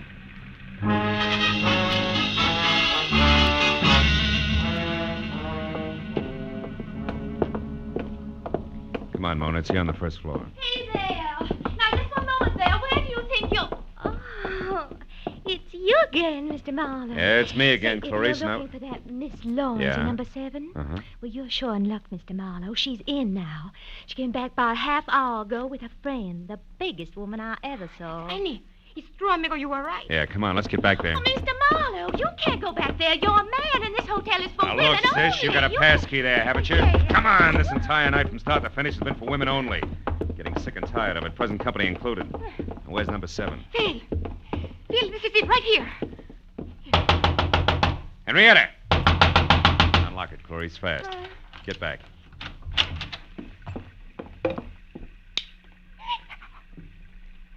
Annie! Dead. With a knife. Yeah. Go ahead and scream, Clarice. Get it over with. Well, where's Miss Lawrence? She no doubt left by the window here. Yeah, it's still open. Only 5 feet to the ground and a clear set of footprints in the wet dirt, cane marks and all, just like... Just like what, Mr. Marlowe? I started to say like the ones I saw earlier. Sure, the last installment of the story, the letter at Mona's, the airline ticket. Now she's out of it, slick as a whistle. Clarice, call the cops. Here, give them my card. I'll get in touch. Well, where are you going, Mr. Marlowe? To break the unpleasant news as gently as possible to my client. Phil, what about me? What will I do now? Just keep looking at Annie, you beautiful, chiseling, double-crossing jerk. Maybe you'll learn something, but I'm not going to count on it. Phil.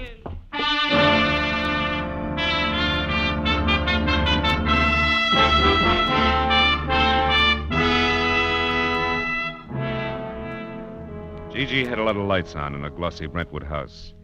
As I walked up the wet, curving flagstones to a door, I could see her inside, pacing slowly back and forth, an impatient cigarette in one hand, a stiff brace of brandy in the other. Whatever Gigi Ormsby really thought or felt about Henrietta Lawrence then, I couldn't tell. But I was sure that before I left, she was going to despise her. Phil, I've been waiting for you to phone me. Something bad, isn't it? I can see it in your face. We found Annie Stringer's body, Gigi, in Henrietta's hotel room. Ah, what a dirty, dirty shame. And Henrietta? Gone. But she won't get far, not this time. The circle gets smaller every time. She can't keep on killing. It's got to stop someplace. Yeah, I suppose so. But I'm sorry for her, Phil. I hope she got a plane ticket tonight and is miles away by morning. I hope she gets a break this time. She didn't buy a ticket. She's not even running. And she won't get that break. You talk as if you know where she is, do you? Mm-hmm. You've been to Seattle, haven't you, Gigi? Well, of course, but not for years. You lived there. You were a writer before you became a publisher. Why? What is this? You knew Annie Stringer long before tonight, too, Gigi, huh? What are you driving at, Marlowe? That your real name is Henrietta Lawrence, that you killed a woman in Seattle once, changed your name, and got away, but there was a witness.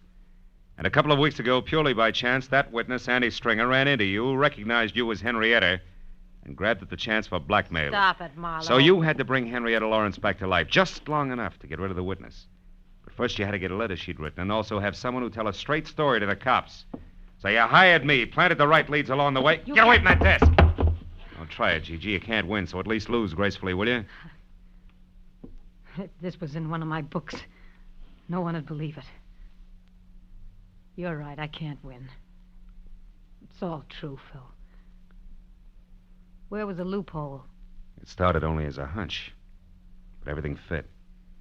I got it from the cane you used, Gigi, at Mona's place. The cane marks were on the left side of your tracks. But outside the hotel window, they were on the right. Anybody who really has to use a cane couldn't do that. Such a little thing. As a matter of fact, it was. Look, Marlowe, you're the only person between me and that break. I got more money than I know what to do with. I can bid high, really high. You wouldn't be for sale, would you? No, baby. Just for hire. Get your coat, Gigi. We're going down to headquarters.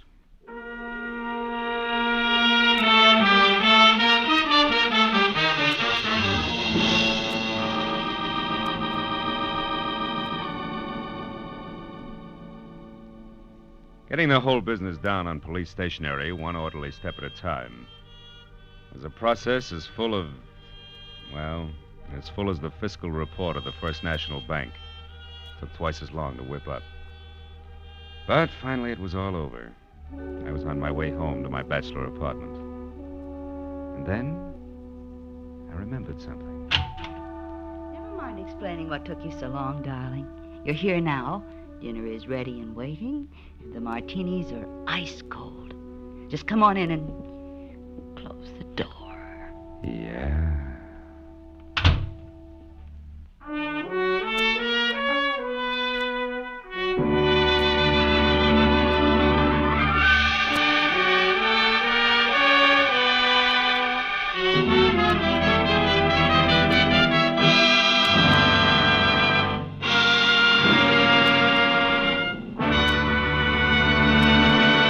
The Adventures of Philip Marlowe, bringing you Raymond Chandler's most famous character, star Gerald Moore, are produced and directed by Norman MacDonald and are written for radio by Robert Mitchell and Gene Levitt.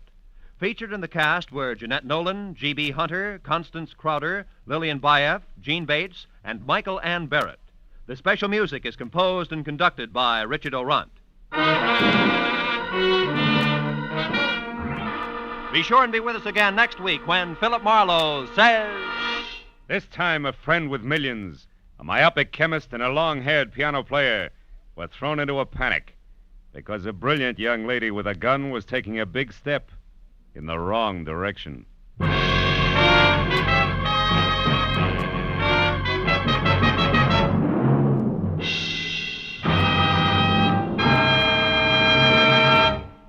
CBS wishes to remind you that Lum and Abner's wonderful down-to-earth Cracker Barrel humor is heard every week on most of these same CBS stations.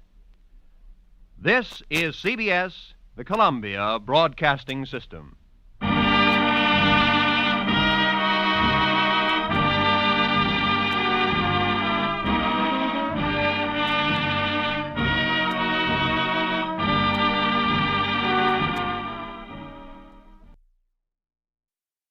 We have delayed the start of our scheduled program to bring you a bulletin from CBS News. 2 helicopters carrying the United Nations ceasefire team left Kaesong shortly before 9 o'clock Sunday morning Korean time. Communist officers are already in Kaesong to participate in the preliminary ceasefire talks. This bulletin has come to you from CBS News. We now resume our scheduled program. Most Saturdays at this time, we spend an exciting half hour of adventure and action with America's public hero number 1, Hopalong Cassidy. Well, even two-fisted cowboys take summer vacations when they can, and Hoppy is no exception. Hopalong and Topper will be back with us riding the CBS air trails again 11 weeks from tonight, September 22nd. Get this and get it straight. Crime is a sucker's road, and those who travel it wind up in the gut of the prison of the grave. There's no other end, but they never learn.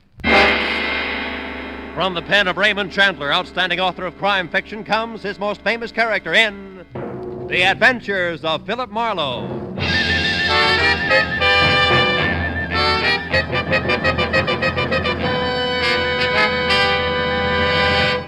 Now, with Gerald Moore starred as Philip Marlowe, we bring you tonight's exciting story, A Seaside Sabbatical.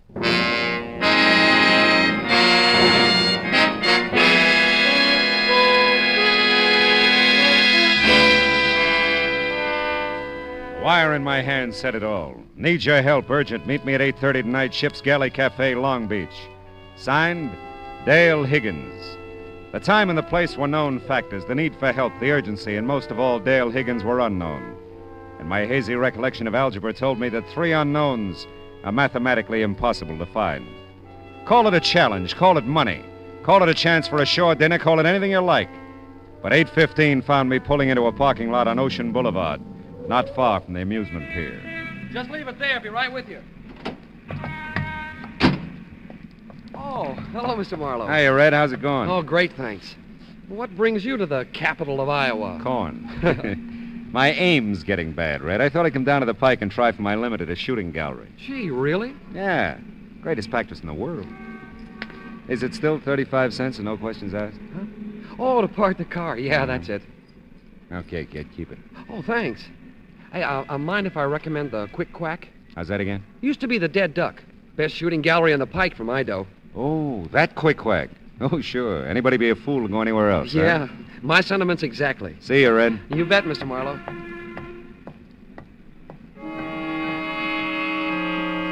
Red's a nice kid. His name was a natural. He was blonde. I bobbed along Ocean Boulevard in a direction that instinct and a blaring blue neon sign indicated would lead me on course to the ship's galley. The night was muggy and close. You wore it like an extra coat, and the ocean breeze I'd anticipated had retired in favor of alternate waves of fog that rolled in, engulfed you for a moment and as suddenly rolled out again. I was very nearly on time for my 8:30 appointment with Dale Higgins, as I turned blue beneath the ship's galley neon and stepped inside to be greeted by tight little groups of faces that opened and closed to admit food, drink, and talk, all indigo. The door behind me closed on 2 thoughts. My dreams of a shore dinner were blasted, and the ship's galley emerged as the last place in the world for anyone in need of urgent help to discuss his problems. But then, I didn't know Dale Higgins. Are you Philip Marlowe by any chance? That's right. Yes, it looked like you were looking for someone. I'm Higgins. Oh, how are you, Higgins? Do we talk here? Probably not very well. No. Walk along the beach? Oh, fine.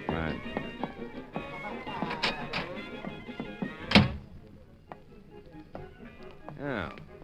Say, Higgins, did you ever wonder why people pack into hot little rooms on a night like this? Oh, you mean the ship's galley? Yeah. Well, philosophy is not my business, Marlowe. What is? Well, I don't quite know how to tell you, I guess. Well, your wire said urgent. That's good enough for openers. Yes, well, the truth is, I was a little quick sending that wire. Oh? I was pretty upset about a situation at the time, but things have resolved themselves now. I won't require any help. Uh-huh. Well, you ought to know. I expect to pay you, of course, the trip down and your customary fee. That'll be $25 a day in expenses. 7 cents a mile for 23 miles, and, 35 cents for parking my car. 7 times 23, $1.60, 61, 35. $1.96. $26.96 altogether. Is cash all right, I suppose? Always has been. Marlowe, I am sorry about this. I didn't set out to bring you on a wild goose chase. But yes, looks like I have got the right amount. Thanks. Don't worry about it, Higgins. Anybody can change his mind. Yes, I guess that's right. Well, thanks for your trouble. Not at all. Yeah, well. Mr. Marlowe! Mr. Marlowe, wait! I turned in the direction of her voice, but the fog has a cute way of diffusing sound as well as sight. And I realized I wasn't closing in on anything, that the fog was circling me and I was circling it. So I stopped and waited. I listened and heard nothing but the sound of the sea and the faint wheezing of the pike calliope. Then suddenly it hit me. Somewhere along the fog-swept beach, a girl had called my name. And nobody knew I was in Long Beach except Red at the parking lot and Dale Higgins. Yeah, the choice was obvious. Did she find you okay, Mr. Marlowe? Yeah, Red, she did. You tell her where I was? Oh, sure. I told her you and me always did our shooting at the Quick Quack. Good boy. Now tell me who she is. Who she is? Yeah. You mean you don't know her, Mr. Marlowe? That's the general idea, Red. Well, I guess she's my age. This I know. Who is she? She's... Yeah. She's... You want your car, Mr. Marlowe? No, Red, not now. I think I left something back at the Quick Quack.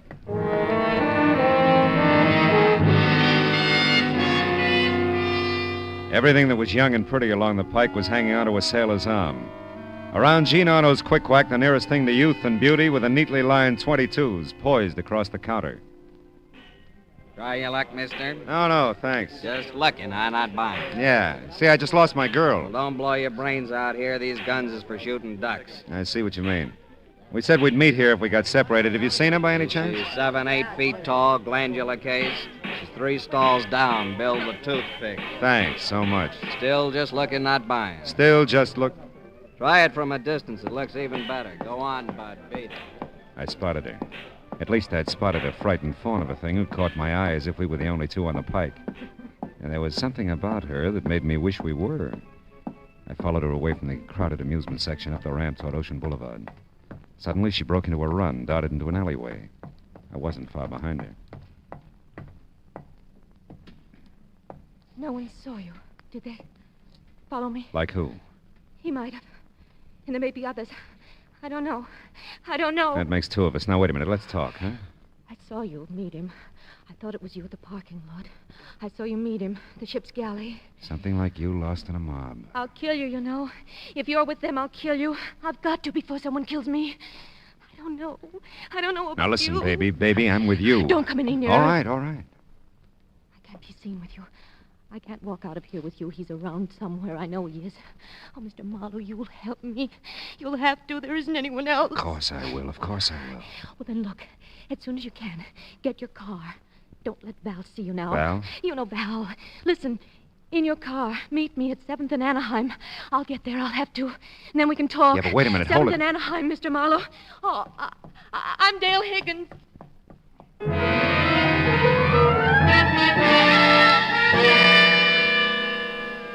It was a study in contrast all the way.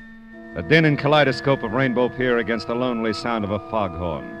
The gray feel of fog and the dank gray black of the warehouse district at 7th and Anaheim. An urgent wire signed Dale Higgins. Dale Higgins. And a guy who called himself Higgins. Husband? Lover? What? Well, here we go again, Marlowe. I parked the car and waited. The fog hugged the streetlight, but the sign was intermittently visible. I had the right place. I don't know how long it was before I heard the footsteps, but it was long enough for me to stretch my legs out along the car seat, lean my head back against the door, and feel the damp touch of fog sweep against my face from an open window. I remember starting to turn my head toward the direction of the steps and thinking that Dale had made it in good time. Oh!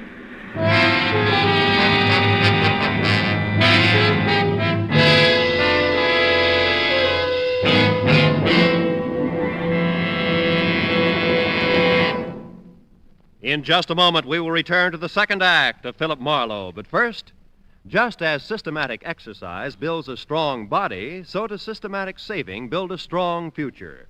Save systematically for your future and for your country's future with United States defense bonds. And now with our star, Gerald Moore, the second act of Philip Marlowe, and tonight's story, A Seaside Sabbatical.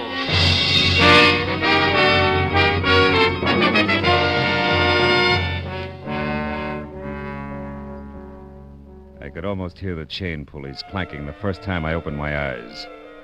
And it took another game try before the fuzz faded away and the room slowed down to a Lambeth walk. Off somewhere, the faint sound of breakers. And I did the ceiling, the walls, and one corner of an expensively furnished room before I centered on the fuzzy, indeterminate face at my bedside. A kind face, motherly and pleasant. It talked. I'm Mrs. Higgins. Oh no. Yes, I am. Is everybody in Long Beach named Higgins? You don't really feel a bit well, do you? No, not really. Oh, we're awfully sorry, Mr. Marlowe. I know when Dale realizes what she's done, she'll be sorry, too. Yeah, I suppose. Dale beaned me? What, with a pier? She's often violent, I'm afraid.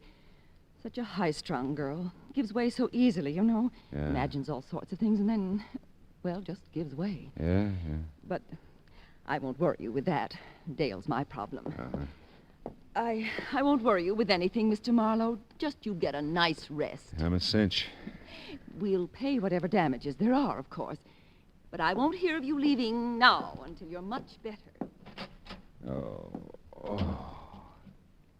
Hey.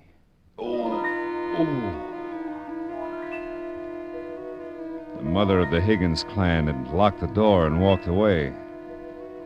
My head felt big and woozy and rammed down into my neck. I was not in the pink. Mother Higgins had ordered a nice rest, and it looked like I'd need it. But I don't like strange rooms and locked doors and high-strung girls who give way.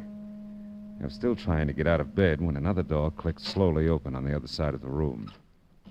My little frightened fawn was back, and my head hurt. I heard Marie with you. That's how I knew you were here. Oh, poor Mr. Marlowe. Did they hurt you? They sure did. It wouldn't do you now if they found me talking to you. I feel better now that you're here. I wish I did. What happened to you, do you know? I have a rough idea. Say, honey, how much do you weigh? 105 when I left the convent. That's not important. Listen, I can't stay long. You know, a romance with you would be rough. Please, Mr. Marlowe. They're going to kill me. Val and Marie, All right. Now settle down. They are. And I don't know why. Maybe if I knew why, I'd understand. Yeah, but listen, I didn't even know Val then. Val? Val Nichols, a friend of Marie's. She sent him to the boat to meet me, and ever since then I just know they are going to kill me. Dale, listen to me.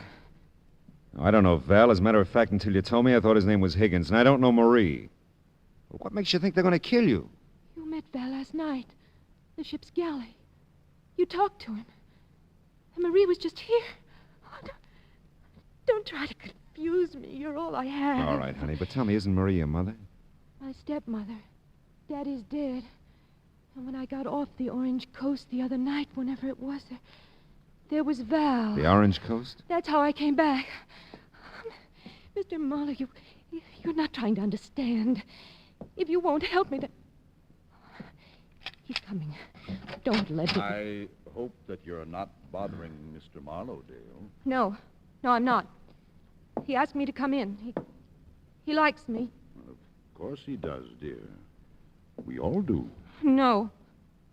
Feeling better, Mr. Marlowe? The worst way. Oh, I'm sorry. Come, Dale. Let's let Mr. Marlowe rest. Oh, you could use a little rest yourself, my dear. No. He wants me to stay. I'm not bothering. You're not bothering at all, honey, but maybe it would be better if you come back a little later. Yes, of course it would, dear. Now, come along now. I can come back, though, Mr. Marlowe. You promise? Sure. Well, if you promise, I know you'll keep it. Never mind, Val. I came in alone, you know. I can find my way out. She's sweet. She's sick. A very sick young lady, Marlowe. Troubled, confused. She's got nothing on me. Now, look, what is this all about? I don't know what day it is, what I'm doing here, who you are, anything. Well, it should all have ended with our meeting at the ship's galley last evening, Marlowe. You're not clearing anything up for me, you know. You've seen her, talked to her. You must realize that she imagines things. Right now, she imagines that she's been away from here a long time, that she came back a few days ago upon a ship, that her mother and I want to kill her. She did send me the wire, Oh, though. yes. Well, we had no idea one of her spells was coming on. We left her for a short time yesterday. The switchboard has its instructions, of course, and they reported it to Mrs. Higgins when we returned. So we thought it best if I met you and... Called me off. It's not in your line, Marlowe. You're right. They're going to keep it that way, too. Mrs. Higgins realizes that she's going to have to do something about Dale. Institution, perhaps, some long-range treatment at any rate. Dale was in no condition to be running around last night playing mysteries. Taking up your time. Whoever hit me in the head last night was in pretty good condition. If I had gotten there 2 minutes sooner, I could have spared you all that. You were following her? No. I was coming back from my boat. I had gone down to the harbor after I left you. Oh. It's on the way back, I just happened to see Dale, and knowing the state she was in, I followed her, of course. I see. She doesn't know she hit me, does she? I don't believe that she has the slightest idea what happened. Things started swimming again.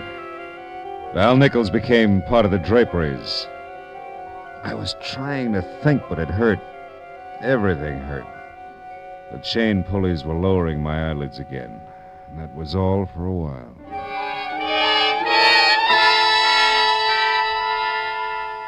The next time I tried, I was more successful.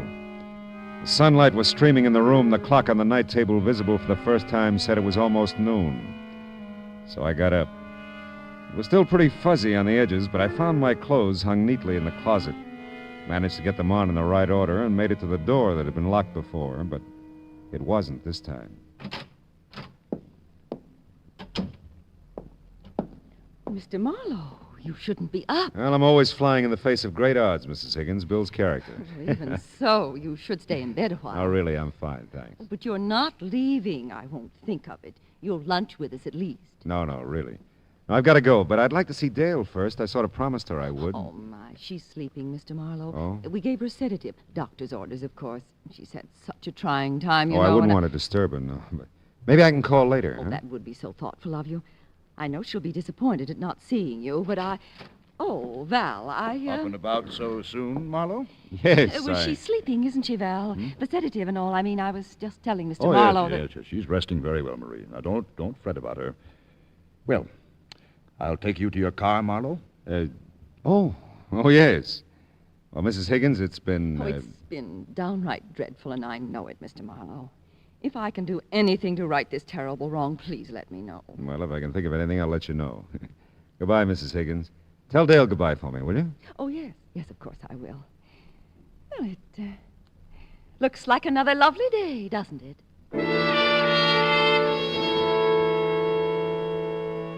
I followed Val Nichols' lead to an elevator, and for the first time discovered that I was in an apartment hotel on a different stretch of Ocean Boulevard than the one I'd grown to loathe the night before.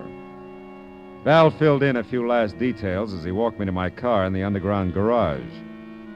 Seems he'd driven Dale and me to the apartment from 7th and Anaheim in my car and sent a lackey back for his.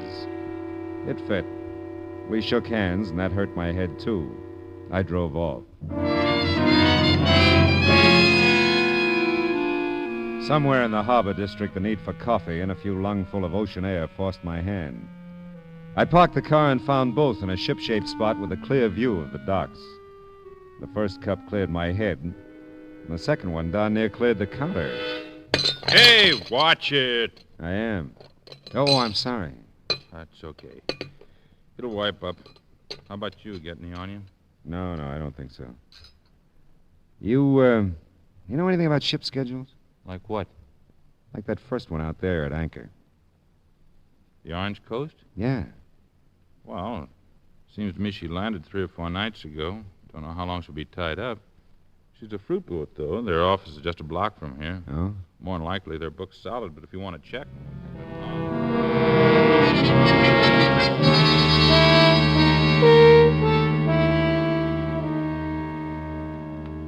Yes, Mr. Mr. Marlowe. There was a passenger Higgins on the Orange Coast when it docked Tuesday.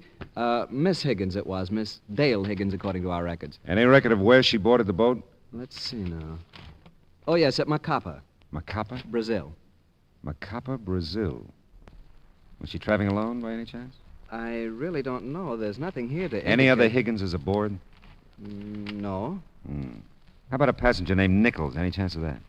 No Nichols either. Okay. Thanks. Thanks very much. It was my turn to send a wire, only it was a cable this time. And it was going to be a while between answers, so I checked into a nice, clean, inconspicuous hotel. Had some food and a half bottle of aspirin and placed 2 phone calls. Dale Higgins was still resting comfortably, according to her stepmother. But Muff Benjamin was still willing to do anything for a buck. He was there in no time. I heard you were here, Marlowe. Something big. Could be. You tell me. You're the guy who hears things. About you being here? Mhm. Well, you know how it goes. People see people, people tell people. It's nothing. Yeah, I know. It happens all the time. Now, look, Muff, I gotta know things quick. Well, For money. Who and what? All right. I get this. The name is Higgins. Man old enough to have an 18-year-old daughter. I don't know his first name. He's dead, I think. But the daughter's name is Dale. You got that? And the wife that's surviving is called Marie. They have an apartment on Ocean Boulevard, the Shore, I think it is. I got it. Okay. Now, a guy named Val Nichols, check on him, too. And if Higgins is dead, find out about a will. I'm ahead of you. Good. Get back as soon as you can, huh? You double the dough, I'll double the speed. You're double.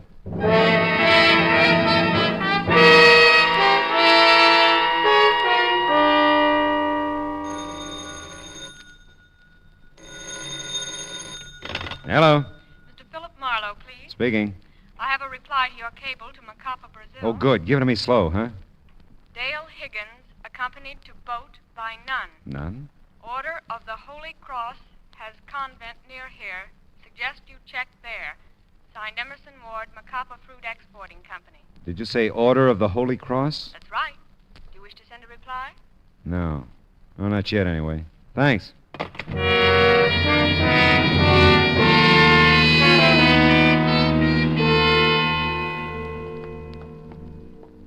So you see, Father, if you could help me contact the convent in Brazil, I could find out how long Dale was a student there.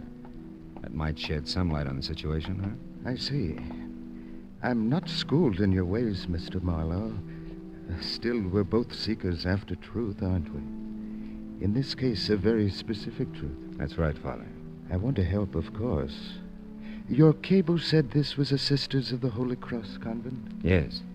If there were any way we could call down there, you see, Father, time's pretty important. If it's possible, we shall call, my son. Meanwhile, our prayers are with Miss Higgins. Come, Mr. Marlowe.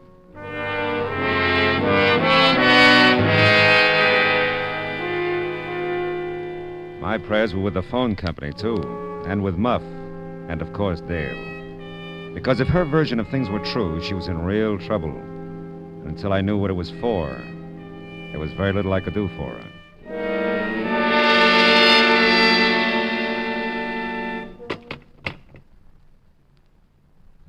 Was the information from the sisters helpful, Mr. Marlowe? Well, they were very cooperative, Father. Dale's been a student there for almost 7 years, winter and summer. Her stepmother visited her every day, but Dale never left the convent until 2 weeks ago. Maybe it all fits, huh? I'll bless her, my son. Thank you, Father. And thank the Sisters of the Holy Cross.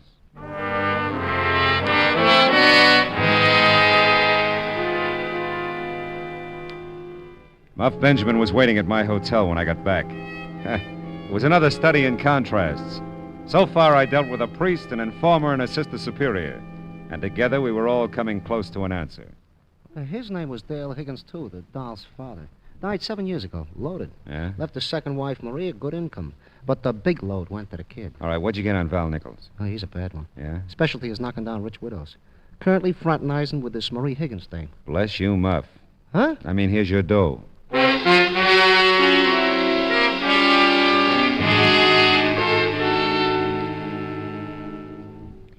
You do look so much better than when you left, Mr. Marlowe. Really? Is Dale still sleeping? Why, yes. I think I'll look in on her, huh? No, I mean, I'd rather you didn't. Where is she, Mrs. Higgins? Mr. Marlowe, you have no... I wonder if she liked it at the convent. What? 7 years is a long time to be away from home. A lot of things can happen in 7 years, you know, Mrs. Higgins. You can even end up legally dead. Why, I'm sure I don't have any idea. Dale's dad must have thought a lot of her. I'll bet she was pretty close to him, too. She was. Mr. Marlowe, what are you... You tell me, Mrs. Higgins. There's nothing to tell. Dale seems to think there is. Which room is hers? She isn't here. Oh, Mr. Marlowe, don't ask any more. Oh, she's with Val, huh? On his boat. Oh, how did this ever happen? I didn't want it this way. I thought if she could have been declared legally dead, I'd have taken care of her. I mean, kept her there in the convent. No one knew she was there but Val. Val had to have her really dead. Is that expensive, Mrs. Higgins? Oh, help her, Mr. Marlowe. He'll do it this time. He'll kill her, I know. Believe me, I don't want that. How long have they been gone? Not long. Half an hour, maybe, but no longer. I'll go with you.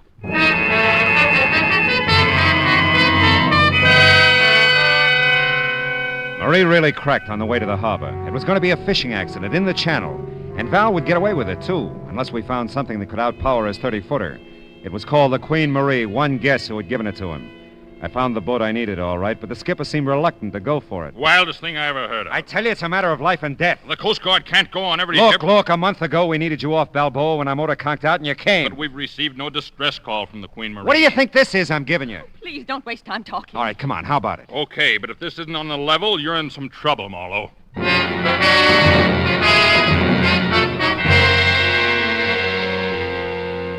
By the time we'd cleared the harbor, I knew Val didn't have a chance. Every boat in the area had been alerted. I didn't know about Dale, though. I just hoped the sedative Val had given her was merciful.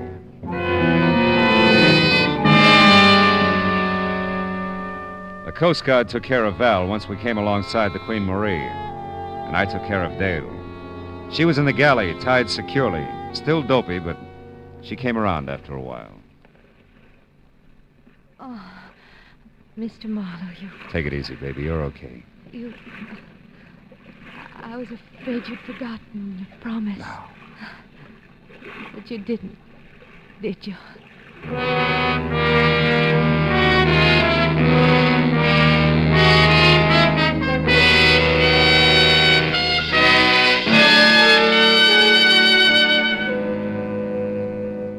It was night now, and the lights that stretched out along the shore looked friendly and warm.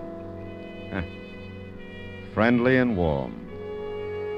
I wonder when people are going to realize that the only happiness there is in the world is what they can give each other. Happiness, that is. Not a stab in the back. But you know, there's one thing about me. Yeah, I have to admit it. I'm an optimistic fella.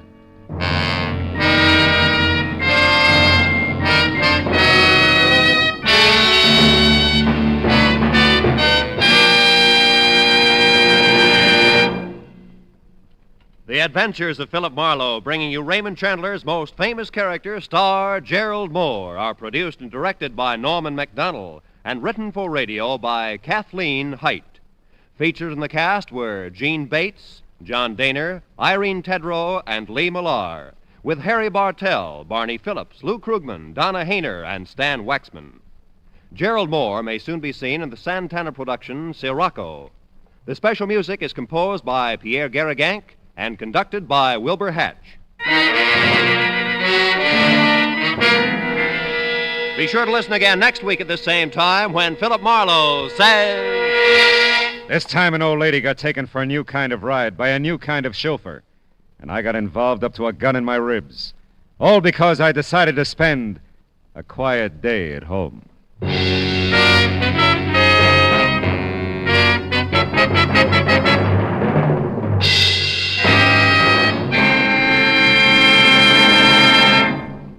Don't miss Broadway's My Beat, featuring Detective Danny Clovers, the cop who knows every character, every star, every crook frequenting the Great White Way. It's tomorrow night at the Star's address. Now, stay tuned for Gangbusters, which follows immediately over most of these same CBS stations. This is Roy Rowan speaking.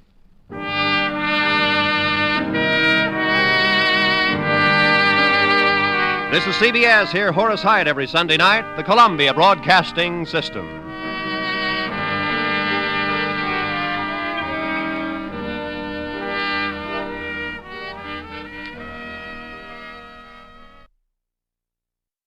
Get this and get it straight.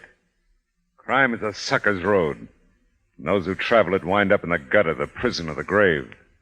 There's no other end. but they never learn. From the pen of Raymond Chandler, outstanding author of crime fiction, comes his most famous character in The Adventures of Philip Marlowe.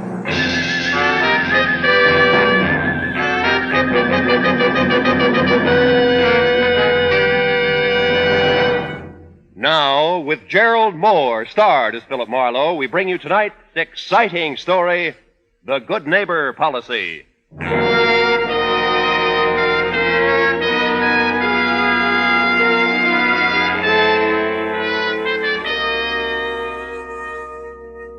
The day was hot and sticky. The city wore it like a wet shirt.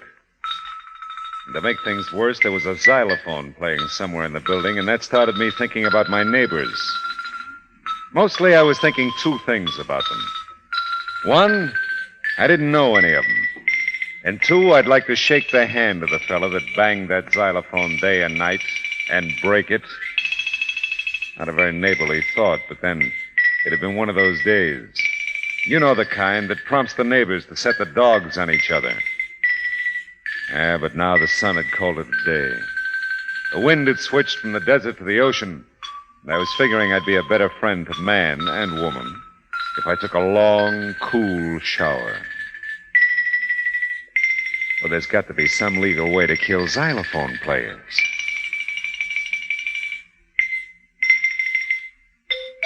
Oh, no, big finish yet. Hey.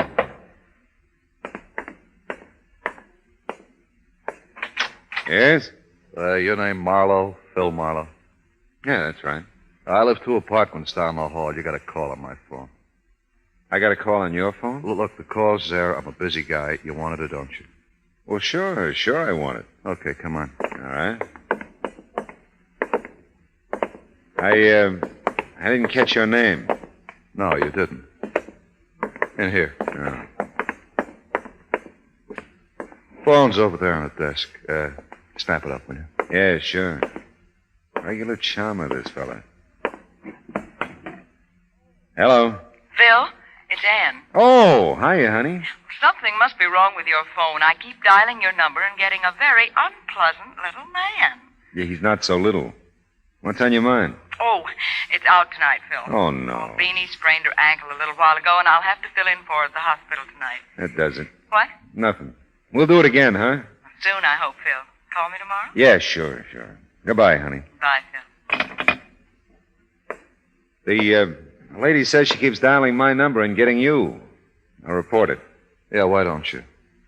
That's what I said. Oh, packing for a trip? In between phone calls for you, yeah. Look, it's only been one, and I said I'm sorry. What do you want, blood? Leave. Thanks, neighbor.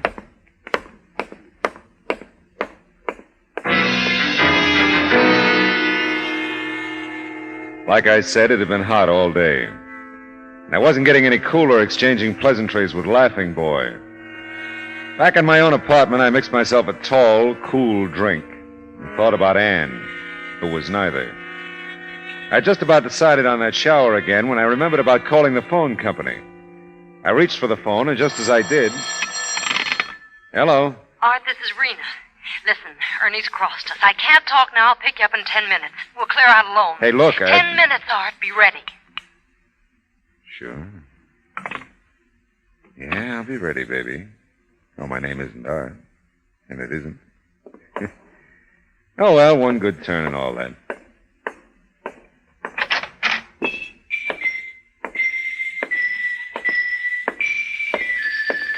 Oh, no.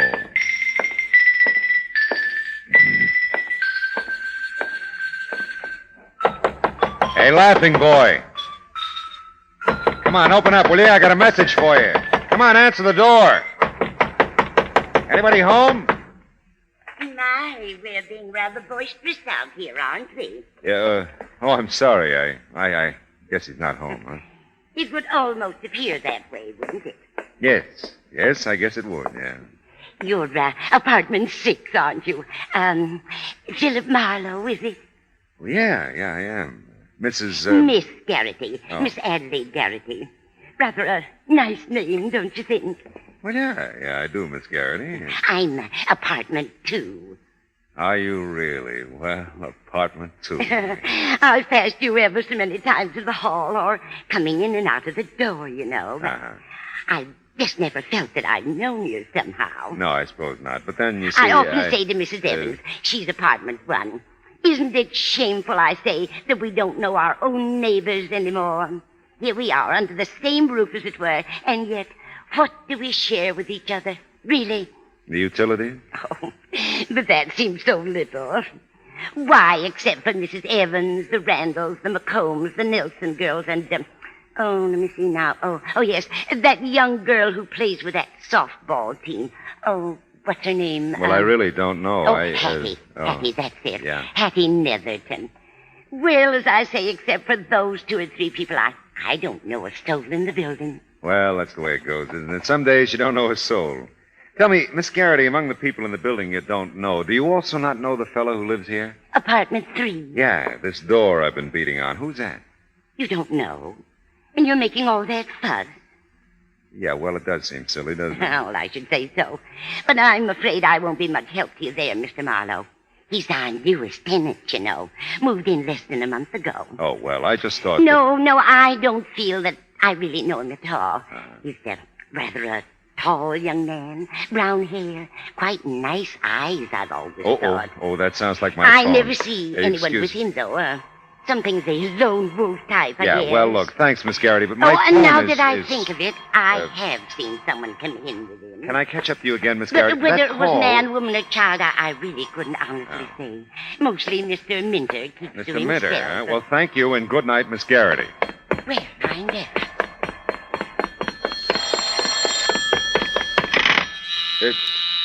Oh, great.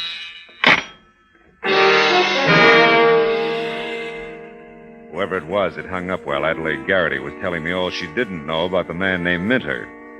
On the call before, someone named Rena had called him Art. Could be my unfriendly neighbor in apartment 3 was Art Minter. Yeah, well, that's pretty simple. Left me nowhere. Then there was Rena's message. Ernie's crossed us. I'll pick you up in 10 minutes. We'll clear out alone. Not exactly social conversation. I had a hunch about the phone call mix-up, but before I began to build a case about it, I called the chief operator at the phone company. Chief operator. Yeah, well, we've got a friendly little wager going here, operator. Will you settle an argument for us? I'll try, sir. Good.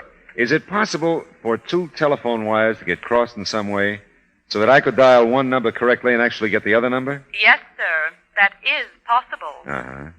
It could happen only in the case of a slight equipment disorder, and only if the 2 numbers in question were on the party line. Well, in other words, by dialing my number correctly, you get the person on my party line, and by dialing his number correctly, you get me. Is that it? That's right, sir. Would you like to report such a difficulty? No, thanks. Like I said, I just wanted you to set a little argument for us. Thanks very much. Not at all, sir. Well, now I knew that much. Neighbor Minter and I were on a party line, and the strange switch in calls was legitimate. Now, I'd gone this far with the thing, I decided to leave the wires crossed for a while, just for laughs. And I looked at my watch. It was time to get a look at Rena. If she was coming from Minter in 10 minutes, she was due. I left my apartment, started down the hall toward his, and sure enough. Art, it's Rena. Oh, please, Art, hurry. Hurry. Nobody home, lady? Oh, I'm sure he must be. I just talked with him on the phone a few minutes ago. Oh, well, maybe he's in the shower. Yes, maybe that's it. Yeah. Now, please, would you mind? That sounds like his phone. Yes, it does. I wonder... Yeah, so do I. What's that? Nothing. I mean, if he answers it, he'll probably answer your knock, too. Yes, I suppose he will. Now, will you please leave me alone? Oh. Got to be there, Art. Got to be there.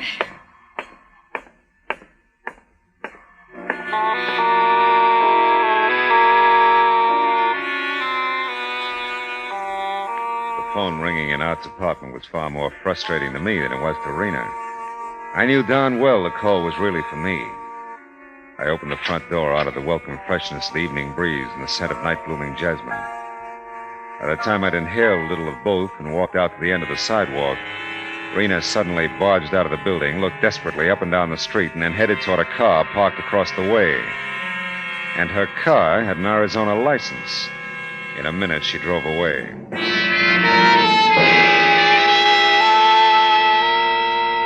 Back in my own apartment, I called the chief operator again.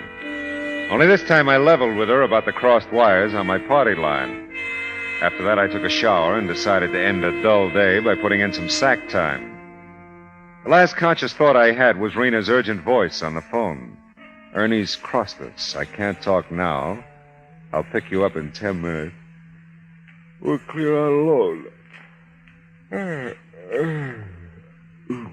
I still didn't get it.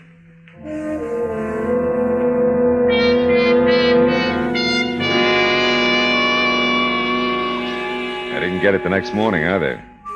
But I got up dressed and was starting for the morning paper, which my newsboy with questionable accuracy always pegs in the general vicinity of my apartment door. Didn't quite get there, though, before... Hello.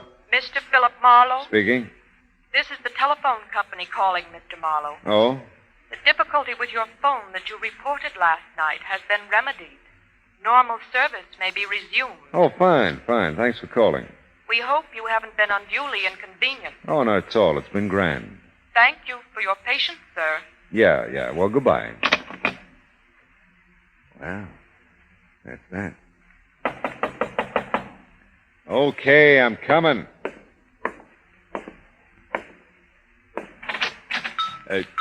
Oh. Hello again. Hey, I got another call for you on my phone. Same name as last night, I think.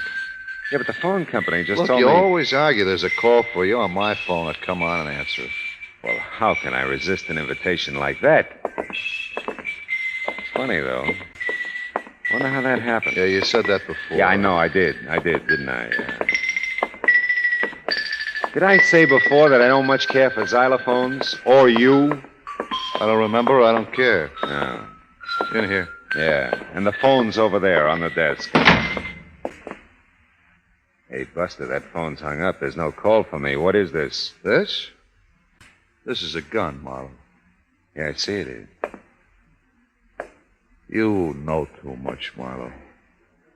I don't like it when you know so much. So finish.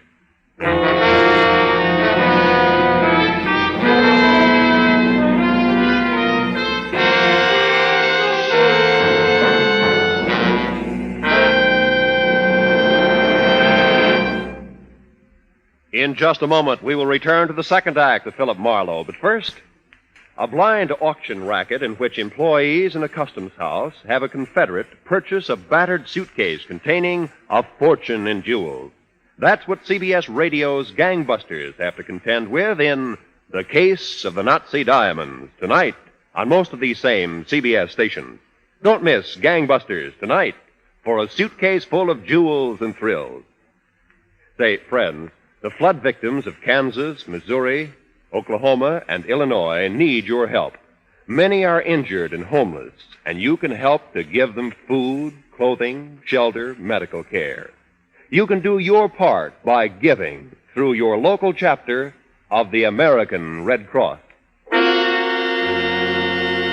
Now, with our star, Gerald Moore, the second act of Philip Marlowe, and tonight's story, The Good Neighbor Policy.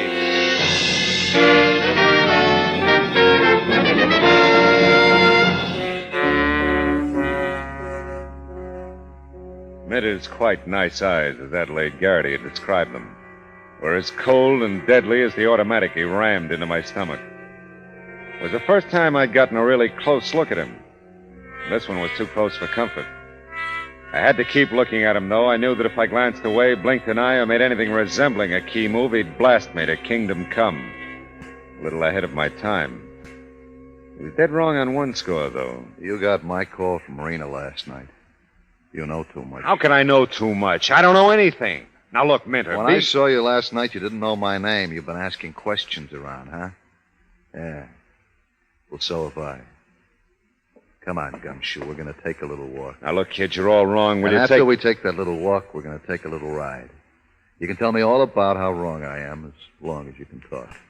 Get going. Okay.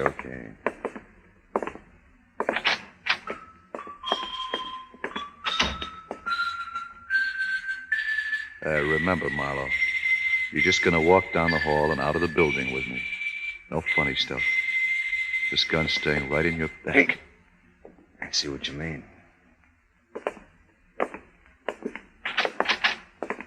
And the dawn comes up like the... Why, it's Mr. Marlowe. Oh, Miss Garrity. And Mr. Minter, I believe.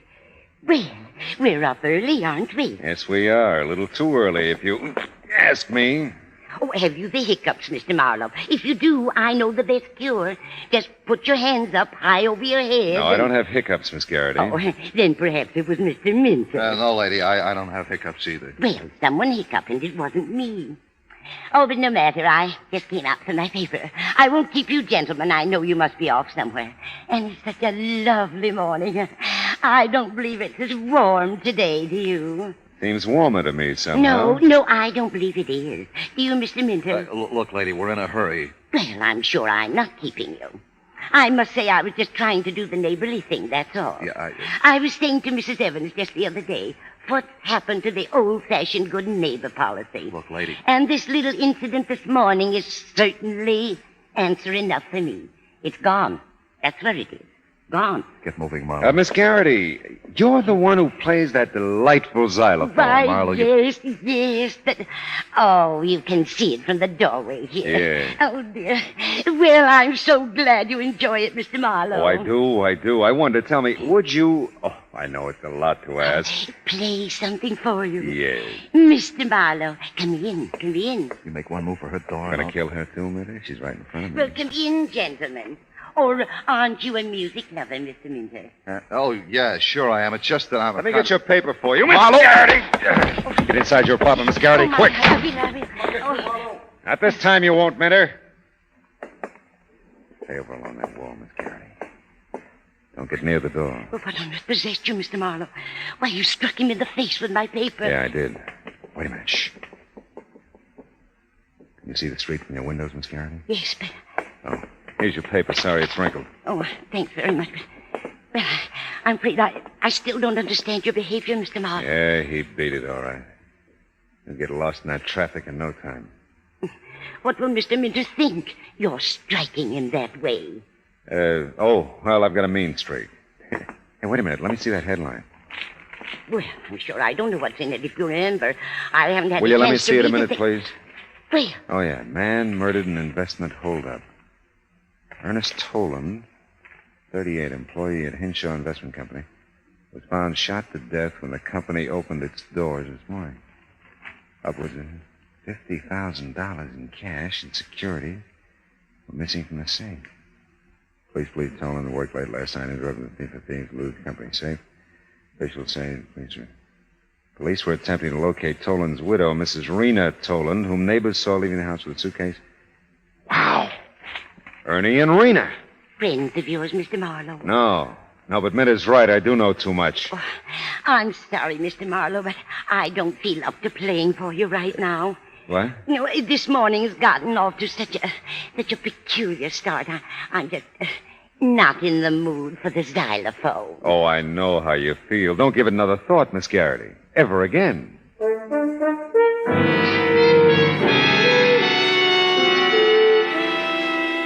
I called the landlady when I got back to my own apartment to see if she knew anything about Minter, like where he worked. She was good enough to be out of town. I even went back to Miss Garrity's, but she'd already hit the trail to share the morning's excitement with any of a dozen people, including probably that girl who played with the softball team. But old Mr. McWilliams, the janitor, was bringing up the morning mail.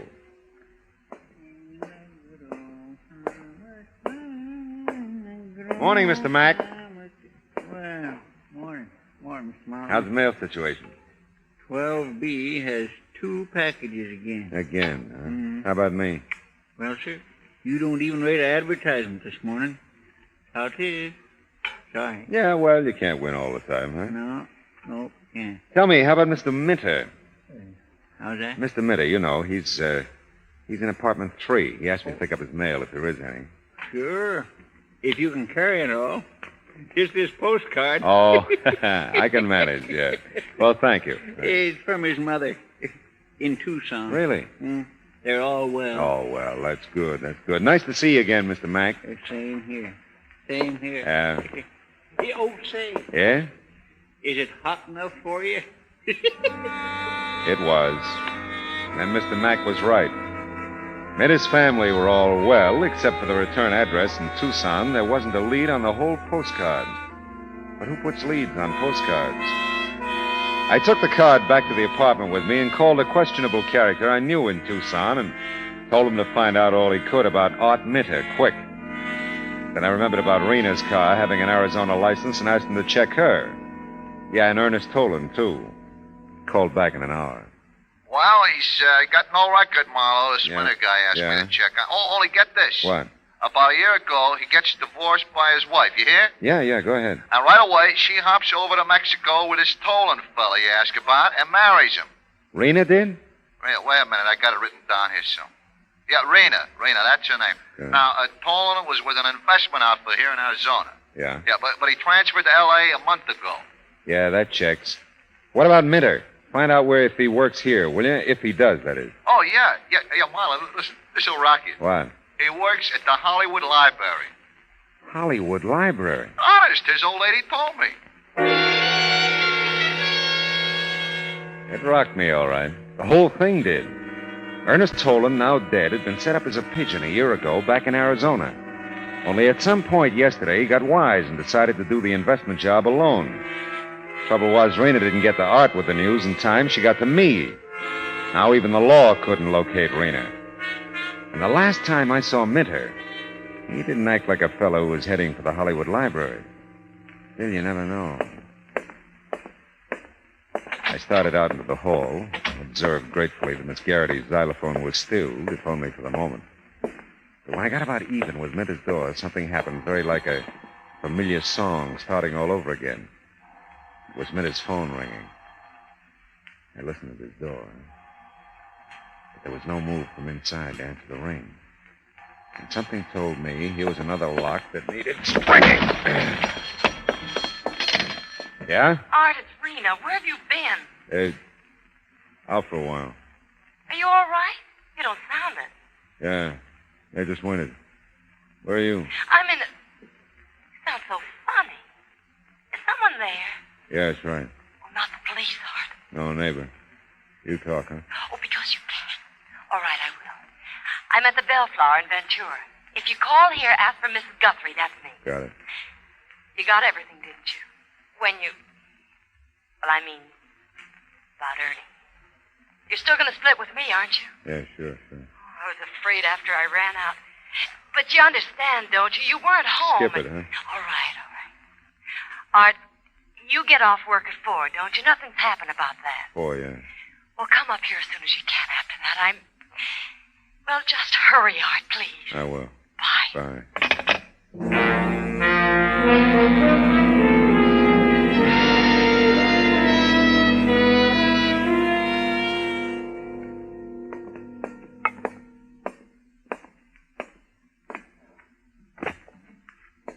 Excuse me, but can you... Please, not so loud. You. Lost my head, I'm sorry. Can you tell me where I can find Mr. Minter, please? Mr. Arthur Minter? Yeah. Oh, he's in the stacks on the mezzanine. That stair ahead. Thank you very much. Not at all. And walk as quietly as you can, please. People are reading. Wouldn't disturb him for the world.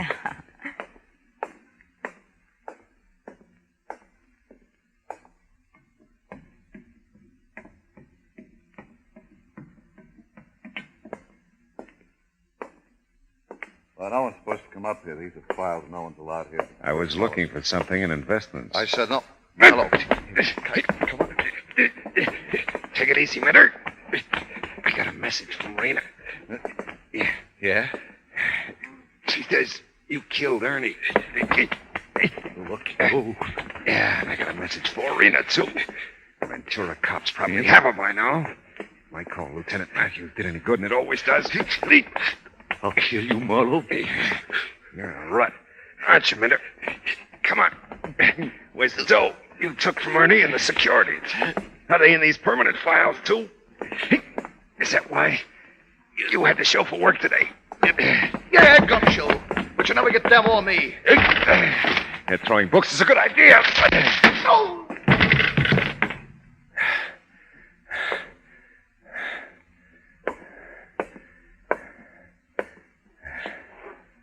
Well, this boy's really out. Yeah. Not to be said for heavy reading.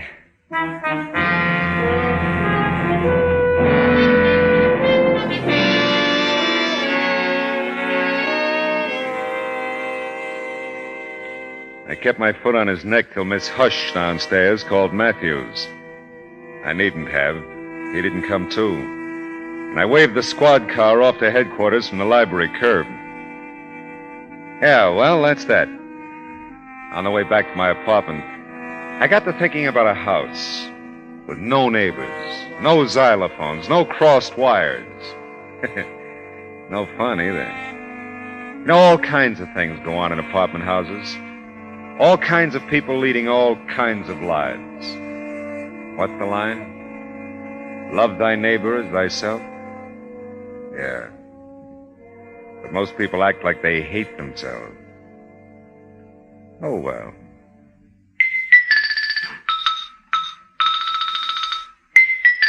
There's got to be some legal way to kill xylophone players.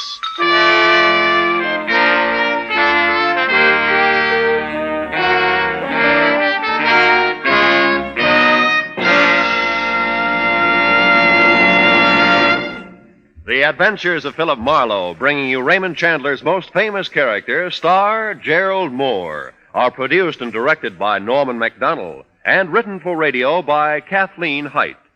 Featured in the cast were Hy Averback as Art Minter and Jane Morgan as Miss Garrity, with Vivi Janis as Anne, Dora Singleton as Rena, Parley Bear as old Mr. McWilliams, and Gene Bates as the chief telephone operator. Gerald Moore may currently be seen in the Santana production Sirocco.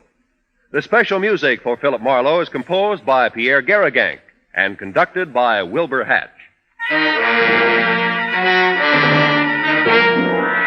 Be sure to listen again next week at the same time when Philip Marlowe says... This time I did a cook's tour of the San Fernando Valley in search of a missing woman. The case had a lot of positive developments. But the clincher was a negative development. And in a camera shop.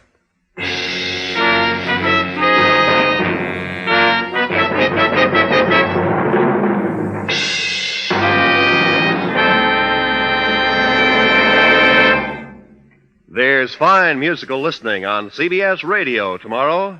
Don't miss Guy Lombardo Time, featuring Guy's distinctive music with vocals by visiting Janice Page. The program comes from Norfolk Naval Base, where Guy Lombardo Time entertains the Navy. Also on tap tomorrow night over most of these same CBS stations is CBS Radio's Mario Lanza Show, with Mario and musical company offering a special program of Jerome Kern favorites. This is Roy Rowan speaking.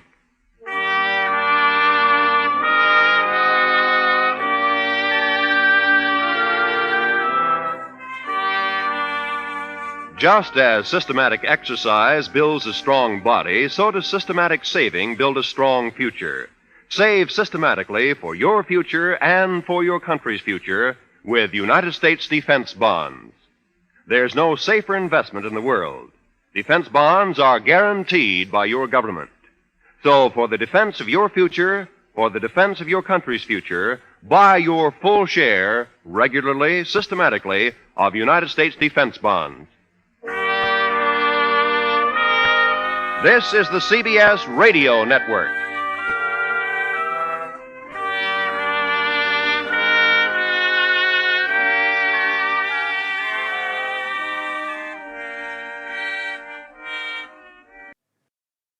When I started, I thought one man was in trouble and 3 were trying to help him. But after I found 2 pounds of tobacco, 2 pieces of brass, and a boat without a pilot heading straight out to sea, I knew they had all been in trouble. And all had taken the hard way out. From the pen of Raymond Chandler, outstanding author of crime fiction, comes his most famous character as CBS presents The Adventures of Philip Marlowe.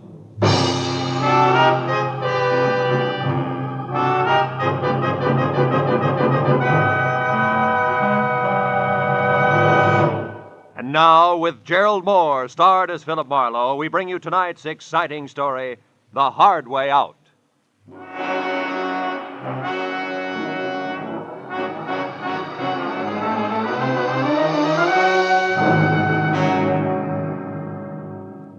I had killed a shank of the afternoon in a Hollywood department store, trying for the 5th consecutive year to select something unique in a personalized Christmas card. A bright-eyed salesgirl finally suggested in desperation a smoking 38, spelling out Noel in delicate wisps of white curling smoke. Well, I gave up, settled for a reissue of last year's unoriginal message. An hour later, I was driving out toward Sepulveda and my new client, August Quigg, and I was glad to be away from the pre-holiday crowds and back to work. When I pulled up in front of the factory building, an immodest sign told me the man I was to meet inside was president and co-founder of Quigg & Slater, manufacturers of nothing but the best in construction materials. Come in, come in. Be with you in a minute. I'm on the phone. Listen, August Quigg does not change his policy overnight, Slater. Not after 25 years. You should know that, you of all people. Never mind the excuses, Slater. Those you always have, and they make me sick. Partnership trouble, Mr. Quigg? Oh, no, my partner is dead now 10 years. That was his son, Keith Slater. But he has nothing to say here. His father left it that way. Well, sit down, Mr. Marlowe, please. Slater is not what I want to talk to you about. All right, Mr. Quigg, who is the man and what's his problem? My general manager, Frank Emery. Oh? He has embezzled $60,000 of this company's money in the last year. Then isn't this a great time for you to climb the nearest rooftop and scream copper? No, because I want to save Frank Emery, not condemn him. Why? What's so special about a general manager who keeps dipping itchy fingers into the till? Mr. Marlowe, Frank Emery has worked for me for 7 years. And in that time, he has climbed from shop worker to plant foreman to general manager. And that is something which took me 15 years. Which proves what? That Frank can one day go right to the top. Here, to my job. The honest way. And that is just the path he was on until a year ago when he got married. Oh. Then he started to fill his pockets with company lettuce before he'd even gotten rid of the rice, is that it? Yes, but don't leap to any conclusions, Mr. Marlowe. Because his wife, Sheila, is a very sweet woman. Everybody knows that. And if anything, she should be a good influence. Mm-hmm. Mr. Quigg, what's Frank Emery's salary? $175 a week. Oh. When'd you last see him? This afternoon, about 2 o'clock. I called him in here. But I didn't say anything about the shortage. We just talked. I asked him if he thought he needed a vacation. He only sulked. He said he'd be all right in a little while. Then he left.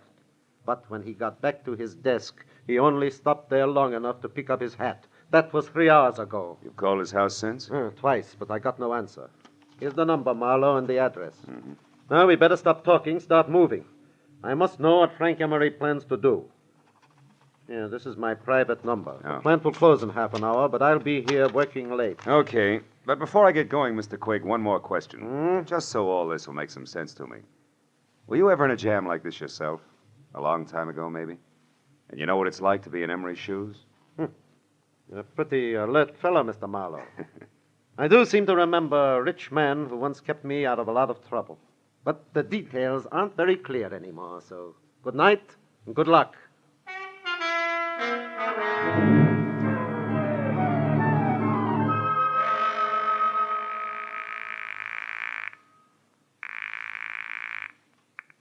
Hello? Mr. Frank Emery, please. I'm sorry he's not in. Is this Philip Marlowe? Yeah, that's right. That should make you Sheila Emery, huh? Yes, I just finished speaking to August Quigg at the plant, Mr. Marlowe. He told me about you.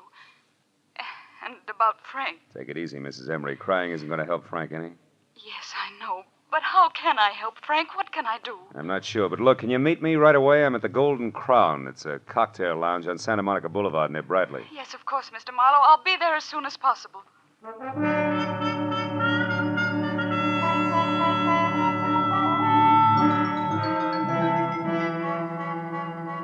Exactly 34 minutes later, a two-tone, sleek convertible about the size of a Pullman car glided to a stop in front of the Golden Crown. The loveliness behind the wheel was wearing a $100 hand-knit dress that just wouldn't let go. I knew it couldn't be Sheila Emery, but it was. She was a tall, luscious blonde with blue-gray eyes that were set wide apart and a face that any angel would have gladly traded his wings for. Now, 5 minutes later, we were seated inside at a quiet corner booth. But only 2 weeks ago, everything was perfect, Mr. Marlowe. Frank didn't seem to have a care in the world. Mm-hmm. Then all of a sudden, he changed. He became quiet, almost morose. You never suspected that he was stealing from Quig? Of course not. And I still think there's some explanation, something we don't know about. Maybe. But from where I sit, it looks like you two have been keeping up with the Vanderbilts instead of the Joneses. It always dents the bank account. Just what do you mean by that, Mr. Marlowe? Exhibit A, that knit 1 Pearl 2 number you're wearing. What? Exhibit B, that splash of automobile you drove up in. But Frank said we could afford those things. I know because I was worried when we bought the boat. Yeah. What boat? The Carefree. It's a 30-foot sailboat. We dock it near our cottage just beyond Santa Monica. Hey, wait a minute. A sailboat, a cottage at the beach, that car? Just how far do you think $175 will stretch these days? What do you mean? Frank makes twice that, plus bonuses. Not unless he has a very fancy paper route on the side. Because 175, period, is the figure that Quig quoted to me an hour ago. Oh, no. No, I can't believe that. Frank wouldn't lie to me that way. Yeah, some guys do funny things when they're too much in love. Oh, now look, tears take time, honey. How about holding him back long enough to give me some dope that'll put me on Frank's trail, huh? I mean, names and numbers, his clubs, his friends, anything that'll give me a line. Yes, of course. But all that information is in his address book at home. All right. Home's our next stop. Just between us, Sheila. What are the chances that Frank has an extracurricular interest on a back street somewhere? Another woman? Oh, no, I'm sure that's not the way things are. Frank loves me very much. Yeah. Yeah, I guess so. Believe me, if he doesn't, we're not looking for an embezzler. We're after a maniac. Come on, let's get out of here.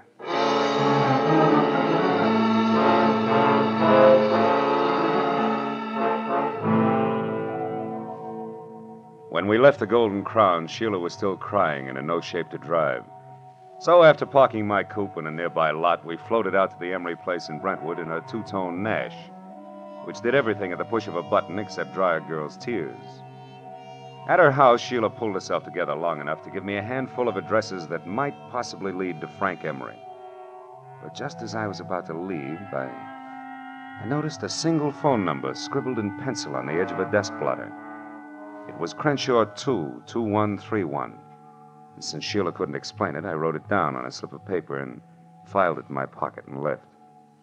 But once outside, I remembered that my car was still on Santa Monica Boulevard at the Golden Crown.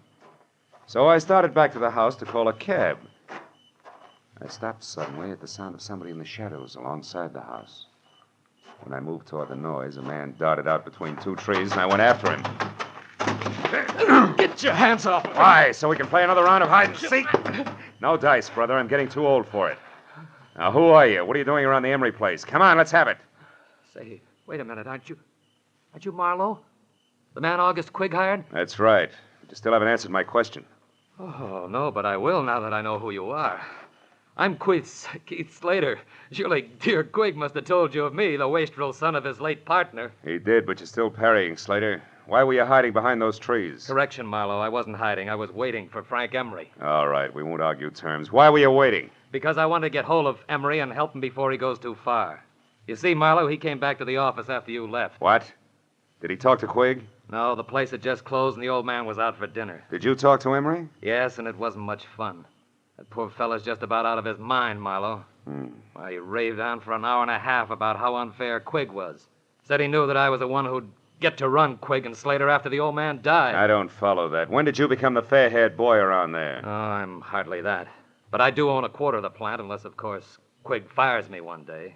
Those are the terms of my father's will. But Quig won't fire you, is that it? He wouldn't think of it. After all, that would keep my dear father from resting easy in his grave. Okay, let's skip it. Exactly what did Frank Emery tell you, Slater? He said that August Quig was a two-faced liar and that he'd settle with him in his own way. I told Quig that when he got back from dinner. And I also reminded him that Frank had a key to the office. That didn't faze Quig, did it? No, he said he never worries twice. If Emery walked in on him, he'd think about what to do about it then. I tell you, Marlowe, we've got to get hold of Frank Emery and stop him before it's too late.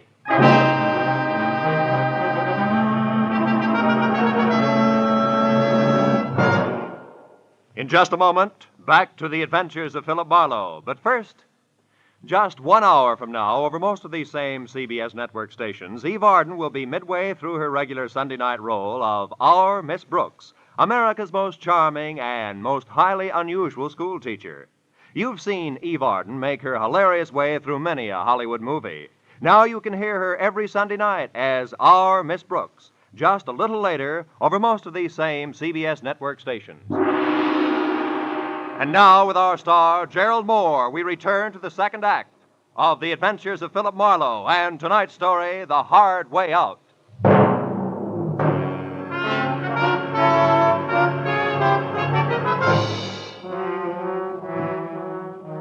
It was nearly an hour later before I was back in my office on Cahuenga with my finger in the dial of the telephone, checking the names and places that Sheila Emery had given me. 2 nightclubs, 3 hotels, and 5 friends later, I'd run through the list without a single kosher lead. Sitting there thinking of all the places a guy could disappear to, I reached into my pocket for a lifesaver and found something else. The slip of paper that read Crenshaw 22131. The number I'd seen on the desk blotter at Emery's place. So, with nothing more to lose than another millimeter off the tip of my index finger, I went back to dialing.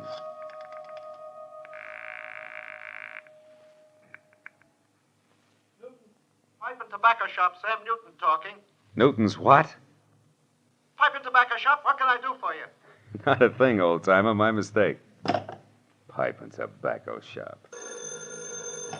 Marlowe speaking. This is Sheila Emery, Marlowe. I think I know where Frank is. You do? Yes, at our cottage at the beach. It's closed up, but I was just going through some things in my desk when I discovered that the keys to the place were gone. And I clearly remember seeing them only yesterday. What's the exact location of that cottage? It's 2 miles north of Santa Monica and down on the beach, directly behind a large white frame house on the Pacific Coast Highway. Number 1221. You can't miss it. 1221. Okay, I'm leaving right now, and I'll call you as soon as I can, so try not to worry.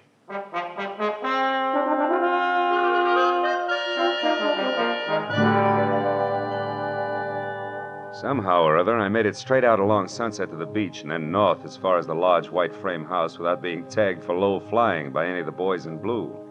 But when I got down to the cottage on the beach, I found it deserted and boarded up like opening night at an unlicensed peep show in Boston.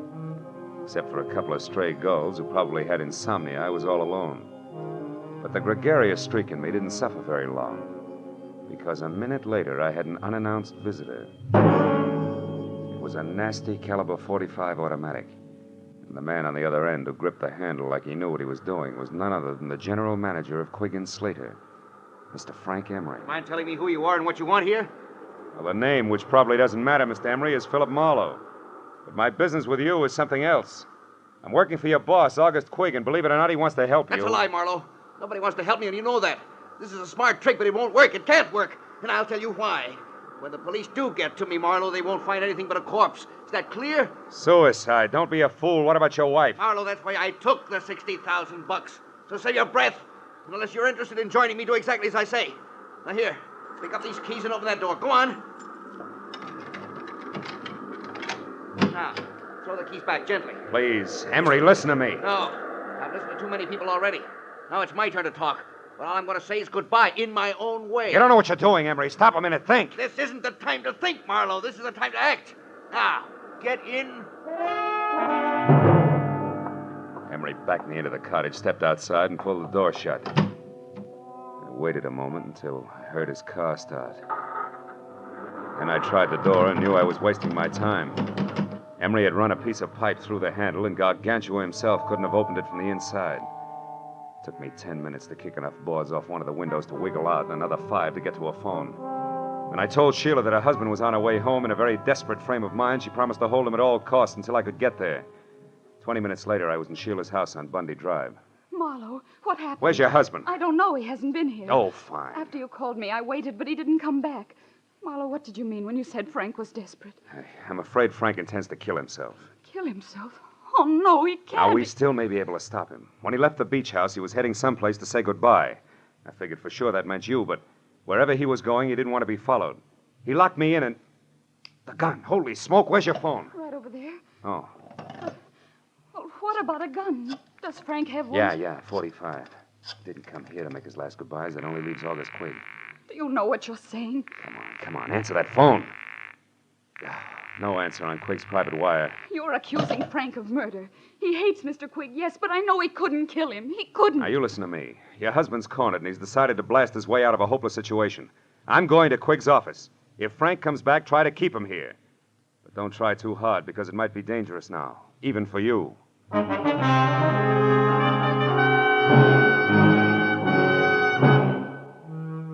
drove down Sepulveda to the black, hulking plant of Quigg and Slater, pulled over, parked, and walked up the alley toward the side entrance.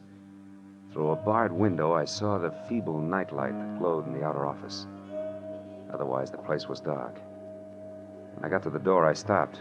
A diamond-shaped key stuck out of the lock, and the heavy door was ajar. I eased it open and listened. Nothing. I pulled the key out of the lock and dropped it in my pocket. Then I went inside and switched on the lights. Oh, I found him on the floor next to the desk in his private office. He'd been shot in the chest, point blank, with a .45, which meant that even before he fell, August Quigg was dead. The room was untouched. Quigg's key case lay in the pencil tray on his desk. I snapped it open and saw what I expected. His diamond-shaped key. I switched off the lights and started out. When I heard heels clicking up the hallway, I backed up against the wall and waited. It was Keith Slater. He hesitated in the open door, a startled look on his face. Good Lord. Quigg. Hello, Slater. Who is it? Marlowe. I wouldn't touch anything if I were you. The police will want to see it just as it is. Marlowe, he's been murdered. I had no idea Frank would go this far. Yeah, he's full of surprises tonight. Are you sure he's not carrying any grudges against you? Frank and I are old friends. That old man in there was different. He wasn't human. He was a machine, a rock crusher with a concrete heart. I'm only sorry it was Frank who did that to him because he'll never be able to get away with it. He doesn't intend to. Plans to commit suicide any minute now. Tell me something straight, Slater. How does he feel about his wife? Is he jealous? Jealous? Why, Marlowe, you don't think that he might kill Sheila? I'm going to call her right away. Wait a minute. If Frank is there, a phone call would only hurry things. Come on, let's go.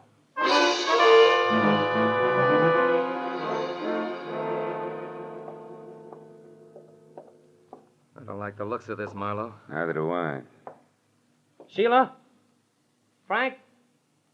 Anybody home? They're not here, neither one of them. Well, if they are, they're not talking. Oh, you've got a macabre sense of humor. Nobody's laughing, brother. Look, you check upstairs. I'll see what I can find down here. For once, I hope it's nothing. I gave the ground floor a fast run-through. It was neat and tidy, from copper-potted ivy on the dining room wall to the sunbeam toastmaster on the breakfast tray. The only thing out of place was a bottle of scotch near the kitchen sink, and lipstick on the glass beside it said Sheila. I was back in the living room before I found out why she had needed that bracer. Propped against a bowl of violets on the coffee table were 2 notes pinned together. The top one was for me, from Sheila. It said, "Marlowe, I just found this note from Frank. I'm sure he means that he's going out in our boat, the Carefree. I've got to stop him, Sheila." I turned to Frank's note and was reading it as Slater came down the stairs. Nothing unusual upstairs, Marlowe, did you? What's that? What have you found? Frank's suicide note. He asked Sheila to forgive him and forget him. Yeah, read it yourself. I'm going to call the police. Sure he means that he's going out in our boat, the Carefree. Say! Wrong. I thought you were going to call the police. I was. But I noticed this phone number here on the desk blotter again. It's a tobacco dealer. Slater, I've got a very wacky idea. I'm going to give it a try.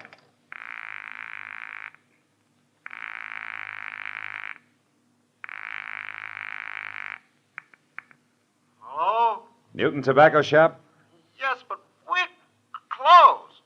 It's after midnight, you know. Yeah, I know. This is the police, Mr. Newton. We want some information. Police? What did you want? Take it easy. Do you have a customer named Emery, Frank Emery? Yes, he was in late this afternoon. What'd he buy? Tobacco, a special blend I make up for him. I see. How much of it did he get? Oh, my. Let me think now. 2 pounds. Yes, that's right. 2 pounds. I'm sure of it. Man could lay quite a smoke screen with 2 pounds of tobacco, couldn't he? Thanks, Mr. Newton. You've been a big help. What's the matter, Slater? You look troubled. Are you thinking the same thing I am? I don't know what you're thinking, Marlowe. This. Mighty weird for a guy who's planning suicide to go buy himself 2 pounds of tobacco a few hours before he blows his brains out. Put it succinctly, pal, I'm thinking that Frank Emery's suicide's a big fat phony. This is Lieutenant Ibarra. Marlowe, Ibarra. Catching you at this hour is the best break I've had all night. How so? What's up, Marlowe? Guy's been murdered, and his killer, one Frank Emery, is getting away by boat. Can you sell the harbor patrol on running him down for me? It's his own, a sailboat called the Carefree. A 30-footer with an auxiliary motor.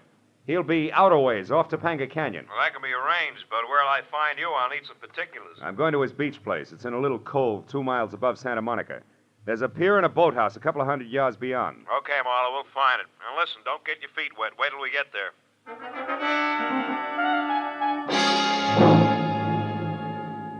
The Emery beach house was deserted and dark.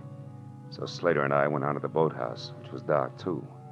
But that's where we found Sheila lying on the planks, sobbing out the end of a long, hard cry. Slater ran to her and lifted her to her feet. Oh, Sheila. Sheila, what happened? Where's Frank? Oh, Keith. I was too late. I saw him leave. He waved to me and called goodbye. I begged him to come back, but no, he never will. Don't be too sure of that, honey. Oh, what do you mean, Marlowe? Oh, wait a minute. That boat coming in is probably Ibarra. Marlowe! Yeah! Here, Ibarra! I got another boat out looking for the Carefree, Marlowe, so I came directly here. Who's this? Mrs. Emery, Mr. Slater, Lieutenant Ibarra. How do you do? Lieutenant. Well, Marlowe, what's it all about? Well, the embezzler killed his boss, set up a strong case of suicide, and at the moment is pulling a very fast switch. Well, you mean he's not really checking out? How'd you figure? He bought 2 pounds of his favorite pipe tobacco today. What's that? Wait, Sheila. Well, that's interesting, Phil, but suicide's a peculiar people. Okay, but I'll bet you my Sea Scout insignia against a dead jellyfish that he's got a small boat aboard, and that he's going to get off the Carefree and row to shore. How about it, Mrs. Emery? Is there a small boat? There's a rubber life raft in one of the lockers. That'll do it. It's all he needs. Lieutenant Ibarra. Yes, Mooney, what is it? We just got a call on the radio from the other boat. They've spotted the Carefree running without lights southwest about 2.5 miles offshore. He's holding a steady course, but there's nobody at the wheel. In fact, she seems to be abandoned. Well, tell him to stand by, but leave her alone. We'll be right out. Well, Marlowe, we'll know in a minute. Let's go, folks. Get aboard.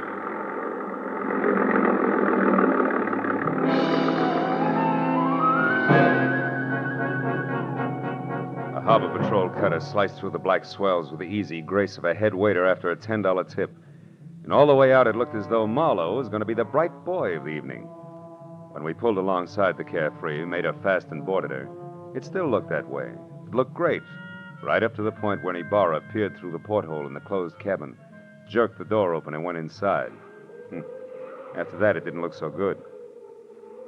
Marlowe, come in here. Is this Frank Emery? Yeah, that's him, Ibarra. He's been shot over the heart from up close with a .45. Undoubtedly the one he still has gripped in his hand there. Lieutenant Ibarra, is it Frank? Yeah, you better not come in, Mrs. Emery. Your husband has killed himself.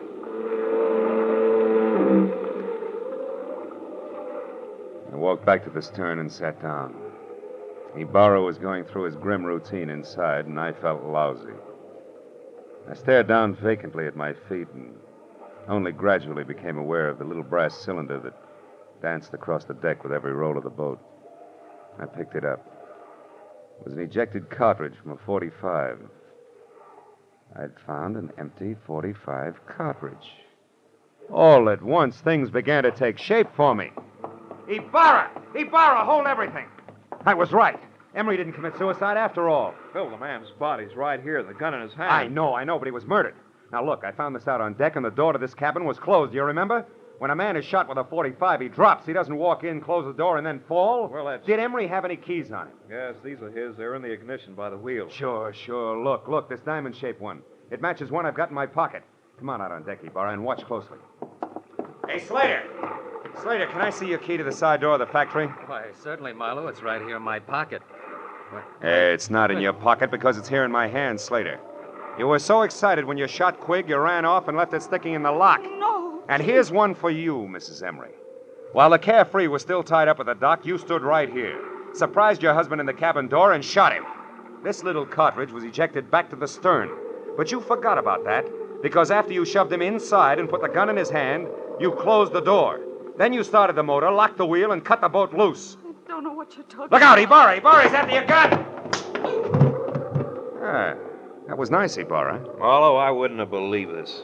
Don't lose your place, because you'll have to go over it all again. Don't worry, I won't. You see, it's sort of like an equation. 2 pounds of tobacco and 2 pieces of brass added up to 2 bodies and 2 murderers.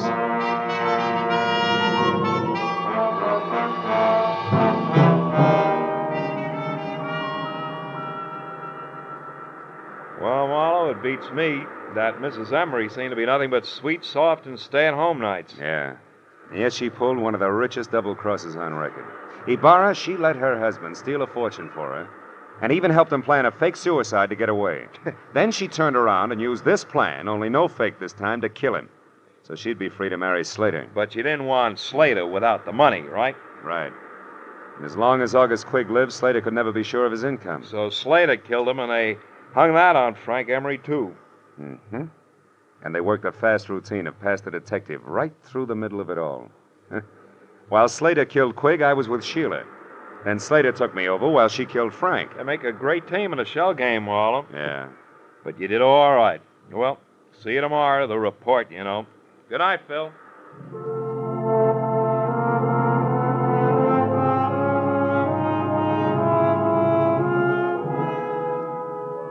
I sat alone on the pier for a long time. I watched the waves come in, and gradually my mind got untangled from the treachery and violence it had been wrapped up in all night. And the lady turned out to be the tiger. And then as my thoughts plowed back through the whole mess of the afternoon when I'd been shopping for Christmas cards, I made up my mind to cancel my order and have an entirely new set printed up. They say it pays to advertise, and if that's true, right across the top of my new cards in big block letters, I'm going to have the words, goodwill toward men. Who knows? Maybe it'll help. Anyway, I hope so.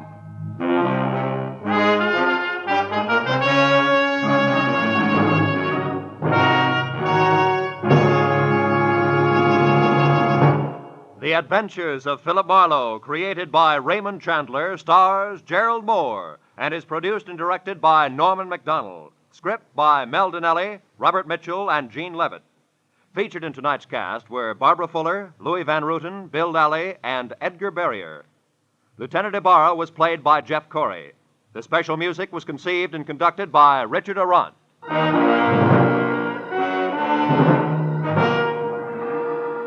Be sure and be with us again next week when Philip Marlowe says...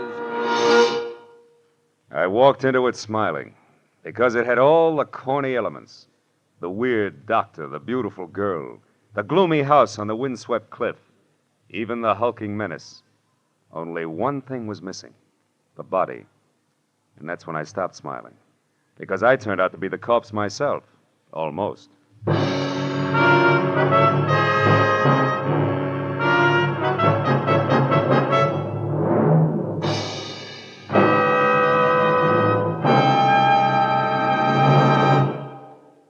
Listen later tonight and every Sunday night to John Dixon Carr's newest mysteries on the CBS series Cabin B-13 over most of these same CBS network stations. And now stay tuned for The Electric Theater starring Miss Helen Hayes in Angel Street, which follows immediately over most of these same CBS stations.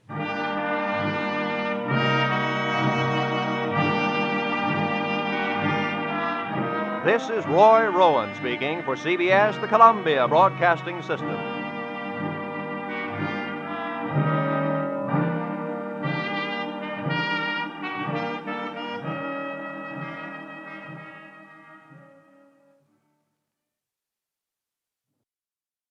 Get this and get it straight. Crime is a sucker's road. Those who travel it wind up in the gutter, the prison, or the grave. There's no other end. But they never learn. From the pen of Raymond Chandler, outstanding author of crime fiction, comes his most famous character in The Adventures of Philip Marlowe.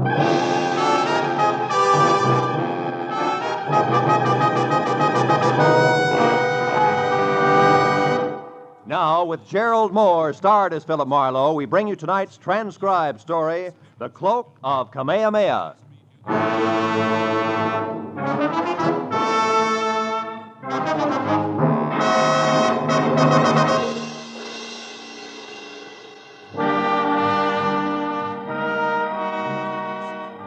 Message that was delivered by a repulsively wide-awake boy missing a 2 front-row center.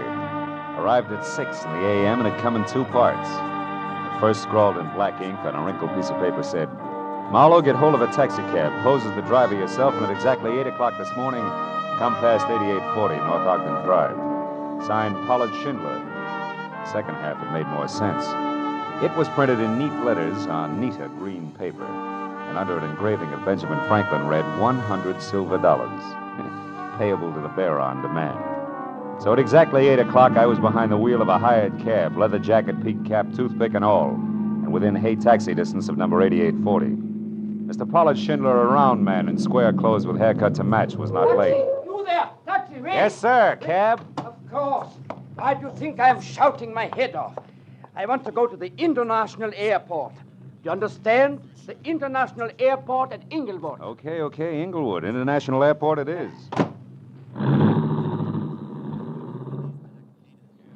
Marlowe, the meter. Quick, put the flag down. Every minute I'm being watched. Huh? Oh, yeah. Watched by whom, Mr. Schindler? I don't know. Now listen carefully, Marlowe.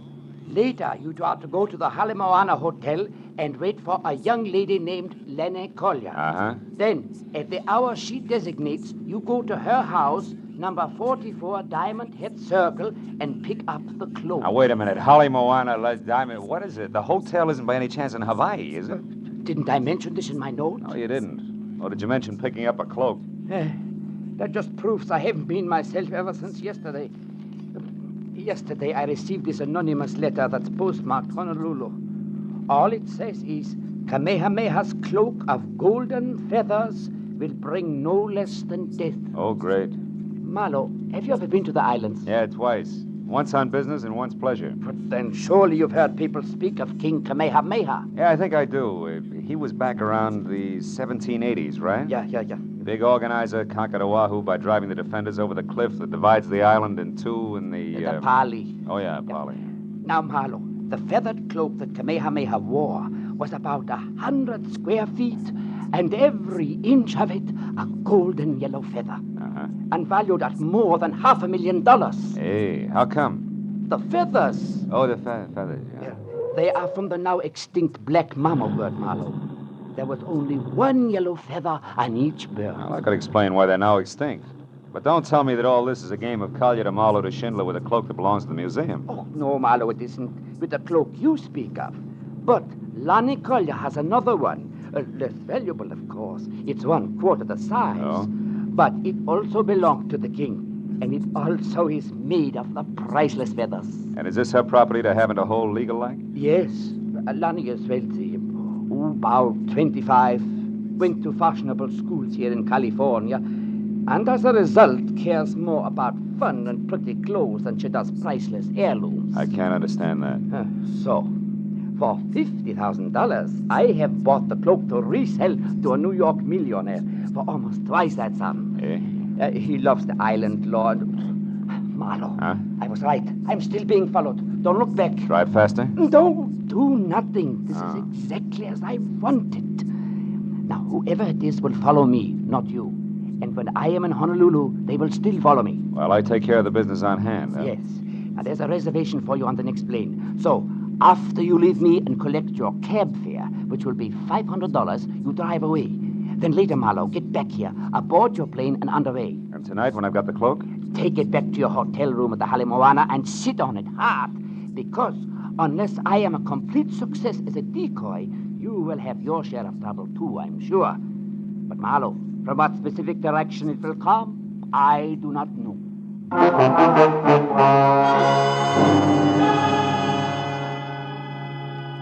I got the $500 to cover expenses for my Honolulu trip and was told to keep the change. Back in my apartment, I packed, got another cab, said International Airport, Inglewood, and settled back to think about the crossroads of the Pacific. There I was wrong, because in the next minute and those that followed, everything was done the hard way. First, we ran out of gas, then got tied up in a traffic jam, and after that got stopped for speeding. All of which added up to me at the airport just in time to watch my plane take off without me.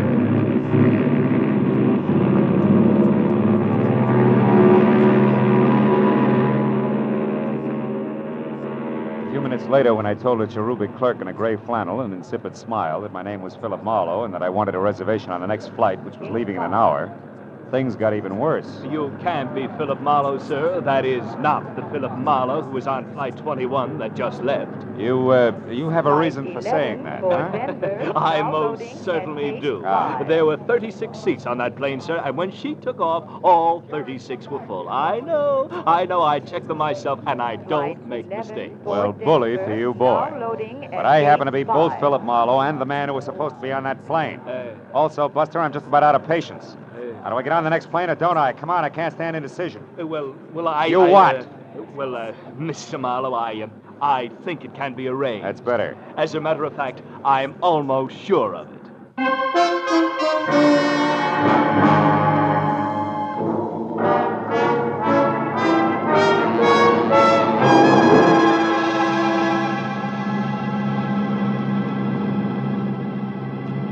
An hour later, the last of California had slipped over the horizon, and there was only clear sky ahead.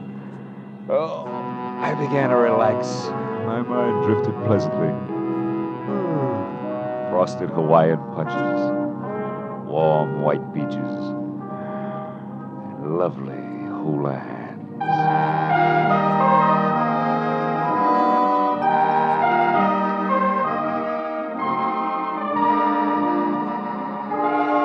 When I opened my eyes again, Diamond Head was in front of us, and majestic in the red glow of the evening sun that gave all of the lush Moana Valley I could see a texture of thick velvet. We landed like the airport was made of marshmallows, and a half hour later I was in the lobby of the Holly Moana Hotel. It was cushioned rattan and Philippine mahogany over cool tile, and everywhere laughing, sunburned people wearing anything from Catalina swimsuits to prefabricated hula skirts. So smiling both inside and out, I worked briskly to the reservation desk and told a good-looking Hawaiian in white flannel that I was Philip Marlowe. But at his reply, I stopped smiling both inside and out. But, sir, your reservation was taken 2 hours ago. There must be some mistake. Some mistake? You are Philip Marlowe of Los Angeles, sir. Yes, so right. And look, I've been through this before today because of what I thought was an error due to what, sir? Nothing. Yeah, I'll talk to you later. There was a large circle of mirror on the wall behind the clerk. And even as we had talked, I caught the reflection of a beautiful tan girl in cocoa brown suit, white pearls, and no stockings, who at the mention of my name had done a take that made her long blonde hair whip straight out. When she saw me watching her, she pivoted sharply on a spiked heel and hurried toward the lanai under the banyan tree, where there was Hawaiian music and a lot of different-looking people drinking at glass-top tables under a three-quarter moon. I stayed near the reservation desk long enough to light a cigarette. Then I followed her. She was seated away from the lobby entrance, and on a hunch that she just might be Lani Kalia, I started for an empty table next to her. But a middle-aged Chinese in gay gabardine, Panama to match, slipped into the chair that I was after. So I forgot about being subtle and addressing her as Mrs. Collier, introduced myself as an old and dear friend of Pollard Schindler's. One Leland Dunn? Well, this is a pleasant surprise, Mr. Dunn. But tell me, how did you know what I look like? Well, Pollard Schindler's accent doesn't hamper his vocabulary, Miss Collier. Oh. He used the right adjectives, believe me. I'd love to. But I can't, Mr. Dunn, because Pollard Schindler never saw me in his life. All our business was done by telephone. Okay, my mistake. I'm Philip Marlowe, Lanny, and I want to know when we rendezvous at 44 Diamond Head Circle for the Cloak of Kamehameha. The cloak? Look, you're no more Philip Marlowe than you are Leland Dunn. And if you need a reason, it's because I just left Philip Marlowe upstairs. Now, look, baby, there's only one Marlowe. That's me. I can prove it. I'll bet you can. Forged papers and all. I've already been warned to watch for imposters, so quit wasting both your time and mine and get out of my way. I've got things to do. Now, wait a minute, Lonnie. What Listen. for? Proof that you're actually Kamehameha himself? No thanks, mister. Goodbye.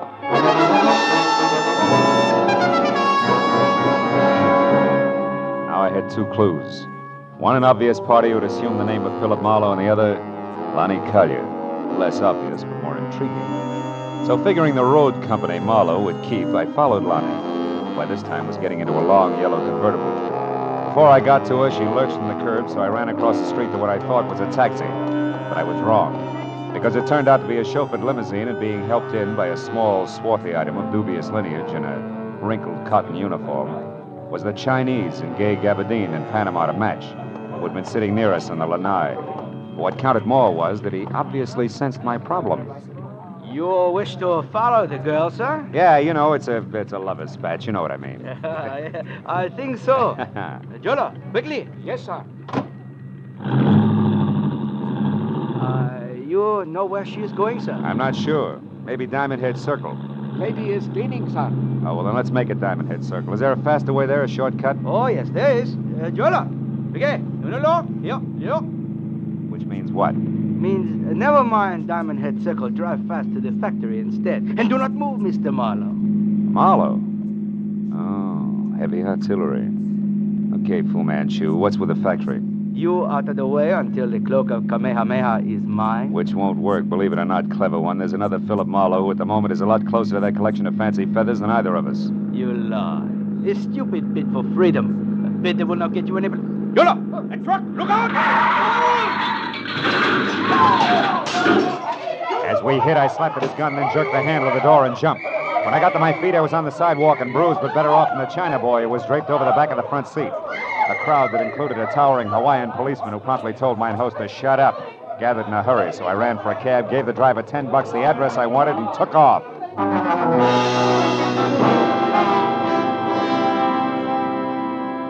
The street on which Lonnie Collier lived was a neat curving strip that rose sharply from sea level up into the shadow of Diamond Head itself. And we were there in less than 10 minutes.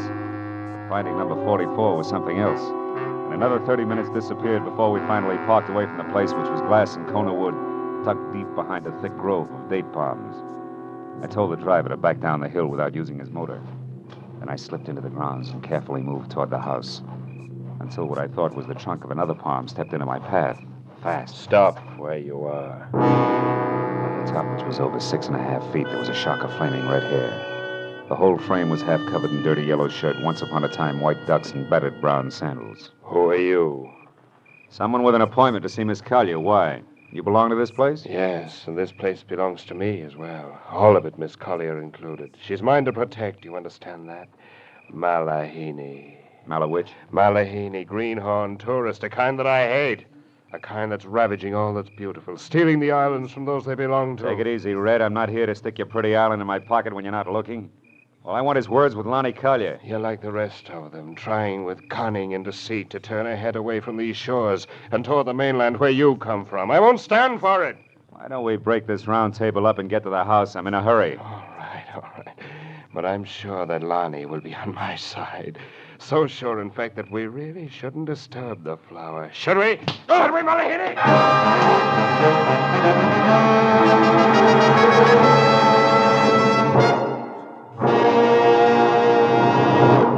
In just a moment, the second act of Philip Marlowe. But first, this Wednesday night, Fred Allen will be Bing Crosby's special guest on Der Bingle's CBS half hour of laughter and music. Earlier this Wednesday, the winner of the $1,000 prize in the Dr. Christian Prize contest will also be announced by Gene Herschel, star of CBS's Dr. Christian Show.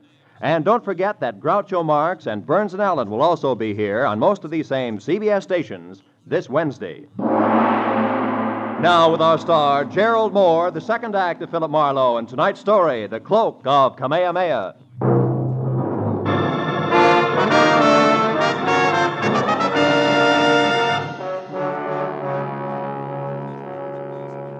A red-headed lunatic with a slow, soft voice and fast, hard fist took me by surprise. I wound up flat on my back before I realized he'd so much as moved. By the time I got to my feet and took after him, he was sprinting for a bamboo thicket and had a 30-yard lead. It was all he needed to lose me completely. When I finally untangled myself from the jungle, I came out on the road. But then I heard a motor behind me, so I dove for the underbrush again just as a heavy car roared by.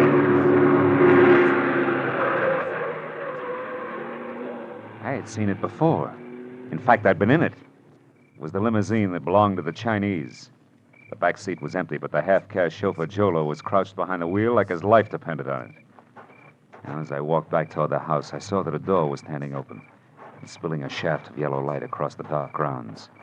I started up the walk when it came. A second later, Lonnie Collier burst into the path of light and ran for the open door. I went after her, caught her by one arm, and spun her around. No, let me go. What happened? Why'd you scream, Lonnie? Back there in the pond, I heard a noise, and when I came outside, I found him there. Found who? Come on, show me. All right. I talked to him just a few minutes ago, and Yeah? I gave him the cloak. Now it's gone. And he's dead. He's dead with a knife in his back. There. Look there in the water. Oh, brother. Who is it, Lonnie? Do you know him? Yes. Yes, that's Philip Marlowe. The skin on my neck crawled as Lonnie tagged the thing in the lily pond with my name. He was face down in the shallow water, and 3 inches of crooked steel and the ugly curved handle of a kriss stuck straight up between his shoulder blades. Somebody had made a very grim mistake, but it took 5 minutes of argument and a thorough checking of all the credentials I carried to convince the badly frightened Lonnie. I dragged the body out of the water and up onto the grass, and I went through his pockets. What did you find? A card from the Hawaiian Island Art Products Company Limited, number 12, Harbor Street. Mean anything? No. No, I've never heard it. What's that on the back? Flight number and departure time of the plane I was supposed to take out of Los Angeles. Whoever he is, he's been one jump ahead of me all the way, right up to your lily pond here. Tell me, was anyone with him when you gave him the cloak, a half-caste and a chauffeur's uniform, for instance? No, he was alone. Oh. I gave him the cloak just as Schindler had instructed me to. Now, listen, Lanny, there was a down-at-the-heel redhead here just before you came out. He claimed to be a friend of yours. Yes, that must have been Lawrence Cochran, the poet. They're making him rugged these days, huh? Lawrence wrote one great poem years ago about 2 lovers who leaped to death over the valley to keep from being separated, and their souls turned into birds. It's still very popular here in the islands. Yeah? What happened? Lawrence got the habit of drowning himself in gin. And now the natives call him Papuli. Papuli? The crazy one. Yeah, well, that's closer. He's always hanging around. My mother wanted me to marry him at one time, and now that she's dead, he thinks he should look after me. Okay, Lonnie, let him keep thinking so. What do you mean? I mean, you can use a good watchdog right now. Oh. So when Cochran comes back, make him park on your doorstep. You stay inside and be careful. And with guys named Philip Marlowe getting knives in their backs, I've got a few things to do myself, but fast. All right. I'd like to borrow that souped-up convertible of yours. Where are you going? Number 12 Harbor Street in the Hawaiian Island Art Products Company Limited.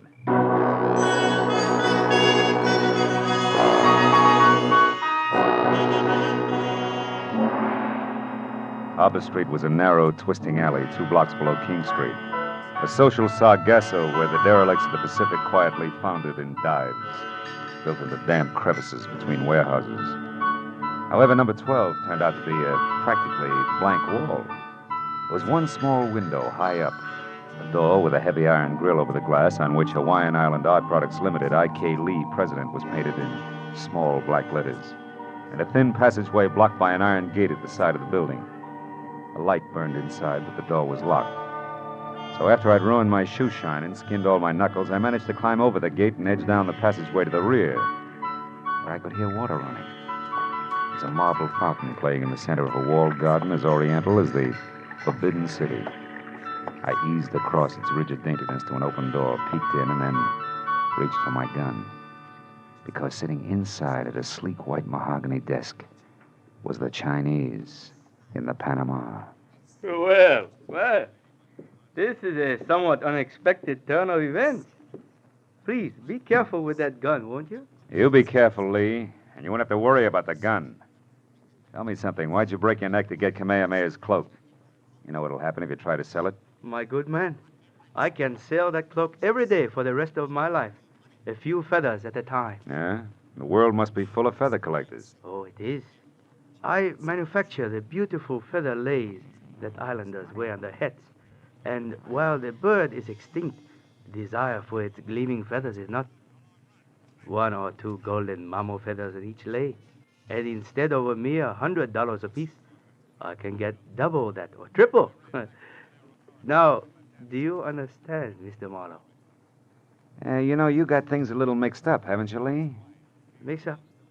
How so? Your boy Marlowe is dead at Lonnie Collier's place. Oh, that. Yeah. No, that was Mr. Blake, an easily accessible gentleman I hired on Main Street in Los Angeles. He only pretended to be you, for obvious reasons. Oh, to intercept the feather cloak, huh? Yes. I've known all about Pollard Schindler's plans since their inception. I followed every move he made. In fact, it was I who caused all your trouble on the way to the airport this morning, by means of a bribe to your driver. Too bad you won't be able to keep your nest lined with Kamehameha's bathrobe after all, Lee. Because I'm going to walk out of here with it or big chunks of your face. You name it. Where's the cloak now? Uh-huh. I gather from this that you do not have it, Mr. Marlowe. That's what's known as a shrewd observation. And that Mr. Schindler, as I suspect, has tricked us both. You're stalling, Lee. I'm warning you. Start talking. Oh, that is all I wanted to find out. Yolo. That is judo, Mr. Marlowe. Almost like magic, isn't it? Jolo can break your back if I tell him, Mr. Marlowe. You behave. Schindler has the cloak, no doubt about it. So I must find him at once with no interference from you, Mr. Marlowe. Jolo, you have his gun, so lock him inside. I may need him later. From something the half-caste had done to my spine. With the edge of his hand, my legs were paralyzed. I felt like the practice dummy in a school for chiropractors. Every joint in my body ached when I moved. So I didn't move until the feeling oozed back into my legs. And I wobbled to my feet and looked around. There was a small high window I'd seen from the street. A heavy chair, a desk with a lamp, and something like a picture framed in bamboo on the wall. I glanced at it and then looked back. Kept looking hard for a long, long time until I finally realized what it meant. The answer to the whole thing was contained in that bamboo frame. I had to get out and get out fast. I unplugged the lamp, plastered my back against the wall next to the door, and tapped on the lampshade to intrigue Jolo into coming in. It worked. When the knob turned slowly, I threw the lamp up at the window. The crash brought the door open with a jerk, and the jerk stepped in with my gun in his hand. What's going on here, Mr. Marlowe? Where are you? Answer. Right here, Jolo. Now get up. I got some magic to show you, a trick I learned in Kansas called the haymaker. I ran down the hall to the street door and out to the car. There was no traffic problem at that hour, so I jammed the gas pedal at the floor and held it there right through the heart of Honolulu and up the twisting road that led to the mountains back of the city. The echoing roar of the motor as it tunneled through the forest lining the road was finally replaced by another roar. Wind. The unending gale that shrieks through a precipitous pass 3,000 feet above the city.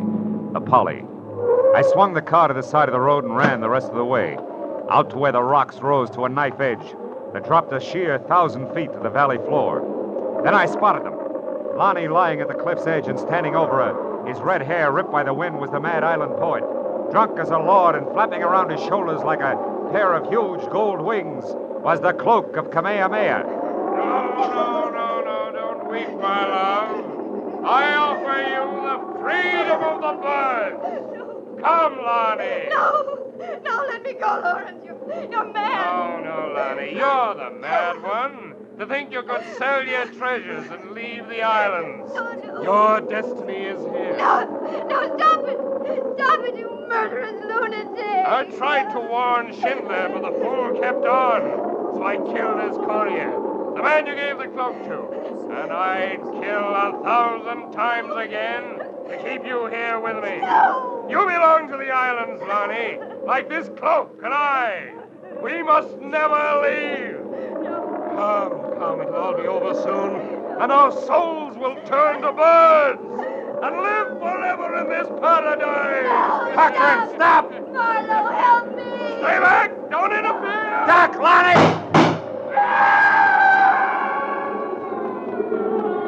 Marlowe! I know. Are you all right, Lonnie? Yes, I'm all right. Marlowe, look. The cloak. Yes. Cochran must have lost it as he fell. And the wind brought it back to me. Oh, it's strange, Marlowe, but I don't want to touch it ever again. I know what you mean. I'll carry it. Come on, Lonnie, let's get out of here.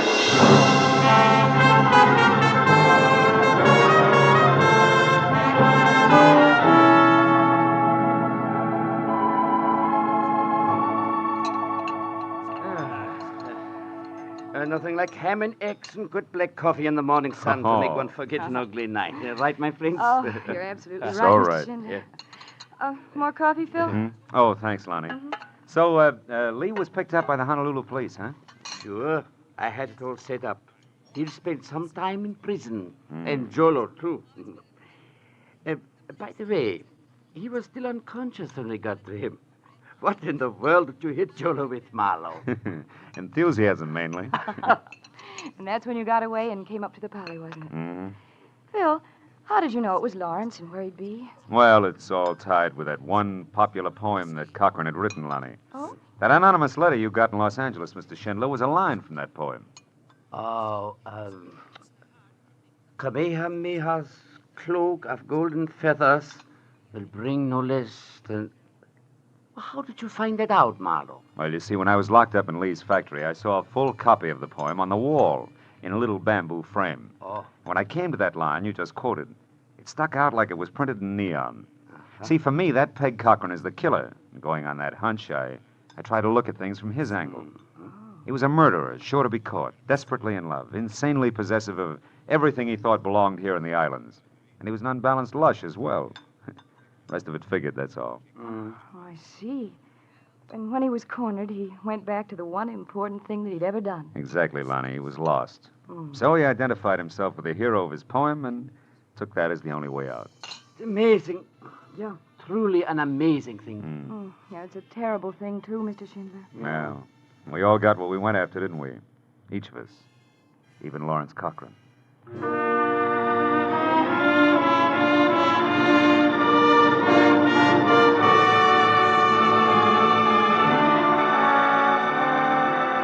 After Schindler left to catch a plane for the mainland, and Lonnie said aloha and left to get ready for our date, I sat on the lanai of the hotel and watched the sweep of the Pacific from Diamond Head to the hills across the harbor, from the white sand of Waikiki to the green shallows over the reef, to the purple depths beyond. And as a warm wind whispered through the palms, from somewhere I heard the soft strum of the ukulele.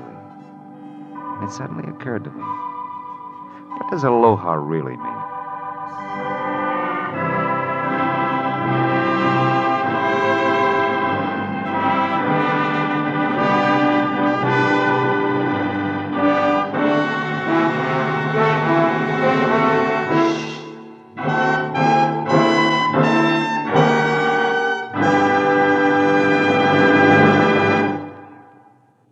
The Adventures of Philip Marlowe, bringing you Raymond Chandler's most famous character, star Gerald Moore, are produced and directed by Norman MacDonald and are written for radio by Robert Mitchell and Gene Levitt.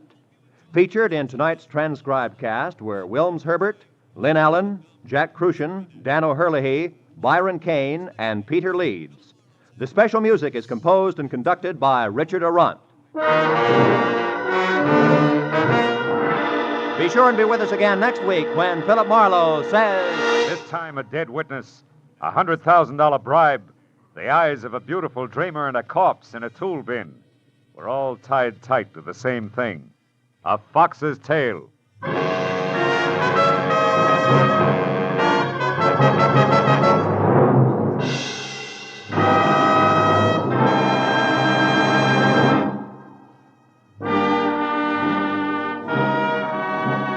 This is Roy Rowan speaking for CBS, the Columbia Broadcasting System.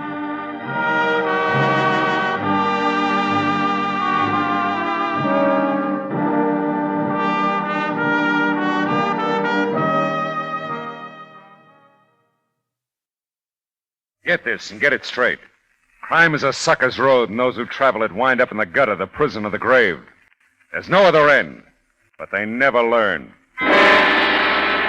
From the pen of Raymond Chandler, outstanding author of crime fiction, comes his most famous character in The Adventures of Philip Marlowe.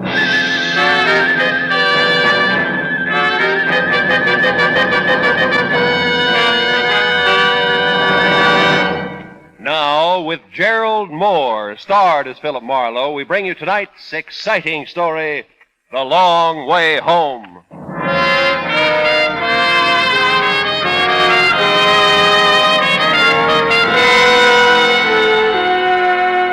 The valley floor gave off the kind of heat that ate into you, stayed. I wondered why some 800,000 people voluntarily made the San Fernando Valley their home. But that was their problem. My problem at the moment was to make a right turn off Riverside Drive, and I did. 4 or 5 blocks north, I saw the name on the redwood post by the driveway. Mr. and Mrs. Enos Hopper. Yeah, this was it. I drove in the drive into the cool oasis, an orderly wilderness of pepper trees, palms, evergreens, and everything else I'd ever seen grown in Southern California. The house sat well back on the lot, very neat. Also redwood to match the post by the driveway. I got out of the car and walked across the grass toward the slightly stooped figure clipping the hedge on the far side of the lot.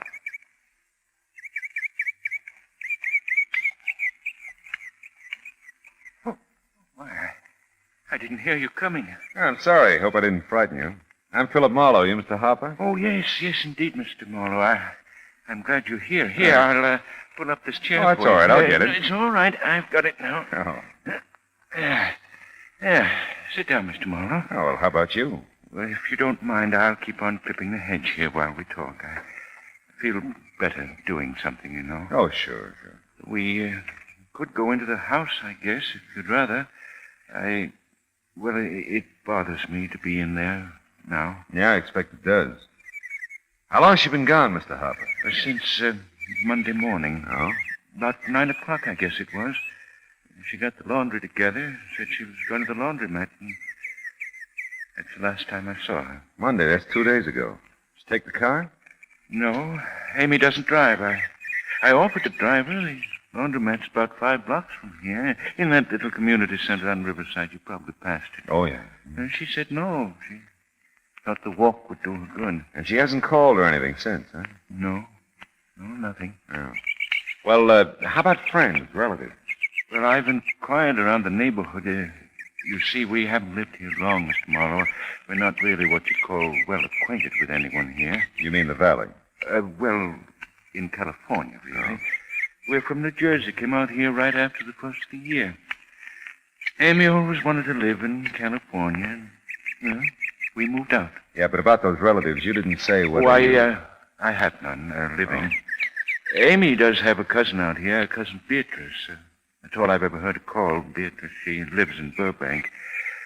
I've never met her. Seems like I've always been busy when Amy's gone over there. Mm-hmm.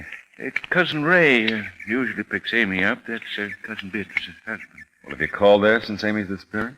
Oh, yes, a number of times, but there's been no answer. And that's odd, too. How odd? Cousin Beatrice is an invalid, Amy says. That's why she's never come to call on us.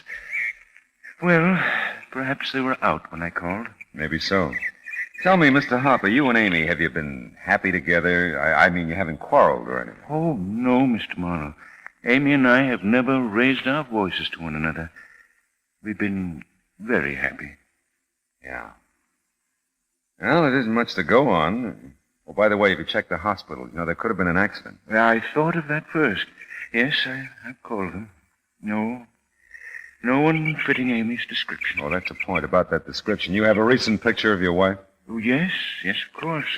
Will you come in the house, Mr. Marlowe? I'll get one for you. Okay, sure. Ah, dear. Amy loved it here, Mr. Marlowe. Flowers, big trees, all those plants you see. Amy cared for them, watered, cultivated them. Yeah. This is her garden, Mr. Marlowe. I'm just trying to keep it nice for her. He turned finally, a slight little gray man, led the way into the house. I felt sorry for him. Didn't take much to figure that his Amy was his whole life. And in his mild, gentle way, his heart was broken. Inside the house, as neat and well-kept as Enos Hopper himself, I got the first real shock of the day. Because the Amy I'd pictured in my mind as Enos spoke of her was nothing at all like the portrait he handed me from the mantel. She's beautiful, isn't she, Mr. Marlowe? Yeah. Yes, she is. Yes. She's young, too. Much younger than I. Yeah, much? I'm a very lucky man, Mr. Marlowe. Well, about this picture, do you have a smaller one I can take with me? Why, yes. One of these on the desk should be about the right size, I should think. I hadn't spotted the gallery on the desk across the room until Ina started for him. A quick count, and I came up with 7 pictures of Amy, carefully arranged along the top ledge of the desk. All different, all beautiful. Sensational is a better word, I think. The tinted one showed the hair to be ash blonde, the eyes large and brown, and the mouth full. Enos broke the spell. This one, Mr. Marlowe, I believe it's Amy's favorite. Oh, thanks. This'll do fine. I'd want it back later. Oh, sure, you bet. Now then, is there anything more, anything else that might be helpful? Well, let's see. Oh, yeah, that cousin Beatrice, cousin Ray, their address and phone in Burbank, huh? And if they have a last name, that would help. Well, I don't have their address, but I imagine it's in the book. Name's Quinlan. Quinlan? Ray Quinlan, Burbank. Okay. And by the way, you said the laundromat your wife patronized is in the community center on Riverside? On the north side of the street, just a few doors east of where you turn to come up here. Oh, right. I'll be waiting, Mr. Marlowe. If you find out anything. Oh, sure. Right away.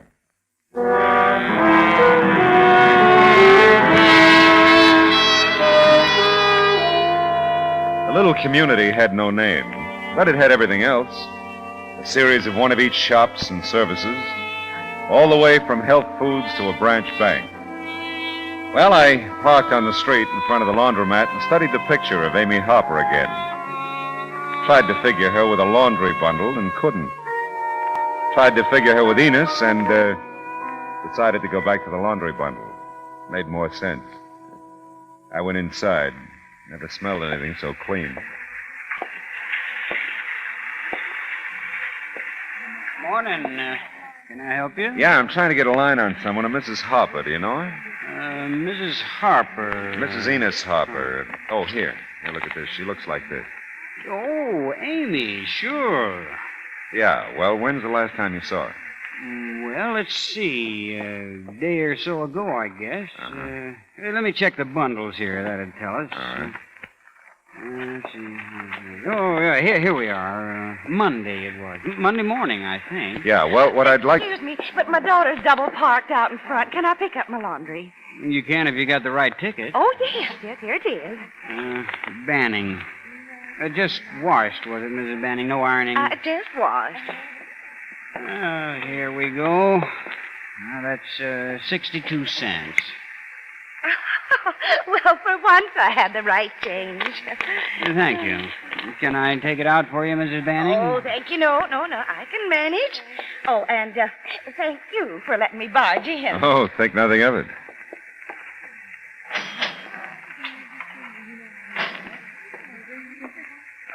What do you mean, you're trying to get a line on Amy?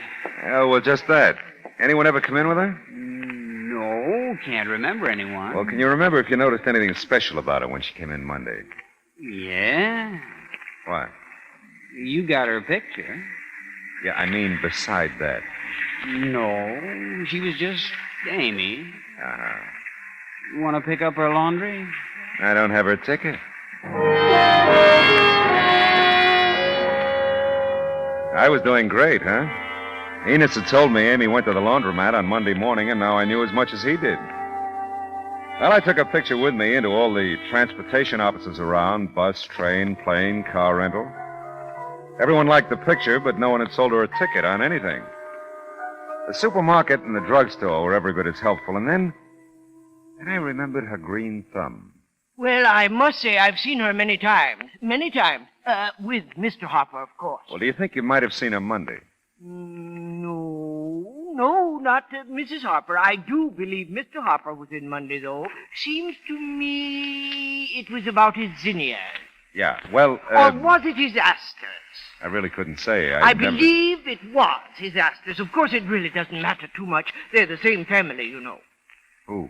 Zinnias and asters, same family. Oh. Compositae, you know. That's the family name. I'm impressed. But look, I want to tell you... Can you imagine they used to be called starwort? Huh? Starwort. What a nasty little name for an aster. Have you got a Burbank phone directory? No, I beg pardon. A Burbank phone directory. Oh, I thought we were talking about the Harpers. I thought we were, too. Starwort. Yeah?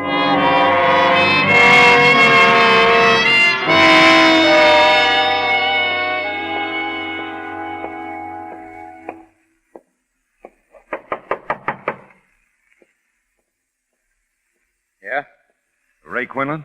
That's right. Oh, well, I'm Philip Marlowe, investigating the possible disappearance of Amy Harper. Amy. Oh, come in. Thanks. Come in. I understand that she's your wife's cousin? What? Oh, Beatrice, yeah. Sit down, Marlowe. Oh, thanks. Enos hired you, huh? Yeah, that's right. He says he's tried to call here several times and no answer. How long has Amy been missing? Since Monday morning. Took some laundry to the laundromat, and that's all anybody knows. Have you seen her since then? Heard from her? No. No, I sure haven't. We halfway expected to hear from Amy Monday, too. Usually do, but we didn't. Well, how about your wife? Can I talk to her? Beatrice isn't here. I took her to the hospital this morning. They're going to operate later today. Oh, I hope it does the trick. Yeah, so do we. Well, that's right. Enos says she's an invalid. Yeah, that's right. About Amy, that's all you know? Just that she left for the laundromat? And got there, that's about it. It's crazy. Amy wouldn't just disappear. Wouldn't she? No. No, I don't think she would. Yeah. Well, I'm in the book, Mr. Quinlan. Central Directory. If you get any ideas, call me, huh? Yeah, I will. Oh, by the way, were they happy together, the Harpers? Yes. As far as I know.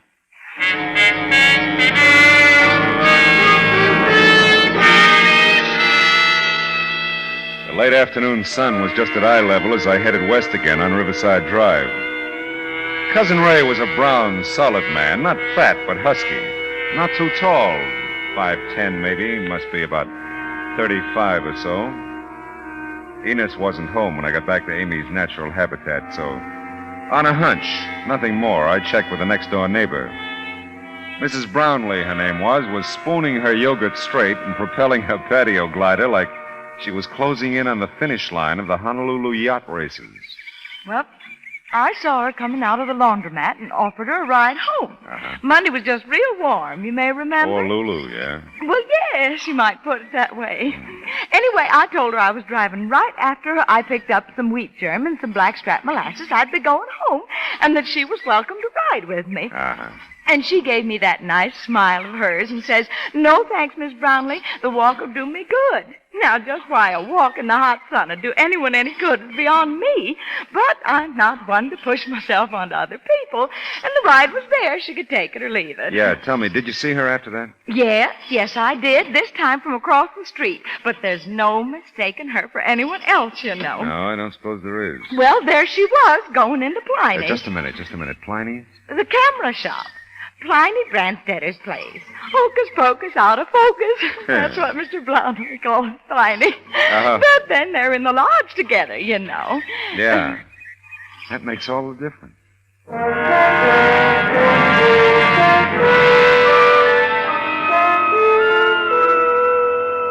I really wouldn't know if she was or not. You see, Pliny's not here. He had to go into Hollywood for supplies. I don't work here. I'm his wife. Yeah, but if Mrs. Harper left some pictures here or picked some up, there'd be a record of it, wouldn't there? Yes, I suppose there would.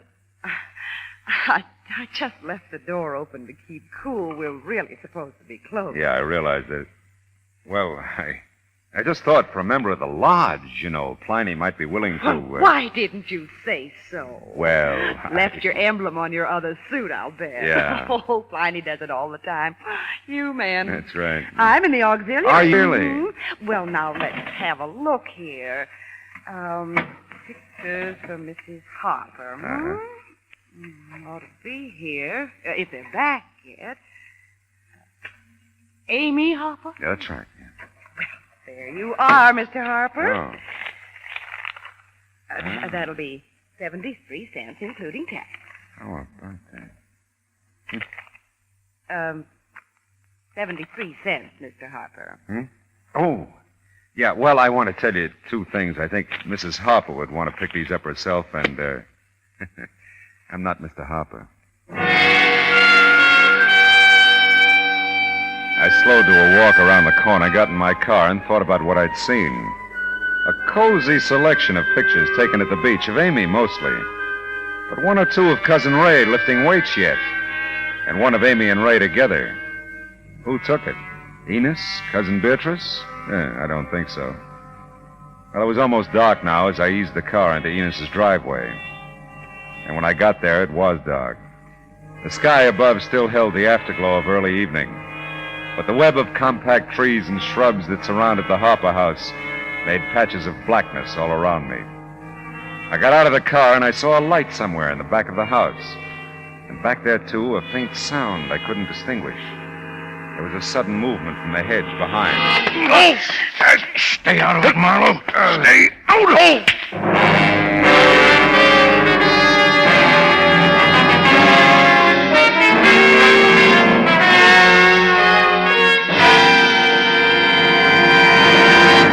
In just a moment, we will return to the second act of Philip Marlowe. But first, a crossword puzzle traps a criminal tonight on most of these same stations when CBS Radio brings you Gangbusters. This latest Gangbusters thriller, titled The Case of the Missouri Puzzle, is law enforcement at its cleverest. Tonight on CBS Radio, you're cordially invited to sit in as an armchair sleuth and enjoy the case confronting Gangbusters. And now with our star, Gerald Moore, the second act of Philip Marlowe, and tonight's story, The Long Way Home.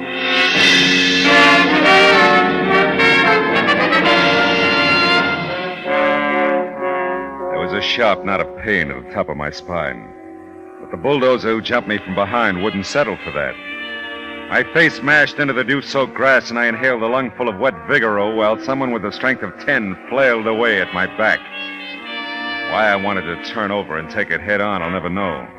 But I kept trying to turn. I slithered instead, slid along the wet grass with a vice on my back. A vice with a voice that kept hounding me. Stay out of it, Marlowe. Stay out of it. Hey, Hopper! Hey, you had it, Marlowe. Hopper! Hopper! Get off my property now. Go on, get over here. Hey, Hopper! Yes? Why, Mr. Marlowe. What's left of me? Why, I don't understand, Mr. Marlowe. What happened? Who was he? 3 guesses. What do you mean? Skip it. Well, you better come into the house, Mr. Marlowe. Here, I'll help you. Easy.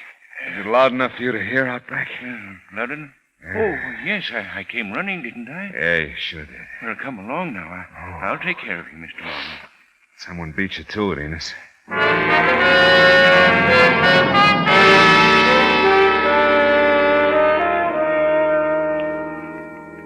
Now, you should feel better. Should I? Hey, Enos. Yes? You like the beach? Why, it's all right, Mr. Marlowe.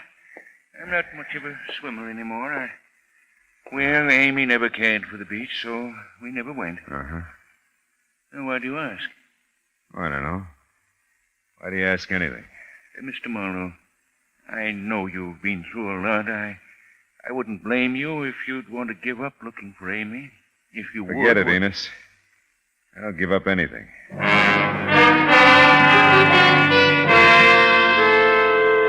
Well, so far the case added up to a stiff back and a head wrapped in a tight band of steel with built-in hammer. A few quick blasts at the pint in the glove department helped not at all. But something drove the car. The stop at the hospital in Burbank could have been for personal reasons.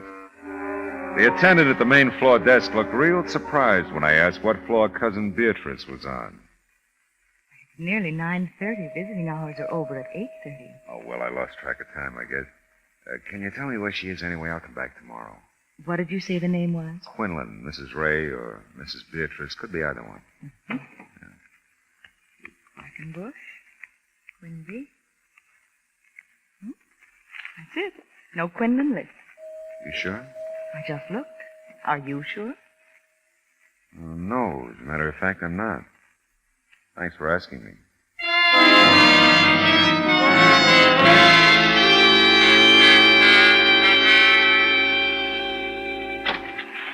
Oh, Marlowe, come in. Yeah, I will. Hey, you look all in. I'm fine. What hospital's your wife in, Quinlan? Why? The one about 3 blocks from here, just up on Riverside? Yeah, Who yeah. made her up, Quinlan? You or Amy? What do you mean made her up? Amy never had a cousin Beatrice like you never had a wife of the same name. Well, you know that much. You know where Amy is? No. I may get another psychic flash any minute now, like the one I got when you were unlacing my spine a while back. You shouldn't have found out about those pictures. More than that, you shouldn't have gone to tell Enos about them. There's a lot he don't know. Amy doesn't want to hurt the old guy. We've been trying to figure out how to tell him. Have you got any leads on her? Not any real ones. Hey, wait a minute. You really don't know where she is. If I knew, I'd be with her. Oh. Hey, tell me, how'd you meet her?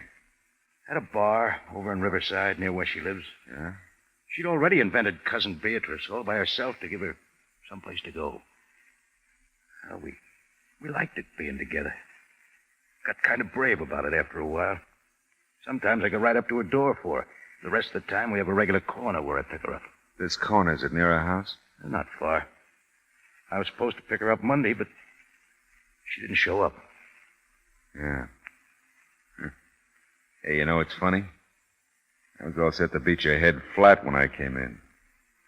All of a sudden, I don't feel like it.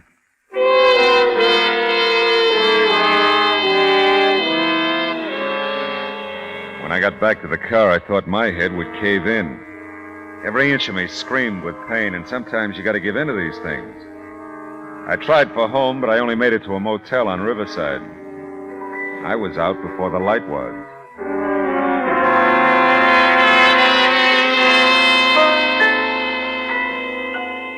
I found a barber shop and black coffee the next morning in the community center near Harper's.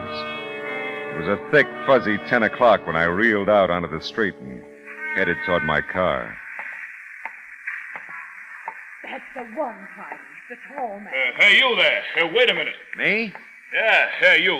You sure, honey? I'm sure, all right. Oh, what's the trouble? I do something wrong, Mrs. Pliny? Pliny thinks so. Tell him. Well, posing as a lodge brother when you're not is pretty serious, mister. I don't like that. Well, I don't think much of it myself, now that I think of it. But we'll skip that. What I want to know is what's the deal with those pictures of Mrs. Harper's? No deal? Why? Everybody's looking at them. Nobody's picking them up or paying for them. Wait a minute. Do that slow. All right. First, Mrs. Harper comes in. Monday it was, Monday. And they're not ready yet. She says she'll pick them up later that day. She don't come back. A guy does, though. He just looks at them, smiles, and says she'll get them. Who was he, do you know? Well, I don't know him. He a young guy, brown hair, got a tan. Uh-huh. Well? Well, in about an hour, another guy comes in, and he looks, but he don't buy. Then last evening, you Now, wait a brought minute. in. That second guy, Pliny, he's older. Small man, gray, about 60? Yeah.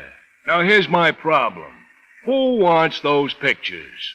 Not your problem, Pliny, old boy. It's mine.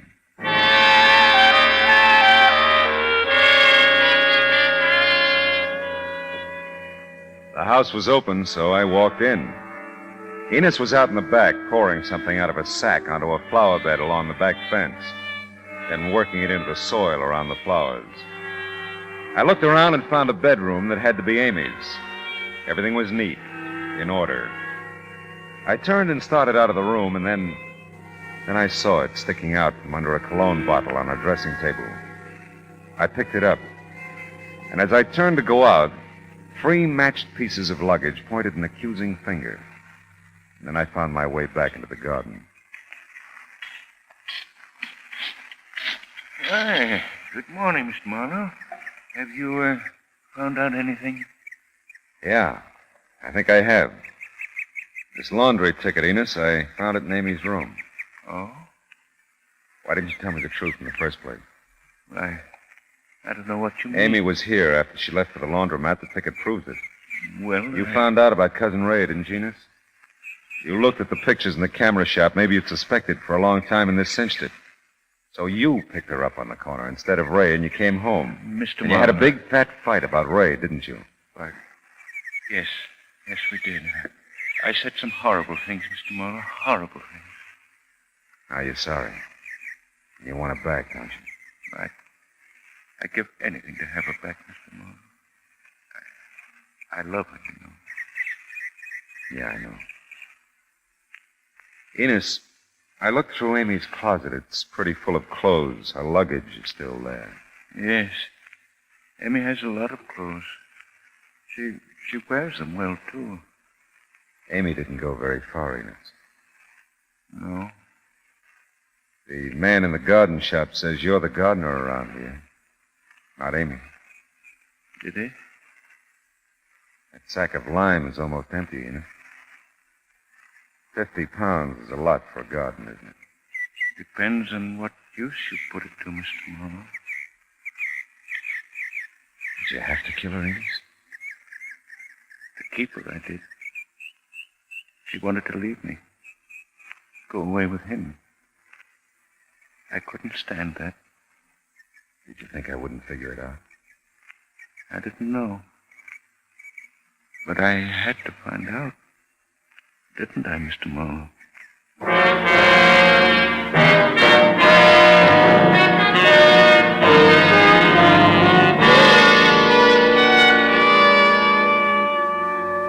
He came with me quietly.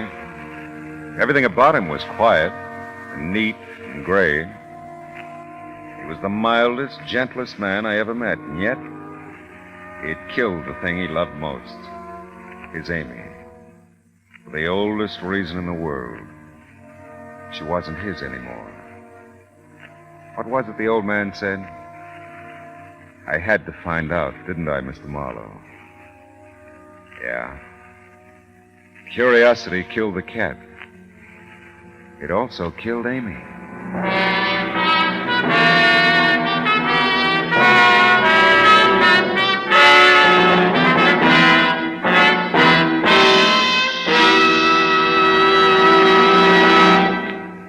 The Adventures of Philip Marlowe, bringing you Raymond Chandler's most famous character, star Gerald Moore, are produced and directed by Norman MacDonald and written for radio by Kathleen Height. Featured in the cast were Bill Johnstone as Enos Harper and Jack Moyles as Ray Quinlan, with Mary Lansing, Sam Edwards, Junius Matthews, Vivi Janis, and Peter Leeds. Gerald Moore may currently be seen in the Santana production, Sirocco. The special music for Philip Marlowe is composed by Pierre Garrigank and conducted by Wilbur Hatch.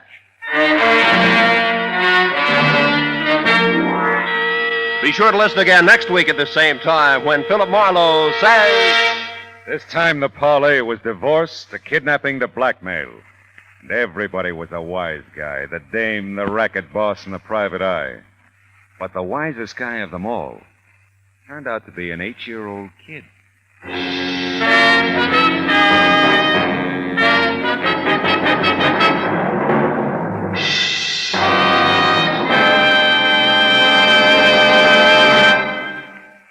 What a combination for Tin Pan Alley fans. Steve Allen is MC. His vocalists this week are Peggy Lee and Johnny Desmond. Song publisher J.J. Robbins, band representative Mark Hanna, and composer Mitchell Parrish are the judges. There will be 4 brand new songs for sale tonight on CBS Radio on most of these same CBS stations. Roy Rowan speaking. This is the CBS Radio Network.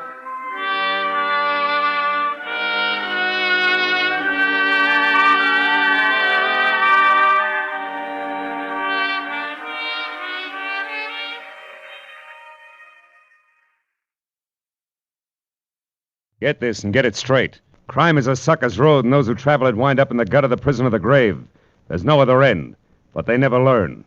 This one began as the threat of a beating that turned into murder with a brown-eyed blonde, a jovial hippopotamus, and a tough ex-soldier of fortune, all complicating the problem until I got next to the key man. From the pen of Raymond Chandler, outstanding author of mystery, comes his most famous character and crime's most deadly enemy, as we present The Adventures of Philip Marlowe.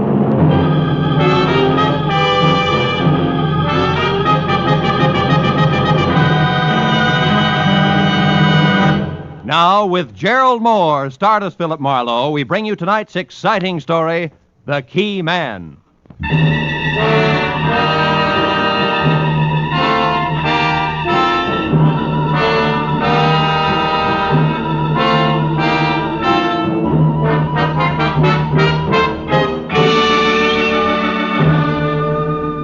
Along about dusk, Hollywood Boulevard is some desolate place between the end of work and the start of play, and about as boisterous as taps.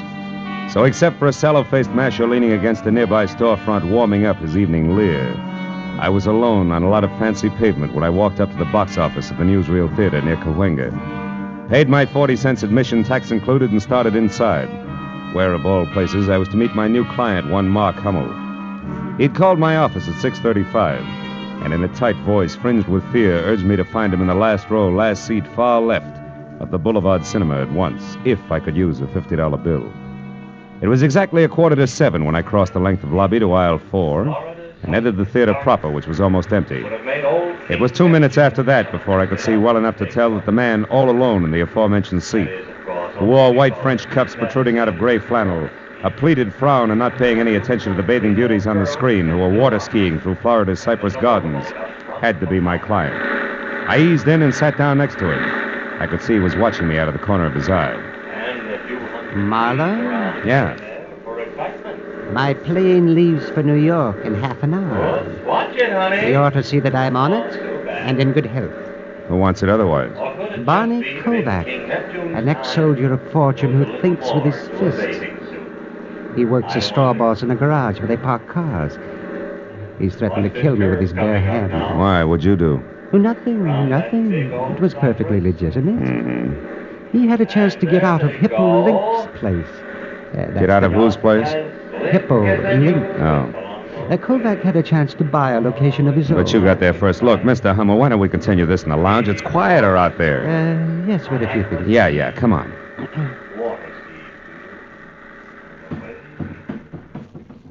Oh, this is better. Come on, we can talk over here.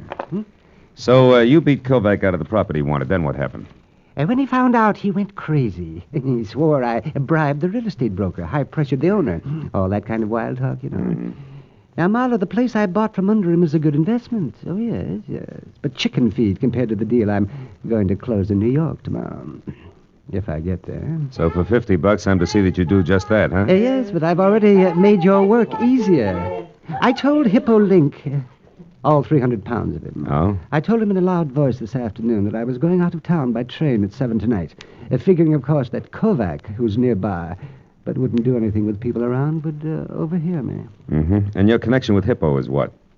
I parked my car in his garage. Period.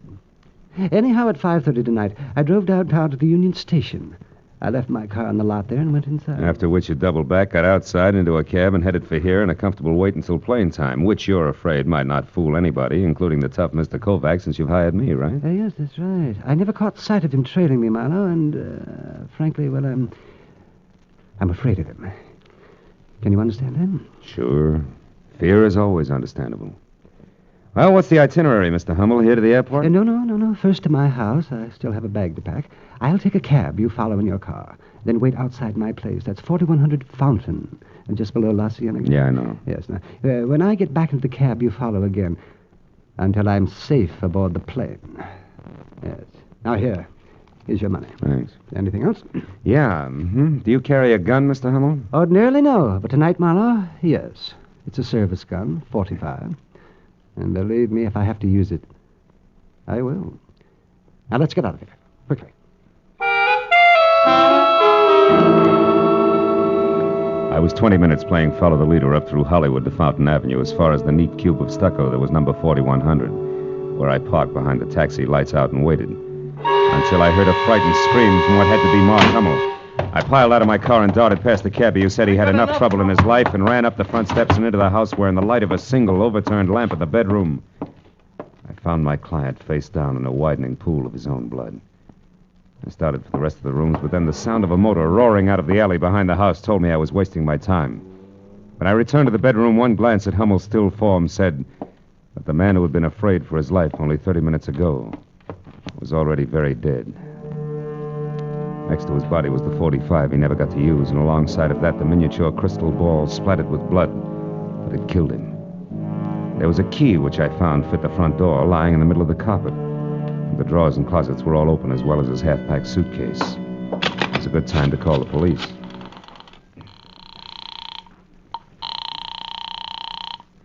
Thomas, Yes, Detective Lieutenant Matthews speaking. Marlowe, Lieutenant. I'm at 4100 Fountain and standing next to a man named Mark Hummel who used to be a client. He's dead, Matthews, murdered. Any idea who did it, Phil? Well, I got an idea it might be a lot of muscle called Barney Kovac who works in a garage on Santa Monica Boulevard. You sure it wasn't a robbery killing? No. Well, we've had a lot of second-story jobs there about every 3 weeks in that neighborhood. I'm not sure of anything yet, but you see, I was Uh-oh, company, Lieutenant. I'll catch up to you later. Mark, I beg your pardon. Is Mr. Hummel in? Yes and no. Did he expect you? Well, no, he didn't. Who are you? Philip Marlowe. Well, is Mark in or not? Yes, he's in. You'll find him in here, if you insist. Oh, thank you. I'm sorry I bit your head off, but what I have to... Oh, no. He's dead? Shot with that? No, that's his own gun. He was beaten to death with that glass ball there. Oh. That key is his, too. It fits the front door. I already tried it, and then I put it back when I found it, since the police appreciate neatness on the scene. But that doesn't make sense. Mark always carried his keys in a leather case. Oh? It should be right there in his right pocket. Yeah, you're right. House key with a bunch of others, and, yeah, this one matches the one on the floor. How'd you know about this? Oh, I'm an old friend of Mark's, Marlowe. You'd have to be. What were you in such a hurry to tell him? I don't remember. Maybe I can help you. Maybe it was a little message you were going to deliver from Barney Kovac. I don't know anyone by that name. And since that leaves us with very little in common, Marlowe, I think I'll leave with only this 45 here for companionship. Oh, fine. Now, get over there against the wall and turn your back. Well, go on. Now what? And don't move until you hear me drive away, or your health will suddenly be very, very poor. Good night. When Little Red Riding Hood slammed out of the place, I knew I could either follow her or wait for Matthews to siren up to the front door and then tell all. One last look around the room, including the key in the middle of the carpet, made me change my mind again. If the key could be traced, it might be a definite link to Kovac, so I headed for Hippo Link's garage on Santa Monica Boulevard in the hope of further information about a hot-tempered man who worked there. Less than 5 minutes later, I was walking down a cement ramp that dropped from the street level into an acre of underground parking space filled with a crowd of heavy with chromium cars that belonged to the fashionable neighborhood nearby. Hippo himself was a perspiring oval, approximately 5'8", measured in any direction, with tiny eyes, tiny nose, and a dozen chins that danced when he laughed, which seemed to be always. He was standing next to a pickup truck marked Ace Battery Shop, talking to the driver. Forget, huh? And because of that, you want more money for him, huh? That, I suppose, is easy to get. Now, look, Hippo. Listen, Plume, I won't pay any more. My overhead's too high already. So if you can't get them for me at the same price, forget the whole deal. Besides, I don't like the way you do business anyhow. Meaning what, Hippo? Meaning that when I give you an order, Plume, I want it delivered to me in person, not to just any flunky that's standing around. Okay. That was a slip. It won't happen again. Yeah, not twice it won't. Goodbye, Plume. I got customers. Can I help you, mister? Maybe. I'm looking for Barney Kovac. Is he around? No. Why? What do you want him for? Maybe murder. What? Barney, he killed someone? Wait a minute. Plume, I said goodbye. Go on, beat it. Okay, Hippo. I'll see you around. Let's go in the office here, mister. A little quieter. Sit down. Thanks. You a cop? No, private detective. Name's Marlowe, Hippo. Marlowe, huh? Mm-hmm. Never heard of you. But then I never heard of a lot of people, huh? That's right, Hippo. People like, for instance, Mark Hummel. Why him, Marlowe? He was the one Kovac killed. Well, what do you know? Doesn't seem to break you up. Why should it? Hummel was a louse, Marlowe. Everybody said so. Of course, I didn't know him personally, except to joke with him when he brought his car in. You know, a little laugh goes a long way with some guys. Tell me, Hippo, did you know that Hummel was going out of town? Yeah, he told me this afternoon. Should have gone yesterday, huh? Shut up. Okay, so you don't like jokes. I can play it straight. What do you want? For an open of this. If a tall blonde with brown eyes and a pretty face who knows how to handle a 45 as well as conversation walked in here, would you know her? I might. Could be Rhonda Beaumont, Barney's girl. She lives in a plush apartment over at 38 Sweetser Drive, just above the Strip. How does she figure? Probably great in a Catalina swimsuit, but in this deal I'm not sure. She might have put me on the right track by setting me straight about a key to Hummel's apartment that I found next to his body. It wasn't his. A key? Yeah, the design on it near the top, the round part, was like a fancy figure 8. Mean anything to you? Not being a locksmith, no. Anything else? Yeah. Where can I find Barney Kovac? How would I know? He quit at 5 today, just like he does every day. And I quit at 9, Marlowe, which happens to be right now. So, goodbye, mister. Just like that? Yeah, just like that. You see, if I work late, Marlowe, I got to pay myself overtime. That hurts, because I can't afford it. See what I mean, boy? I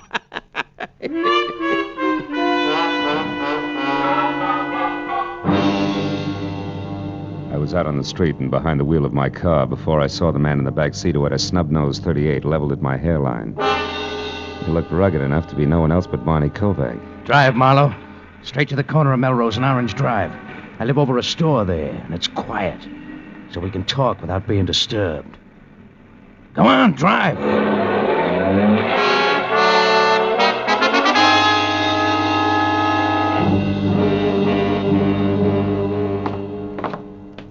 Right ahead of you, Marlowe. One with a closed transom. Keep walking. And when I get there? Then you'll go inside, sit down, and rest while you listen. To what? To the truth, Marlowe. I've been following you long enough tonight to know that you're off your rocker. You see, fella, I didn't kill Hummel. Yeah, I know. He's double-jointed. It was suicide. Slugged himself from behind. All right, he cut was... it. Here, here's the key. Open up. Okay. Hey, you made a mistake, Kovac. Wrong key. What are you talking about? Let me see that. Sure. With pleasure. Stupid. Ha! Now that I got your gun, Bud, try it yourself. Come on, Kovac. Close quarters make me nervous. You're making a mistake, Marlowe. Yeah, sure I am. The guys who are off their rocker always do, remember? Now get over there in that chair and behave while I use your phone. Marlowe, don't move or I'll kill you. Hippo. Barney, take the gentleman's gun. It's heavy for him. Sure. Here, now, here, boy. Here's some money. Get clear of L.A. till this thing's all cleaned up. You're in a bad spot. I know, but I didn't kill Hummel, Hippo. You gotta believe me. Yeah, by all means. Barney, my boy, if you say it, I believe it. But others won't be that accommodating, I'm sure, so go on. And no matter what you do, don't worry about Marlowe. Huh? Nah, he won't be following you. You can count on that, Barney.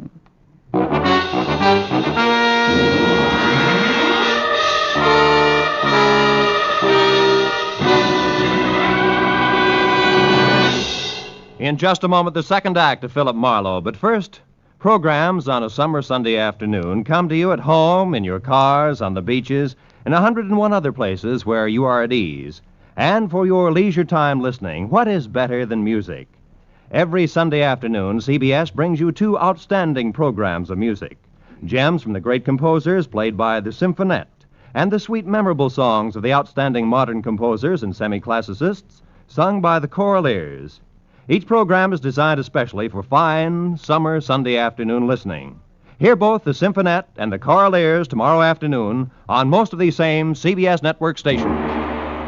Now, with our star, Gerald Moore, we return to the second act of Philip Marlowe and tonight's story, The Key Man. The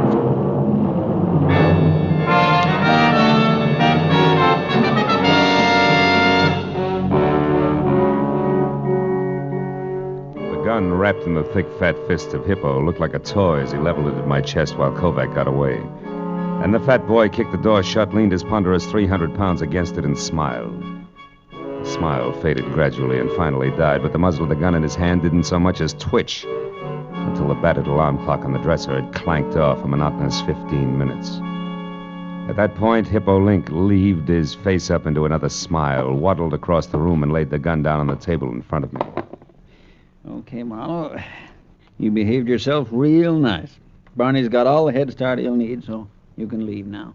You know something, Link? You're not only fat between the sleeves, you're overweight between the ears, too. Helping a suspect escape doesn't sit well at headquarters. Now, just a minute, boy. You're kind of jumping to conclusions, aren't you? You were putting the muscle on a friend of mine, and I helped him out. That's all that happened so far, so you look a little silly running me in on that. But if you still want to try, boy, the gun's right there on the table. Okay, Hippo, you win for now.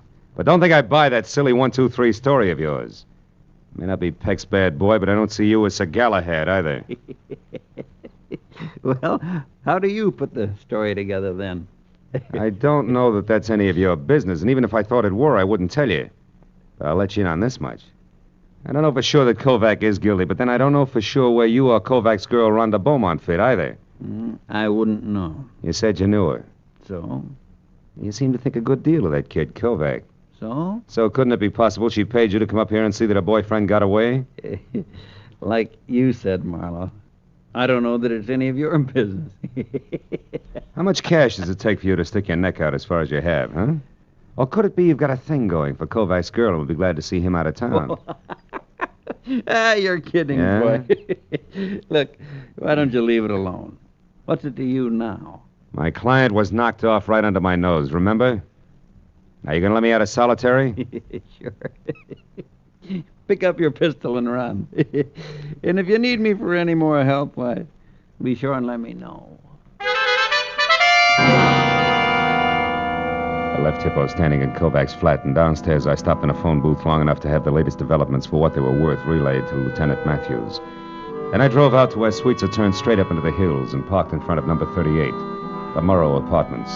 A terraced heap of pastel plaster and angled glass in which Rhonda Beaumont had a first-floor front. I took a look at the large, private view of the city as I crossed the small, private patio and knocked on the substantial private entrance. When it cracked open, I helped it along just enough to step inside. Fast!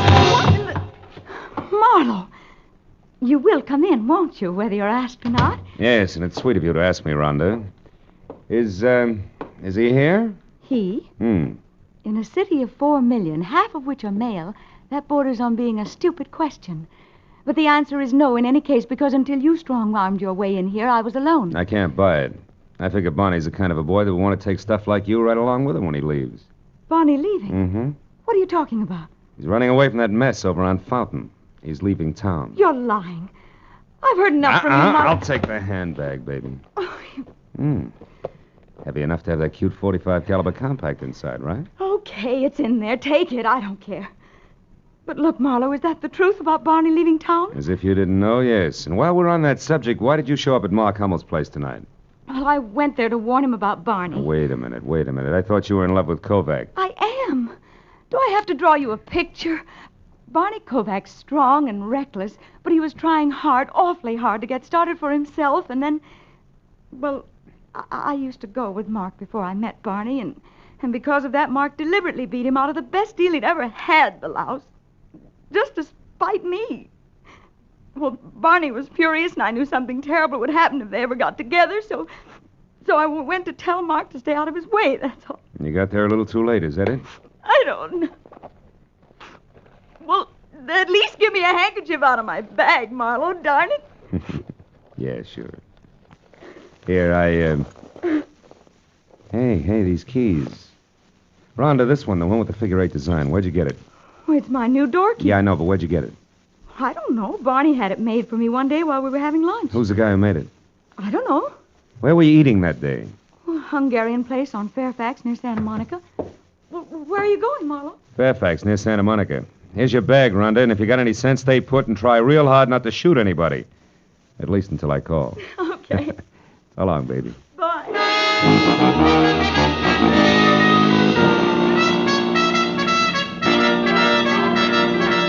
Hey, late extras, the world's in terrible shape. It's a mess. Read all about it.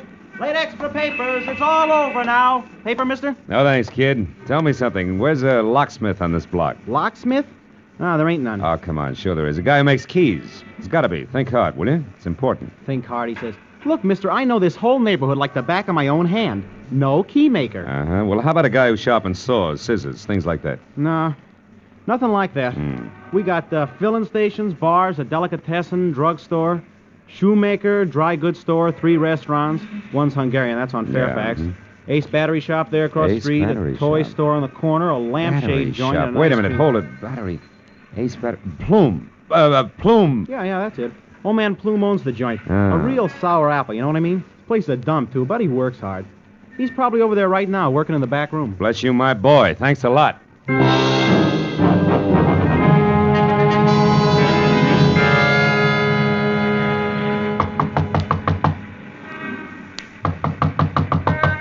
Yeah, who is it?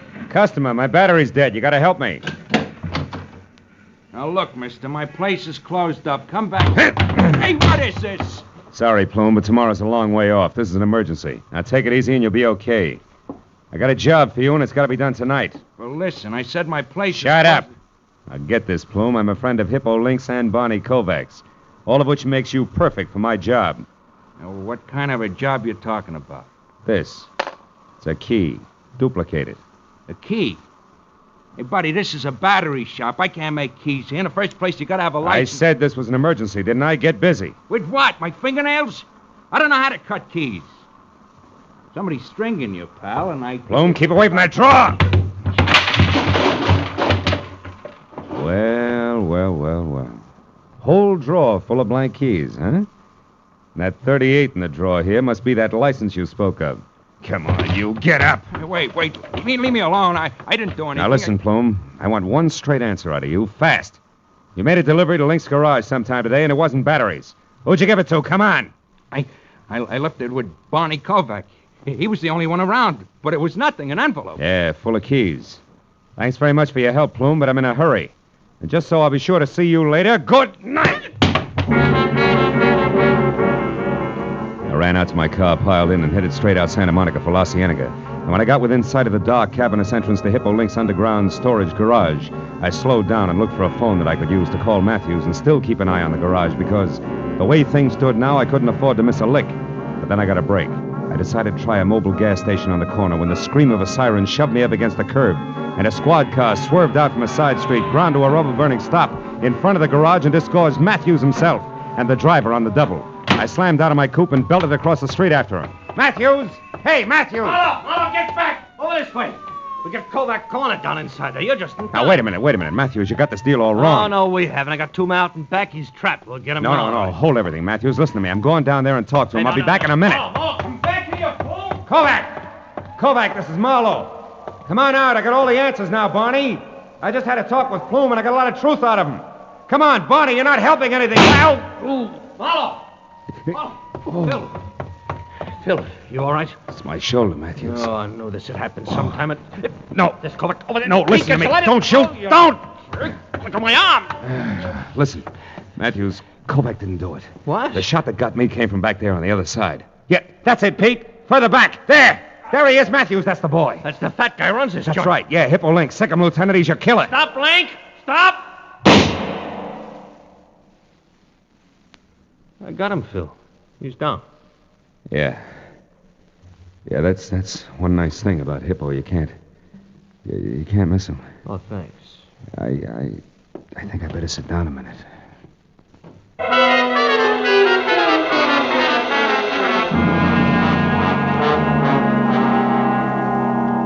Hello, Marlowe.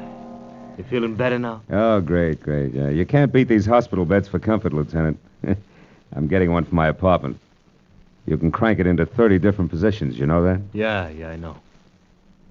The doc says you got off with a flesh wound. Uh-huh. Yeah, you're pretty lucky, Phil. And I just stopped by to tell you they saved Hippo Link, so he'll have to be tried. It won't be much, though. He's already admitted everything. Well, what about Plume? Did you get anything on him? Still so groggy, hardly knew his own name when we picked him up. Yeah, it was quite a racket they had, Matthews. Yeah, smooth. Every rich customer come into Hippo's garage, left his house key with his car keys, was a cinch to be burglarized sooner or later. Yeah, Plume cuts a duplicate key. They find out when the people are away, and that's all they need. Some setup. But sure backfired on him tonight. Hummel went to a lot of trouble to tell Hippo that he was leaving town at 7 just to throw Barney off his trail. But Hippo took it as a great opening for his racket. So Hummel came home right in the middle of the burglary, and Hippo had to kill him to get out of the way. That's it? Oh, by the way, the friend of yours out here. Oh? Yeah, I'll get him. Come on in, Barney. He's feeling fine. Oh, swell. Hi, Mr. Marlowe. Hi.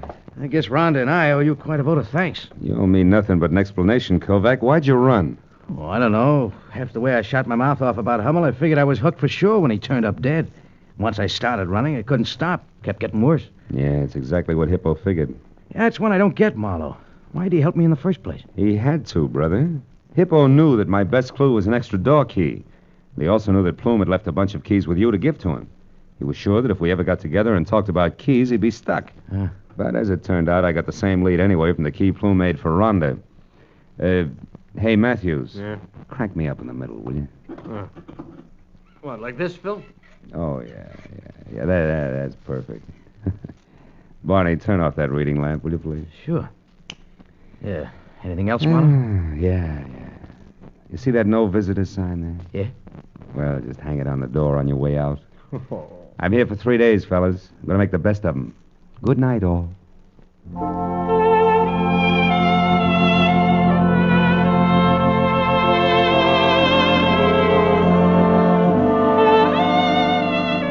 When they left, I nestled down to the solid comfort of clean sheets and quiet darkness. And my eyes were almost closed when it happened. The light snapped on. A pair of efficient hands grabbed me, stabbed an inch of hypodermic needle into my right arm, jammed a cold, hard thermometer under my tongue, and splashed a half a pint of icy alcohol on my back. Oh, it was awful. But when it was over, she looked back from the door and smiled before she went out. A red-headed nurse and very pretty. Only then did I notice the set of keys she'd forgotten on my medicine table. One was thick with a figure-8 design. It was her door key. And for just a moment, I wondered foolishly if I could get a hold of Mr. Plume again some way. For just a few minutes. Cut it out, Marlowe. Go to sleep.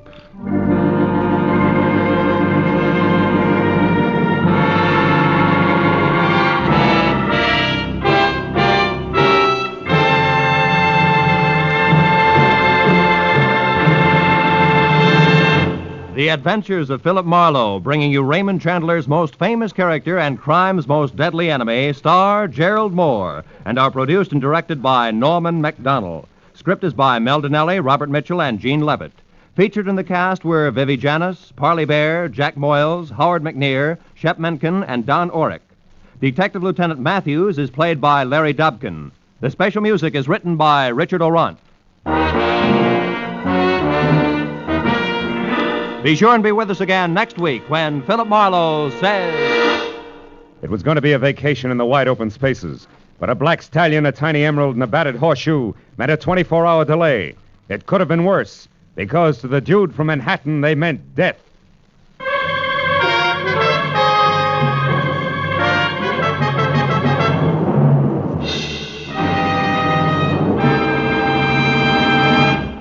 Most of us think we are free of tuberculosis. Yet how many of us make sure with periodic chest x-rays that we have no symptoms of this dread disease? Anyone can have TB without being aware of it. In the early stages, there are often no signs, and yet it is in this early stage when it is most important for the disease to be detected. So remember, TB can be cured if you catch it in time. Make an appointment for that chest x-ray immediately. This is Roy Rowan speaking. Stay tuned now for Gangbusters, which follows immediately over most of these same CBS network stations. This is CBS, the Columbia Broadcasting System.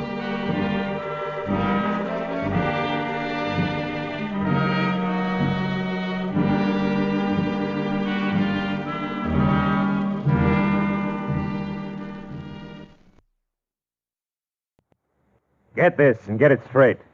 Crime is a sucker's road. Those who travel it wind up in the gut of the prison of the grave. There's no other end. But they never learn. From the pen of Raymond Chandler, outstanding author of crime fiction, comes his most famous character in The Adventures of Philip Marlowe.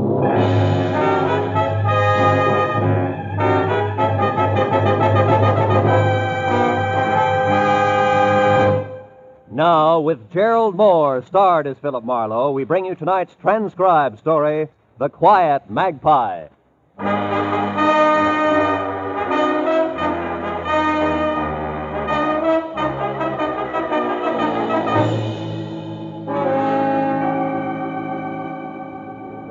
That's a lie. A deliberate, dirty lie.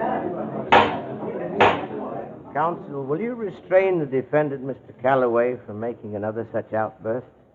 Proceed, Mr. Deaton. Thank you, Your Honor. As I was saying, ladies and gentlemen, in further proof that Vincent Calloway murdered his father, Homer Calloway, in cold blood, the state has established that a violent hatred existed between them.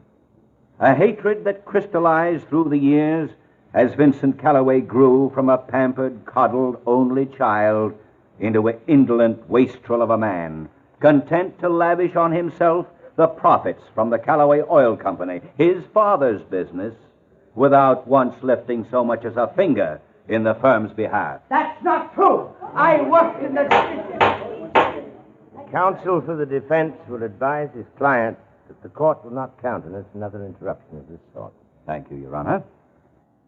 A hatred, ladies and gentlemen, that reached explosive proportions when Vincent Calloway recently took as his bride an ex-showgirl. A woman with a long and tarnished history of flagrant fortune hunting. A woman whom he flaunted in the face of his father's expressed wishes and deep desires to the contrary. Further, the state has proved that just 2 days prior to his murder, Homer Calloway had decided definitely to change his will. Why? Why, other than to eliminate his son from its benefits? The court requests that the prosecution confine itself to the facts. Continue, Mr. Deasy. Very well, Your Honor. The facts are eloquent enough. Homer Calloway was murdered before his desired changes in his will could be executed. Next, we learned that on the night of the murder, a desperate effort was made by the killer to cloud the real circumstances of the crime by setting the scene to look as though Homer Calloway had surprised a common thief, robbing his private office. This clumsy attempt was at once proved by police officers to be completely faked. The motive was robbery, all right, but on a grand scale. Now, ladies and gentlemen, let us proceed to tighten this web of proof around Mr. Vincent Calloway. Let us show beyond any doubt that it was he. There was no doubt about it. Vincent Calloway was losing the fight for his life. Deety, the crisp, tab-colored assistant DA, was cutting him to ribbons. When they called Felix Loman to the stand, I turned around and took a good look. Because it was Felix Loman who had telephoned me earlier and hired me to come to the trial and be on hand when he testified. He was a tired little man with a jaded cherub face who got up and walked unsteadily down the aisle to the bailiff's table. He acted like a man on the verge of collapse. Are you all right, Mr. Loman? Yes. Yes, I believe so. Raise your right hand. Do you solemnly swear the testimony you're about to give to be the truth, the whole truth, and nothing but the truth to help you God? I do. State your name. Felix Loman. Take the stand.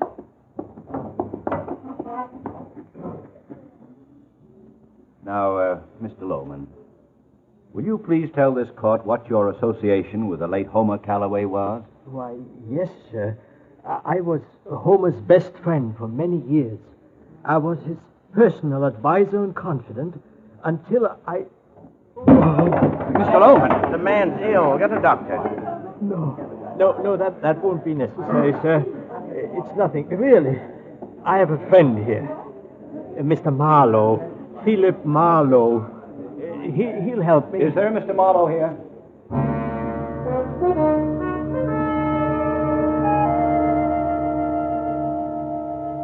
That's the way it played. My client was helped to his feet, and as I half carried him out of the room, I heard the judge adjourning court for the day. All the way down to my car, Felix Loman stayed as limp as a damp bedsheet. But the minute we drove away, he began a recovery that couldn't be credited to the fresh air alone. When we'd gone a few blocks west on Wilshire Boulevard, a smile spread over his Cupid doll face like warm syrup over a waffle. There's a good restaurant. Pull in there, Marlowe. All right. I feel like a piece of pie. Now look, Mr. Loman, not 10 minutes ago you were dropping dead in a courtroom. Now you feel like a piece of pie. What is this? Come on, let's go inside where we can talk. All right. My performance at the trial was a fake, a delaying action, Marlowe. A bit for time. Oh? And believe me, we need all the time we can get. To do what? To save young Vincent Calloway's life. How about this booth? Oh, yeah, sure. So you think he's innocent, is that it? Why? I've known Vince since he was just a boy. Mm-hmm. He's no killer, couldn't be. It's completely alien to his nature. Well, from what I heard in that hard-boiled court today, you'll need a little something more tangible than that, Mr. Loman. I've got something. Care to see the dinner menu, gentlemen? No, just a big piece of cherry pie and a glass of milk for me. Just coffee, thanks. Now, Mr. Loman, sell me. According to the DA, Vincent had plenty of motive. Oh, he hated his father, all right. We all did, one time or another, Marlowe. And got hated right back, too. Homer was that kind. Dry, hard, lonely, lived on work and nothing else. But the rest of that motive stuff... You mean about the will? Exactly. Vince expected several years ago to be cut out of his father's will. He was resigned to it. So that's out as a motive for Vince. Well, aren't you forgetting that was before Vince married a very expensive little plaything? Maybe she changed his economic philosophy. Now you're getting warm, Marlowe. But you're still a little off. How do you mean? The girl's name is Joyce. Yeah. I'm sure she couldn't change Vince that much, not drive him to murder. But I'm also sure that Joyce herself would try anything. Well, that's where you come in, Marlowe. Something's fishy, my boy. Extremely fishy. Yeah, well...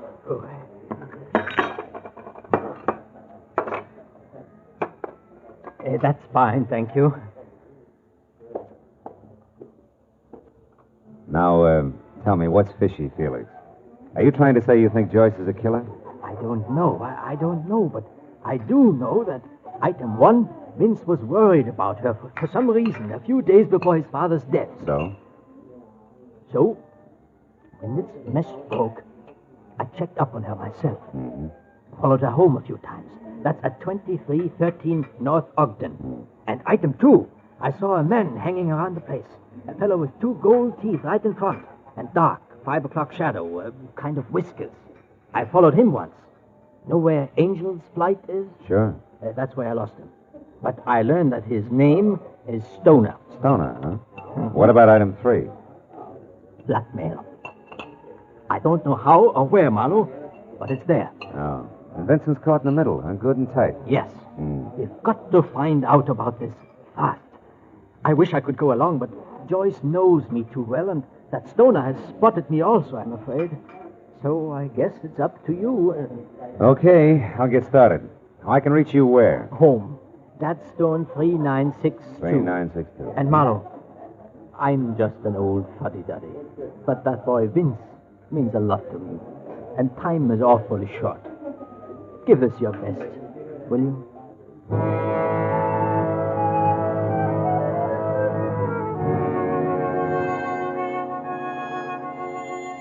I left little Felix Loman ordering a big piece of cherry pie and went outside. It was almost dark. I decided to try Joyce Calloway on the North Ogden Drive sector first. I finally located number 2313, which was neatly hidden in a series of obtuse redwood angles surrounding the rose-tinted glass front door to an extravagant duplex. I was about to push the buzzer when the door closed at the side of the house. So instead, I stepped back into a dense clump of handy landscaping and waited. It was a man, and enough light filtered along the walk from the street lamp to show his heavy dark beard even after a fresh shave. The light also glittered off a pair of gold teeth front and center that he whistled through as he passed. Whatever had happened inside obviously hadn't worried Mr. Stoner much, but it began to worry me. I decided to take my chances on picking him up later. After he'd gone, I went up to the door again, and the girl who walked through the entrance hall and toward me looked as soft and as glossy as a well-brushed kitten. Maybe it was her yellow shoulder-length hair or the flowing folds of the black velvet hostess gown. In either case, it was even better with the rose-colored glass door out of the way and the unmistakable scent of taboo in its place. Yes? What do you want? You're Joyce Calloway? That's right. I'm Marlowe, Mrs. Calloway, Phil Marlowe. I'd like to come in and talk to you a minute about your husband. Vince? What about him? Well, it'll keep long enough for us to go inside, huh? Well, all right. Come on in.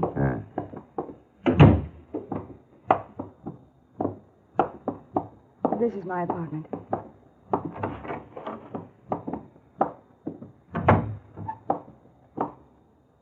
Now, what is it? Well, first, I'd like to congratulate you. The moral support you didn't give him today was real great. Too busy shopping to drop in at your husband's murder trial? Why, you... Oh! baby. I asked for it. I didn't go because Vince said that he didn't want me to. Now get out. And the next time your lousy district attorney's office wants to find out something, you can tell him. Just a minute. I'm not from the DA. I'm strictly freelance. At the moment, I'm interested in a small matter of blackmail and how a man named Stoner ties in. I don't know what you're talking about. You'd better get out of here. Now, listen, baby. I'm tired and it's late. I want to know about Stoner. I don't know any Stoner. Okay, let's make it easy. He's a bird with a heavy beard and 2 gold choppers, and I just saw him leave by your side door about 5 minutes ago. Does that help? You're crazy. There's been nobody else in here tonight. Now, get out of here. Sure. You know, Joyce, you're either awfully dumb or awfully scared. I don't know which. But neither one is going to pay off for you. I promise.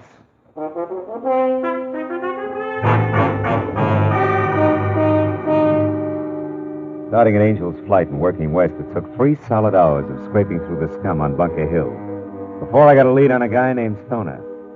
And another hour went by before I actually found the swayback 3-story rooming house he called home. The scaly front porch was a clutter of big, rusty bird cages, and the mangy inmates of which complained as I eased the rickety front door open and pushed my way into a moldy smell thick enough to chew. The ragged row of tin mailboxes said Stoner's room with second-floor rear. So I started up. I got as far as the landing when I heard a voice in the hall above. I went on slowly until I could see. It was Stoner. He was back to me, talking on the whole phone.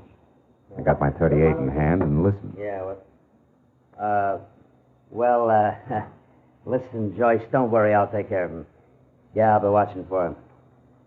Yeah, I'll meet you just like I said, only remember, it's not good for us to be seen together now. So be careful. Yeah. Okay. Goodbye, Joyce. You didn't start watching fast enough, Stoner. Who are you? I'm Marlowe. The guy little cutie pie just tipped you off about. Don't move those hands, Stoner. I just left to collect that mouthful of old gold you're wearing. You're no cop. What are you going to do with me? What's your angle? I'm going to spill the truth out of you, Goldie. To keep an innocent guy from taking the rap for a murder you and his own charming wife cooked up. What makes you think I'm connected with that? Maybe I've got eyes in the back of my head. That's so? You ain't got eyes in the back of your head. Because if you did, you'd duck. Oh! See what I mean, Marlowe? Thanks, pal. Let's get out.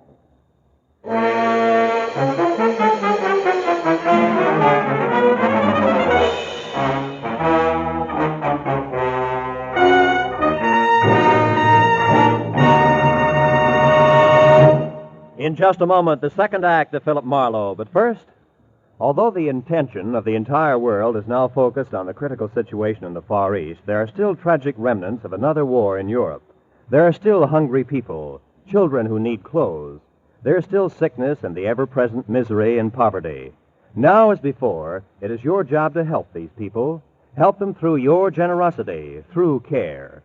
One $10 care package can feed and clothe an entire family in France, in Italy, in Germany. Send hope to these destitute peoples of Europe by showing you care through care. Now with our star, Gerald Moore, the second act of Philip Marlowe, and tonight's story, The Quiet Magpie.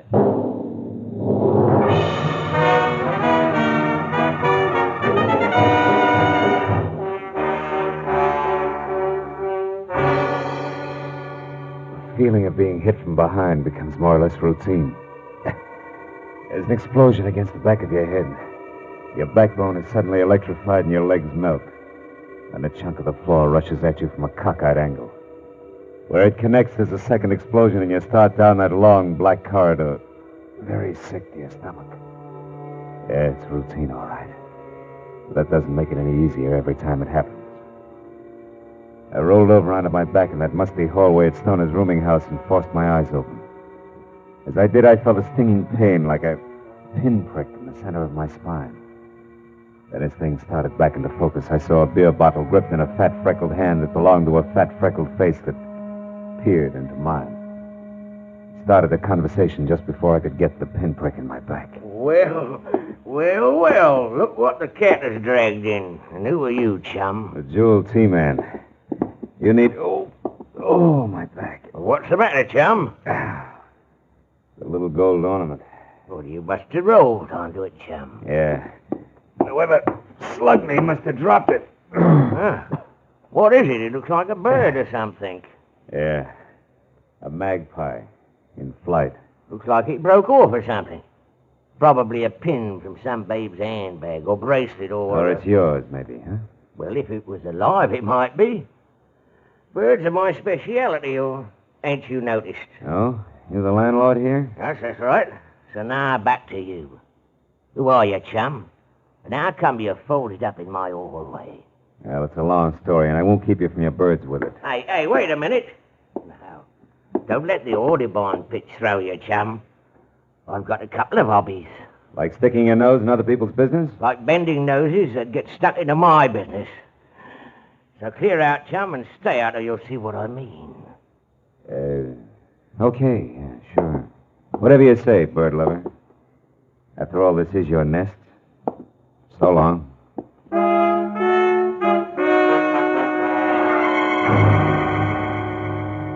I figured it would play smoother if I left my tail between my legs and waited for him to return to his birds and beer. So outside, I let 10 precious minutes go by before I made my move. Then it was around to the back up a lopsided, rusted fire escape and in through an open window to Stoner's room. There I hoped something would tell me where he was going to meet Joyce Calloway. But after wasting another 10 minutes, it turned up nothing more than the two words Gate L scribbled on the back of an old envelope, which could have meant airport, train station, or bus depot if they meant anything. I went for the hall phone I'd overheard Stoner use and put through a call to my client Felix Lohman to bring him up to date. Marlowe, this is splendid. Why, from what you say, Vincent Calloway is practically a free man. Now, so I understand. Stoner and Joyce Calloway, who are going to blackmail Vincent, kill Vincent's father so that Vincent would inherit a fortune and thus be a more profitable target for blackmail. Is that it? Yeah, more or less, with, of course, everything backfiring when Vincent was arrested for the murder. But look, Mr. Lohman, we'll add and subtract later, huh? Right now, we got to catch up to him. Yes, but where? You said Stoner got away. Yeah, that he was heading for a meeting with Joyce Calloway. See, I got one thing to go on. I found the words Gate L scribbled on an envelope. You have any idea if it would mean a train depot or a bus? Gate L? Yeah. Marlowe, is that what you said, Gate L? Yeah. Does it mean anything to you? Of course, Gate L, Marlowe. This is at the oil refinery, the side entrance on Lafayette Street. Holy smoke. Say, Lohman, what's the address of that place? It's East L.A., isn't it? Yes, 1100 South Cooper between Kendall and Lafayette Streets. Covers a square block. Uh-huh. Now, look, Lohman, do you have a gun there in your place, I mean? A gun? Yeah. Why, yes, I do, Marlowe. Well, good. Get it and go over to the refinery right away.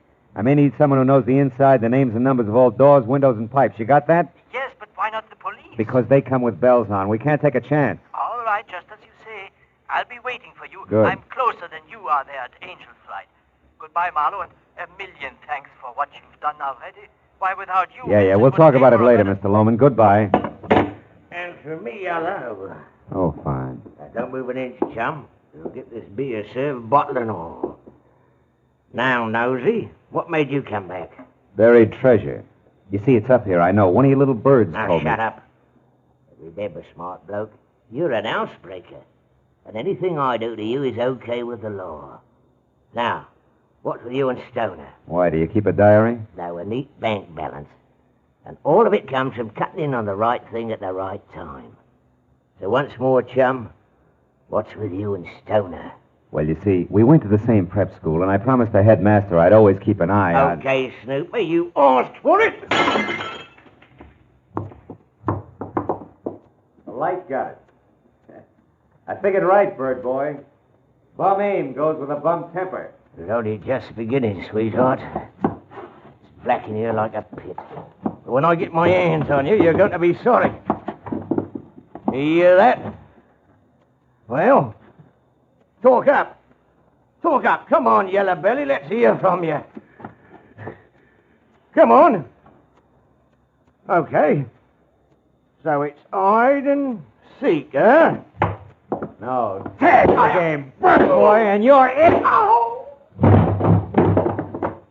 Now listen to the birdies sing, chum. It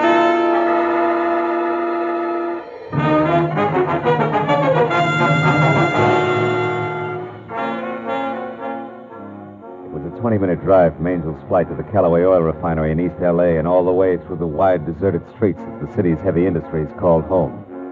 After 3 tries, I found the sliding gate marked L. On one side of it, and folded up like a marionette on his day off, was the night watchman, unconscious, blood oozing from a small cut on the side of his head. And inside, thousands of square feet of pavement dotted with a dozen different kinds of massive black metal oil tanks that were ringed with fat pipes and skinny ladders.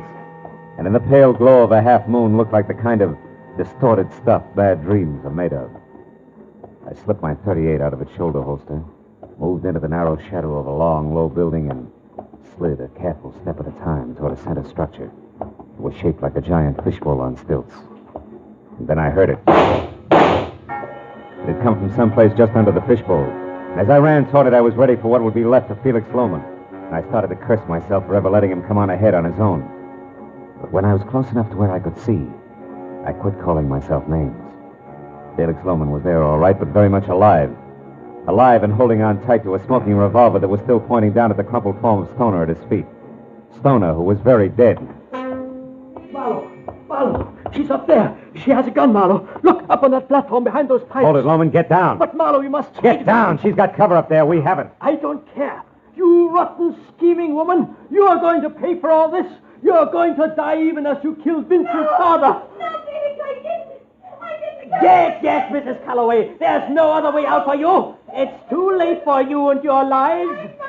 It's your end, Joyce Calloway. An end you deserve. Lohman, you fool. She'll get you. Lohman. You louse. My shoulder. It'll be your life, Lohman, if you don't drop that gun. Well, dear client, what's your answer? Do you drop it or do I shoot again? No. I'll drop it. I'll do as you say. Okay, Joyce, come on down.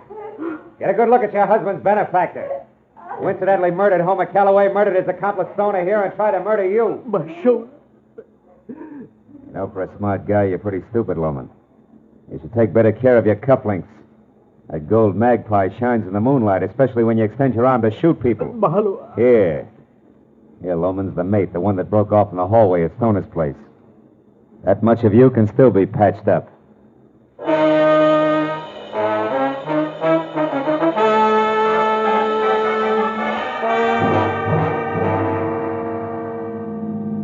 All right, Mr. Marlowe. Now that Vincent's lawyer has heard it and the police have written it down, the press have printed it, how about me? I don't follow it. For instance? Well, Felix Lohman killed Homer because Homer no longer had any use for him. But with Homer out of the way... And Vincent in his place, Felix would be set. Your husband he could fool. Yes, but the way the whole thing boomeranged... Oh, that was just bad luck. You see, he staged a robbery at Homer's office just to throw the law off. Oh. Well, it didn't. But more than that, it almost nailed Vincent. Still with me? Uh-huh. Oh, the second house over there. Oh, I see. Mm-hmm. Oh, what was the blackmail? How come? Well, that was Felix again. And out of whole cloth. You see, if Vincent lost his trial, Felix lost everything he killed for. So using Stoner, he had me playing follow the leader. Like Stoner pretending to have just left my place when you arrived. That's right. Oh. That and Stoner setting everything up nice and neat. You see, he was on the phone all right, but when he knew that I was there, he pulled a switch. And very carefully planted the name Joyce. He did? Uh-huh. And last of all, Stoner being killed by Felix and no longer had any use for him and had a lot of reasons to fear him in what was supposed to be self-defense. Get it? Get it. Ah. He gives you a little to go on and then a lot more each time you get there. Yeah. And at the right moment, he brings you in with a phone call that tells you to come at once to the refinery. Oh. If you want to help Vincent. Ooh, how close I came. Yeah. Well, thank you, Mr. Marlowe. Correction. Thank Mr. Magpie. It told me that Felix was the one who dropped me in the hallway at Stoner's, remember? Oh, yes. That made adding the rest easy. Yes, but how fast you add when it counts. Well, good night, Mr. Marlowe. Thanks again.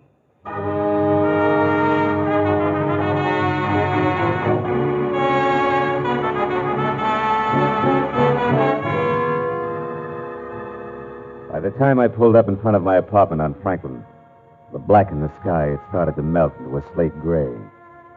And my eyes ached for the long sleep that they had coming. Well, I sat there for a minute. I lit a cigarette and I thought about birds. Did you ever stop to think how some people remind you of birds? For instance, the landlord. If ever I saw a vulture in pants, he was it. And my client, Loman, a hawk with horn rims. And Joyce. A pouter pigeon. And then there's Marlowe. I wonder what kind of a bird I am. A dead pigeon.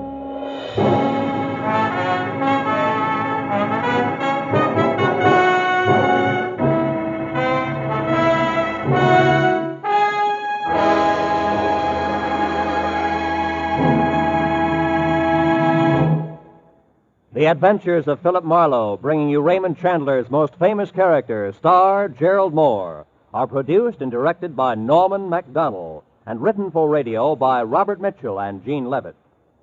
Featured in the transcribed cast were Harold Deerenforth, Lynn Allen, Wilms Herbert, Charles Lung, Bill Johnstone, and Ralph Moody.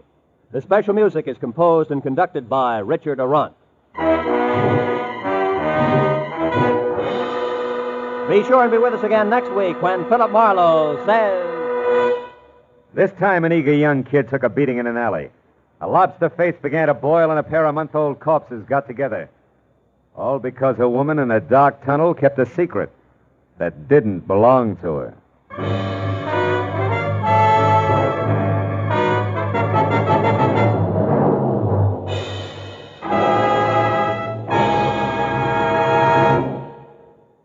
Most of us approve of saving for a rainy day, but these days it's hard to have enough left over to save. It's easy to put off the saving until tomorrow, and that tomorrow never seems to come. The best way to make yourself save a little every payday is to join the payroll savings plan where you work or the bond-a-month plan where you bank. Money invested in United States savings bonds today will make possible many dreams for tomorrow. So arrange to save with United States savings bonds. Remember, automatic saving is sure saving. Every Friday night, CBS brings you stories taken from the files of parole boards of the 48 states with only the names changed. These stories give in detail the events of a criminal's life up to the time he is up for parole. Then, before you hear the board's decision, you can make up your mind. Is this man ready to be set free? It's been hailed by press and public alike as an outstanding anti-crime show, and you can hear it now by staying tuned, because Up for Parole follows immediately on most of these same CBS stations. This is Roy Rowan speaking.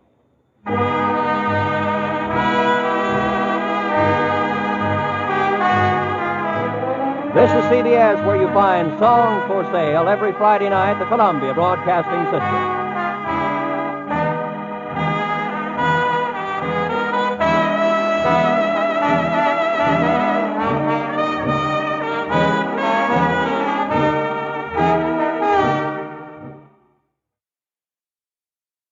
When the will was read, everybody figured she'd been crazy when she wrote it, and that included me. But I changed my mind after spending a night on an island with a pig, a cat, and an ape. Because in reality, they were people. From the pen of Raymond Chandler, outstanding author of crime fiction, comes his most famous character as CBS presents The Adventures of Philip Marlowe.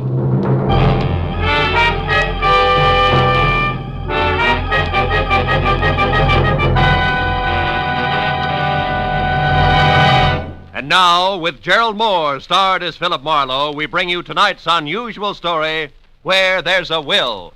I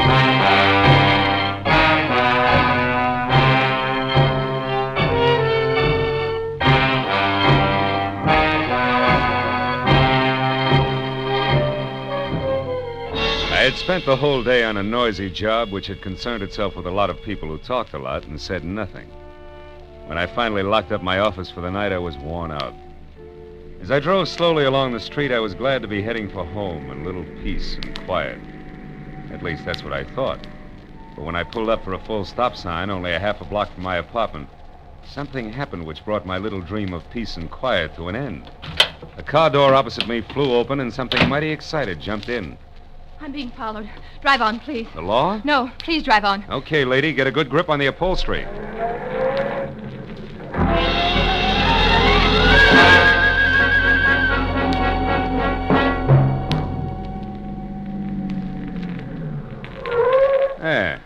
to do it. Now, what's the... Say, you look a little pale and beautiful. I'm always pale when my heart's in my mouth. Well, then why don't you swallow once, take a deep breath, and tell me who was after you? There isn't much to tell. It was a nasty little man, that's all I know. So thanks for making like Barney Oldfield, and good night. Hey, not so fast. It's impolite to hitch and run. Look, mister, right now I'm up to my earrings in trouble, and that leaves very little time for small talk with strangers. Even nice ones. Well, in that case, the name is Philip Marlowe, which takes care of the stranger part, and I'm a private detective, which makes trouble my business. Where do we go from there? No place. $300,000 worth of hidden bonds, a screwy old lady, and a sculptor with a red beard are too much for any one-man police force, Mr. Marlowe. So again, good night. Before I could say anything, she was out and gone.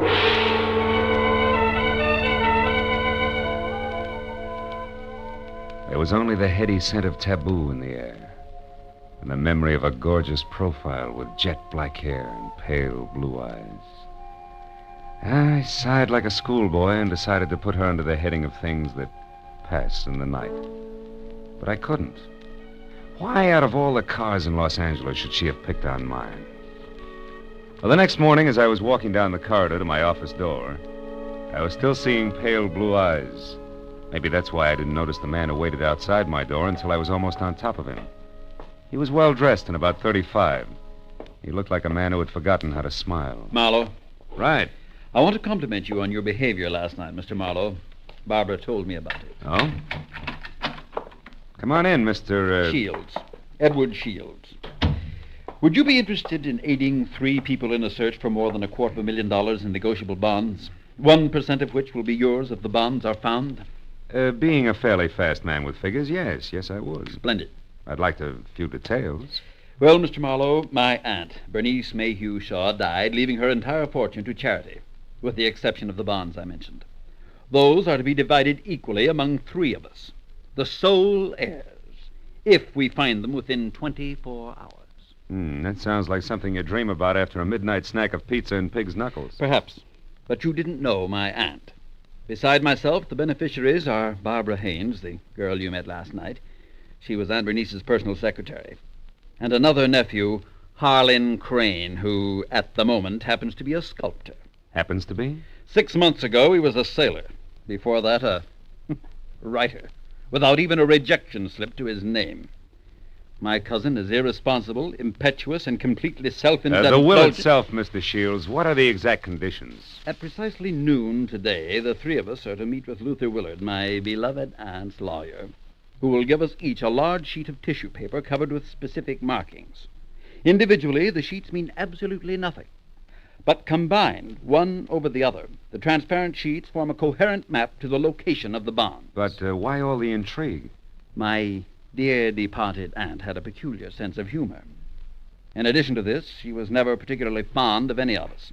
She was sure that our individual shortcomings would make cooperation among us impossible, even for so short a period as 24 hours. And the fact that a man followed Miss Haynes last night convinced you that there was something to that, huh? Convinced me? No. He may have been nothing but a purse snatcher. Nevertheless, I do feel that to play safe, a 4th party, a custodian of the map, so to speak, would be advisable. That's fine. When do I go to work, Mr. Shields? At noon, at the lawyer's office. However, I regret that first you must be approved by the 3rd heir. I don't like to ask this, Mr. Marlowe, but would you mind very much calling on my cousin Harlan personally? Not at all. As a matter of fact, I think he might prove very interesting. Yes, I'm sure he will. As interesting as an ape in the zoo.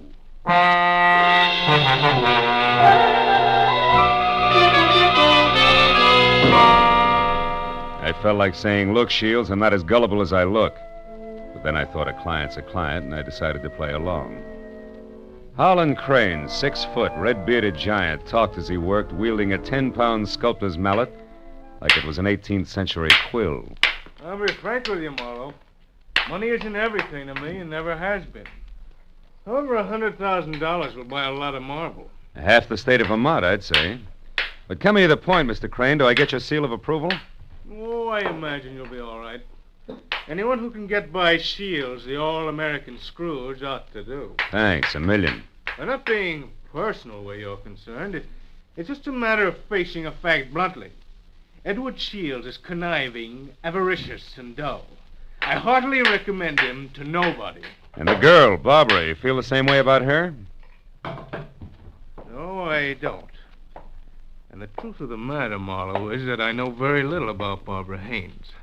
But what I do know, I like very much. Yeah, that I can understand.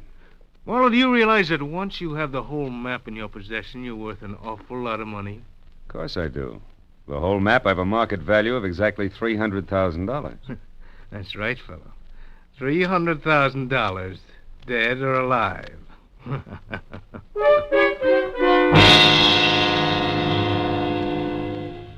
I know it was small of me, but I didn't exactly see the joke. And things got less funny as time went on. Later, as me and my trio got off the elevator at the lawyer's office, old Luther Willard, Aunt Bernice's attorney, was waiting for us, so excited he could hardly talk. I've been held up. What? Yes. A little man. He wanted the map. Little man, dark complexion? Yes.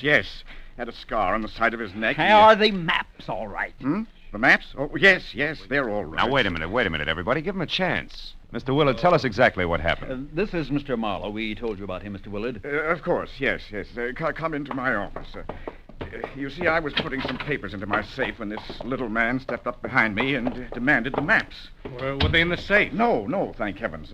Make yourselves comfortable. The maps, Mr. Willard. Where are they now? Well, right here, where they were all the time. Here under the blotter on my desk. Clever of me, wasn't it? Wax seals, still intact. I'll take all three of them right now, Mr. Willard. That is, if there are no objections. All right, then I guess we can be on our way. Hold on, Mr. Marlowe. There are still two things you people must know. First, in the event the bonds are not recovered within the 24 hours, I am instructed to open another sealed envelope, which I am happy to report is kept in my bank vault. That envelope contains a complete and simplified map and is to be turned over to a designated charity. And second, if any of you die before the allotted time is up, the bonds are to be divided among the surviving persons. And if none of us survives, Mr. Willard? Why, in that case, the bonds again go to charity. You see, Harlan, your aunt was a very generous woman.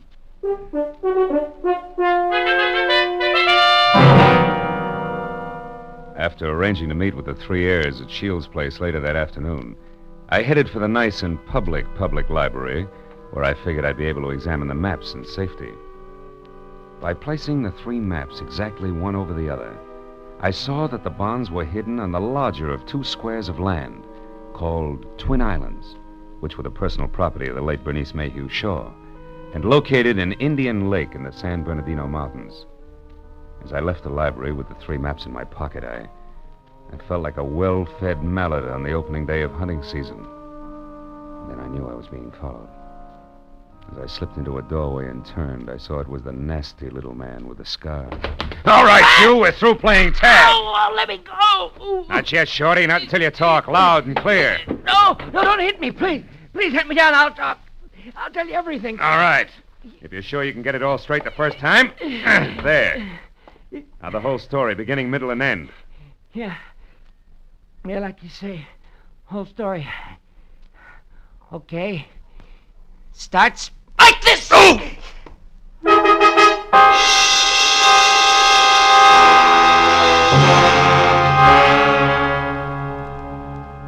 By the time I figured out that it had been the sawed-off end of a broomstick that had slammed my stomach up against my backbone, the little man was out of sight.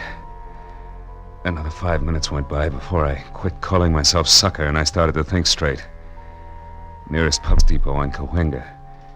I went up there and deposited 2/3 of the map for safekeeping until we were ready to leave for Indian Lake.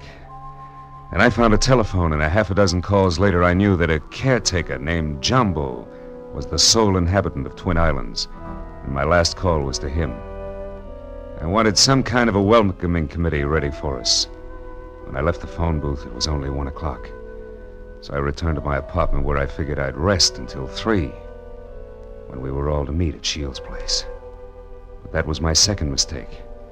Because the moment I closed my apartment door, I was positive I wasn't going to get much rest. I had an unannounced visitor. Yeah, you look surprised, Mr. Marlowe. I am. I didn't recognize you at first without your broomstick. Yeah, I traded that in on this .22 target pistol here. It's more expensive, but it's better. Makes me as big as you are. maybe bigger. Yeah, but how much does it do for your personality? Quite a bit. Gives me poise, and poise gives me manners. So in asking for that map in your pocket, I'll even say please. Come on, Marlowe, I won't say please twice. No, I don't think you would. Here. Thank you. Now, before I go, one more thing.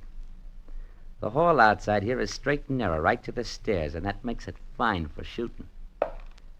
So after I step out, don't do anything rash. For a while.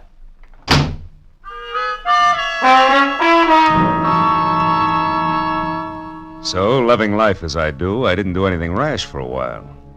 In fact, I could have whipped up a nice 7-minute frosting before I moved at all. Then I phoned the three heirs to get together at my apartment. And when I finally had them all seated in front of me, I related the saga of the little man, including my premonition that one of the three present was signing his paychecks. Of course, I got nothing but Cupid doll innocence out of any of them. So after adding that we'd get underway just as soon as the missing 1/3 of the map was returned to me, I threw my trench coat over my arm and told them I was going for a walk. But before leaving them, I reminded them that whoever was behind the little man could fire him, because I would never have kept all three maps in one place anyway, unless all of the heirs were on hand to watch one another. And then I left. I hadn't walked more than a half a block up Franklin when I stopped at the sound of Barbara running after me. Phil, I'm scared. Harlan and Shields are acting like a couple of wild men, calling each other every name under the sun. What'd you expect? Chit-chat about the weather? I quit acting like a bobby soxer within squealing distance of Sinatra and try a cigarette. It'll calm your... Well, what is it, Phil? Why are you smiling like that? What's wrong? Nothing's wrong, Barbara, nothing. It's just that I found this in the pocket of my trench coat when I went for my cigarettes. It's the map. That's right. The missing third. It's back already.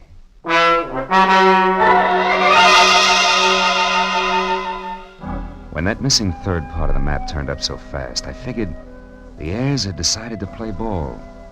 But I made a mental note to keep my eyes on them anyway. At 3 o'clock, I went to Edward Shields' hillside house in Laurel Canyon for the scheduled meeting. Shields wasn't home yet, but Cousin Harlan was there, admiring the view. Barbara showed up a few minutes later in a convertible, and Shields arrived last by cab. It finally began to look as though we might actually start out all together. Well, I see we all arrived, safe and sound. Yeah. Disappointed? Only by your clumsy attempts at humor, Harlan. Stop it, boys. Let's get started. Phil, have you looked at the map? Where are we going? To Indian Lake. It's a 4-hour drive, so if you're all ready, I suggest we get started. Very well. I'll go up to the garage and get the car. So Aunt Bernice hid the bonds in a roost at Twin Islands, eh? Well, well, well. Nobody seemed surprised at the location Aunt Bernice had chosen to hide her bonds. And Harlan, Barbara, and I stood on the front porch watching Shields as he climbed the very steep driveway to his garage in the car. But Barbara got more of my attention than Shields. She made a mighty dreamy picture. And she leaned casually back against the rail of the porch. She wasn't aware that I was watching her. And I suddenly saw her go tense, her eyes filled with fear, and I quickly turned to follow her stare. Shields' car was going at a rapid clip down the steep driveway. I still couldn't figure out Barbara's concern, and then she started screaming. The car's out of control. The car was headed for the edge of a cliff. His brakes are out. He'll go over. The tree stopped him. Shields, are you hurt? No, I'm all right. The brakes, I tried to stop You them. hadn't hit that tree. You'd have gone over the edge. Let's have a look at those brakes, Shields. Well, no wonder. What is it? Brake line's broken. Every drop of fluid drained out. I might have been killed. No might about it, Shields. We stood there for a while, all looking at one another, but nothing was said. Brake lines rarely snap accidentally. And I remembered that Harlan had been at Shields' house early, and the car had been in the garage, and Barbara... Well, I had to admit that she actually had anticipated the car going out of control. Well, the 24 hours for finding the bonds was slipping by, and I knew we had to get to Indian Lake. We held a short powwow without passing the peace pipe, and we decided to take Barbara's car. We picked up the rest of the map, which I'd checked at the bus station, and we shoved off. After a 4-hour drive that was about as relaxing as the thought of an overdue time bomb in a day nursery, we finally pulled up to the shores of Indian Lake. Jumbo, the caretaker, was waiting at the dock. He knew how to handle a boat, and a few minutes later we could see Twin Islands. We headed for the smaller of the two, where I could make out a rambling lodge. The other island, a quarter of a mile away, seemed deserted. Shields was the first one ashore. Here, Barbara, let me help you. Run along, boy. I'll help Barbara. Thanks, Harlan. Well, Marlowe, what now? Well, first we go up to the house. Oh, Jumbo, you got everything ready for us? Hey, Jumbo. Huh? Oh, sure. Everything's ready, Mr. Marlowe. It's like you said, I opened 4 of the upstairs rooms. Open the rooms? We're not going to sleep out here, are we? I'm going to try. But this isn't a vacation. We're here to find the bonds and get out. You realize it's almost 9 already? That leaves us just 15 hours, Marlowe. Yeah, I know. I got a good watch, and I count to 24, and I'm also giving orders to you Don't three. get high-handed, Marlowe. You're an employee of ours, and that's all. Let's get the map together and start looking for those bonds right now. Take it easy, big man. The bonds are hidden on the other island. The map is as tangled as a second-hand spider web. We wouldn't get anything at all done in the dark. That's your opinion. Look, you people hired me to help you find those bonds. If I have to get nasty to make you take orders, I can do that, too. Now, let's play like we're smart and go up to the lodge and relax. All right, Marlowe. But remember, we'd better have those bonds by tomorrow, or someone else will be nasty. Very nasty. And I mean me. What? You too?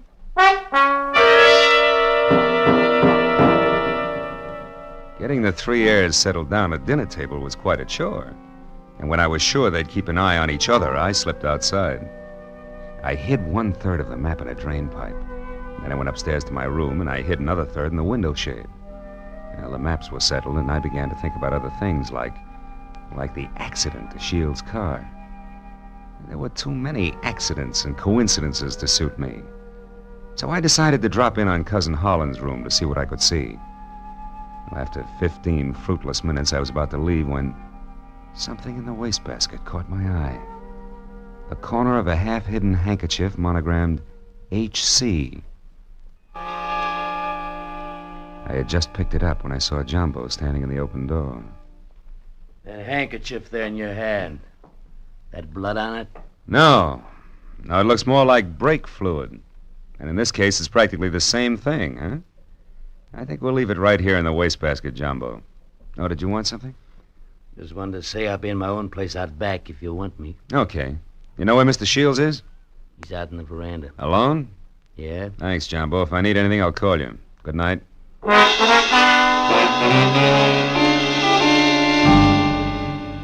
Shields. Oh, it's you, Marlowe. What's wrong? You sound like a man expecting trouble. I was nearly killed in my car this afternoon, and I don't think that was the end of it. Yeah, and don't stand too close to high windows. Thank you. It's comforting to know that I am not alone in my suspicions. Maybe, How are you betting? On the beauty or the beast? Don't be absurd. I hope someday to marry Barbara. Yeah? Well, a guy might be beating your time right now with a sculptor's mallet. You may be naive, Mr. Marlowe, but Barbara isn't. I saw them just a moment ago walking down to the boathouse. Harlan's galloping after her like a half-baked idiot, as usual. But if Miss Haynes prefers me, what can he do about it? There was an answer for that, but it seemed a little obvious under the circumstances. Well, a few minutes later, Shields went inside, and I made a beeline for the boathouse to water down a certain hot-headed sculptor named Harlan. When I got within earshot, I knew I'd be as welcome as whooping cough at a glassblower's convention. So I stopped and listened. Barbara, darling, I'm falling in love with you. You know that, don't you? Let me hold you close. Harlan, Oh, Harlan. This is real, Barbara. For the first time in my life, I'm truly in love. I want to do things for you, make you happy. Please wait. I'm not completely free. There are still ties with Edward, you know. Shields. That fat, stingy Babbitt.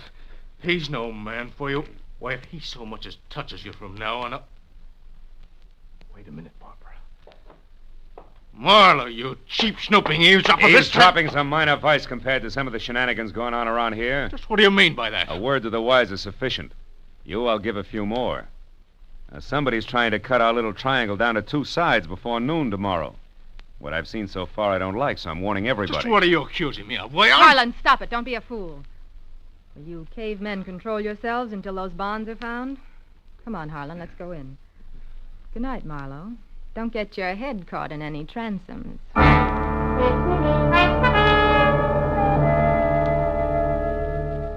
Deciding sleep wouldn't be very healthy for a man in my position, I decided to sit up that night. It was about 2 o'clock when I looked out the window and saw something mighty interesting. A light was moving on the other island opposite us. I got hold of Jumbo, and we went over there as fast as we could.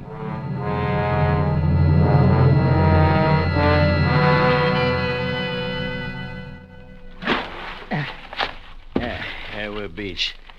That light's dead ahead, Mr. Marlowe. Looks to me like it's up on the picnic shelter. Yeah, I'll see you later, Jumbo.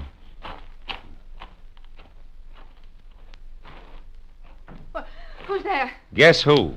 Oh, Marlowe. I didn't hear you come up. The wind's too strong, I guess. I'm glad to see you. It's spooky here all alone. Oh, sure. What's the idea? Decide to do a little freelance prospecting? Yeah, that's right. Bernice Mayhew loved this spot, and I had a hunch she hid the bonds here in the base of this table. Oh, I guess I was wrong. Oh, come on, Marlowe, limber up. You can't blame me for trying. Listen, beautiful, don't flap your eyelashes at me. I can't see anything but double crosses right now. All right, if you've had your fun, let's go back to the lodge, Don't be that way, Phil. Phil, the sun will be coming up in 2 or 3 hours. Why not wait for it here with me? Barbara, baby, don't burn up too many calories with that routine. Because I only keep 1/3 of the map on me. You think you're so smart. Bright ideas hatch in that cute little brain of yours, too. Now let's... Oh, comes the gun with a pearl handle, no less. Stay away from me, Marlowe. Over there. Hey, what's going on here, anyway? Jumbo! Look out, Jumbo! Jumbo stepped into the light and Barbara turned. I made a swipe at a gun hand that knocked pistol, purse, and lamp all over the picnic shelter. I found the gun and gave it to Jumbo. Then I started to pick up an assortment of knickknacks that had spilled out of a purse. But I never finished, because one of the items made my eyes pop. It was the monogrammed handkerchief covered with brake fluid that I'd found in Holland's room. It all made sense now. It tied up everything that I'd suspected right along. Only 2 of my trio had planned to split up the $300,000 worth of bonds from the first. As I ran for the motor launch, I yelled at Jumbo to bring Barbara over in the rowboat. All the way back, I had the panicky feeling that I was probably too late. But when I sneaked in the front door of the lodge, there were still 2 voices, and they came from the open kitchen door. With my hand on my gun, I edged along the wall and peeked in. Shields, you're a fool. Perhaps. But I'm going to kill you and have a perfect case of self-defense. What are you talking about? Your hopelessly framed cousin, Harlan. I ruined the brakes on my own car. I planted your handkerchief, stained with brake fluid, in your room. Marlowe found it. He's convinced that you tried to kill me. He's also convinced that he was brought into this whole thing by coincidence. He doesn't know that he was deliberately involved in our search for the bonds, just so he'd make a reputable witness. You're out of your mind. Not at all. I'm going to kill you and say it was self-defense. Marlowe will testify that you tried to kill me before. What Marlowe's going to do is blow your head off if you don't drop that gun, Shields. Marlowe? Yeah, Marlowe. Who knows he wasn't brought into this thing by coincidence, but who stuck around to see the fireworks and who almost saw them just now. Phil, what's happened? Barbara! Couldn't you hold Marlowe on the other island? You Shut up, Shields! Barbara's little mistake was that she should have gotten rid of Holland's handkerchief after she took it out of his room so he wouldn't see it. Barbara, I don't understand. You planned all this with Shields against me? Well, I did in the beginning, Harlan, but I changed my mind when I fell in love with you. I let Marlowe find the handkerchief in my purse. I wanted him to stop Edward. Oh, darling, don't you see... Come on, Miss Bankhead. Cut the dramatics. The show's over. Let's have it straight, huh? All right. We might as well if we're going to find those bonds before it's too late. Edward and I did plan it. We even hired the little man who tried to get the maps from you. And when that didn't work, you planned to get rid of Holland and split the $300,000. So we failed. So what? We're right back where we started. 100,000 apiece. Now let's go find those bonds. Not so fast, beautiful. What happened to Holland just now was a little more serious than a hot foot. It was attempted murder. He can slap you 2 in the jug this minute if he wants to. But I'll leave it up to him. Okay, Holland, what do you say? It's your move. No. I've got a better idea. Marlowe, 1/3 of that map is mine. Give it to me. Okay. There it is. Harlan, what are you going to do? Harlan, no. Don't burn it. There. Now we all lose. Now none of us will get the bonds. That's probably how Aunt Bernice wanted it anyway.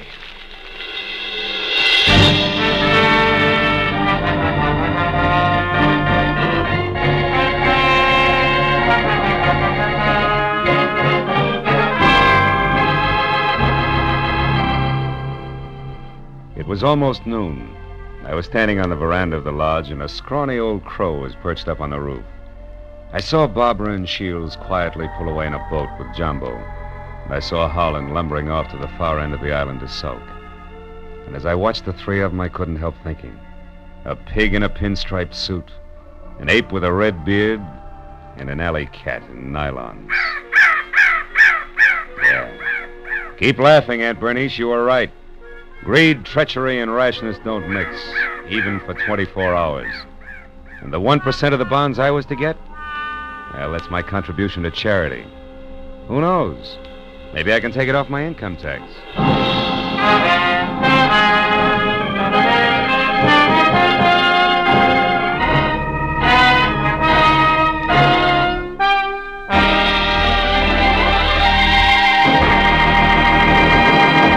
The Adventures of Philip Marlowe, created by Raymond Chandler, stars Gerald Moore and is produced and directed by Norman MacDonald. Featured in tonight's story were Mary Shipp, Parley Bear, Don Diamond, Ted Von Eltz, and Wilms Herbert. The special music was conceived and conducted by Richard Orant.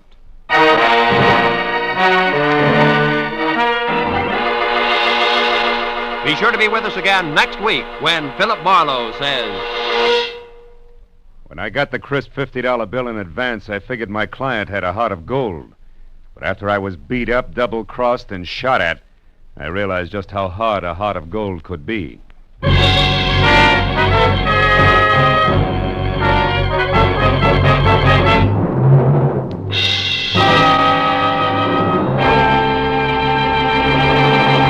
Raymond Chandler, Dashiell Hammett, John Dixon Carr, three great names in the world of mystery and thrills. One down, two to go today on CBS. Now that you've heard Raymond Chandler's Philip Marlowe in action, CBS invites you to hear Dashiell Hammett's Sam Spade in action tonight, followed by John Dixon Carr's personally written radio series, Cabin B-13.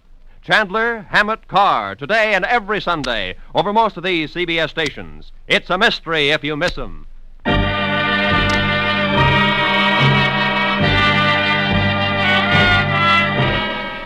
Roy Rowan speaking for CBS, the Columbia Broadcasting System.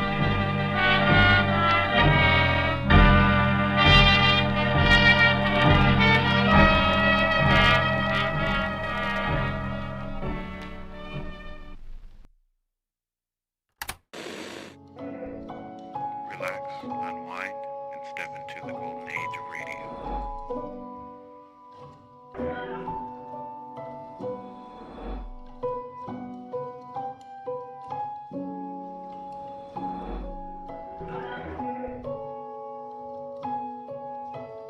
You're now listening to Golden Radio Hour. The partner from Mexico City, the stranger dead in Nevada, and the man with the cauliflower ear, all added up to a corpse on a concrete floor. But I couldn't figure why until I found out there was one name above all that had to be remembered. From the pen of Raymond Chandler, outstanding author of crime fiction, comes his most famous character in The Adventures of Philip Marlowe.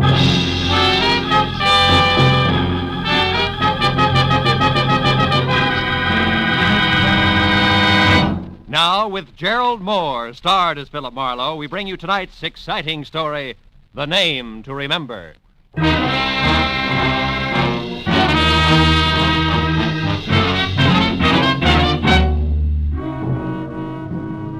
The big clock at the far end of the Beverly Room cocktail lounge with the opaque glass ice cubes where there should have been numbers said it was 20 after 5.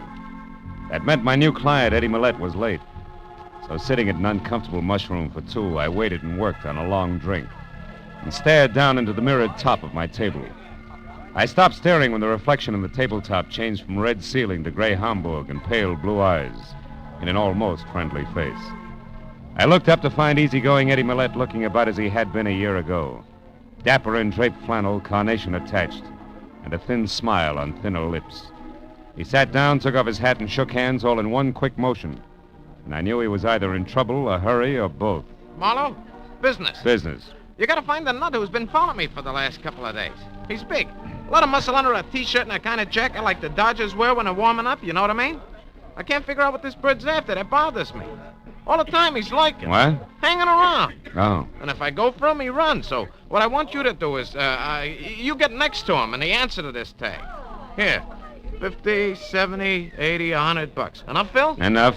You know, Eddie, the law might do this for you for free. Yeah, for John Doe, they might. But Eddie Millet's another story, Marlowe. You know what I mean? Today I got a respectable business, war surplus. But the cops, they only remember me as a guy who once did time for being careless with other people's dough. Yeah. Besides, I'm in a hurry. My two partners, Lou Tripp and Ruth Dunn. She's also my girl. They're coming back to town tonight. I'd like to spend some time with both of them, without interruption. What do you mean, girl, Eddie? You and that pretty wife I've heard about split up? Yeah, I'm suing for divorce right now. Tina and I never should have been, Marlowe. Yeah, I need someone who's softer, more honest and understanding. Know what I mean? Now take this here, Ruth. Can I help you, sir? Huh? Oh, yeah, scotch. No buzz. Make it a double. Very well, sir. This Ruth Marlowe, she's different.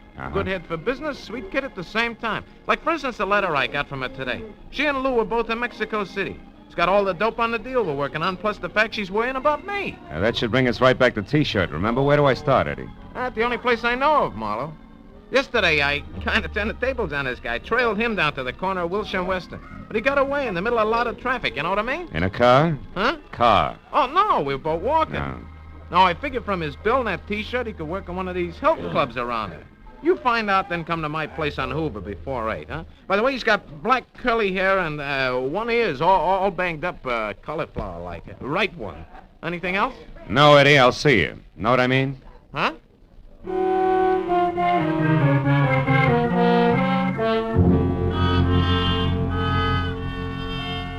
2 hours after I'd left Eddie Millet, I checked with a half a dozen hooray for health clubs in the neighborhood, smelled a lot of liniment, and came away with nothing more than distended nostrils. So at 7:30, I pointed my car toward 8400 North Hoover, in the hope that my client could give me something else to go on. The Millet home was well-groomed and sat sedately behind 50 rolling yards of carefully clipped hedge, and said the gardener must have gone to Barber's College. So when I leaned against the front doorbell, I expected Eddie in at least a silk-lapelled smoking jacket with slippers to match. But when the door swung open, I got a surprise, because I was greeted instead by a lot of white T-shirt, and in front of that and coming straight for my head was a fist the size of a muskmelon. Oh! Okay, private detective hired by Eddie Millet in the Beverly room. Get up. No. Don't so much as smile crooked or I'll twist your arm in two. What is it you want? Oh, one thing, a chance to bust you in the nose. What nerve. Yeah? Listen, stupid, if I had the time, I'd tie your arm into a square knot, then rip it off at the hinges and throw it away. But right now, I've got what I came for. I'm in a hurry, so you're real lucky. How about Eddie Millet, Muscles? How lucky is he?